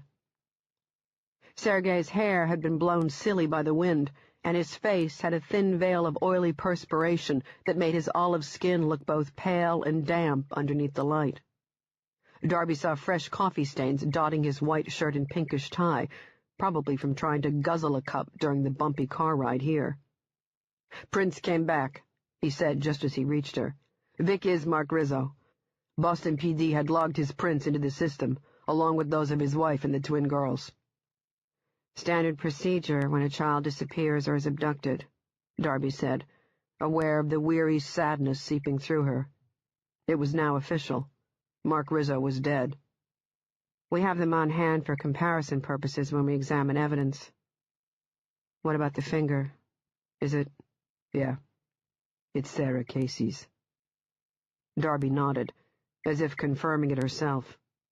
She had suspected this, of course, when she'd seen the chipped red fingernail polish. Now it was confirmed. The severed finger that had been stuffed down the Vic's throat, Mark Rizzo's throat, belonged to Jack Casey's daughter. She recalled a part of her first conversation with Casey, back inside the Nahant PD. "They won't kill me. Not yet," he had said. "They're going to send a message first." She thought. His daughter's severed finger. Sergei spoke slowly. "Jack had his daughter printed as part of one of those child safety programs they do in the schools. This was a few years ago. After what happened to my son, I convinced him to load her prints and DNA into our system, in the event these people ever targeted her." "Did ID call you about the pictures?" He nodded. "I just sent someone over there to collect them." "I need to speak to Casey." "He's on the plane." "Where's he going?" "Nowhere." Sergei answered the question before she could ask it. "It's our plane, the one we sent to Florida. It touched back down at Logan." "You brought your forensic people back?" "Not all of them. I left a few at the safe house." Sergei moved the hair out of his eyes. "We had 8 agents down there, 4 inside the house, the other 4 doing a perimeter watch, okay? The ones outside, we think were taken out from a distance. Silenced weapons, nobody heard a thing. The 4 we had inside the house, all headshots, and not one of them had pulled his weapon. I watched the video feed on the way over here. Way the bodies were found, it was like they had fallen asleep, and then someone came up and shot them." "Nerve agent?" "Don't know anything yet. If they used it, I don't know how they managed to get it inside the house. Maybe the outside AC units put the gas in there." Coop came out of the door, shrugging into his suit jacket. Darby said, "I was told Casey took the USB drive?" Sergei nodded. "It's on the plane. We processed it for prints before we let Jack look at it." "What's on it?" "A video. That's all he told me. He hasn't let anyone watch it yet." "We need to talk about Casey," Darby said, his involvement. Sergei waved a hand, cutting her off. "I know where you're going with this, and yes, I agree. He's been emotionally compromised, and he can't be the one calling the shots. You won't get any grief from him. That being said, he wants to stick close to this. You can't blame him." "I want to see the video." "You will, later. First we need to get you 2 settled." Sergei pointed to a pair of agents hovering a few feet away. "These men will take you to the hotel. Shower, get something to eat, take a few hours to unwind. Don't argue. You need some time away from this so you can look at it fresh, okay?" He glanced at his watch. "Let's make it 10. No, 11. Give you some time to unwind before the meeting. Go and grab some sleep, decompress." Sergei turned to leave. "Hold up," Darby said. "I talked to Jack's wife." He spun around on his heels, nearly tripping. "When?" "After you left, one of them called my cell phone and put her on the line. She told me Jack has to hold a press conference. They want him to—" "A press conference? For what reason?" "Do you know who Bud Dwyer was?" Sergei shook his head, showed her his empty hands. "Bud Dwyer," Darby said, "was a politician from Pennsylvania, accused of receiving bribes. Day before his sentencing, He calls a press conference, has 3 of his staff members up there with him, and he hands each of them an envelope, letter to his wife, one for the governor, and an organ donor card. And when he's done, he places the barrel of a .357 Magnum in his mouth and blows his head off. "They want Casey to commit suicide on national TV?" Sergei said. "First, they want him to shoot Darren Waters."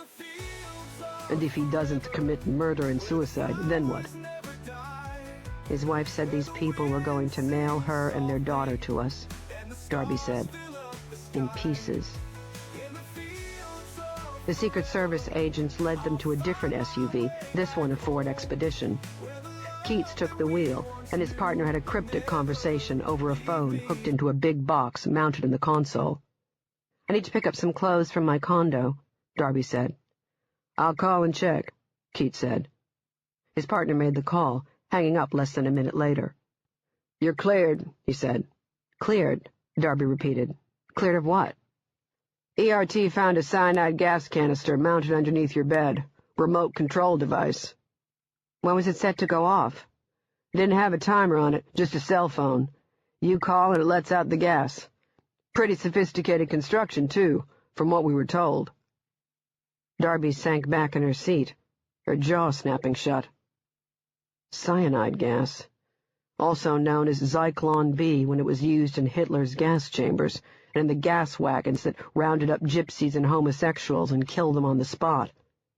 And now these people that no one knew, these people who belonged to a group that didn't have a name, they wanted to turn her bedroom into a gas chamber.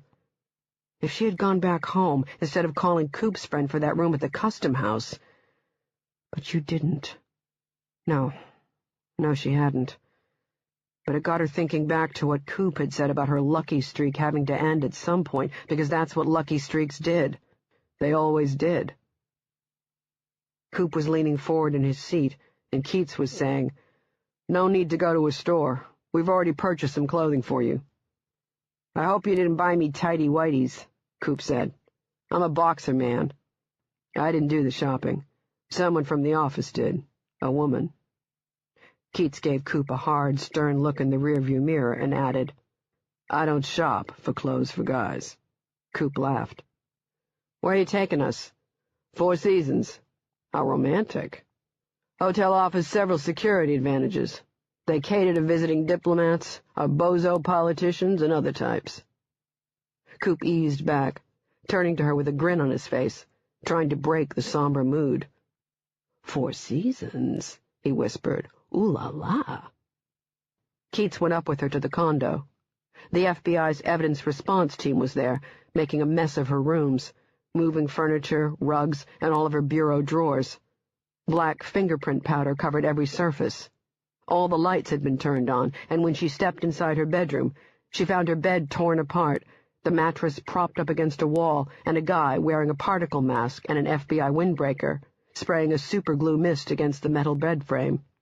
2 young guys stood on her porch, dusting her sliding glass door, and she caught flashlight beams crisscrossing through the darkness, searching the postage stamp-sized backyard she shared with the ground-floor tenants. She didn't ask what they had found. She'd get the details later from Sergei. She opened the folding doors to Beacon Hill's version of a walk-in closet, a small space of carefully crafted shelves, designed to maximize every last inch of space.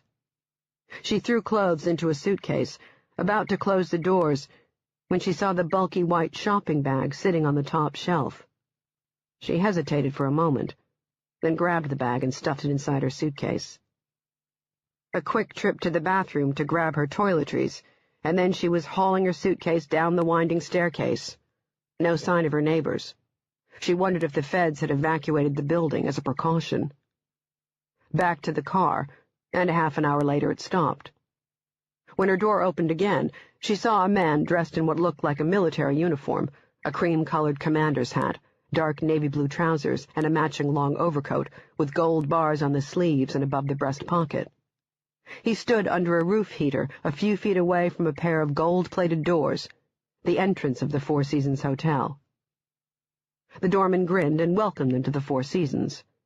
Either the man hadn't noticed the earpieces worn by the Secret Service agents, or he was simply used to seeing such things, as the hotel, she knew, hosted a wide variety of foreign dignitaries and rich Middle Eastern types who often traveled with bodyguards. Keats didn't bother with the check-in, and escorted them through a regal lobby full of warm earth-tone colors, the brown and cream rug, the blonde wood paneling, and chairs and sofas arranged around pillar-type stones holding pots bursting with freshly cut flowers. She could see why people held lavish weddings here, why businesses held conferences meant to impress their staff and clients. The area gave off a distinctly powerful but elegant vibe. They took the elevator to the top floor. She followed Keats and the other agent, who'd been assigned to Coop, down a quiet, carpeted hall. A moment later, Keats dropped her suitcase in front of a small alcove separate from the rest of the rooms. Darby saw the bronze-plated sign mounted on the wall next to the door, Garden Suite.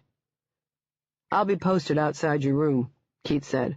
"For obvious reasons, we prefer that you dine in.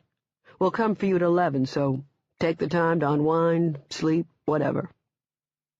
Coop picked up her suitcase. Darby remained in the hallway for a moment. She rubbed a hand across the back of her neck. "If for some reason you need to come in and get us, could you do me a favor and, knock?" "Yes, knock." "Of course. A gentleman such as myself always knocks first, then waits." "I'd appreciate that. Thanks." Keats cracked a thin smile. "Enjoy your stay." Chapter 62. Darby's first thought was that she had stepped through a time portal and into the top floor of one of those old historic mansions she'd once seen in Newport, Rhode Island. The space was immense, with Victorian-inspired sofas, chairs, and heavy curtains. The only modern flourish was the soft lighting that glowed like candlelight across the cream and beige striped wallpaper. The warm air smelled of lavender, fresh lavender, and not some sort of chemical scent, and it was coming from a huge bouquet of fresh-cut lavender sprinkled among white and red roses set up on the table. She looked around, taking in the immense space in the adjoining kitchen. There was a kitchen in here, an actual kitchen, and she half expected some butler or maid from a Jane Austen novel to come waltzing into the room and tell her the Duchess was ready to receive them. She turned and walked, dragging the rolling suitcase behind her, into a master suite almost as big as her condo. Tall ceilings and 2 lamps on cherrywood nightstands bracketing a king-sized bed. Coop stood next to the bed, going through the packages of clothes that had been left on top of the thick white velvet comforter. Darby parked her suitcase at the foot of the bed, and he held up a package of Haines briefs. "Tighty-whities. What am I, 10? "Let's make a rule," she said, slipping out of her leather jacket. "No talking about the case." "Fine with me. I could use a break." "You want to crash?" He shook his head, picking up a package holding a blue dress shirt. "I'm too wired to sleep. All I want is a long, hot shower." "You mind if I go first?" "Not at all. It'll give me time to raid the minibar." The bathroom, made of black and white marble, had a jacuzzi with windows overlooking the public garden. She could see the old lantern lights glowing around the street and in the distance as she undressed. Hopping inside the shower, she wished she could stay under the hot water until it ran cold, but she didn't want to waste time. She wanted to spend every available second with Coop. A part of her felt guilty for having these feelings right now, given the day's gruesome events. It seemed wrong, almost abnormal. She was tingling with excitement and anticipation, and Casey was drowning in fear and terror. Coop was here, and she was alone with him, alone in one of the world's most luxurious and romantic hotels, and she planned on taking full advantage of it. As life had demonstrated to her time and time again, there was no such thing as planning or waiting for the perfect moment or mood. You had to watch out for it, and when it came along, you had to seize the opportunity or lose it, and there was no way in hell she was about to miss out on this one. Stepping out of the shower, she debated whether or not to blow-dry her hair. Conscious of time, she towel-dried it, combed it back, and, still damp, pinned it up in a loose chignon using hair grips. She took her time with eyeliner, eyeshadow, and lip gloss. First, she slipped into the special lingerie she had picked out for this moment, along with the dress and shoes. She generally shopped for clothing only out of necessity, and when she did, she often chose practical, comfortable items. She never had that girly girl need to be up on the latest fashions, but she had her own sense of style, and she liked to get all dressed up when the rare occasion demanded it. Coop almost exclusively dated girly girls who, after a hard day of shopping, liked to unwind by hitting the clubs. The brighter ones managed to string words together in full sentences, but often tired out after a few minutes of conversation. Darby knew she beat every one of them in the brains department, and knew, with the right clothing, she could compete with the best of them. With that goal in mind, over the summer she had purchased 2 items which she knew, at least from her limited experience of shopping through the sales racks at Banana Republic and J. Crew, had cost a small fortune. A heather-gray 1920s-inspired cocktail dress with a scooping neckline and plunging back made of silk chiffon, and a pair of black maigre heels adorned with crystal satin bows. Darby checked herself in the mirror. The dress was cute, sexy but sophisticated.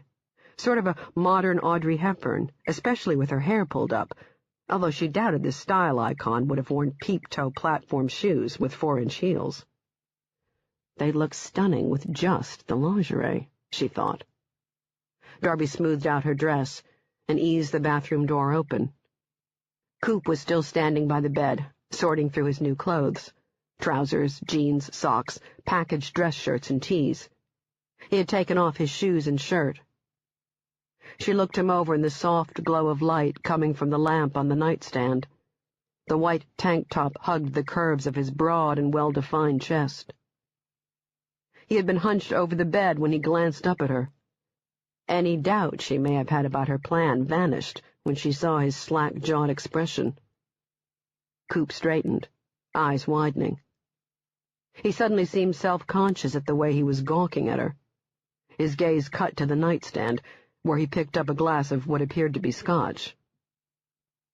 "Well," she said after a moment, "aren't you going to say anything?" "You look amazing." He swallowed, then added, "You always do." "Thank you." He took a slug of scotch and wiped at his mouth with the back of his hand. Darby walked up to him and placed her hands lightly on his chest.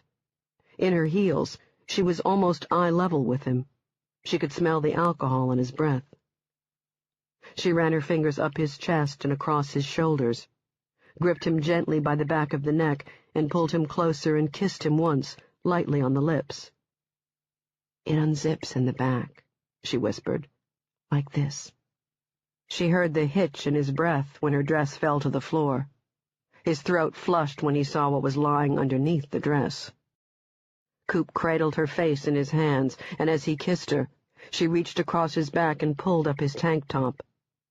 He raised his hands, and she yanked it over his head and tossed it into the air. Her hands went back to his body, palms and fingers sliding across the smooth hardness of his chest.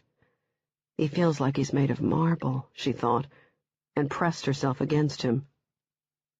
They kissed more slowly, more deeply. Coop's warm, strong hands slid down the small of her back. His fingers moved underneath the elastic band of her panties and gently squeezed her buttocks. She let out a soft moan, feeling him growing hard against her, and realized how much this moment matched the fantasy she'd been nursing since the moment he left for London. "One question," she whispered. "What?" The word thick in his throat. "Shoes on or off?" "On," he said, swallowing. "Definitely on." She kissed his neck. His breath caught again, and she kissed his chest, slowly, and she heard his beating heart and the way his breath was now coming sharper and faster as she slid her hand over the bulge mashing against the smooth fabric of his trousers. She undid his belt buckle. His hands gripped her arms, and she unbuttoned his trousers. They dropped to the floor, and his eyes slammed shut and his head arched back when she ran her fingers inside his boxers. "Darby, I... His words trailed off. His eyes flickered shut, and she ran her fingers back up his chest and cupped his jaw. "Coop." When he looked at her, his eyes seemed wet, on the verge of tears. Was he crying? "I love you," she said. "I always have, and I always will." "I know." He was crying. "I know you do," he said. "But I can't. I'm involved with someone else." Chapter 63. Darby was vaguely aware of Coop standing in front of her, eyes bleary, but she wasn't really in the room with him, her mind having separated itself from her body. She'd seen this kind of moment played out in TV shows and romantic comedies endless times, and always in a highly cliched and melodramatic fashion, with the scorned or rejected woman turning on the waterworks while crumbling into the role of the poor, pathetic victim. And every time she saw such a scene, a part of her would want to shout at the screen, "Get your shit together! Stop blubbering and say or do something!" Watching such a thing unfold from the comfortable and safe distance of a chair, though, was a whole galaxy away from actually experiencing it. Coop wiped at his face, then scooped his trousers off the floor, but instead of putting them on, he sat on the edge of the bed and leaned forward, probably to hide his erection, which was still prominently displayed. "Well, at least you managed to turn him on," a critical voice chimed in. "At least you did something right." His elbows propped on his knees and hands dangling between his legs, he took in a long draw of air, his voice shaking when he spoke. "I'm sorry, Darby." She opened her mouth, ready to speak, wanting to speak, but her brain had somehow disengaged itself from her tongue. "I planned on telling you," he said. "I was just looking for the right moment." She found she could move now. She turned away from Coop and caught her reflection in a mirror mounted above the bureau across the room. She saw herself, standing there in a $300 set of lacy thong panties and low-cut bra and $600 shoes, clothes she had bought specifically for him. When she saw the wounded, vulnerable look on her scarlet-red face staring back at her, she turned away again, cringing, hating herself for it. For this. She scooped up her dress from the floor and walked to the bathroom, numb. She shut the door. That sickening process of sinking back inside one's skin had started, and when she saw what was waiting for her, the hurt and anger and everything else mixed with it, lying there like the proverbial lump in her stomach, she turned away from that, too, by doing what she did best, the only thing that had never failed her. She got busy. Dressed in a clean pair of jeans, socks, and a black tee, the well-worn boots back on her feet and giving her back some sense of who and what she was, Darby opened the door and walked back into the bedroom. Coop was standing now, near the windows. He had put on his trousers, buckling them, she supposed, to prevent her from further temptation. His tank top, though, was still on the floor. "I'm sorry, Dob." "You've already apologized," she said, working her arms through her shoulder holster. "Saying it 2, 3, or 100 more times doesn't make it any more effective." She was surprised and glad at how calm she sounded. "What's the lucky lady's name?" Coop didn't answer. She didn't care, busy looking around the room, trying to figure out where she'd left her jacket. And then it came to her, the thing that was slightly off about the evening on John Smith's balcony. She looked at Coop standing on the other side of the bed and slightly to the right. When Smith had stood, he hadn't been standing directly in front of her, but off to the side. The sniper would have had a clear shot at her, but instead had shot Smith. Why had John Smith, a retired police detective, been shot first? "Amanda," Coop said. "What?" "Her name is Amanda." "That's it? Just a one-word name, like Bono?" "Amanda Jones. She owns a PR agency in London." "Congratulations."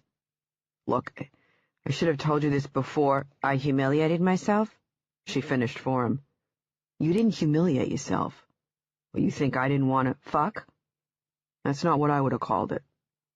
Oh, I'm proud of your self-restraint. I really am. Normally you deliver bad news to your victims after you've done screwing them. Nice. Hey, I'm just repeating what you've told me. I'm sorry I let it go on for as long as it did, he said, pronouncing each word as if she was some autistic child who had trouble grasping the nuances of human emotions. I let it go on because I do, in fact, care about you, deeply. You've been a close friend, and I'd be lying through my teeth if I didn't admit that I've always wondered what it would be like if you and I got together, and I don't just mean physically, I mean long-term, white picket fences and all that stuff. She didn't want to hear this. She moved to the door. Coop sprang from around the bed and blocked her exit. You're one of the most beautiful women I've ever met, and, let's face it, probably the most unique, he said. But for whatever reason, our timing was off. I left for London, and you decided to stay here. I decided, she said flatly. Yeah, you could have come over to London at any time. Yeah, I was a little wrapped up here, Coop, with my own problems. What about all those times we spoke on the phone? What about them? Not once did you mention or remotely hint that you wanted to take what we had to a different level. Neither did you. And, as I recall, you were the one who kissed me. And when we spoke later, right before you boarded your flight, I told you how I felt. No, you didn't. Your exact words were, Coop, before you go, I just wanted to say, and then nothing. Did you forget the part where you said, I know, I feel the same way for whatever it's worth? When I said, it's worth a lot, and you ran to get the plane to get away. Darby, you never came right out and told me how you felt until now. She stared at him, dumbfounded. Why the hell did you wait for so long? If you had— I can't believe this, she said, feeling the anger starting to seep through. Careful. I can't believe you're trying to pin this on me. I'm not trying to pin anything on you. Jesus! I didn't say anything because I didn't want to change what we had. I love you too much enough, she said, pushing him aside and moving into the living room. It's starting to sound like some bad romance novel. Where are you going? To work. She found her jacket draped across the back of a chair. You might as well try to book a flight back home, she said, putting on her jacket. There's no reason for you to stick around. Oh, so that's how you want to solve the problem between us, by running away? She zipped up her jacket. It's a trick I learned from you. Coop crossed his arms and studied the tops of his feet. You should get back home. Back to Amanda. She removed all the cash from her money clip and tossed it on the floor in front of him. That should cover part of your plane fare. Let me know the rest and I'll drop a check in the mail. His face jumped up, sparks of anger in his eyes. Thanks again for coming, Coop. She had reached the door when he called out to her. I waited, Darby, for you. Don't get pissed at me because you're the one who blew it. She fumbled for the doorknob. When she opened the door, she found Keats standing with his back to the wall so he could watch the hall. She shut the door behind her and said, I need to go back to the medical examiner's office. They expecting you? Not yet, she said, reaching for her cell phone. She had missed a call. Ronald Ross, the Harvard professor. He had left her a message. Keats was looking at the door. Mr. Cooper's not joining us, Darby said, dialing the answering service for the Boston Medical Examiner's office. He's going back home, to London. Chapter 64. Settled inside the back of the SUV, Darby played the message from Ronald Ross. The Harvard divinity professor wanted to discuss the symbol she had faxed him earlier this afternoon. He left 3 numbers, office, cell, and home phone. She asked Keats for a pad of paper and a pen. He took his eyes off the road for a moment, then grabbed something from the console and handed it back to her, napkins and a bottle of water. What's this for? Your mascara, he said. It's smeared all over your face.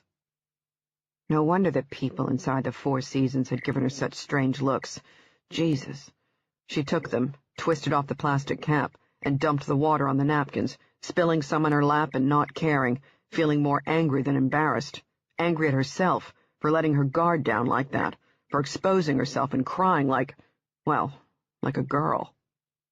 She wiped at her eyes and cheeks, the napkins coming away black, and caught Keats watching her in the rearview mirror. You okay? He asked in that soft and soothing southern drawl. Never better. Anything I can do to help? No. Unfortunately, she added privately. But thank you. Toss everything on the floor back there. When you're through cleaning up, I have a leather writing pad you can use. Pen's clipped inside, a real nice one, too, so don't go losing it on me. Ronald Ross answered his home phone on the 4th ring. He sounded like he had been asleep. I just got your message, she said. Sorry if I woke you. I dozed off on the couch. You did me a favor. A grunt, and then he cleared his throat. On the other end of the line, she could hear the click of his heels echoing across the floor. I made some notes on the symbol you sent me. I assume it's connected to a case you're working on. You assume correctly. I can't give you the specifics. I understand, he said. What do you know about Gnosticism? Darby thought about it for a moment, looking out of the side window at the surrounding traffic, and again wondered if she was being followed and watched. It's something to do with pre-Christianity, I think. Okay, Ross said, like he had expected this. Let me start with a simple definition. Gnosticism is derived from the Greek word gnosis, which means knowledge. The religion dates all the way back to early Jewish and Christian sects, and its doctrine, simply put, is that there are two gods. The first is a lower, imperfect god, called the demiurge, who created the material world. The second, the supreme god of truth, or the supreme father god, is a transcendent god and does not care about human affairs. The demiurge believes he is supreme despite his imperfect creations, the world, mankind. The demiurge employs servants called archons, who roam the world, enacting their own will. Darby finished writing in her quick shorthand, then said, "Which is?" "Nothing." "You mean the archons are nihilists?" "No, archons provide their own order, their own laws and justice. They are capable of mercy, but by and large they are jealous, wrathful creatures, possessed by a singular will and capable of great destruction. The symbol you sent me, it's a bastardized version of a Gnostic baptismal cross developed centuries ago by a medieval group who had roots in Gnosticism. Those 12 spikes, each one represents an archon. The circle is a representation of Earth." She thought about Charlie Rizzo's odd-looking black medieval tunic. "What's the name of this group?" "It doesn't have a specific name, but this group believed that symbol represents one who is, basically, a slave to an archon." "Is Gnosticism an actual religion, or is it a cult?" "An actual religion," Ross said. "It was essentially wiped out by the end of the 5th century. What we know about it comes from the Gnostic library discovered in Nag Hammadi, Egypt, in the 40s, and then, in 1970, the discovery of the Gospel of Judas and Elmina. It's a Gnostic gospel written by Jesus' Gnostic followers, and the pieces that have been recovered claim to be a documented conversation between Judas Iscariot and Jesus. Judas is believed to be the only disciple who was taught the one true gospel by Jesus. Now, according to the canonical Gospels of the New Testament, Matthew, Mark, Luke, and John, we know that Judas betrayed Jesus. The Gospel of Judas claims that Judas was acting on the orders of Jesus, which, taken from the Gnostic point of view, makes sense. Jesus wanted to be released from his spiritual prison, and Judas acted as the catalyst. So you have— "Sorry to interrupt," Darby said. "I appreciate the history lesson, Professor, but I need something along the lines of evidence, something that can lead back to this group or cult or whatever they are." "I understand. The short answer is no, I don't have anything to give you other than historical background on Gnosticism, but I can tell you more about this symbol you found. I know you can't get into the specifics of the case, but let me ask you this. The person who bore this symbol, did he murder someone?" "As far as I can tell, no. The man was a husband and father." "Tell her, Daddy," Charlie Rizzo had said. "Tell her what you did." She wrote on her pad, "Mark Rizzo alias." "Historically speaking," Ross said, "archons crave power and destruction. They're not sent here to do God's work, but rather to fulfill their own needs and desires. Archons want the world to bend to their will. They achieve that through inflicting both physical and psychological pain and suffering, through the destruction of one's soul. Forgive the cliché, but think of them as monsters masquerading as human beings. Darby finished writing and looked up, reminded of Jack Casey. Then she saw a few blocks away the medical examiner's office. I have to go, Professor Ross. Can I call you back? You can, but there's no need. That's about all the information I have, at the moment anyway. I can send you my notes if you'd like. That would be great. She gave him her private email address. I appreciate you taking the time to do this. If I can be of any further assistance, don't hesitate to contact me. You have my numbers? I left them on the voicemail message. I have them, and I may take you up on your offer. In fact, I may have an associate of mine call you. Keep your cell phone handy. Darby hung up as the SUV came to a sudden stop in front of two Secret Service agents, one black, the other white, both tall and young and looking like they could bench press a car. "They'll take you in and bring you back out when you're done," Keats said. The black guy opened her door, and his partner reached inside and gripped her arm. She left the pad on the back seat, not wanting to carry it with her, and, with the two men flanking her, jogged to the building's front doors. Dr. Ellis wasn't happy about being summoned back to work at such an hour. He stormed across the lobby and, without a hello or nod, swiped his laminated ID across the keycard reader to let her in, the agent sticking close. Walking through the halls, she called Sergei. "You got a pen?" she asked when he picked up. "Always do." He sounded exhausted. "What's up?" She gave him Ross's name and cell number. "He's a professor at Harvard's Divinity School. I just got off the phone with him. He has information on that symbol I found tattooed on Mark Rizzo's lip. I want you to bring him in on this." "I already have someone at Langley. Cryptography's working on it right now." "Then have them coordinate with Ross. This is the guy's area of expertise. Trust me, we need him." "Okay, fine. Where are you?" "At the ME's office. I'll explain everything when I get there." Darby hung up and ducked into the locker room. She dressed quickly. The black agent followed her inside the autopsy suite. His partner stood guard outside with his back to the door, watching the hall. "Until you find the people who belong to this group or cult," a voice whispered in the back of her head, "this is how you're going to spend the rest of your life." Ellis wheeled out John Smith's body, the cadaverous skin covered with frost. Darby turned to the agent and said, "Hit those lights, would you?" The exit wound had destroyed most of John Smith's face. Using alcohol swabs, Darby cleaned the blood away from what was left of the man's lips and examined the tissue. She didn't find any trace of the symbol. She decided to examine the rest of the body. The symbol had been tattooed on his chest, just above his dead heart. Chapter 65. Darby saw the big familiar sign welcoming her to Boston's Logan Airport.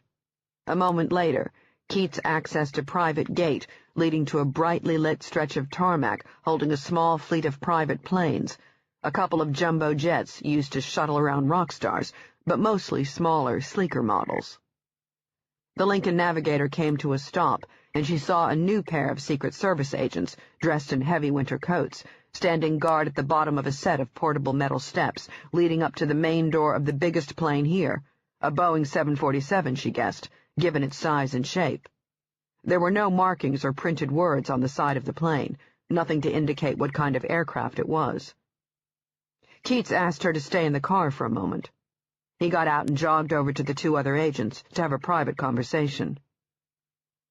What had happened back at the hotel was painfully fresh in her mind, but she had managed to tuck it away by keeping busy, focused. Now, waiting alone in the warm silence of the car, the wind roaring outside, wanting to blow everything clean, her thoughts flashed to Coop, and she wondered if he was waiting for her to return, or if he had said screw it and left to catch a flight back to London.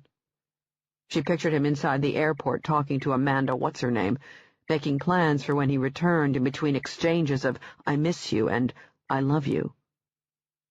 Keats came back and opened her door, and when she stepped out the wind slapped her face, which thrust Coop into the back of her mind, but not too far back. She could still see his face and his anger and hear him say, "I was the one who waited for you." Keats didn't hand her off to the agents. He took the metal staircase and she followed, the railing cold beneath her hand and the wind whistling past her ears. She stepped inside a semi-dark cabin. Two men dressed in white were fast asleep in the first row of seats, paramedic kits resting on the floor near their soft-soled white shoes. The remaining 4 rows of leather seats were empty, and another Secret Service agent stood in front of a closed door that, on an ordinary plane, would separate the first-class passengers from the commercial herd. But this plane wasn't ordinary.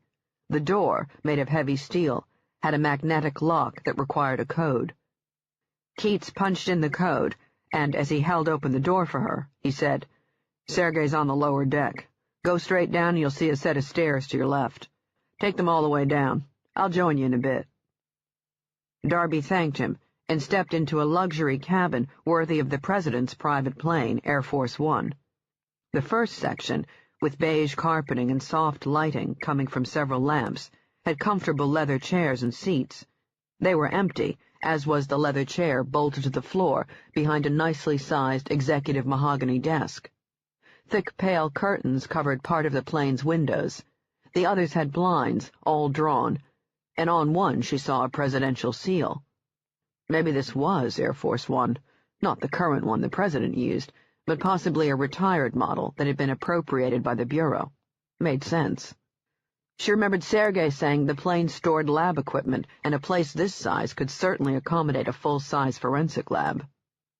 The next part of the plane appeared to be a conference room.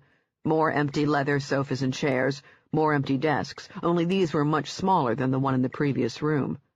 A flat-screen TV hung on one wall, tuned to CNN.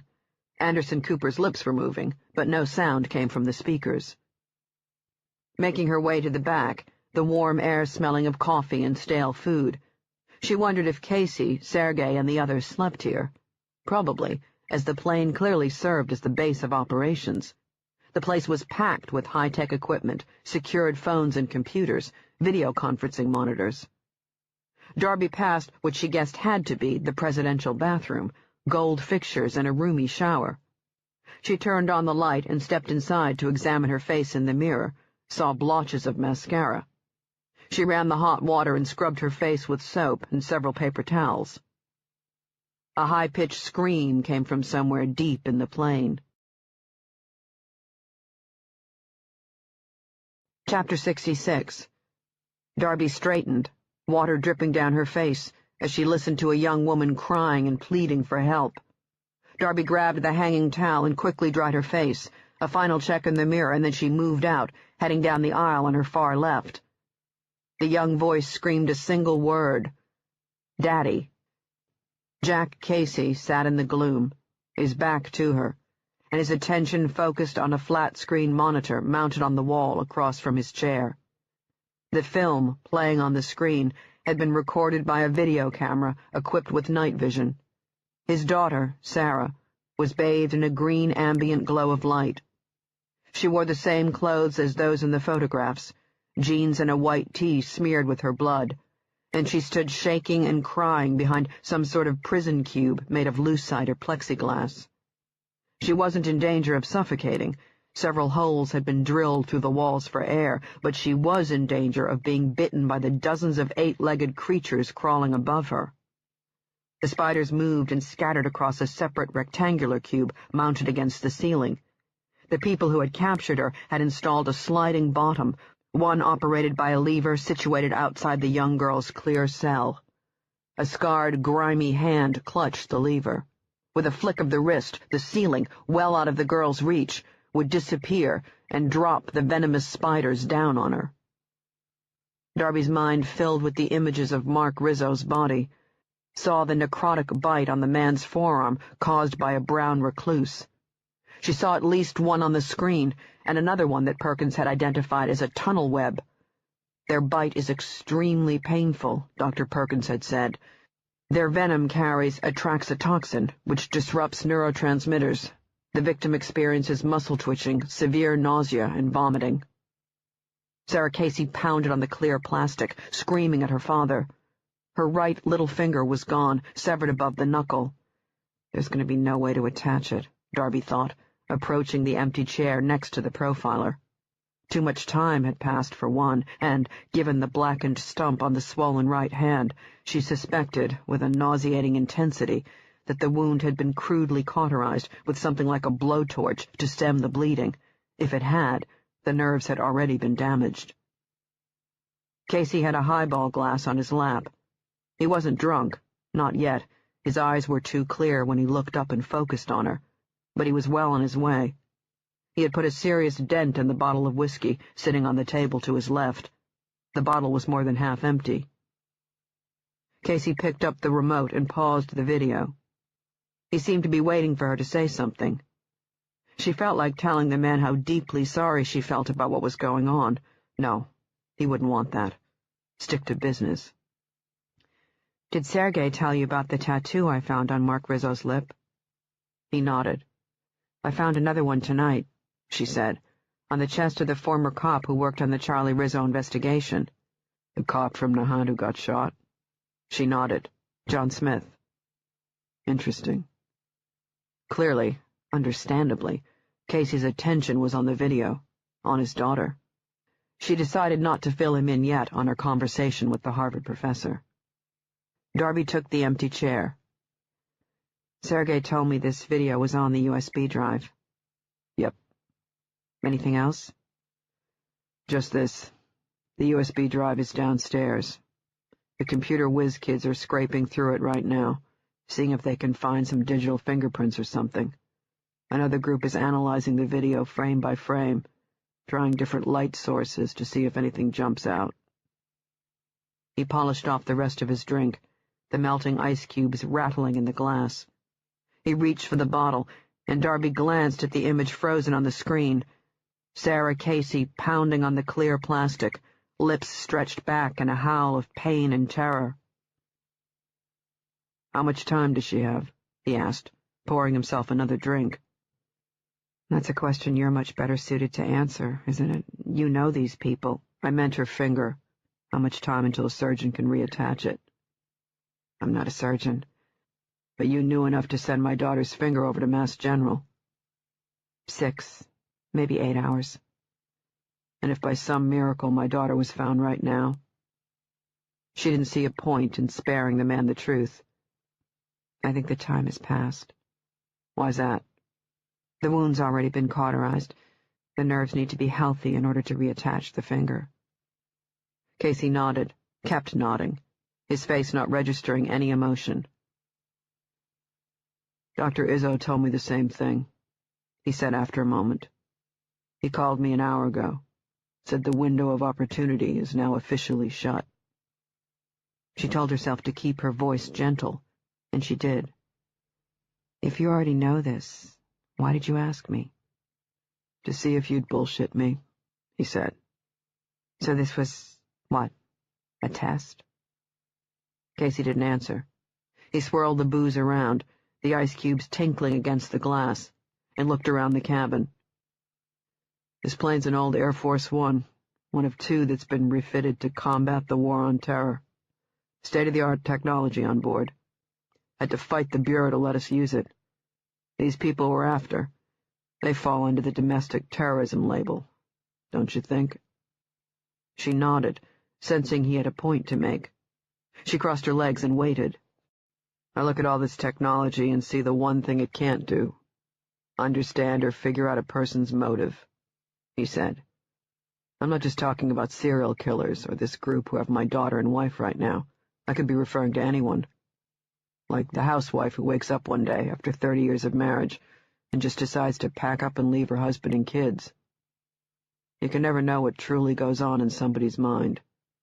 You learn that pretty fast when you work in the monster factory.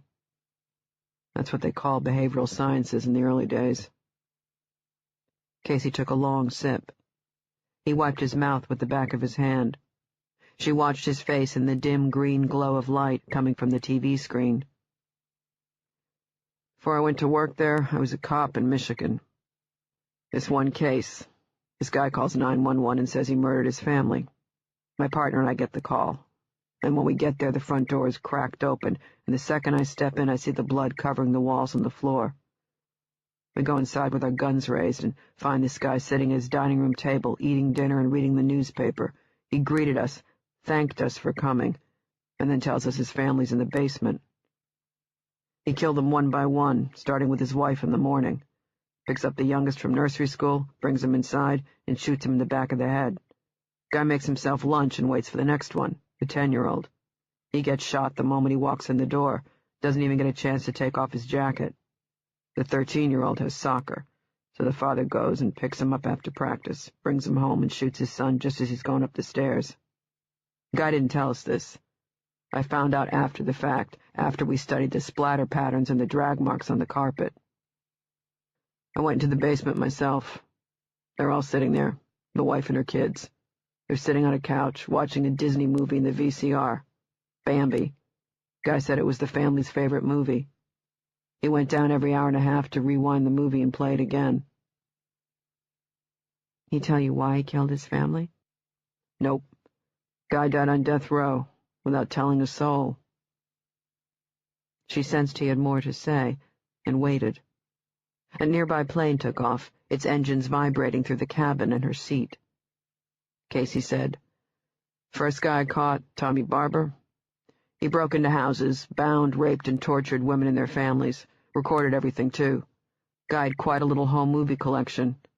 Tommy's a quadriplegic now, serving a life sentence in Angola. I shot him in the spine." No sympathy in his tone, just matter of fact, as if he were narrating some instructional video. "Charlie Slavic," he said, looking up at her, his gaze level and cool. "Put boys inside dog crates and tortured them. I beat him to death with a hammer." "And Hamilton?" "He's alive." "I know," she said. "Did you plant evidence?" "I did." "And then what?" "Then I went to work on how to kill him, and the only thing I regret is that I couldn't do it." "Maybe I'll have a second chance when he's released," she said. Casey regarded her for a moment, wondering if she was being serious or glib. "I'm assuming Sergei told you I talked with your wife," Darby said. "He did. If we don't find my wife and daughter, I'm going to go ahead with the press conference." "Wait, you're not seriously thinking of—" No, of course not. Confessing on live TV and killing Waters isn't going to save my family. If I knew it would for certain, I'd do it in a heartbeat. I'd turn the gun on myself if it would save them. But there's no way these people are going to let Taylor and Sarah go. They won't kill them. There's no fun in that. His words came out sounding rote, and his face remained, as ever, expressionless. "They want me to suffer," Casey said. "They've already given my wife a transorbital lobotomy." Darby felt cold all over, sitting still as she watched Casey pick up the remote from his lap and pointed at the screen. Chapter 67. He played the video from the beginning. A black screen followed by a low hiss from the speakers. Then a male voice said, "Property of the Federal Bureau of Investigation, case number 489765, item number 86. This is a copy of the original video." On the TV screen, Sarah Casey stumbled around her cell, her 9 remaining fingers feeling their way through pitch-black darkness. The spiders, Darby noticed, weren't visible on camera, not yet, but she could hear their soft thumping sounds as they bumped into the walls of their cage. Casey's daughter had heard the sounds, too. She paused every few seconds to glance up and listen carefully, alert to the danger waiting several feet above her head. The camera lens didn't waver. Must be set up on a tripod, Darby thought, switching her attention past Sarah Casey to the stone walls beyond the young girl's clear cell. Ancient and craggy, they reminded Darby of the ones she had seen in historical churches in Paris, walls that had never seen sunlight, dusty and smooth. The coloring, though, was uneven. Splotches of black and lighter colors covered the walls. Now the camera lens panned back, and the spiders were visible to the viewer, but not to Sarah Casey. She bumped into one of the smooth walls and screamed. Darby watched the grimy hand grip the lever for the bottom of the spider cage, and the green glow of night vision disappeared, giving way to a steady, bright spotlight shining from somewhere on top of the video camera. Sarah Casey held her hand up to the sudden burst of light. Her cheeks were swollen and shiny with tears, her breathing so fast and sharp she seemed on the verge of hyperventilating. Her hand moved away from her face and, blinking, she saw whoever was standing behind the camera and screamed. She bumped into the back wall and heard the sounds above her head and looked up and saw what was up there and screamed again. Now came the part Darby had already seen. The young girl pounding on the translucent barrier of her prison cell and screaming for her father. The girl sinking into a corner, wailing, her gaze darting between the spiders crawling above her head and the person holding the lever and the person or persons standing behind the video camera. A flapping sound came over the speakers, and Sarah Casey turned to the camera. She blinked several times, wiping away the tears from her vision. And when her eyes focused, they widened for a moment, and she choked out a single word. "Daddy." Sarah Casey disappeared as the camera cut to a new shot, this one also in night vision, but from a different angle. The lens pointed down at another person, a middle-aged and almost model-perfect woman with prominent cheekbones, long blonde hair, and long legs strapped down to a crude-looking operating table. Darby saw leather straps biting into the woman's ankles and wrists, and thought about the abrasions she'd found on Mark Rizzo's body, and wondered if he had been strapped down to the same table. "My wife," Casey said in a dead voice. "Taylor." His wife's shoes and socks had been removed, but not her shorts or tank top. A thick leather strap had been placed across her forehead to keep her head steady. Her eyes, wide and frightened, searched vainly through the darkness. Seconds passed and nothing happened. Darby looked at these walls and found them to be nearly identical to the ones she'd seen surrounding Sarah Casey's cell, the same dry round stones, the same blotchy coloring, the same cracks and fissures in the mortar. Only here, Darby found a black shadow to the far left, maybe part of a doorway. Darby could see only the bottom quarter of it. Then she saw a black-robed figure step over to the table. His head wasn't visible, and the woman didn't seem to hear him, and she couldn't see the man's hand as it came up from underneath the table, the fingers gripping a long, slender metal instrument shaped like a nail. Darby felt beads of sweat pop out along her hairline, and from the corner of her eye she looked at Casey. The green light glowed across his weathered face, and his eyes were steady as they watched the screen, his lips parting not to speak, but to take another drink. The robed man on the screen moved to the top of the table. Taylor Casey didn't see him. The camera zoomed in on her face, and then she screamed and bucked against her restraints as the man's thumb shoved back her upper eyelid. Darby's stomach dropped, and she forced herself to watch, but the screen went black. Then the woman's screams exploded over the speakers. She wasn't aware a phone was ringing until she saw Casey leaping out of his chair. Darby rewound the DVD to the black spot she'd seen on the far left of the screen. She still couldn't see anything, then rewound the DVD again, this time pausing on the black spot. She stood, feeling cold and more than a little shaken, and moved closer to the TV screen. She couldn't make out much, just the faint outlines of several shapes that could be nothing more than grainy marks left over from the DVD transfer. "Sergei wants to talk to us," Casey said. "He told me you think I should be removed from this case." Darby opened her mouth to speak, but Casey cut her off. "I don't blame you for thinking it," he said. "You're right. I'm too close to this, obviously." "If you find one or more of these people, what are you planning on doing?" "Arresting them, of course." "That's too bad." "Why's that?" "Because I plan on killing them," Darby said. "Every last one." Chapter 68. Darby summarized her conversation with Ronald Ross as she followed Casey into another dimly lit room, this one an area of bunk beds that reminded her of an army barracks, only these beds unfolded from the walls and came with seatbelts. She trailed behind the man as he made his way down a set of stairs. Casey got off on the next floor and opened the door to a room lit by soft and elegant lighting.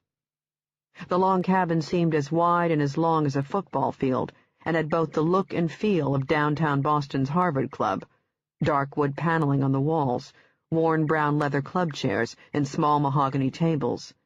A well-worn oriental rug of deep burgundy, forest green, and dark brown hues covered the entire floor. Despite being inside a plane, this space was as regal and luxurious as the Four Seasons banquet hall, only this space was being used to host the missing and the dead. Darby gaped at all the young faces captured in black and white and color. The faces of children, hundreds of them, each one staring at her from the photographs tacked to the wall-mounted corkboards that filled almost both sides of the plane. The photographs had been arranged by year. To her right, a corkboard with a label at the top that read 1945 to 1972. Filling almost every square inch of that space were old and fraying Polaroids and black and white pictures. Each child had a name. Each one had a question mark written next to it. These kids had been abducted from Washington. The next board, this one labeled 1973 to 1975, had photographs of abducted and missing children from Oregon.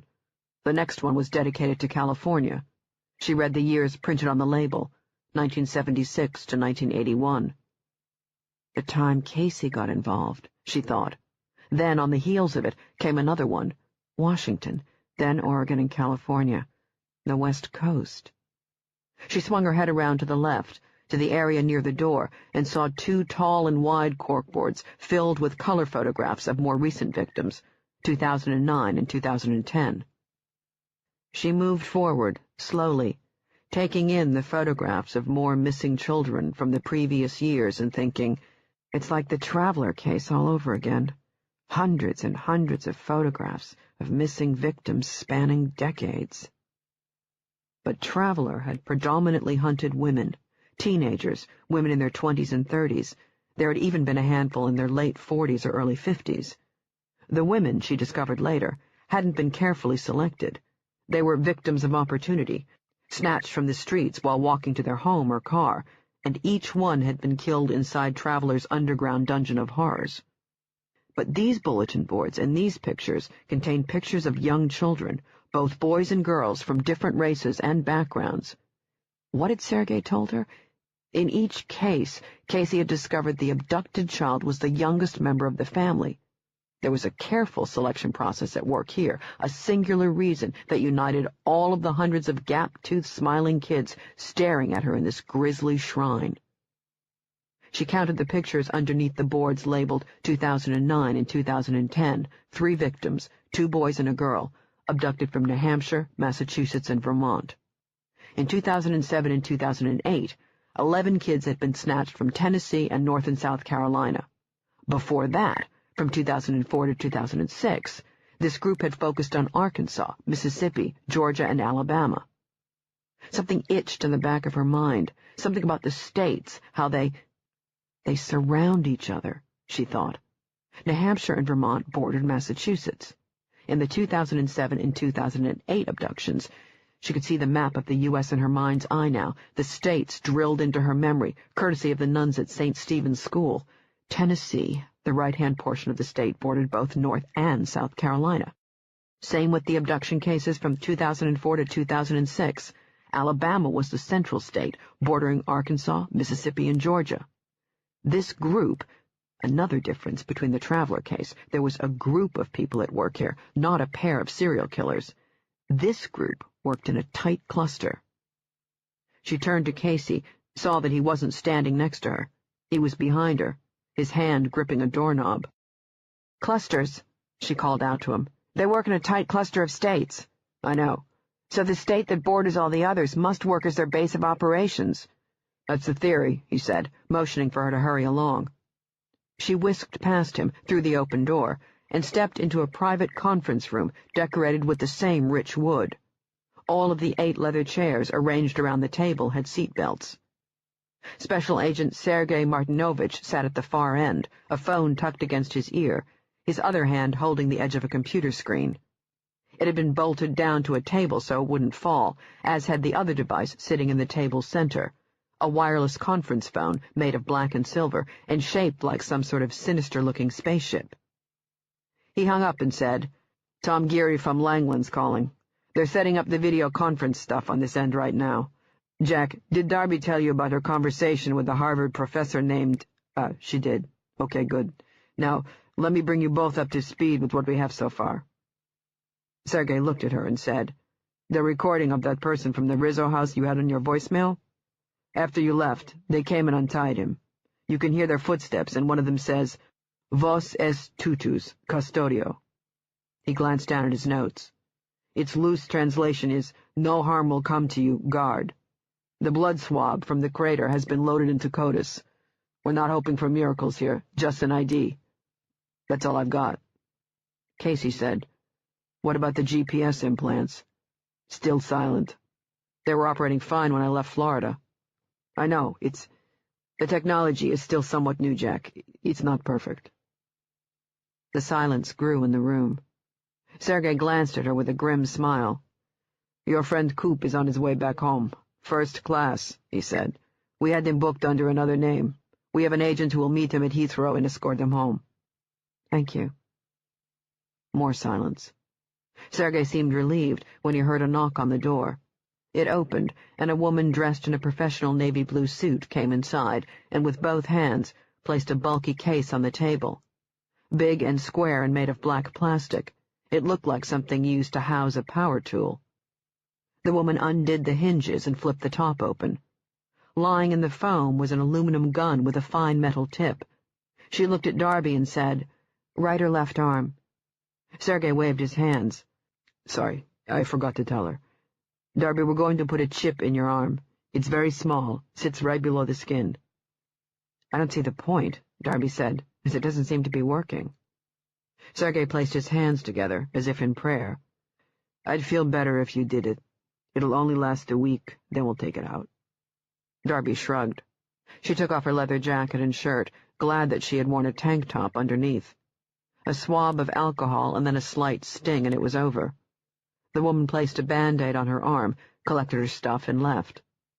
Casey said, "This guy from cryptography. You tell him what's going on with me?" "I gave him the background stuff," Sergei said. "No specifics. When he calls, tell him I'm not in the room. That way he won't be inclined to hold anything back. I'll listen from the corner."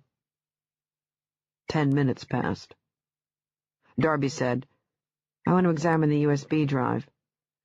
"We have people doing that right now," Sergei said. "Computer geeks. They're looking for what they call digital fingerprints.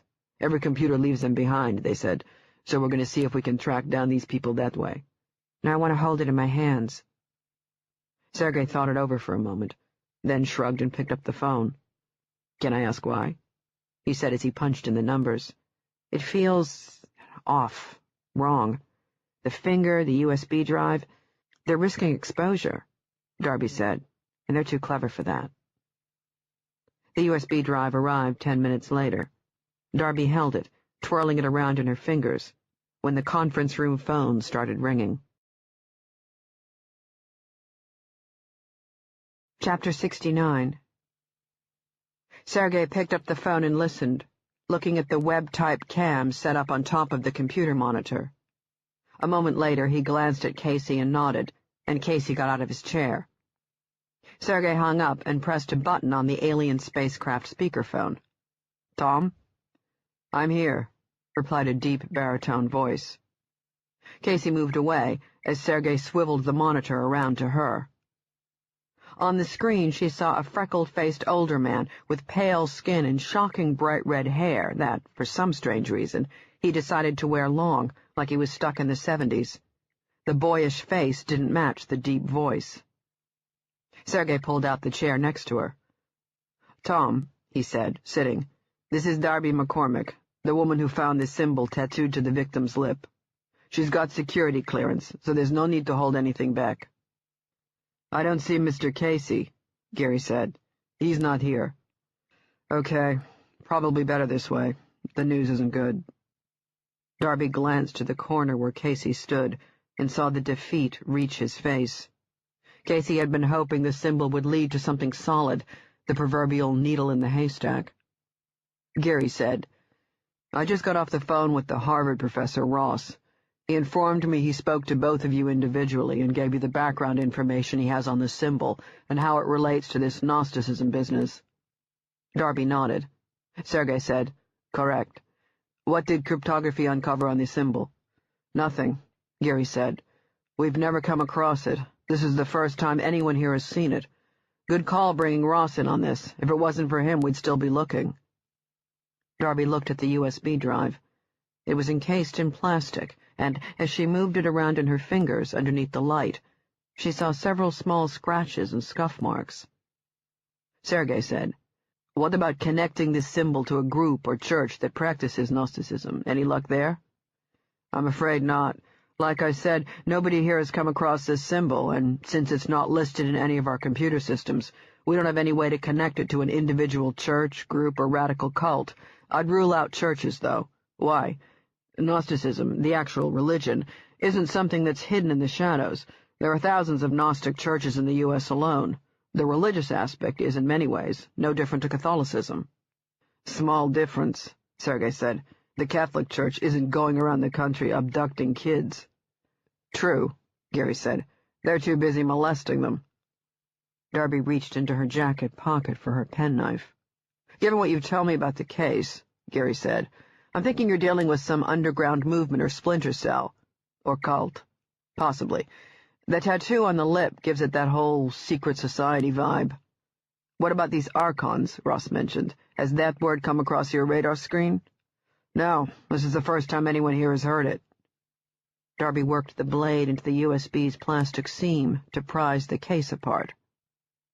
Gary said, "As for what Ross told me regarding archons, and I'm reading his words here, they want the world to bend to their will, their law, their order. They achieve that result through inflicting both physical and psychological pain and suffering. Well, in this case, on Jack Casey. You said he has a history with this group."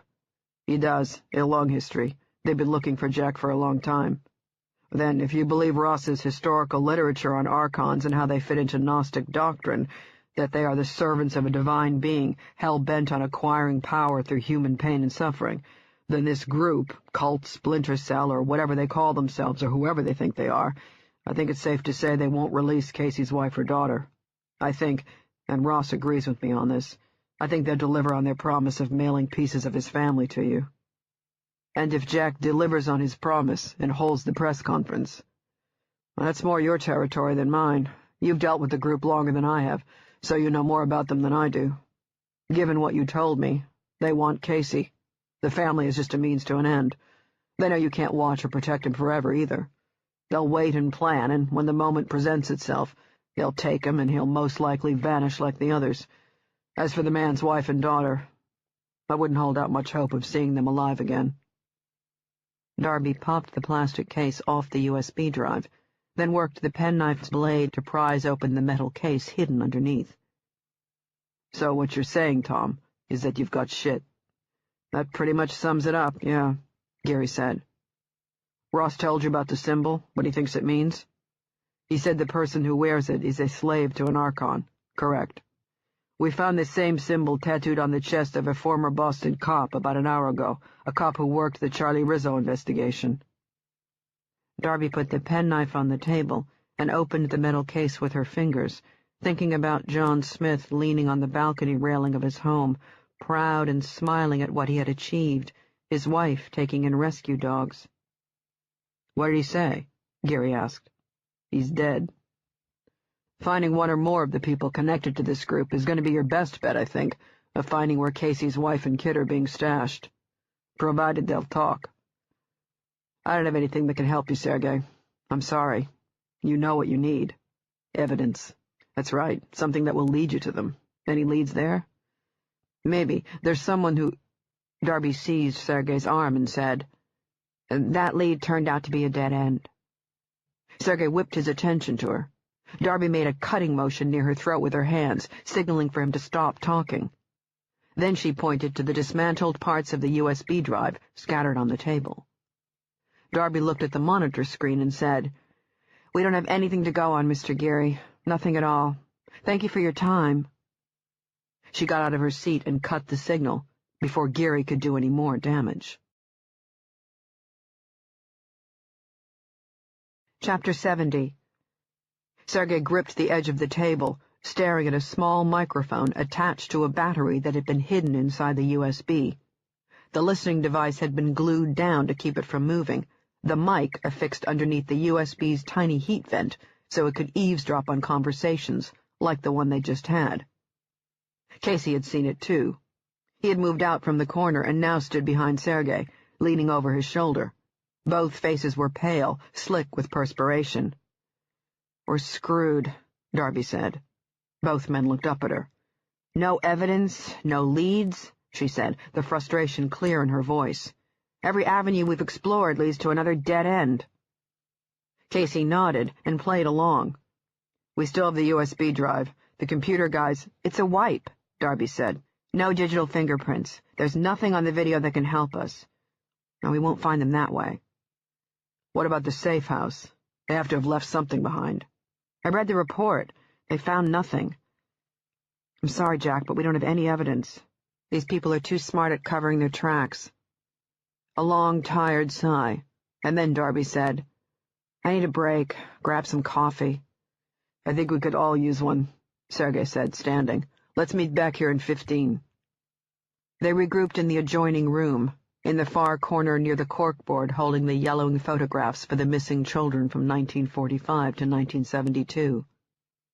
Darby took the lead. "It's minor damage." Sergei's jaw dropped. "Minor damage?" They just overheard that entire call, and the USB drive has been floating around from person to person. It's been sitting on desks inside the lab where people have been talking about evidence. Jesus. Sergei pinched the bridge of his nose between his fingers.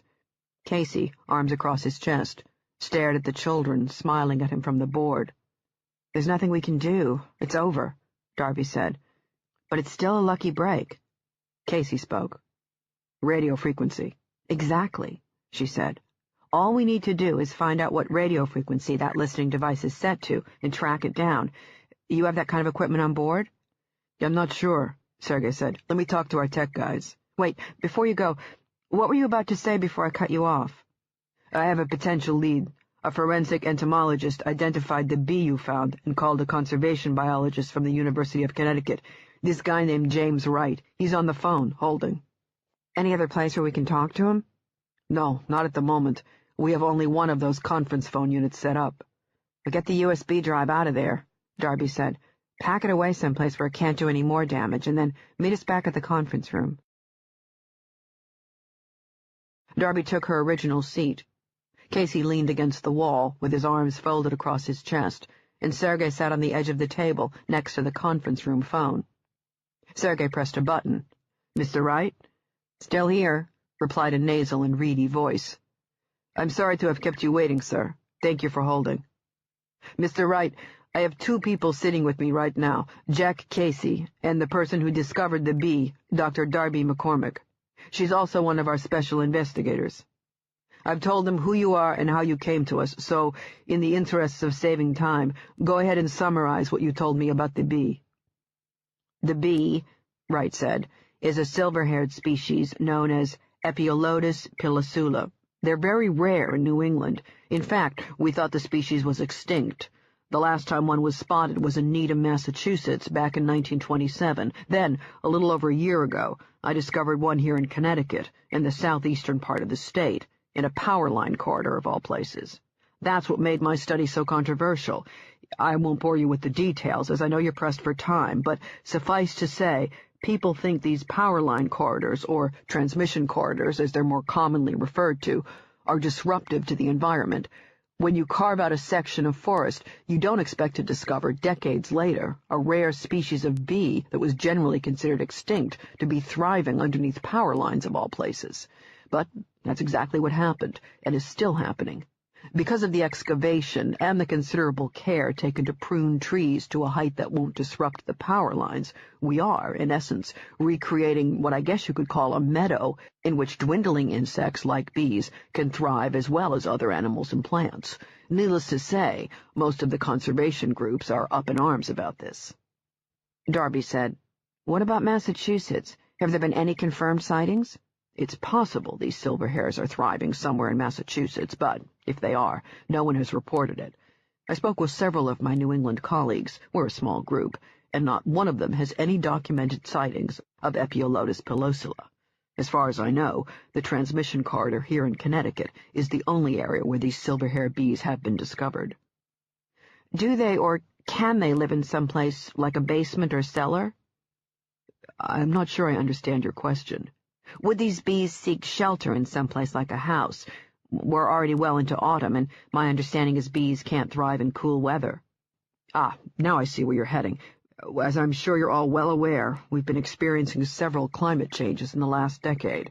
Warmer winters, and sometimes we don't even have a spring. We head right into the start of summer.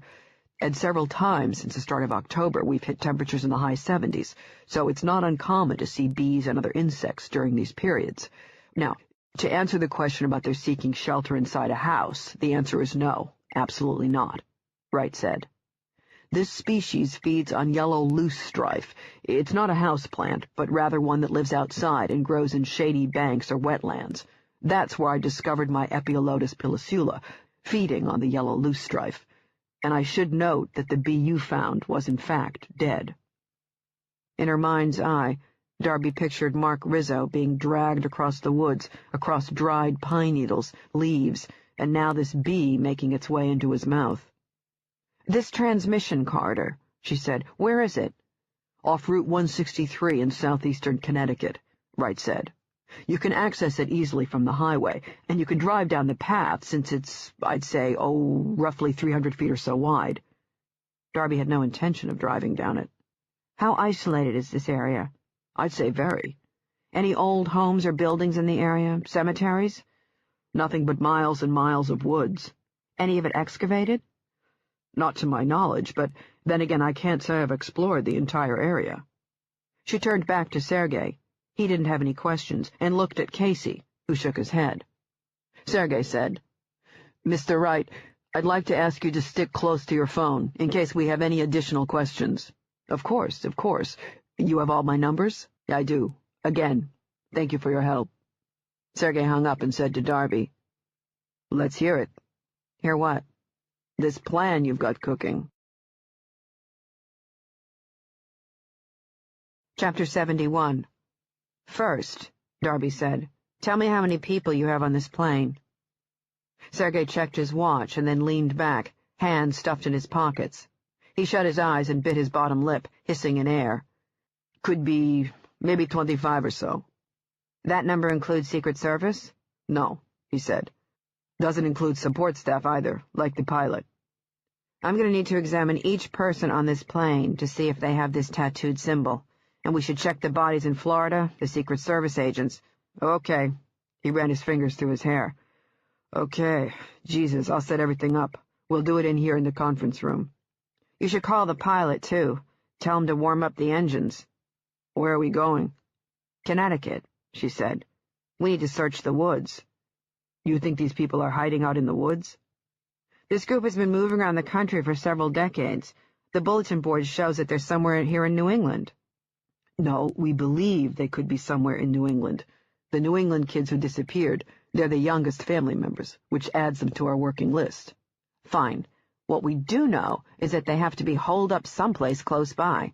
They came to Portsmouth, New Hampshire, and after they blew up the house, they waited around the area to follow me. They killed John Smith. They planted Mark Rizzo's body at his old home, along with Sarah Casey's finger and the USB drive with the listening device. To do all this, they have to be somewhere in the area. Southern Connecticut is about 2.5 hours away." "And you think they've got, some little cottage somewhere near that transmission corridor?" "No, I think they live underground." Sergei glared at her, his eyes dry and bloodshot. Casey's gaze had narrowed. "The tracking chip in my arm," Darby said. "Could you get a signal if I was somewhere underground?" "Depends on a number of factors, how deep you are, if the walls are shielded." "Anything new on Taylor or Sarah Casey's signal?" Still quiet. "So maybe you can't track them because they're somewhere underground." "Or maybe this group discovered the tracking chips and removed them." "Where were they installed? Left upper arm?" Sergei nodded. "I think they're still in there," Darby said. "On the video, I looked at their arms and didn't see any type of lacerations that would indicate the tracking units had been removed. Another thing I noticed were the walls. They're made of uneven stone, boulders and rocks, all shapes and sizes, the kind you find in the ground. Common rock, in other words. And the walls in both rooms, the stones were smooth, not shiny, no dampness. I'm not following you. Water, even a small amount, if it gets into a basement, what happens? You get mold. Exactly. Basements are sealed tight with OPC, Portland cement. It's made primarily of concrete, mortar, and stucco, seals in any type of moisture. You've got blood in a basement, you're going to get mold. The walls in the video had cracks and fissures in the mortar, perfect places for moisture to come through, but the stones were dry. That means another type of mortar was used. Casey said, lime. Darby nodded. Lime mortar was used in ancient Roman Greece. It wicks away any dampness from the walls, and it evaporates. But if you get a lot of dampness over time, it creates an irregular, almost mottled appearance, what's called lime wash. You find it in old cellars in England, but not here in the States. Taylor and Sarah Casey are locked inside the basement of some old building. Sergei said, that happens to be sitting in the woods. We might find the remnants of, say, an old church, but I doubt it, she said. This place is hidden. It has to be. The people I met at the blast site, the ones I saw crawling around the crater, and the thing I tied to the tree, the one missing its tongue, you think they're living in a suburban neighborhood, going to the grocery store and the movies? Sergei pulled out his chair and sat, casting a weary glance at Casey. And then consider what they did to Mark Rizzo, she said. Those puncture wounds on his back, he was tortured first. Using what? Darby showed him empty hands. Dunno. But Ellis completed his autopsy, so I can tell you at least this much. Rizzo's stomach was infested with spiders, the smaller ones. Ellis found at least 2 dozen, each one of them poisonous. Sergei blanched. How is that even possible? Mark Rizzo had multiple abrasions and cuts on the back of his mouth and throat. My guess is that they shoved a tube down his throat. That's the only way the spiders could have entered the man's stomach. Casey showed no reaction. Sergei, swallowing, looking like he was trying hard not to vomit. My point is, she said, if they tortured Rizzo first, what better place to do it than some underground cavern or basement located in the woods where they didn't have to worry about anyone hearing them? I'll guarantee you something else. Wherever this place is, they buried the bodies not far from it. What bodies? This group has been collecting kids. Either they're killed or they die naturally. You've got to dispose of the bodies someplace. What better place to do it than a mass gravesite surrounded by miles and miles of woods? So you want me to fly to Connecticut based on a bee sighting? A rare bee, she said, one that's believed to be extinct. Agreed, but that bee could have just as likely come from someplace else, someplace closer to Boston. You heard right. He said one was sighted here in Needham, back in 27. Sergei looked at Casey and said, I'm leery of flying out to Connecticut now. I want to see what develops here with the radio frequency. I talked with our tech guys on board, and they said we don't have the tracking equipment we need, so I called the Boston office. Their tech department does, so I sent the USB drive over there. How long? Darby asked. It's going to take some time. We need to go to Connecticut. Sergei rubbed his face. Okay, he said through his fingers. Okay, let's say these people have some underground place where they're hiding, that Taylor and Sarah Casey are there. We take off right now for Connecticut, then drive to the woods. It's still going to be dark. How do you suggest we search the woods?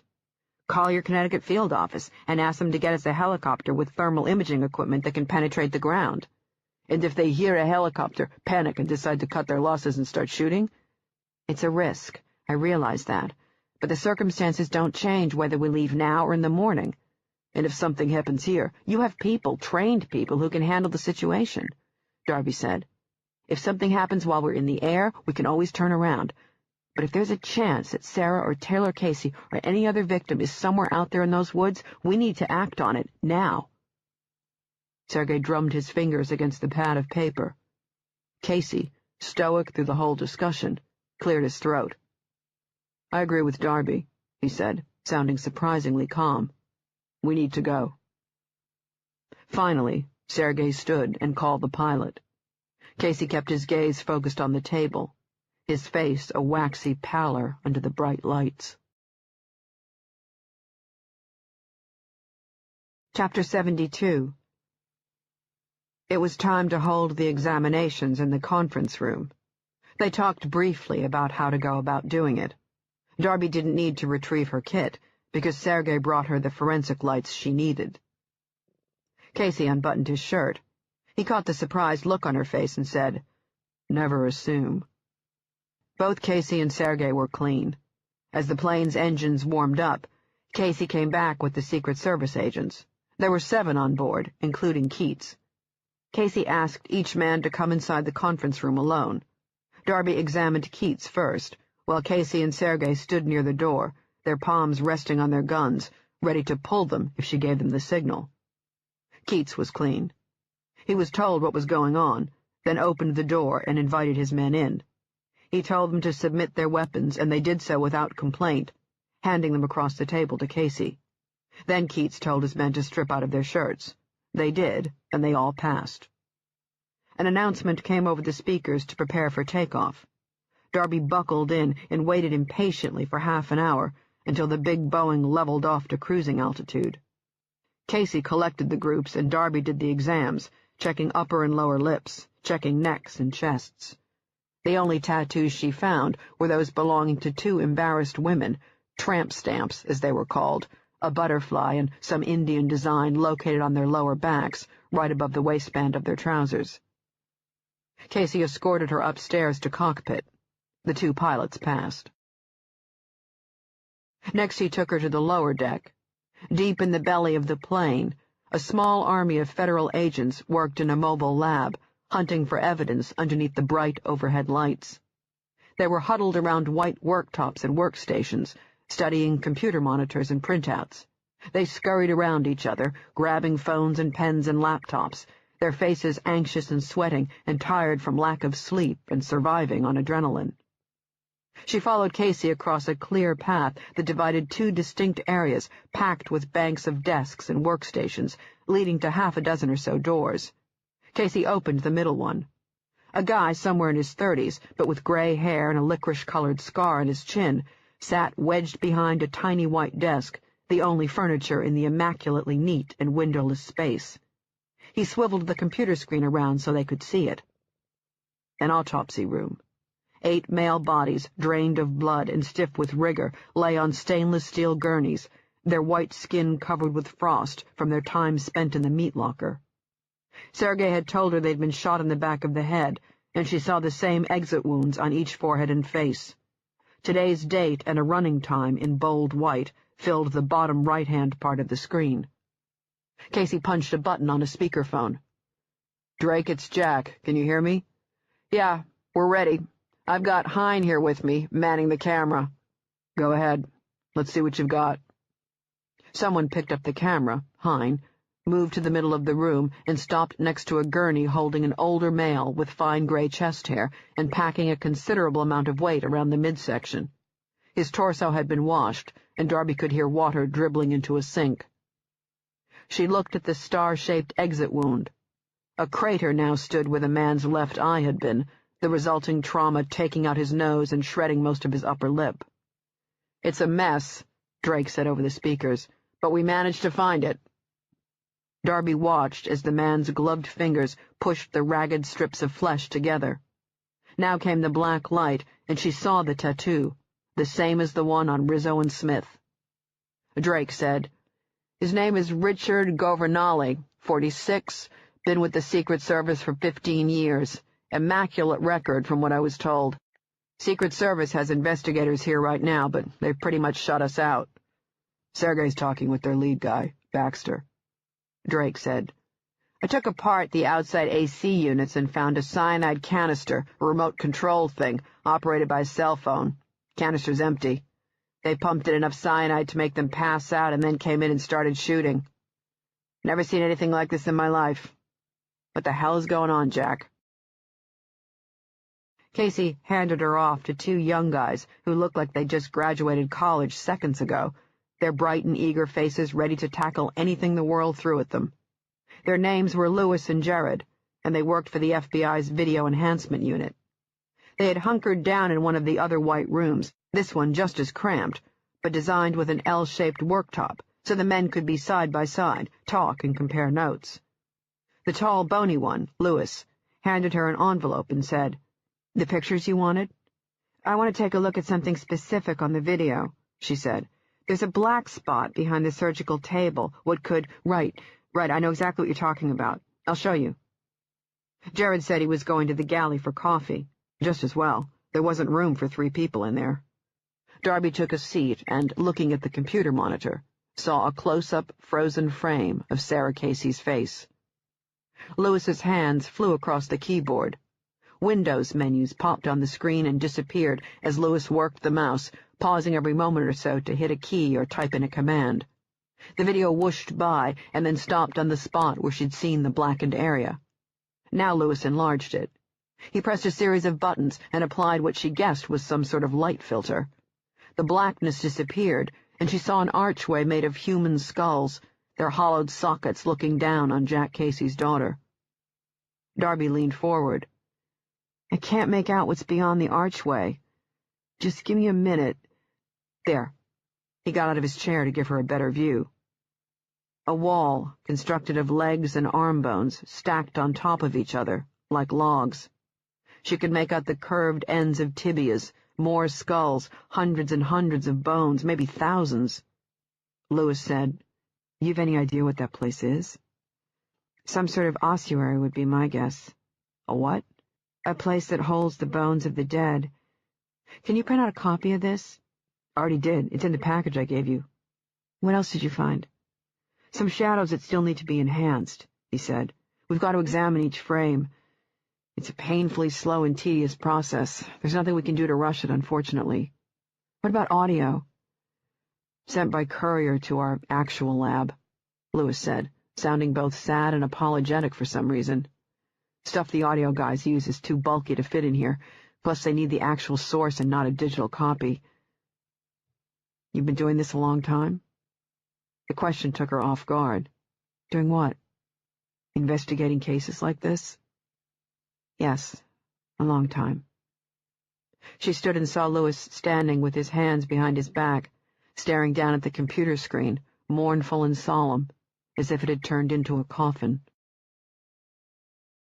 Darby went off to search for either Casey or Sergei. 20 minutes later, she found both men on the top floor of the plane.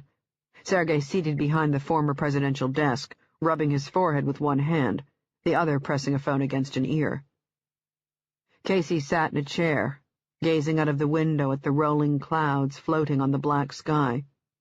She approached him, trying to take his measure, trying to see if there was any evidence he was about to crack. Whatever he was feeling, he was keeping it well hidden, guarded. She handed him the stack of pages. What's this? Pictures of where your wife and daughter are being held, she said gently. If we're going to strike out into the woods, I think we should go to see Darren Waters before we do so, show him the pictures in the video, see if he can tell us where this place is. He can't speak. He doesn't have his tongue, remember? I remember. I was assuming that after all this time he was taught to read and write. He suffered too much brain damage when they gave him the lobotomy. He knows sign language and some basic words, and that's it. Casey's voice was stripped of color, stripped of everything. She then realized that the flat tone she kept hearing in his voice wasn't an ability to disconnect from what was happening. The man had nothing left. If he didn't find his family, he'd find a way to eat his gun. Where did you move him? She asked. Here, on the plane. Only safe place we could think of. I'd like to speak to him. Casey stared at her for a moment, considering the question. It's not going to help, he said. What would you suggest I do, then? Casey handed her the pictures. He's in the back. Anything I need to know? Yeah. Keep the lights off. Chapter 73. The 2 sleeping paramedics Darby had seen upon entering the plane were posted outside a door, its window dark. They were playing cards, poker by the looks of it, and they didn't look up at the bumping sounds coming from beyond the door. You here to perform another strip search? This from the pudgy one with the goatee and man-boobs that could fill a B-cup bra. The plastic name tag pinned to his chest read Roy. I'd like to speak to Darren Waters, Darby said. He can't talk. I know. I was told he could write, though, simple words. What's that in your hand? Pictures. She had already sorted through them, taking only the ones showing the sculled archway and boned wall. Another bumping sound, and then Roy's partner, a black guy with thick glasses and a short gray afro, picked up a King of Hearts from the deck. What's he doing in there? Darby asked. Exploring, Roy said. This is his first time on a plane. He's been acting a little skittish. He folded his cards and tucked them in his breast pocket as he looked at his partner. I'll keep these here, Avis, and we'll continue my winning streak when I get back. Darby blinked in surprise when she saw the pudgy guy pick up a pair of night vision goggles. Darren don't care for light, Roy said. Throws a fit if you go in there and turn it on. So he may not want to look at your pictures, and there's nothing I can do to force him, okay? I wear these night vision goggles as my eyesight's for shit. That got a soft chuckle from the black guy. Darren, Roy said, knows some basic sign language, so if he uses it, I'll be able to see and interpret it for you. Now remember, he's got the mentality of a toddler, so use simple, direct words. Darby nodded. Anything else I need to know? Don't look upset when you see him. He's very sensitive to that. It'll get him upset, and we can't really give him anything to calm him down. Guy's got Graves' disease, and on top of that, a bad ticker. Play it cool and calm, and he can be a teddy bear. Roy cracked open the door. Hello, Darren. It's me, Roy, your friend. A thump of footsteps, and then a moan creaked through the darkness. Do not be scared, Roy said, enunciating each word. I'm coming in to say hello. I have a friend with me, a nice lady. She wants to meet you. Roy put the night vision goggles over his head and stepped in first, Darby following, into the semi-dark cabin. It had a window, and the flashing lights on the wing parted the darkness and revealed that the furniture had been removed. She could see the holes and bracket marks left on the carpet, the paper and crayons and clothes. Hospital smocks, she guessed, along with dirty socks and a pair of soft-soled white sneakers with Velcro straps. To her left was a small room, its door removed, and she could make out a tangle of bare, crooked limbs trying to hide. Roy grabbed her upper arm and gave it a small tug to keep her from moving forward. Darren, Roy said, his voice kind and gentle, come out and say hello to my friend. The limbs unfolded. She still couldn't see him. And then Darren Waters plodded out of the room backwards, nude, a Frankenstein mess of deformed bone. He was severely hunched from osteoporosis, and she could make out the crooked vertebrae bulging from the deathly pale skin covered with row after row of round, welted scars. They covered his back, buttocks, and thighs, and she thought of the puncture wounds she had found on Mark Rizzo. Darren Waters kept his face pointed at the corner wall, out of view. Do you feel shy? Roy asked. Waters bobbed his head up and down, up and down. He rocked back and forth. How about we all sit down and color? Roy asked. Would you like that? Aye, Waters garbled and turned. She caught a flash of a crude scar the size and thickness of a bicycle tire left from his castration, and most of his right ear had either been chewed or torn off. Waters plodded over to the crayons. He was about to sit when he noticed her, and then decided to come over for a closer look. This is my friend, Roy said, and she felt his finger dig into her arm. Her name is Darby. Hello, Darren. Jagged scars the color of jelly and smaller, neat ones left from a scalpel were slashed across a face of missing eyebrows. Goiters, the result of his Graves' disease, covered his neck and half of his left cheek. His nose had been broken she didn't know how many times, and what was left was a pulpy, crooked mess. He tried to smile, but the lips twitched. No teeth, just like the thing with the egg-white skin she had tied to the tree. He snatched the envelope from her hand and then retreated to the corner, making some sort of nasal but gleeful sound as he went to work tearing off the paper like it was a Christmas present. The pictures spilled across his lap. He picked up one, turned it over and looked, then tossed it aside and went after another one. Darby watched him do it 6 or so times before his head darted up, his hand waving a sheet at Roy. "It's a picture," Roy said. Waters performed some sort of sign language, then picked up one of the photographs and held it close to his face. "Then you need to turn a light on," Roy said. Waters kept shaking his head. Darby felt Roy release his grip. He reached into his trousers pocket, came back with a small flashlight, placed it on the floor, and sat next to Waters in the corner. "Darren, would you like to use this?" Roy asked, tapping the floor where the flashlight lay. Waters tilted his head to the side. He made some signs again, and his gnarled fingers scooped it up. "You're welcome," Roy said. "Can my friend Darby sit with you?" She sat next to Roy. Waters turned on the flashlight and she felt her stomach slide south, not from fear of seeing his ghoulish face with its scars and lumps, but more so out of anger and piercing sadness. This group had abducted Waters at 4, tortured and beaten him over decades, and turned him into this ghost of a human being.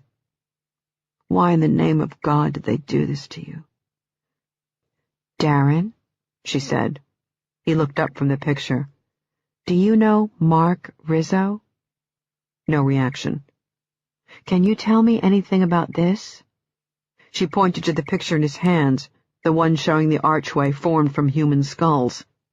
No reaction. "Do you know this place?"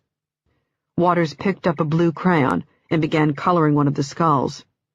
"Too many words," Roy said to her. "Darren knows only basic language." "Darren," she said kindly. He looked up, tilted his head to the side. "This," she said, tapping the picture. "Where?" She pointed down. "Below the ground?" He didn't understand. "Darren, can I use a crayon and paper?" He didn't understand and looked at Roy, who used sign language. Darren nodded and handed her a piece of paper and his box of crayons.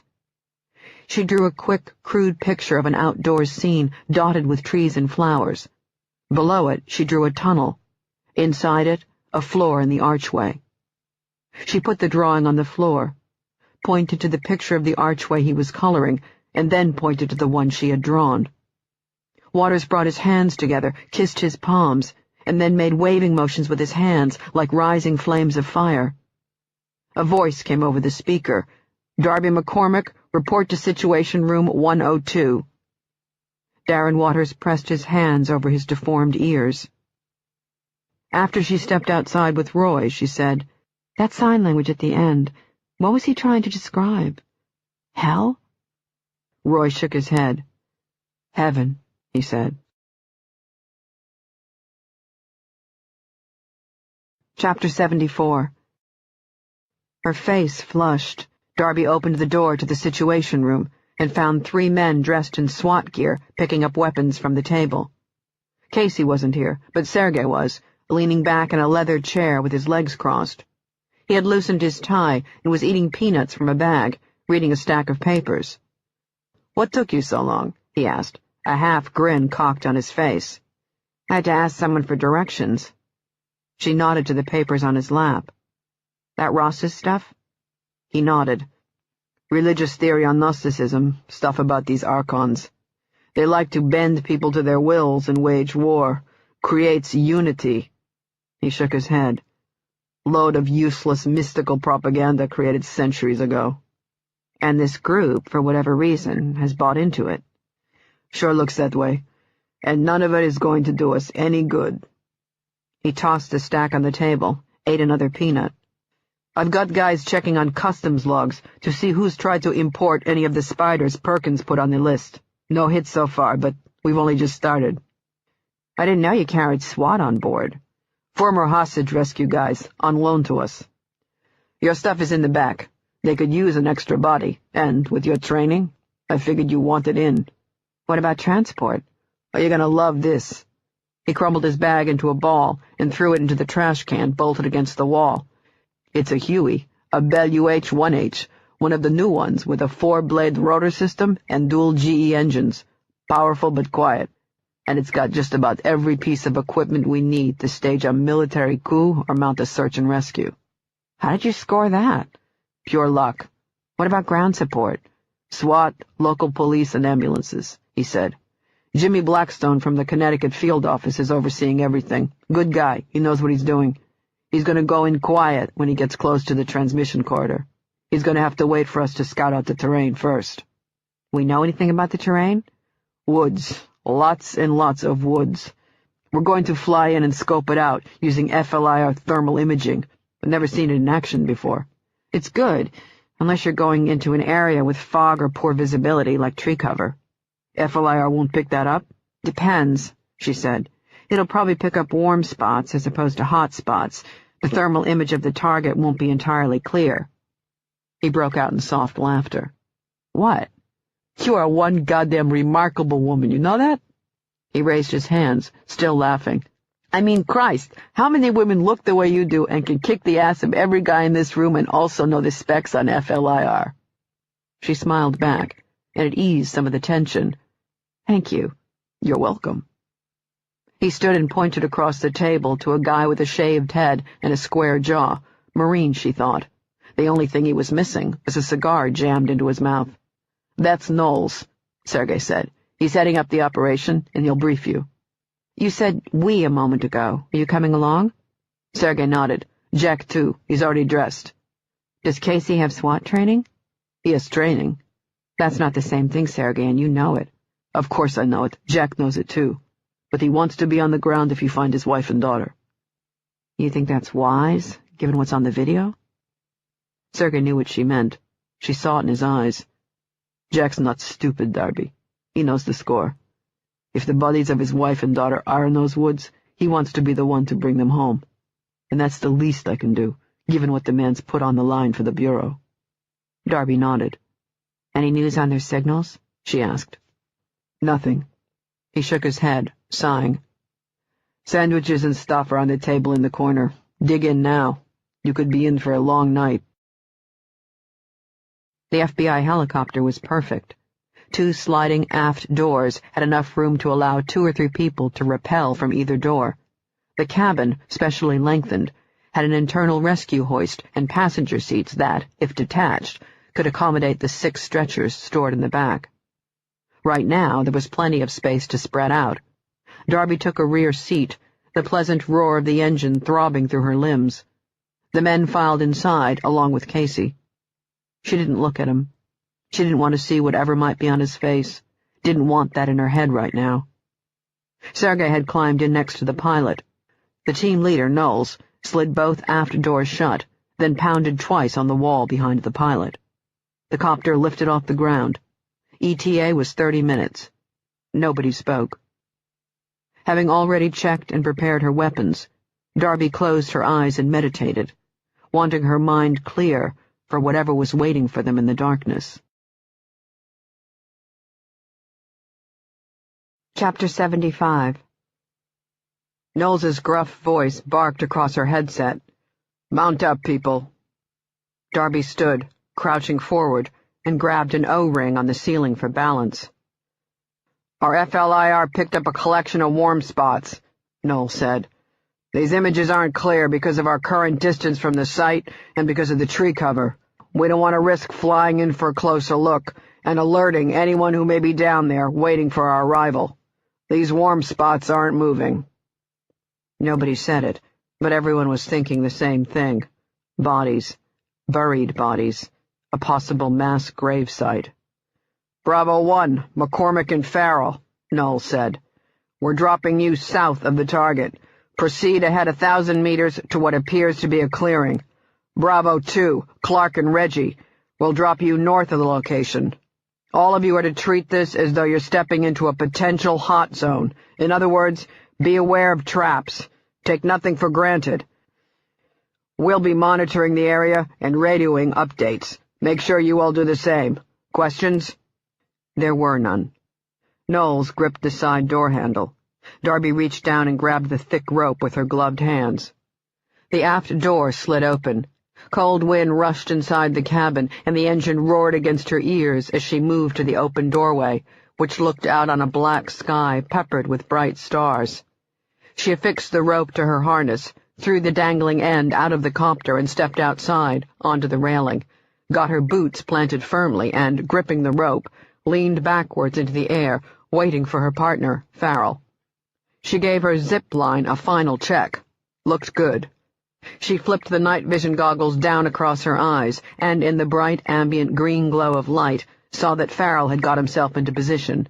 A bend of the knees, and she pushed herself off the railing, falling through the awful dark, her stomach jumping with anticipation and worry. She kept her grip steady as she whisked past leaves and tree branches. She saw the rushing ground, slowed her descent, and hit it softly. She released the rope, and as it climbed back up and into the air, she noticed she could barely hear the copter above the wind whistling through the trees and shaking the branches. Her partner hit the ground a moment later, a little more roughly. He stumbled, and she had to help him release his zip line. Standing behind a tree, she scanned the surrounding area, saw nothing but trees and leafy ground. They searched the flat and bumpy areas ahead, and then the trees and ground and boulders for any moving shapes. She hand-signaled to Farrell, and he nodded and stepped out from behind a tree.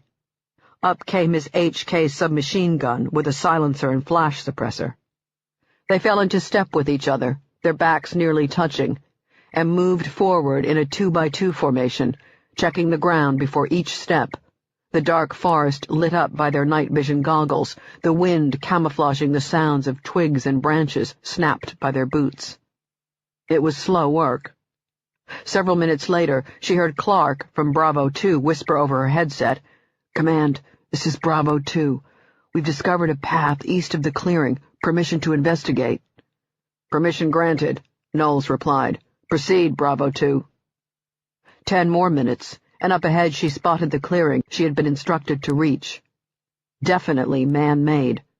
Someone had removed the trees and stumps in a space roughly the size of a basketball court, the ground covered with snapped branches, some looking as if they had been stabbed into the ground, and— Darby took another few steps before hand-signaling to Farrell to stop.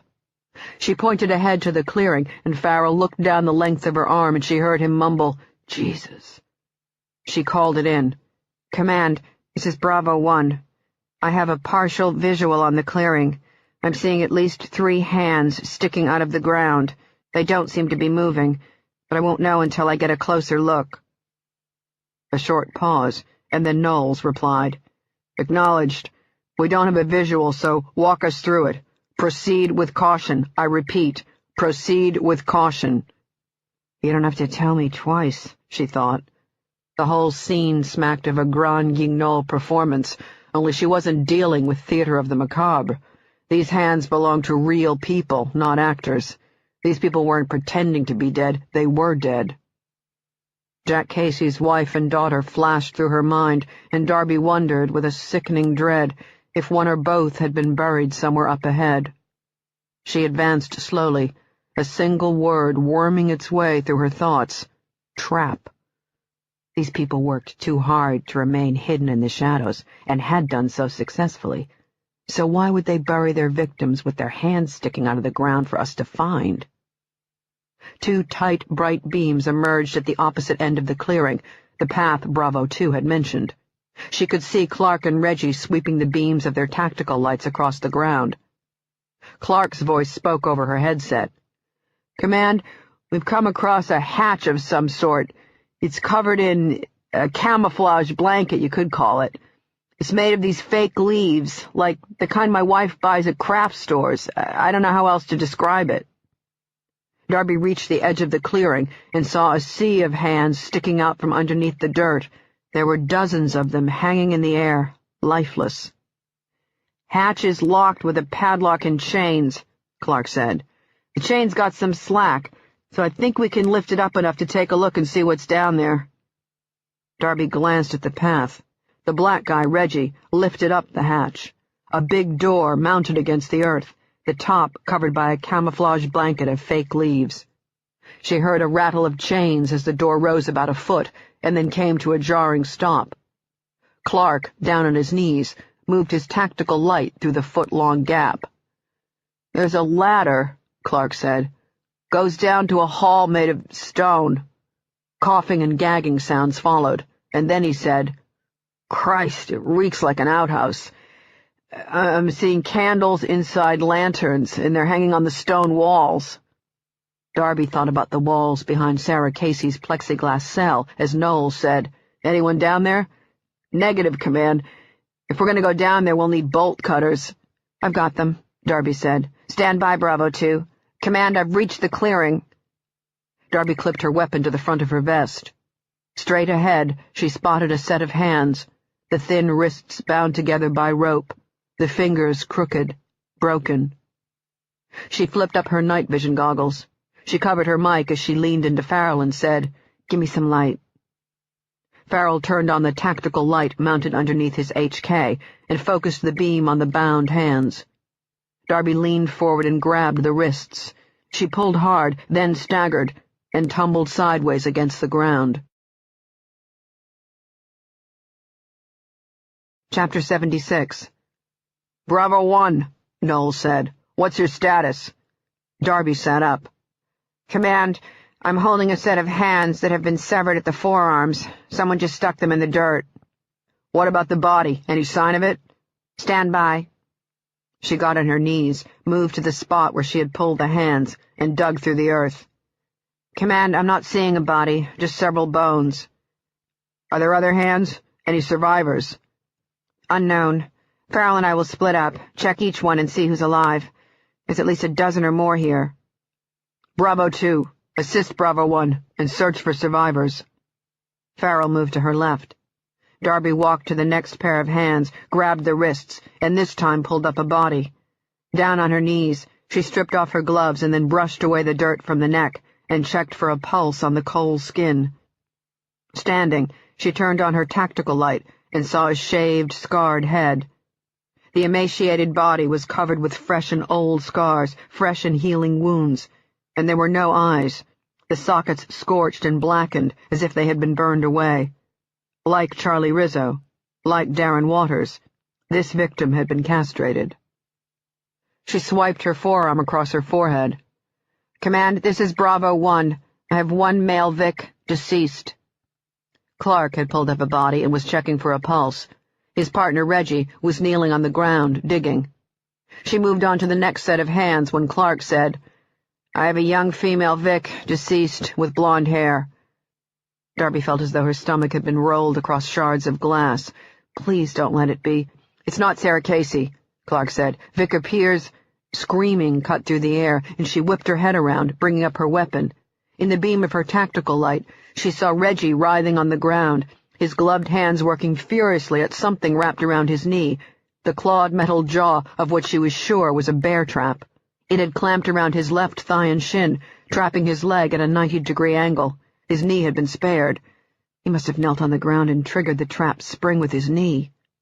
Clark had bolted over to help his partner. Darby ran too, Reggie's screaming and painful blubbering as loud as gunshot reports against her ears. The hands sticking out of the ground were bound by rope at the wrists. She dropped to her knees and helped Clark prise away the trap, her bare fingers slipping across the rusty metal jaws, slick with blood. Out of the corner of her eye, she thought she saw the bound hands move. Darby turned to them and saw moving fingers. Reggie slid his shredded mess of a leg out of the trap. Darby got to her feet, wrapped her hands around the wrists, and pulled. Chapter 77. A dirty oxygen mask covered Taylor Casey's mouth and nose. A tube ran from the bottom of the mask into the ground. Her body swayed, limp and useless, and Darby pulled her out of the hole and laid her back against the solid ground. She checked for a pulse, found one, and removed the mask. Blood bubbled from her nostrils, and the woman's left eye and her entire forehead were swollen.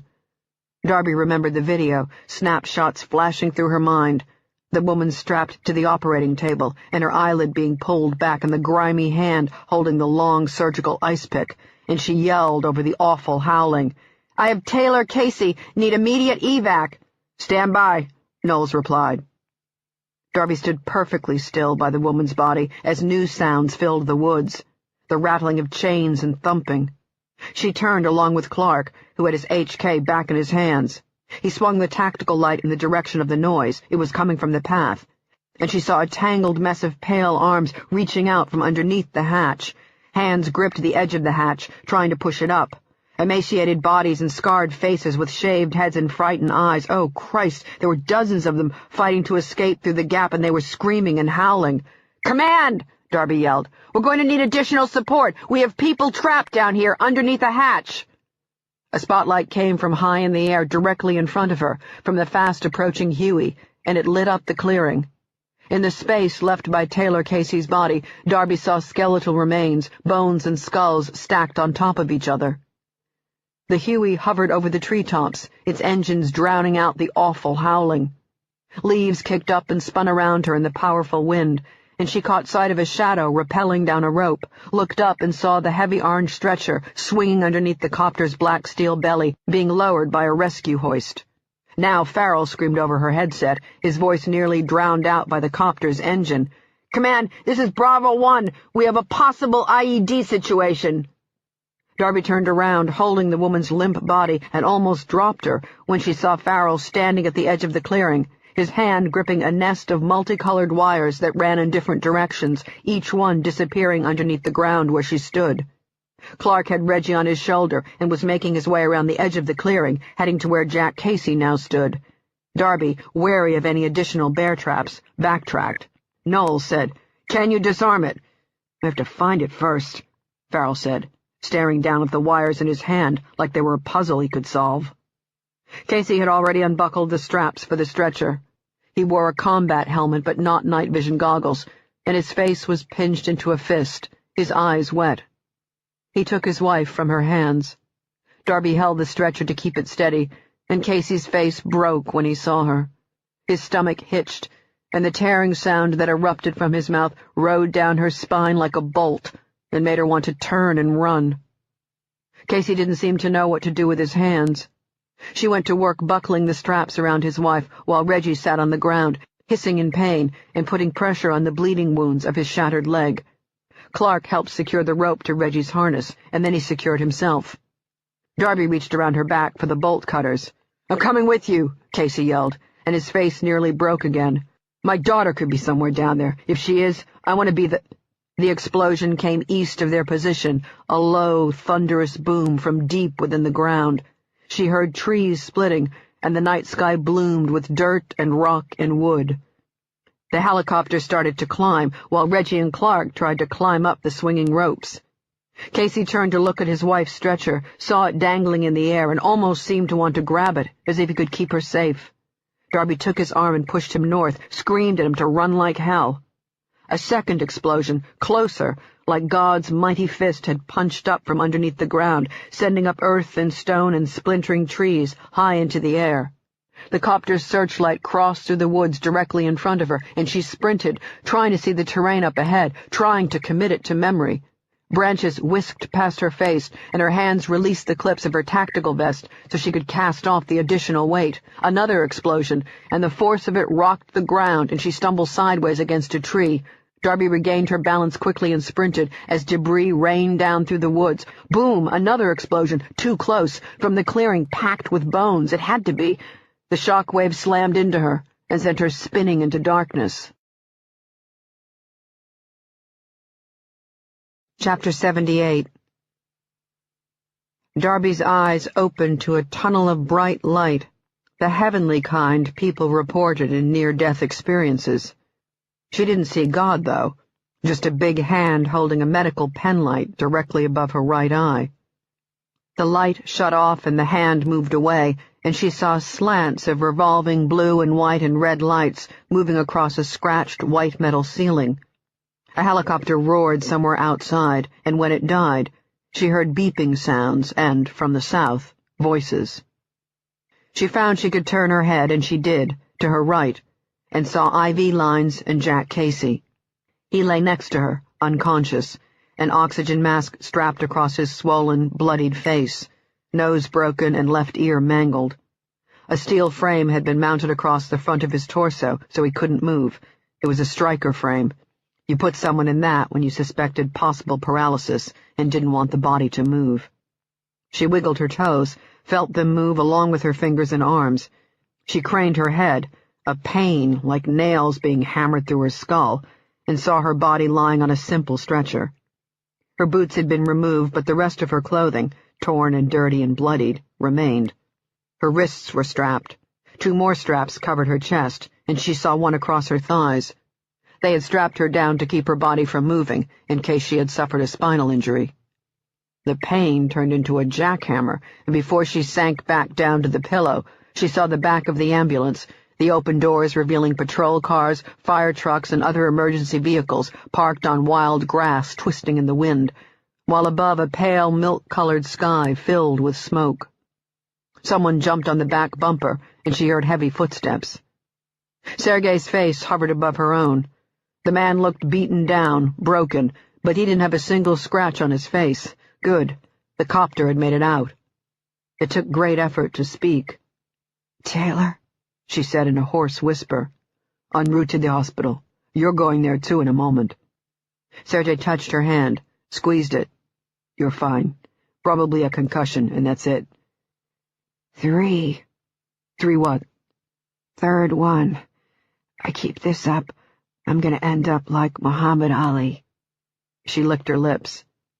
A listening device. Sergei hadn't heard her. He leaned closer, and she asked him about the listening device she'd found inside the USB drive. "The Boston techs couldn't track it down," he said. "My guess is they shut down their listening post from their car or wherever they were hiding." "Hatch?" "Gone. Blown apart. They have no idea who or what was down there." Sarah, she thought. Had Sarah Casey been trapped somewhere beneath that hatch? "Same with the mass gravesite where you found Jack's wife," Sergei said. "Explosion blew it apart, scattered shit everywhere. We've started the recovery effort, collecting body parts, evidence, whatever we can find. We almost didn't get out of there." "Farrell?" "Banged up, but okay." She looked at Casey. Sergei answered the question. "I don't know," he said. "The striker frames a precaution. When they found him, he was unconscious. Could be a severe concussion or something more serious. We won't know until he gets to the hospital. That's where you're both going. Keats is going to be there with you. Keats and some of his men. They'll keep an eye on you and Jack." "I'll come back and help you search." Sergei didn't answer. He had already left. An EMT, a doughy, bald man with cheeks red from the cold, came into view, and she saw him knock twice on the side of the ambulance. It drove away a moment later, sirens wailing. The EMT moved in the space where Sergei had knelt and checked the machine beeping somewhere behind her. A moment later, he checked one of the straps binding her wrists to the gurney. "Too tight?" he asked. She nodded and looked up at the ceiling, drowsy. The EMT loosened the strap, then cupped her hand in his own. She lifted her head slightly. It wasn't the EMT who was holding her hand. He had moved to the other side of the gurney to shoot something inside her IV line. It was Keats. He was kneeling by the end of the gurney, and his eyes were damp. "Sorry," he said. She swallowed, trying to get some moisture into her mouth. "Not your fault." "I'm sorry," Keats said again, and this time he lost it, broke down and started to cry. "They made me do it. They have my son." A bolt of fear exploded through her, and then died as the drugs floated through her system. "They said they'd give Luke a lobotomy," Keats wailed. "He's only 8, and they said they'd turn him into a vegetable like Jack's wife unless I brought you to them, and I had to. I'm sorry. I had to do it. God forgive me. I'm so sorry." Darby struggled to stay awake, and Keats wailed as if he were about to burst apart at the seams. The EMT clapped a hand onto the Secret Service agent's shoulder, leaned in close, and told him not to worry. Luke was alive, and everything was going to be okay. Chapter 79. Darby couldn't remember how she had arrived at this place, wherever this place was, or who had brought her here. She remembered lying in the back of the ambulance and Keats crying, and then she had drifted away. When she woke up, all she saw was this cool, pitch-black darkness that smelled of mildew, dust, and decay. She had been stripped of her clothes, her wrists shackled with chains that extended somewhere above her, bolted to the ceiling. Her ankles had been shackled too, but she could move if she chose. She did, the first day, stumbling around in the darkness with her chains, her fingers and palms sliding against smooth stone. A hole dug in the floor to use as a toilet. She felt thick iron bars mounted inside a small rectangular space. The same darkness was out there, but with sounds of life, jagged breathing, crying. Several times she had called out for Casey. He didn't respond. Either he was somewhere else or he was dead. She had tried calling for Sarah Casey and received no answer. Sergei and the FBI had to be looking for her, and Casey, Keats had said they wanted Casey too, a package deal in exchange for Keats's son, Luke. She didn't know about Casey, but she still had a GPS unit installed in her arm. The FBI hadn't come, so she assumed they couldn't lock onto her signal, which meant she was being held somewhere underground. She didn't know where. For all she knew, she could be halfway across the world. But Sergei and his men had to be looking for her. And what had happened to Keats? Had they spared his life and left him to spin some bullshit story about how she and Casey had disappeared? Or had the Secret Service agent disappeared too? Darby lay in the dark with questions revolving in her head and heard whispering voices asking God for help and strength, prayers for mercy and forgiveness. The voices never stopped. Darby didn't pray. She didn't sit around trying to wish the situation away. She was here, trapped, but sure of one thing. She had to find a way to survive. If she was going to live, she would have to be the one to save herself. She had no idea how long she'd been shackled in here. At least a day, but probably more. 2, maybe, possibly 3. The darkness pressed against her, and her mind kept demanding answers. She couldn't provide any, so it reacted, of course, with its natural primitive response, fear. And each time it came, each time she felt it flutter through her stomach and limbs and start to close around her throat, she didn't push it away, didn't try to talk it away. She embraced it. I'm shackled in some dungeon-like cell, so yes, I'm scared. There's no food or water, and I'm starving, so yes, I'm afraid.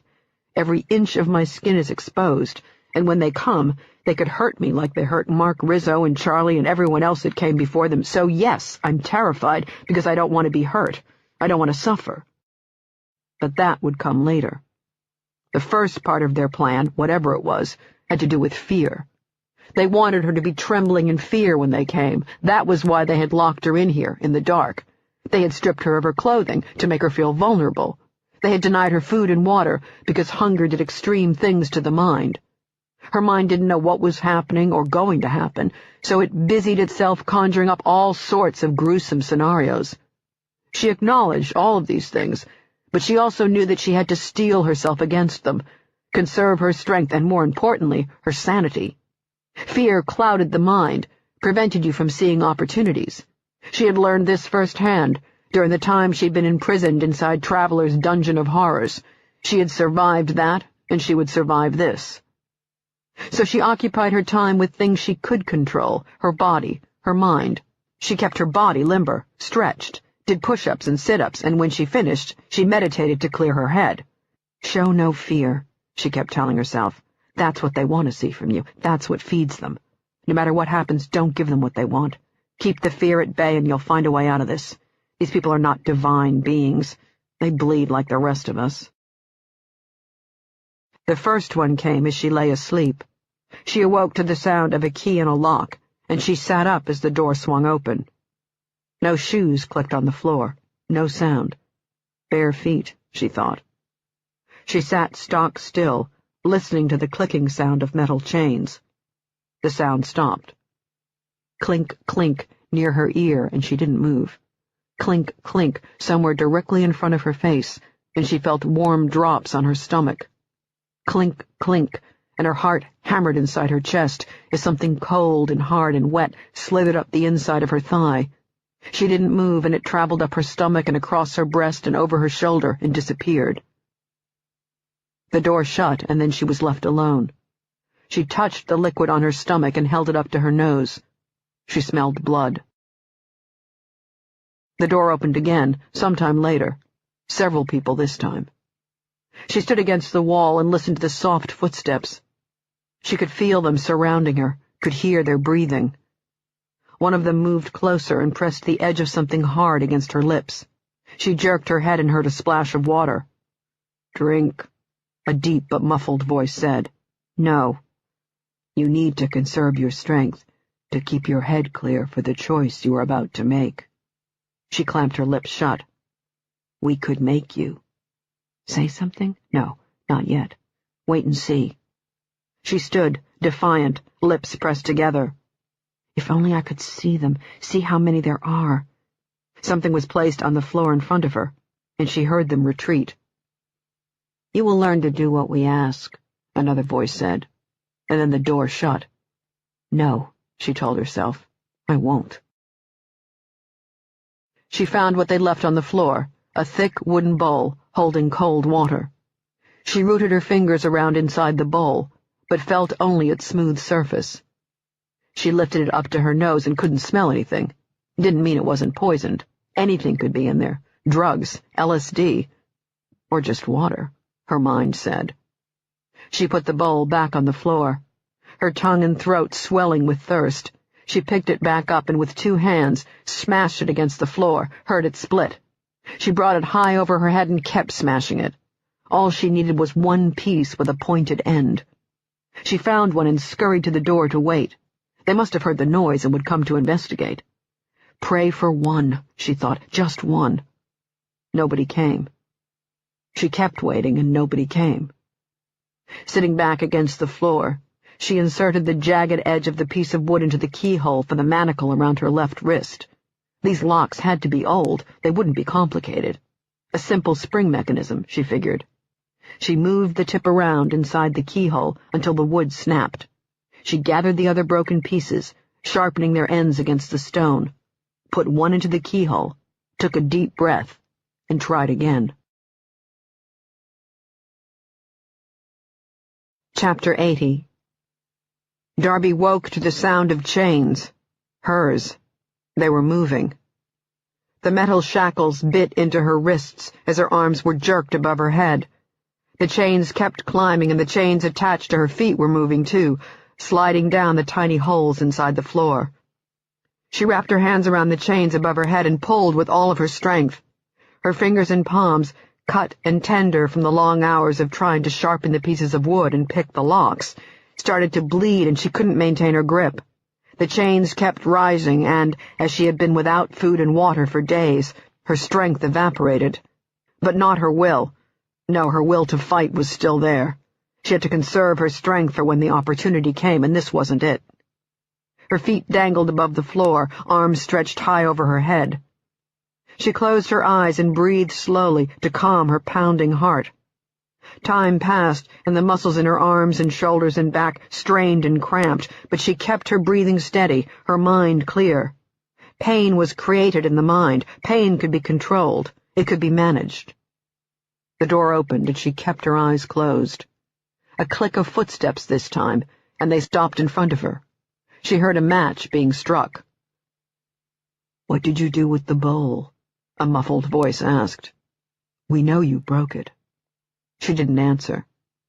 The footsteps left, stopped, then came back. "You put them in your toilet," he said. "How ingenious." Soft laughter.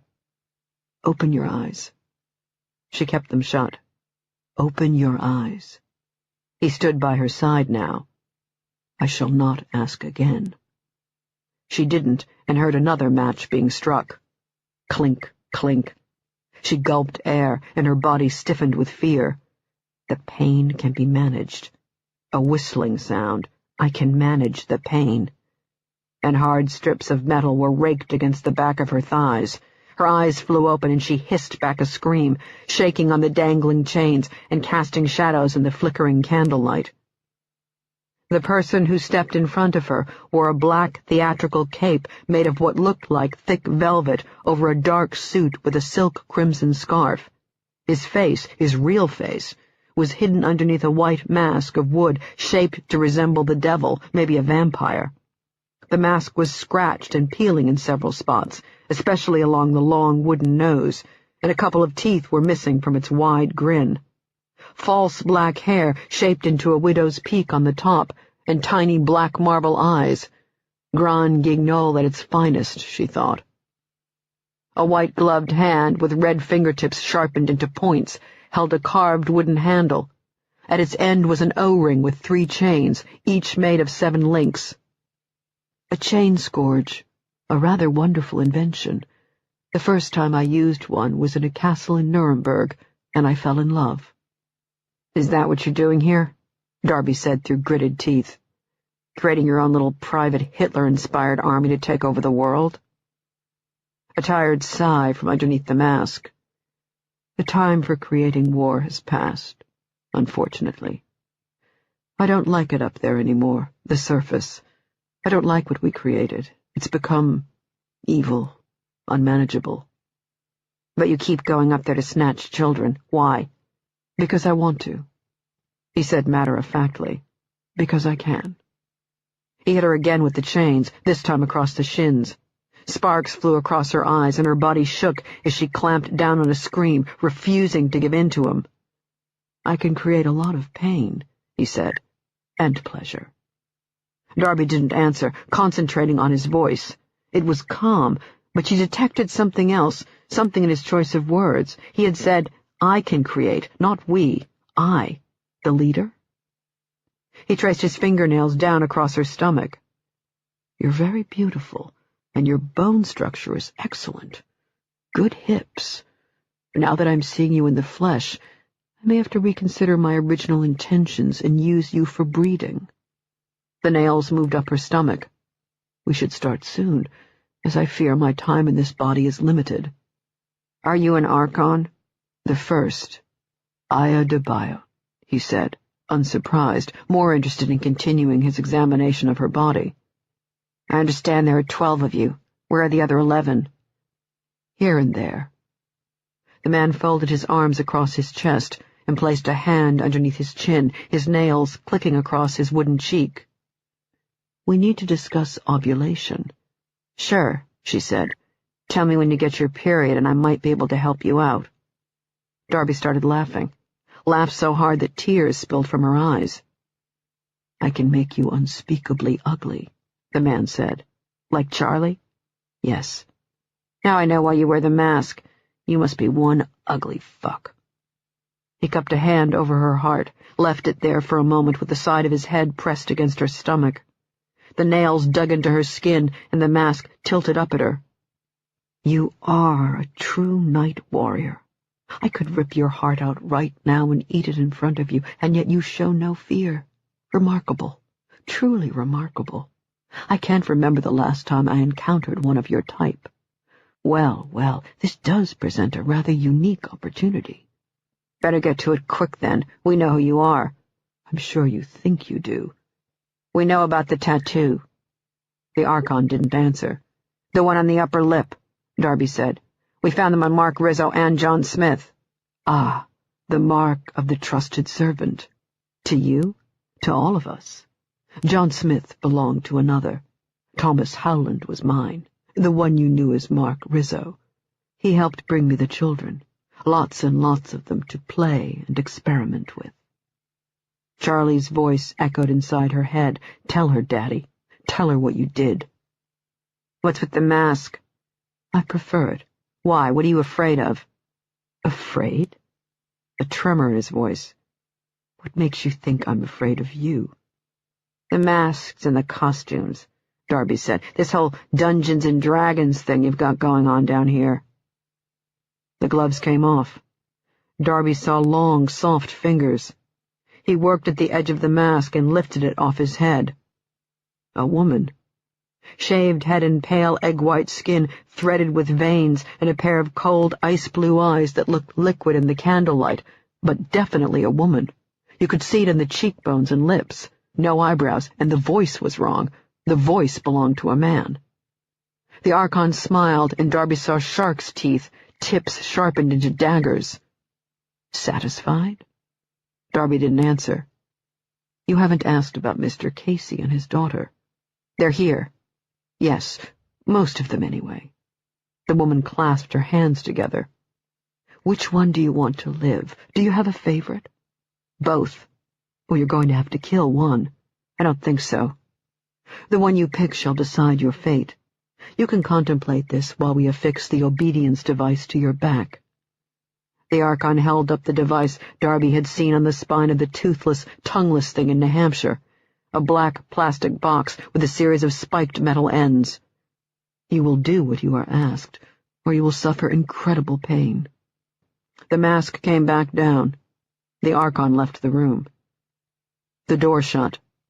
Darby heard a creaking sound coming from somewhere outside, and then the chains loosened and she collapsed on the floor, the whip marks throbbing and a pins and needles sensation sweeping across her limbs. "You will," a strange voice whispered in the darkness. "Believe me, you will." Chapter 81. Time passed. Had to be at least 2 days, Darby thought. The welts on her thighs and shins had started to scab over. She lay in the dark, thinking, planning, dreaming. The next time the door opened, one of them came in holding a candle and a bucket. Darby saw a bar of soap and a washcloth floating on the full pail of water. "Wash," he said. He wore a robe, and a hood covered his face. He was barefoot. "Which Archon are you, Tinky, Winky, or Dipsy?" "Wash." She picked up the bucket and started to wash herself, not an easy thing to do with the chains, and the Archon, or whoever he was, standing there, watching. After scrubbing her hair, she dumped the rest of the water over her head and then threw the bucket at him. He wasn't prepared. It bounced off his face before he could catch it, and he staggered, catching himself on the wall to keep from falling. He stood up, slowly. His hood had fallen slightly, and she still couldn't see his face. It was hidden behind some sort of fencing mask made of black mesh. She saw the part where the bucket had dented it. He took the bucket and candle and left her there in the dark, cold and wet and dripping. Only one came through the door, holding a candle and something else. She didn't see it. He tossed it to the floor. Clothing. "I hope you're taking me out someplace nice," she said. He unchained her. "Dress."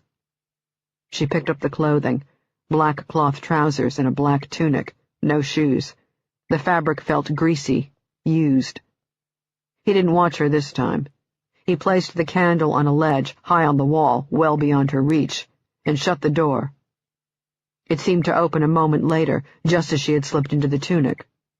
A small robed figure with a hood came in, holding a tray of food, nuts, an apple, water in a big plastic cup. The door shut, and Sarah Casey placed the tray on the floor. Darby thought about moving the hood away from the girl's face, then decided against it. Sarah Casey had no idea who she was.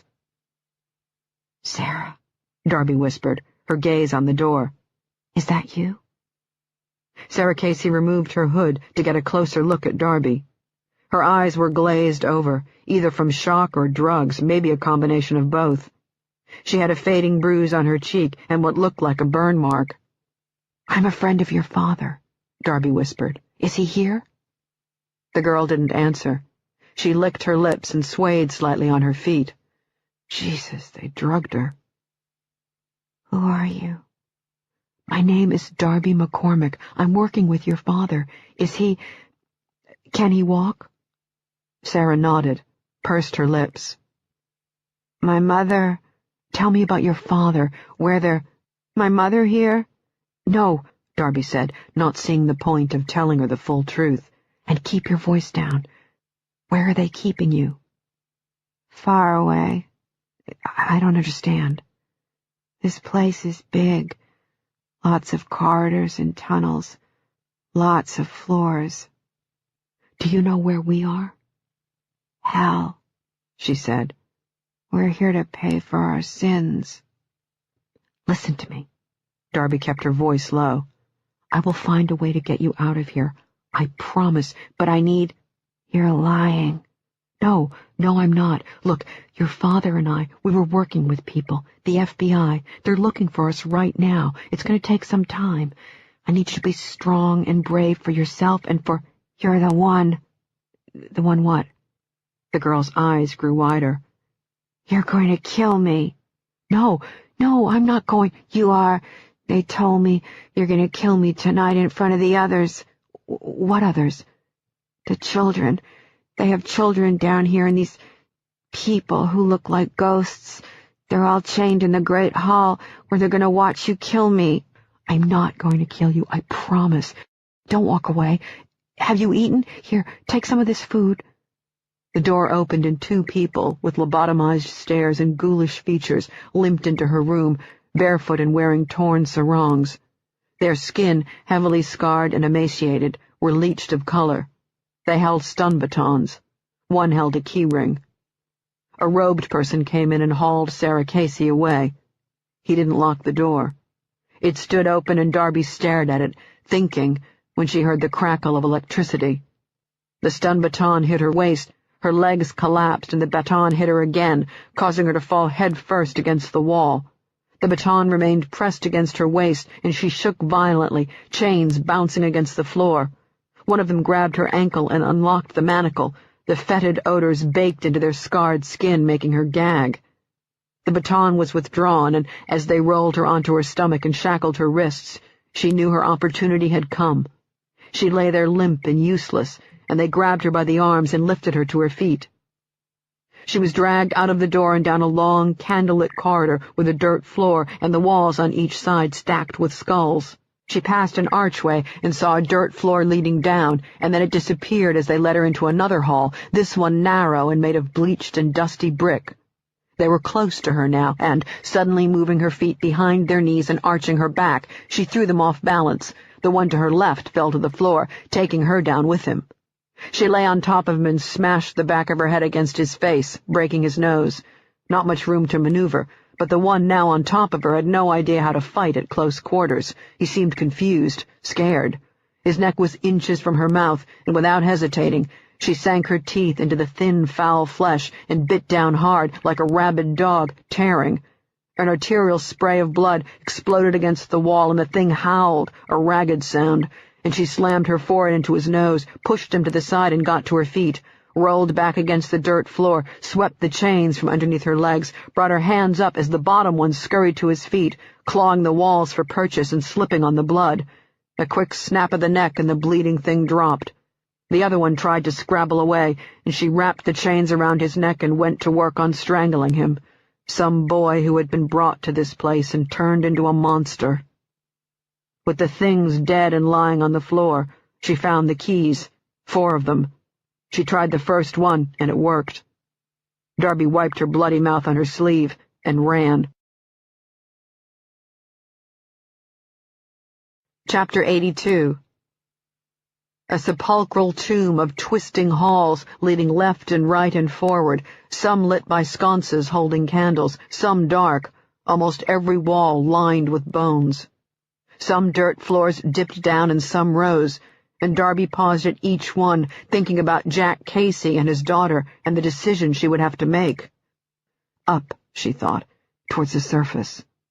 She ran with the keys gripped in her fist to keep them from jingling, and each hall led to a circular area of dirt, some with barrels decorated with skulls and bones and holding water.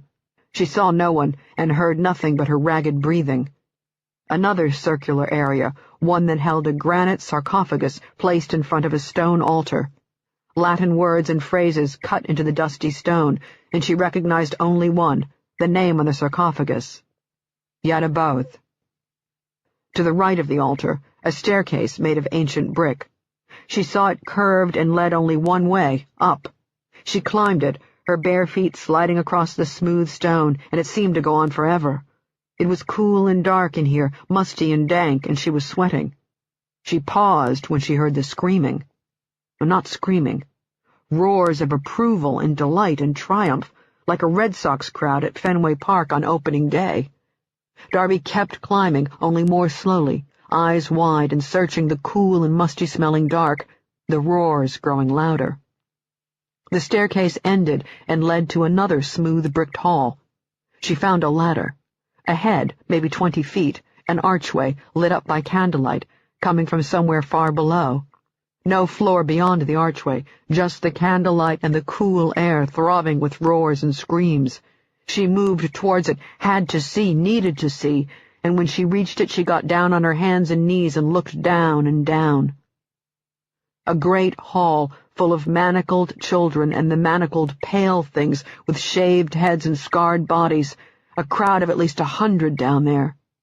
Some were shackled to the walls, others were shackled by only one wrist, and they picked up rocks and threw them at the person in the center of the big space, Jack Casey, his massive body tied to a giant raised wheel that was opposite his kneeling daughter. Sarah Casey had been chained to some contraption that wrapped around her throat, the stiff metal bars leading to rings that encircled her knees. Hooded figures stood behind her, and others were gathered near their leader, the Archon Iodiboth, sitting high on a perched throne. Darby stared at the sailing rocks. The roars were like slaps across her face. Even from this height, she could see the tears on Sarah Casey's face, the look of abandonment and hopelessness on Casey's. He had been broken, shattered, physically and mentally. He looked dead on that wheel, a medieval wheel used as a torture device. St. Catherine of Alexandria had been tortured on such a device, and when the wheel broke, they beheaded her on a guillotine. Darby looked at the table set up at the end of the Archon's throne, a table stocked with strange and ancient torturing devices. She saw a metal-framed helmet with blades on each side that sat right above the ears, saw spiked instruments and whips and metal vices used to crush bone, collars lined with metal teeth. "You can't save them," a voice said. She knew that, logically. She couldn't take them on without weapons, without a small army at her back. And yet she didn't move, because the crowd gathered below was waiting for her to enter the room, waiting for her to kill Casey or his daughter, or both. "You can't take on these crazies by yourself. You'll need help." Yes, that made perfect sense. She couldn't do this by herself. But if she left now, what would happen to Casey and his daughter? They would be dead by the time help arrived. If you want to save them, you need to save yourself first. You're their only chance for survival now, so get moving. Darby backed away and climbed the cold metal ladder that stretched high into the darkness. At the top she found a hatch. It was locked. Panic fluttered through her limbs and then vanished when one of the keys worked on the padlock. Darby pushed the hatch open and climbed outside into woods lit up by bright moon. She eased the hatch shut and started moving through the cold air, telling herself she had done the right thing. She hated running away. She had never run from anything in her life, but she knew this time she had no choice. She breathed in the cold air, trying to ignore the primitive part of herself that rejoiced at being free, at being alive. Chapter 83. Darby ran. The wind was cold and raw and kept shaking the tree branches and limbs high above her head. Most of the terrain was flat, nothing more than freshly shed leaves, and she kept running straight, figuring at some point she'd hit either a road or a clearing. She covered a lot of ground and had a lot of speed, despite the fact she was barefoot.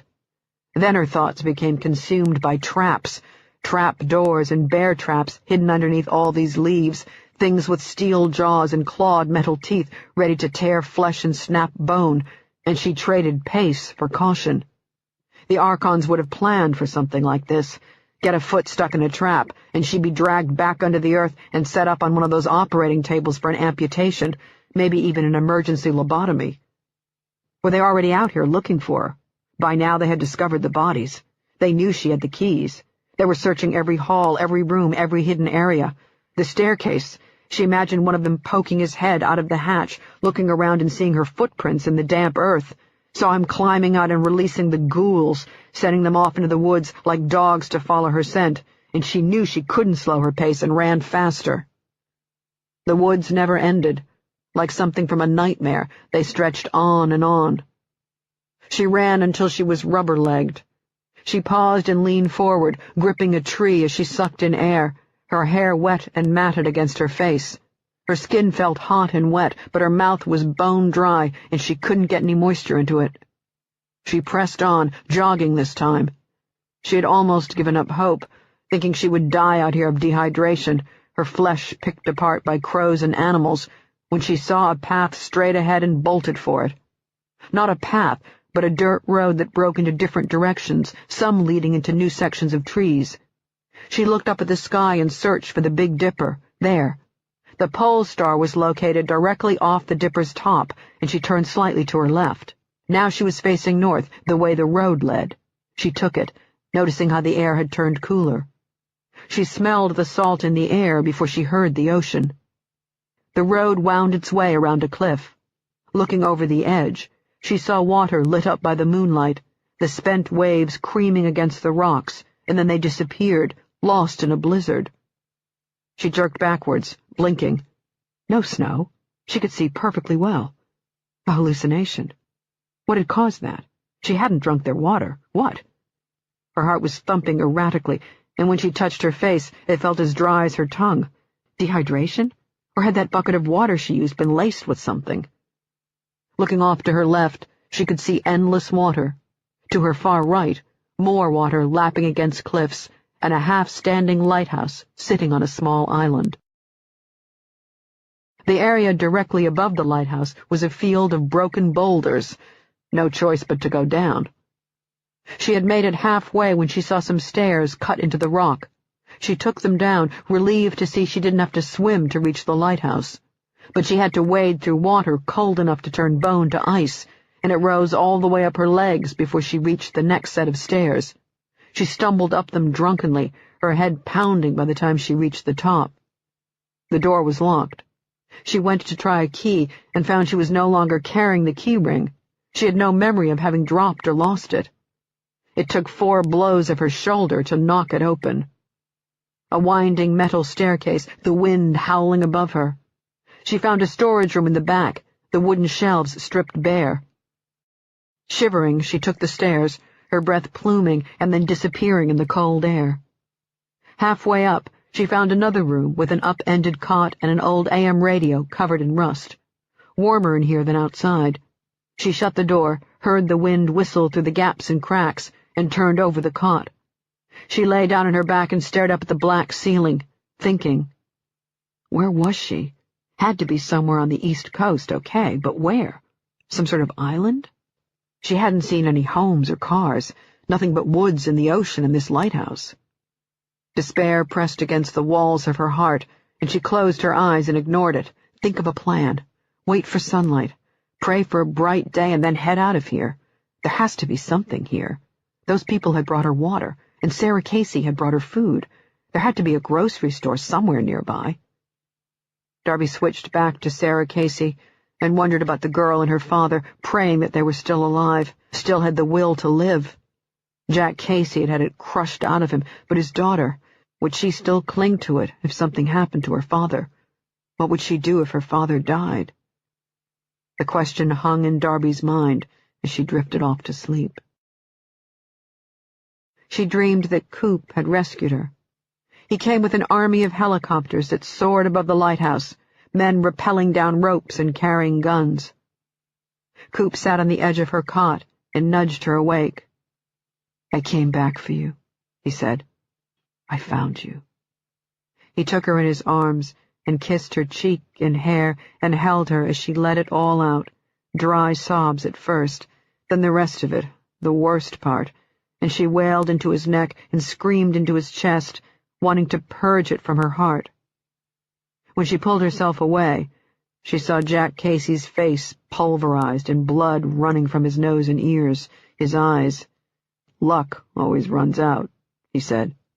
You have to come back home now. Darby sat up in the dark and saw light creeping underneath the door, heard footsteps. Miss McCormick? Miss McCormick, you in here? She crept to the edge of the door and opened it slightly, looking down the winding staircase. In the bright sunlight, saw a man dressed head to toe in black, peering through the target sight of an HK submachine gun. His partner was standing right behind him, SWAT in bright white letters on his back. How had they found the GPS transmitter in her arm? Sergei or the feds monitoring the signal had found it and sent people here. She had to scrape the words from her dry throat. Don't shoot, she said, her voice a whispery rasp. She came out of the doorway with her hands raised. "Don't shoot." The one in the back turned to her, then dropped his gun and said, "Jesus." Chapter 84. The SWAT officers draped her arms across their shoulders and carried her out of the lighthouse. The wind slapped her face and blew her hair, and the bright sun pierced her eyes as she looked up the weathered cliff and caught sight of a Coast Guard helicopter. "It's hidden in the woods," Darby croaked. "A hatch. Jack Casey and his daughter. Underground. Need to help them." They didn't answer, and she realized they couldn't hear her. She tried again when they brought her inside the helicopter. "Jack Casey and his daughter." They guided her onto a stretcher. "Below us," Darby croaked. Christ, how her throat ached. It felt raw and dry and nearly swollen shut.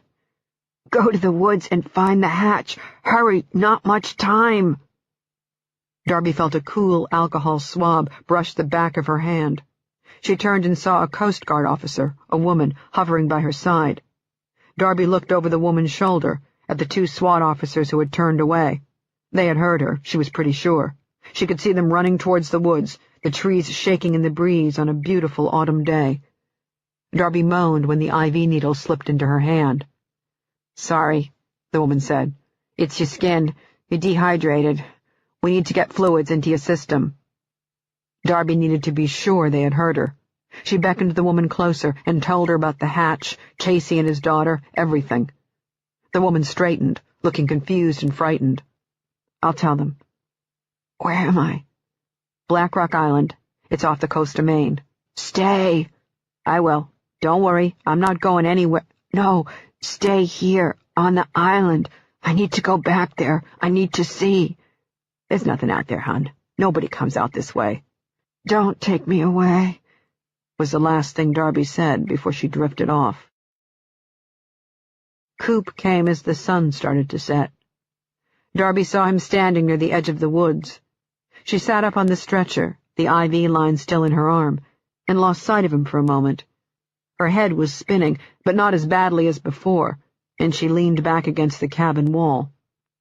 The aft door slid open, and Coop popped his head into the copter, his face washed in the sunset's deep gold and purple hues. Not Coop, but a federal agent with a similar face and haircut. "Special Agent Martinovich wanted me to tell you he's here." "The hatch?"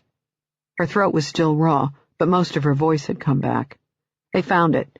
He's about to go down, and he said he'll talk to you once—" "What are you doing?" "Coming with you." Darby slid the IV needle out of her arm. She found a bandage and covered the wound. "Miss McCormick, you're not exactly dressed for the weather," he said, looking at her hospital scrubs and bare feet stained with dirt. They had cleaned her up and dressed her while she had slept. "It's getting pretty raw out." "Grab that." She pointed to one of the bulky orange Coast Guard jackets hanging on the wall. "What about shoes?" "I'll manage," she said. "Come on, let's get going before it gets dark." She found Sergei pacing in front of the hatch. "I don't know anything yet," he said. "We discovered the hatches about an hour ago, and—" "Hatches? There's more than one?" "Two. One's here, and one in the southern part of the woods. Before I sent anyone down, I wanted the air tested. I'm glad I did. It tested positive for sarin gas." Darby thought about Casey and his daughter, the people she'd seen chained to the walls, and felt a sick and hollow pit in her stomach. "I was told what's down there is an ossuary, created back in the early 1800s, he said. "When the cemeteries on the mainland flooded, they brought the bones here to this island and created this space to honor the dead. There's some old church up there, what's left of it.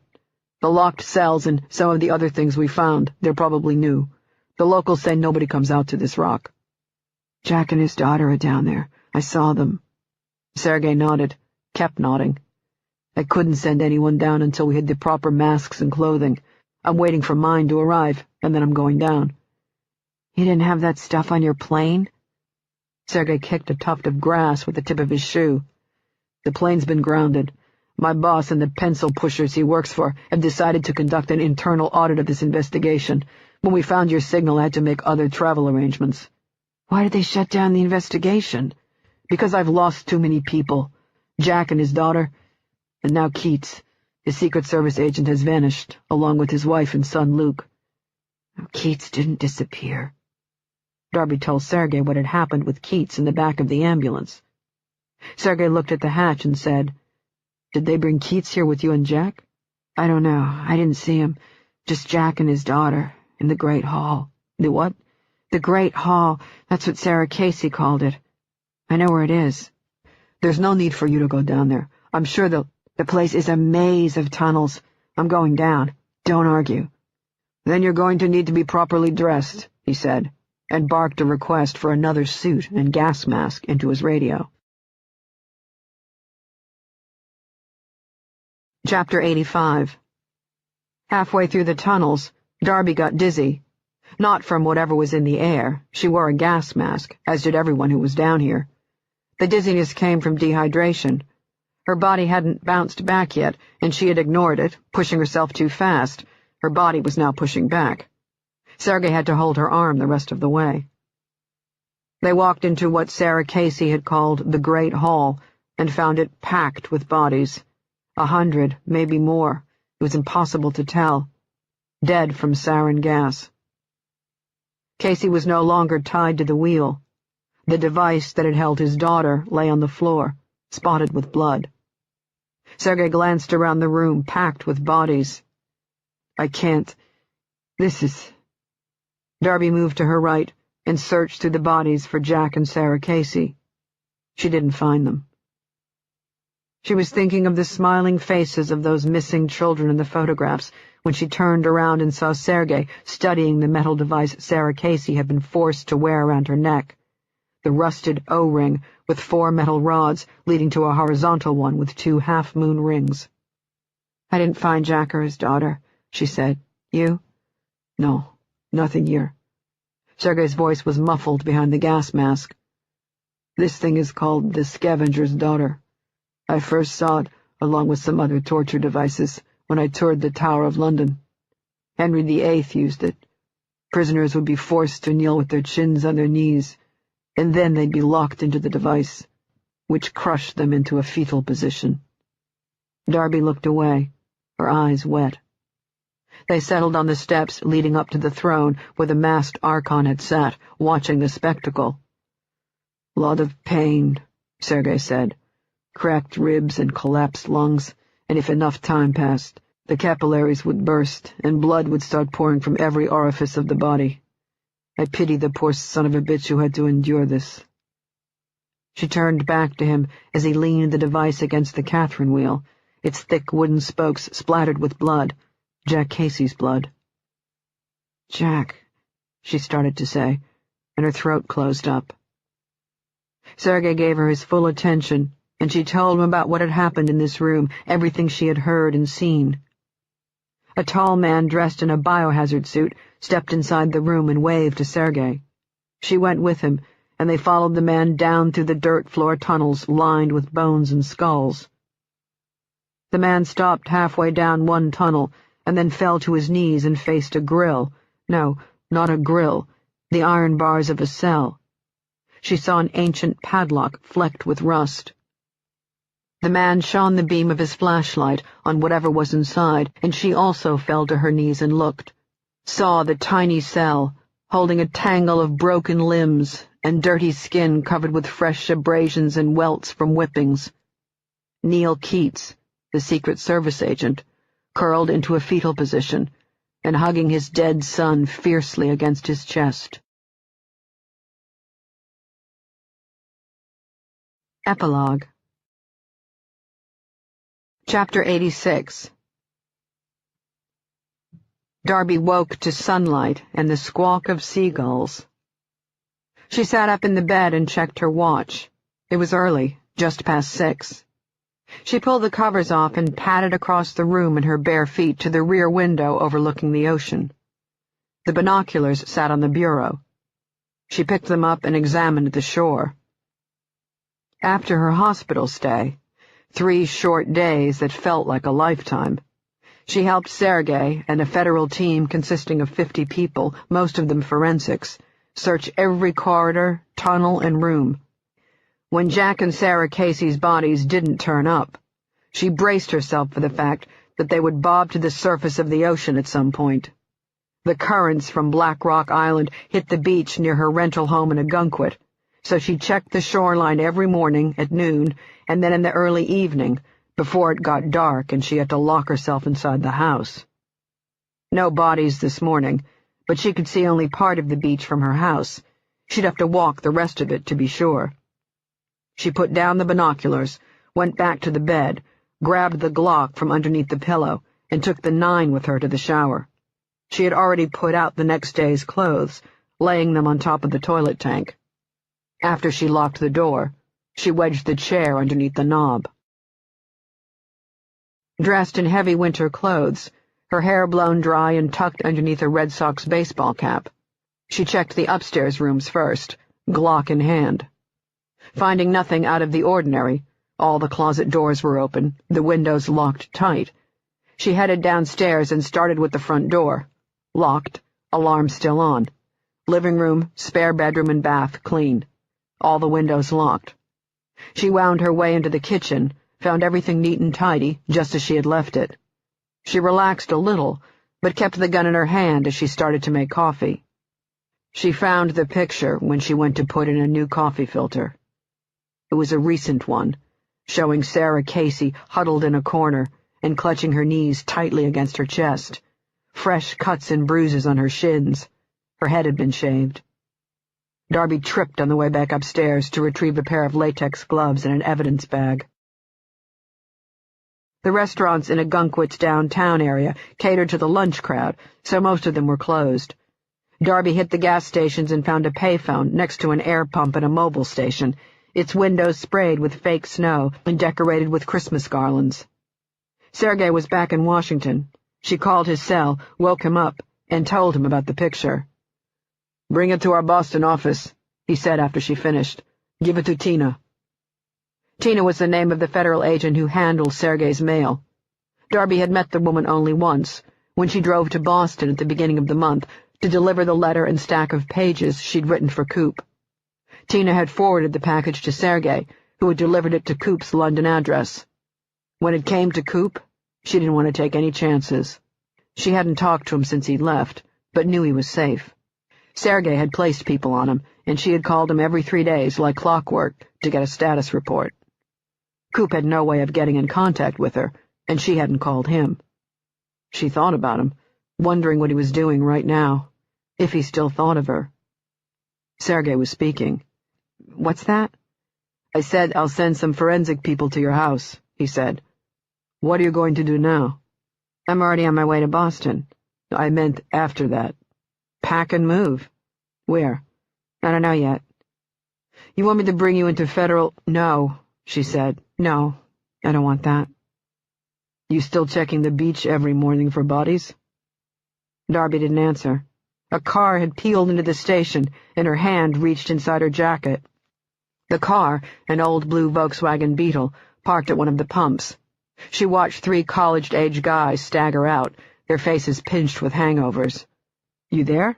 he asked. "I'm here. How do you know about the beach?" "I have people watching you, too." Her jaw clenched. "Since when?" "Since you decided to embark on this plan or whatever it is you've got locked in your head. I know about your beach walks, how you watch it every morning from your window. I know about the boats you chartered during the first month to see if any bodies bobbed to the surface." "We should check the tunnels again." "We've checked them 12 times. Each time we brought you along, remember?" "Yeah, but we haven't really explored every inch of the island. There could be—" "Jack and his daughter aren't there."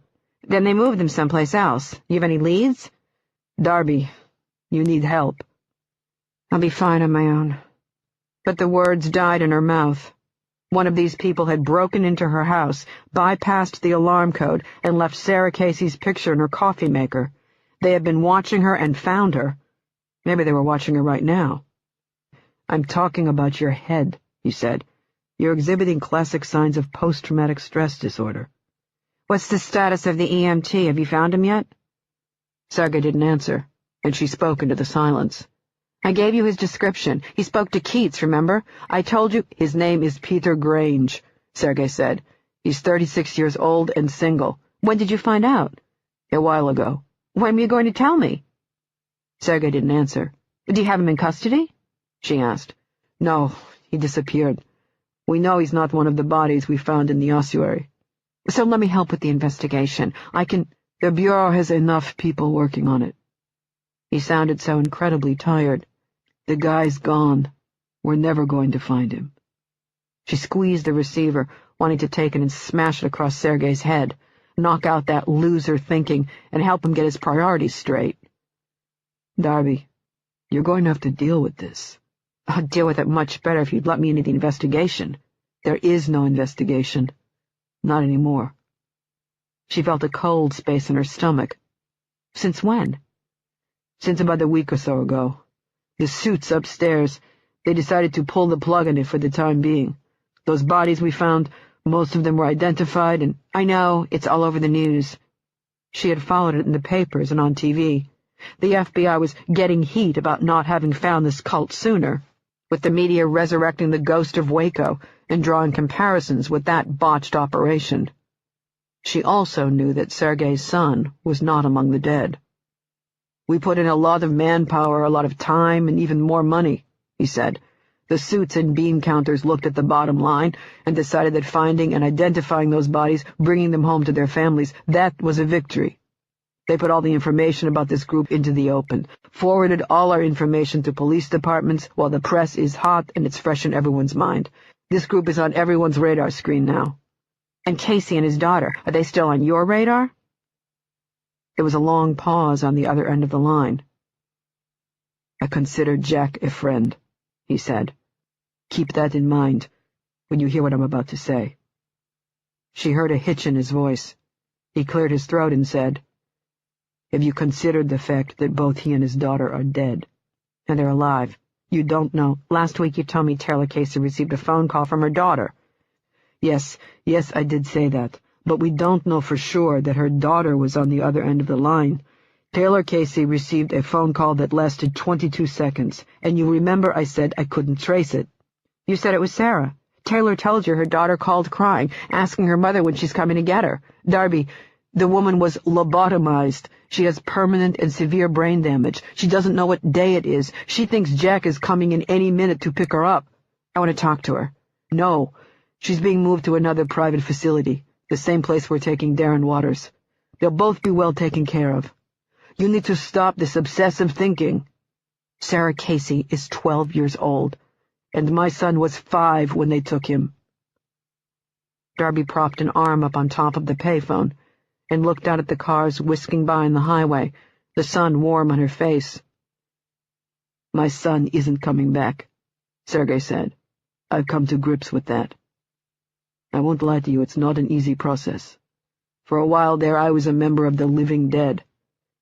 But I've got past that now, and yes, there are still days when I wake up and wish I could go back and do things differently.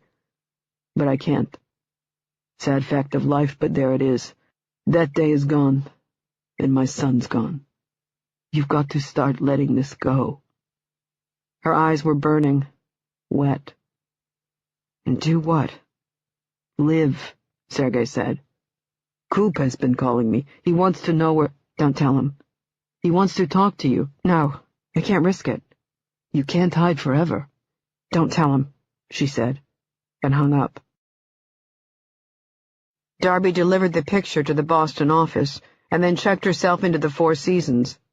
The room she had shared with Coop was occupied, so she picked out the cheapest room, raided the minibar, and got drunk. That night she dreamed of men and women rising from the surf under a moonless sky, their ghoulish faces and bloated white bodies picked apart by fish. They crept across the sand, dragging their chains, and she was so tired she didn't hear them enter her room. She woke with a start. Her Glock was lying next to her, and she picked it up and searched the rooms. Sweating, she sat on the couch in the small living room, her Glock aimed at the door. Chapter 87. Sergei called 2 days later, a few minutes after midnight. "Where are you?" he asked, and Darby heard him give a sigh of relief. "Back at the rental house. Packing. I just got here. My guys lost sight of you. I've been moving around. If you're scared, The offer for protective federal custody. I'm going to do this on my own. Good. Good for you. The offer is there if you ever need it or want it. You need any help packing? I can send some people there. They can drive you to wherever you're going. Thanks, but no. I'm all set. Sergei paused. She sensed he had something more to say. She stopped packing and sat on the edge of the bed, her attention drifting to the windows filled with the black night sky. The picture's awash. No prints on it. No prints on the coffee maker, or your rental unit either. I figured as much. They're bringing in fresh eyes from ISU to take a look at the case, he said. And you? I'll be taking some time off.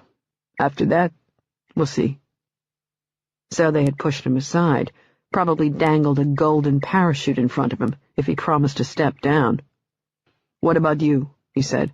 What are you going to do now? I don't know. You ever thought about coming to work for us? The Bureau? ISU.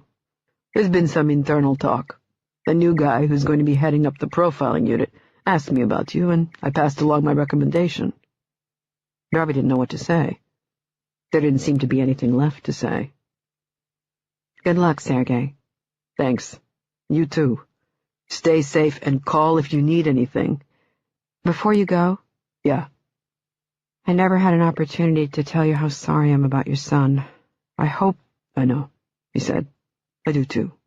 Maybe one day.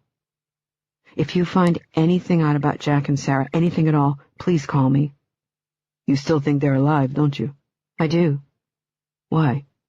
Because they want him to suffer. That's what keeps these people alive. It's their nourishment, what feeds them. Sergei didn't say anything after that, and they exchanged goodbyes and promises to keep in touch. Darby carried her bags downstairs.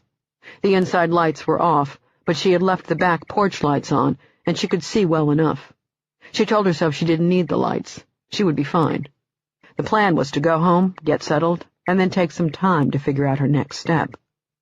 She put the bags down by the front door. She didn't need to call a cab. She had sold her bike for an ancient but sturdy Honda Accord. The transmission was a little shaky. All she needed to do was get home, and then she'd dump it. She stared out of the window at the car parked in that endless night, and wondered what was waiting for her. Heavy footsteps thumped across her back porch. She ducked into the hall and got into a shooter's stance. A fist banged at the door. "Darby?" Coop yelled. "Darby, you in there?" Sergei, the son of a bitch, had told Coop where she was. "Darby? Hold on." She unlocked the door. Coop took a step forward, stopping when he saw the gun in her hand. He raised his arm slightly. "You gonna put that away?" "Yeah." She blinked as she backed away. "Yeah, sorry. Come in and lock the door." He did, and they stood there, staring at each other. "Who told you?" she said. "Sergei?" He nodded. "He's worried about you. I am too. I got your package." Her face felt flushed, her throat tight. "I just wanted you to know what happened after you left." "And in case something happened to you." She didn't answer. She could hear the surf pounding outside the windows. "You didn't have to come," she said. "I know I didn't. I came because I wanted to." "You bring Amanda with you?" No. No, I came alone." She licked her lips, and her eyes stung when she said, "But she's not going to like this. You're making emergency transatlantic flights to make sure I'm okay. Not a good way to start off an engagement." He moved closer and cupped her face in his hands, and her throat seized, and when he smiled, she started to cry. "It's okay," he said, holding her. "Shh. It's okay." Darby buried her face in his chest, and she cried the love she'd been carrying for him all this time, and she cried for Jack Casey, knowing he was alive, living somewhere underneath the earth, locked in some dark place, alone and thinking of his daughter, trying to find a way back to her. That is the end of The Soul Collectors. It was written by Chris Mooney and read by Regina Regan. This has been an ISIS Audiobooks presentation. Previous titles by this author available from ISIS include The Dead Room and The Secret Friend. For further details of our extensive catalog of audiobooks on cassette, CD, and MP3, please call our free phone number 0800-731-5637 or visit our website www.isis-publishing.co.uk. Audible hopes you've enjoyed this program.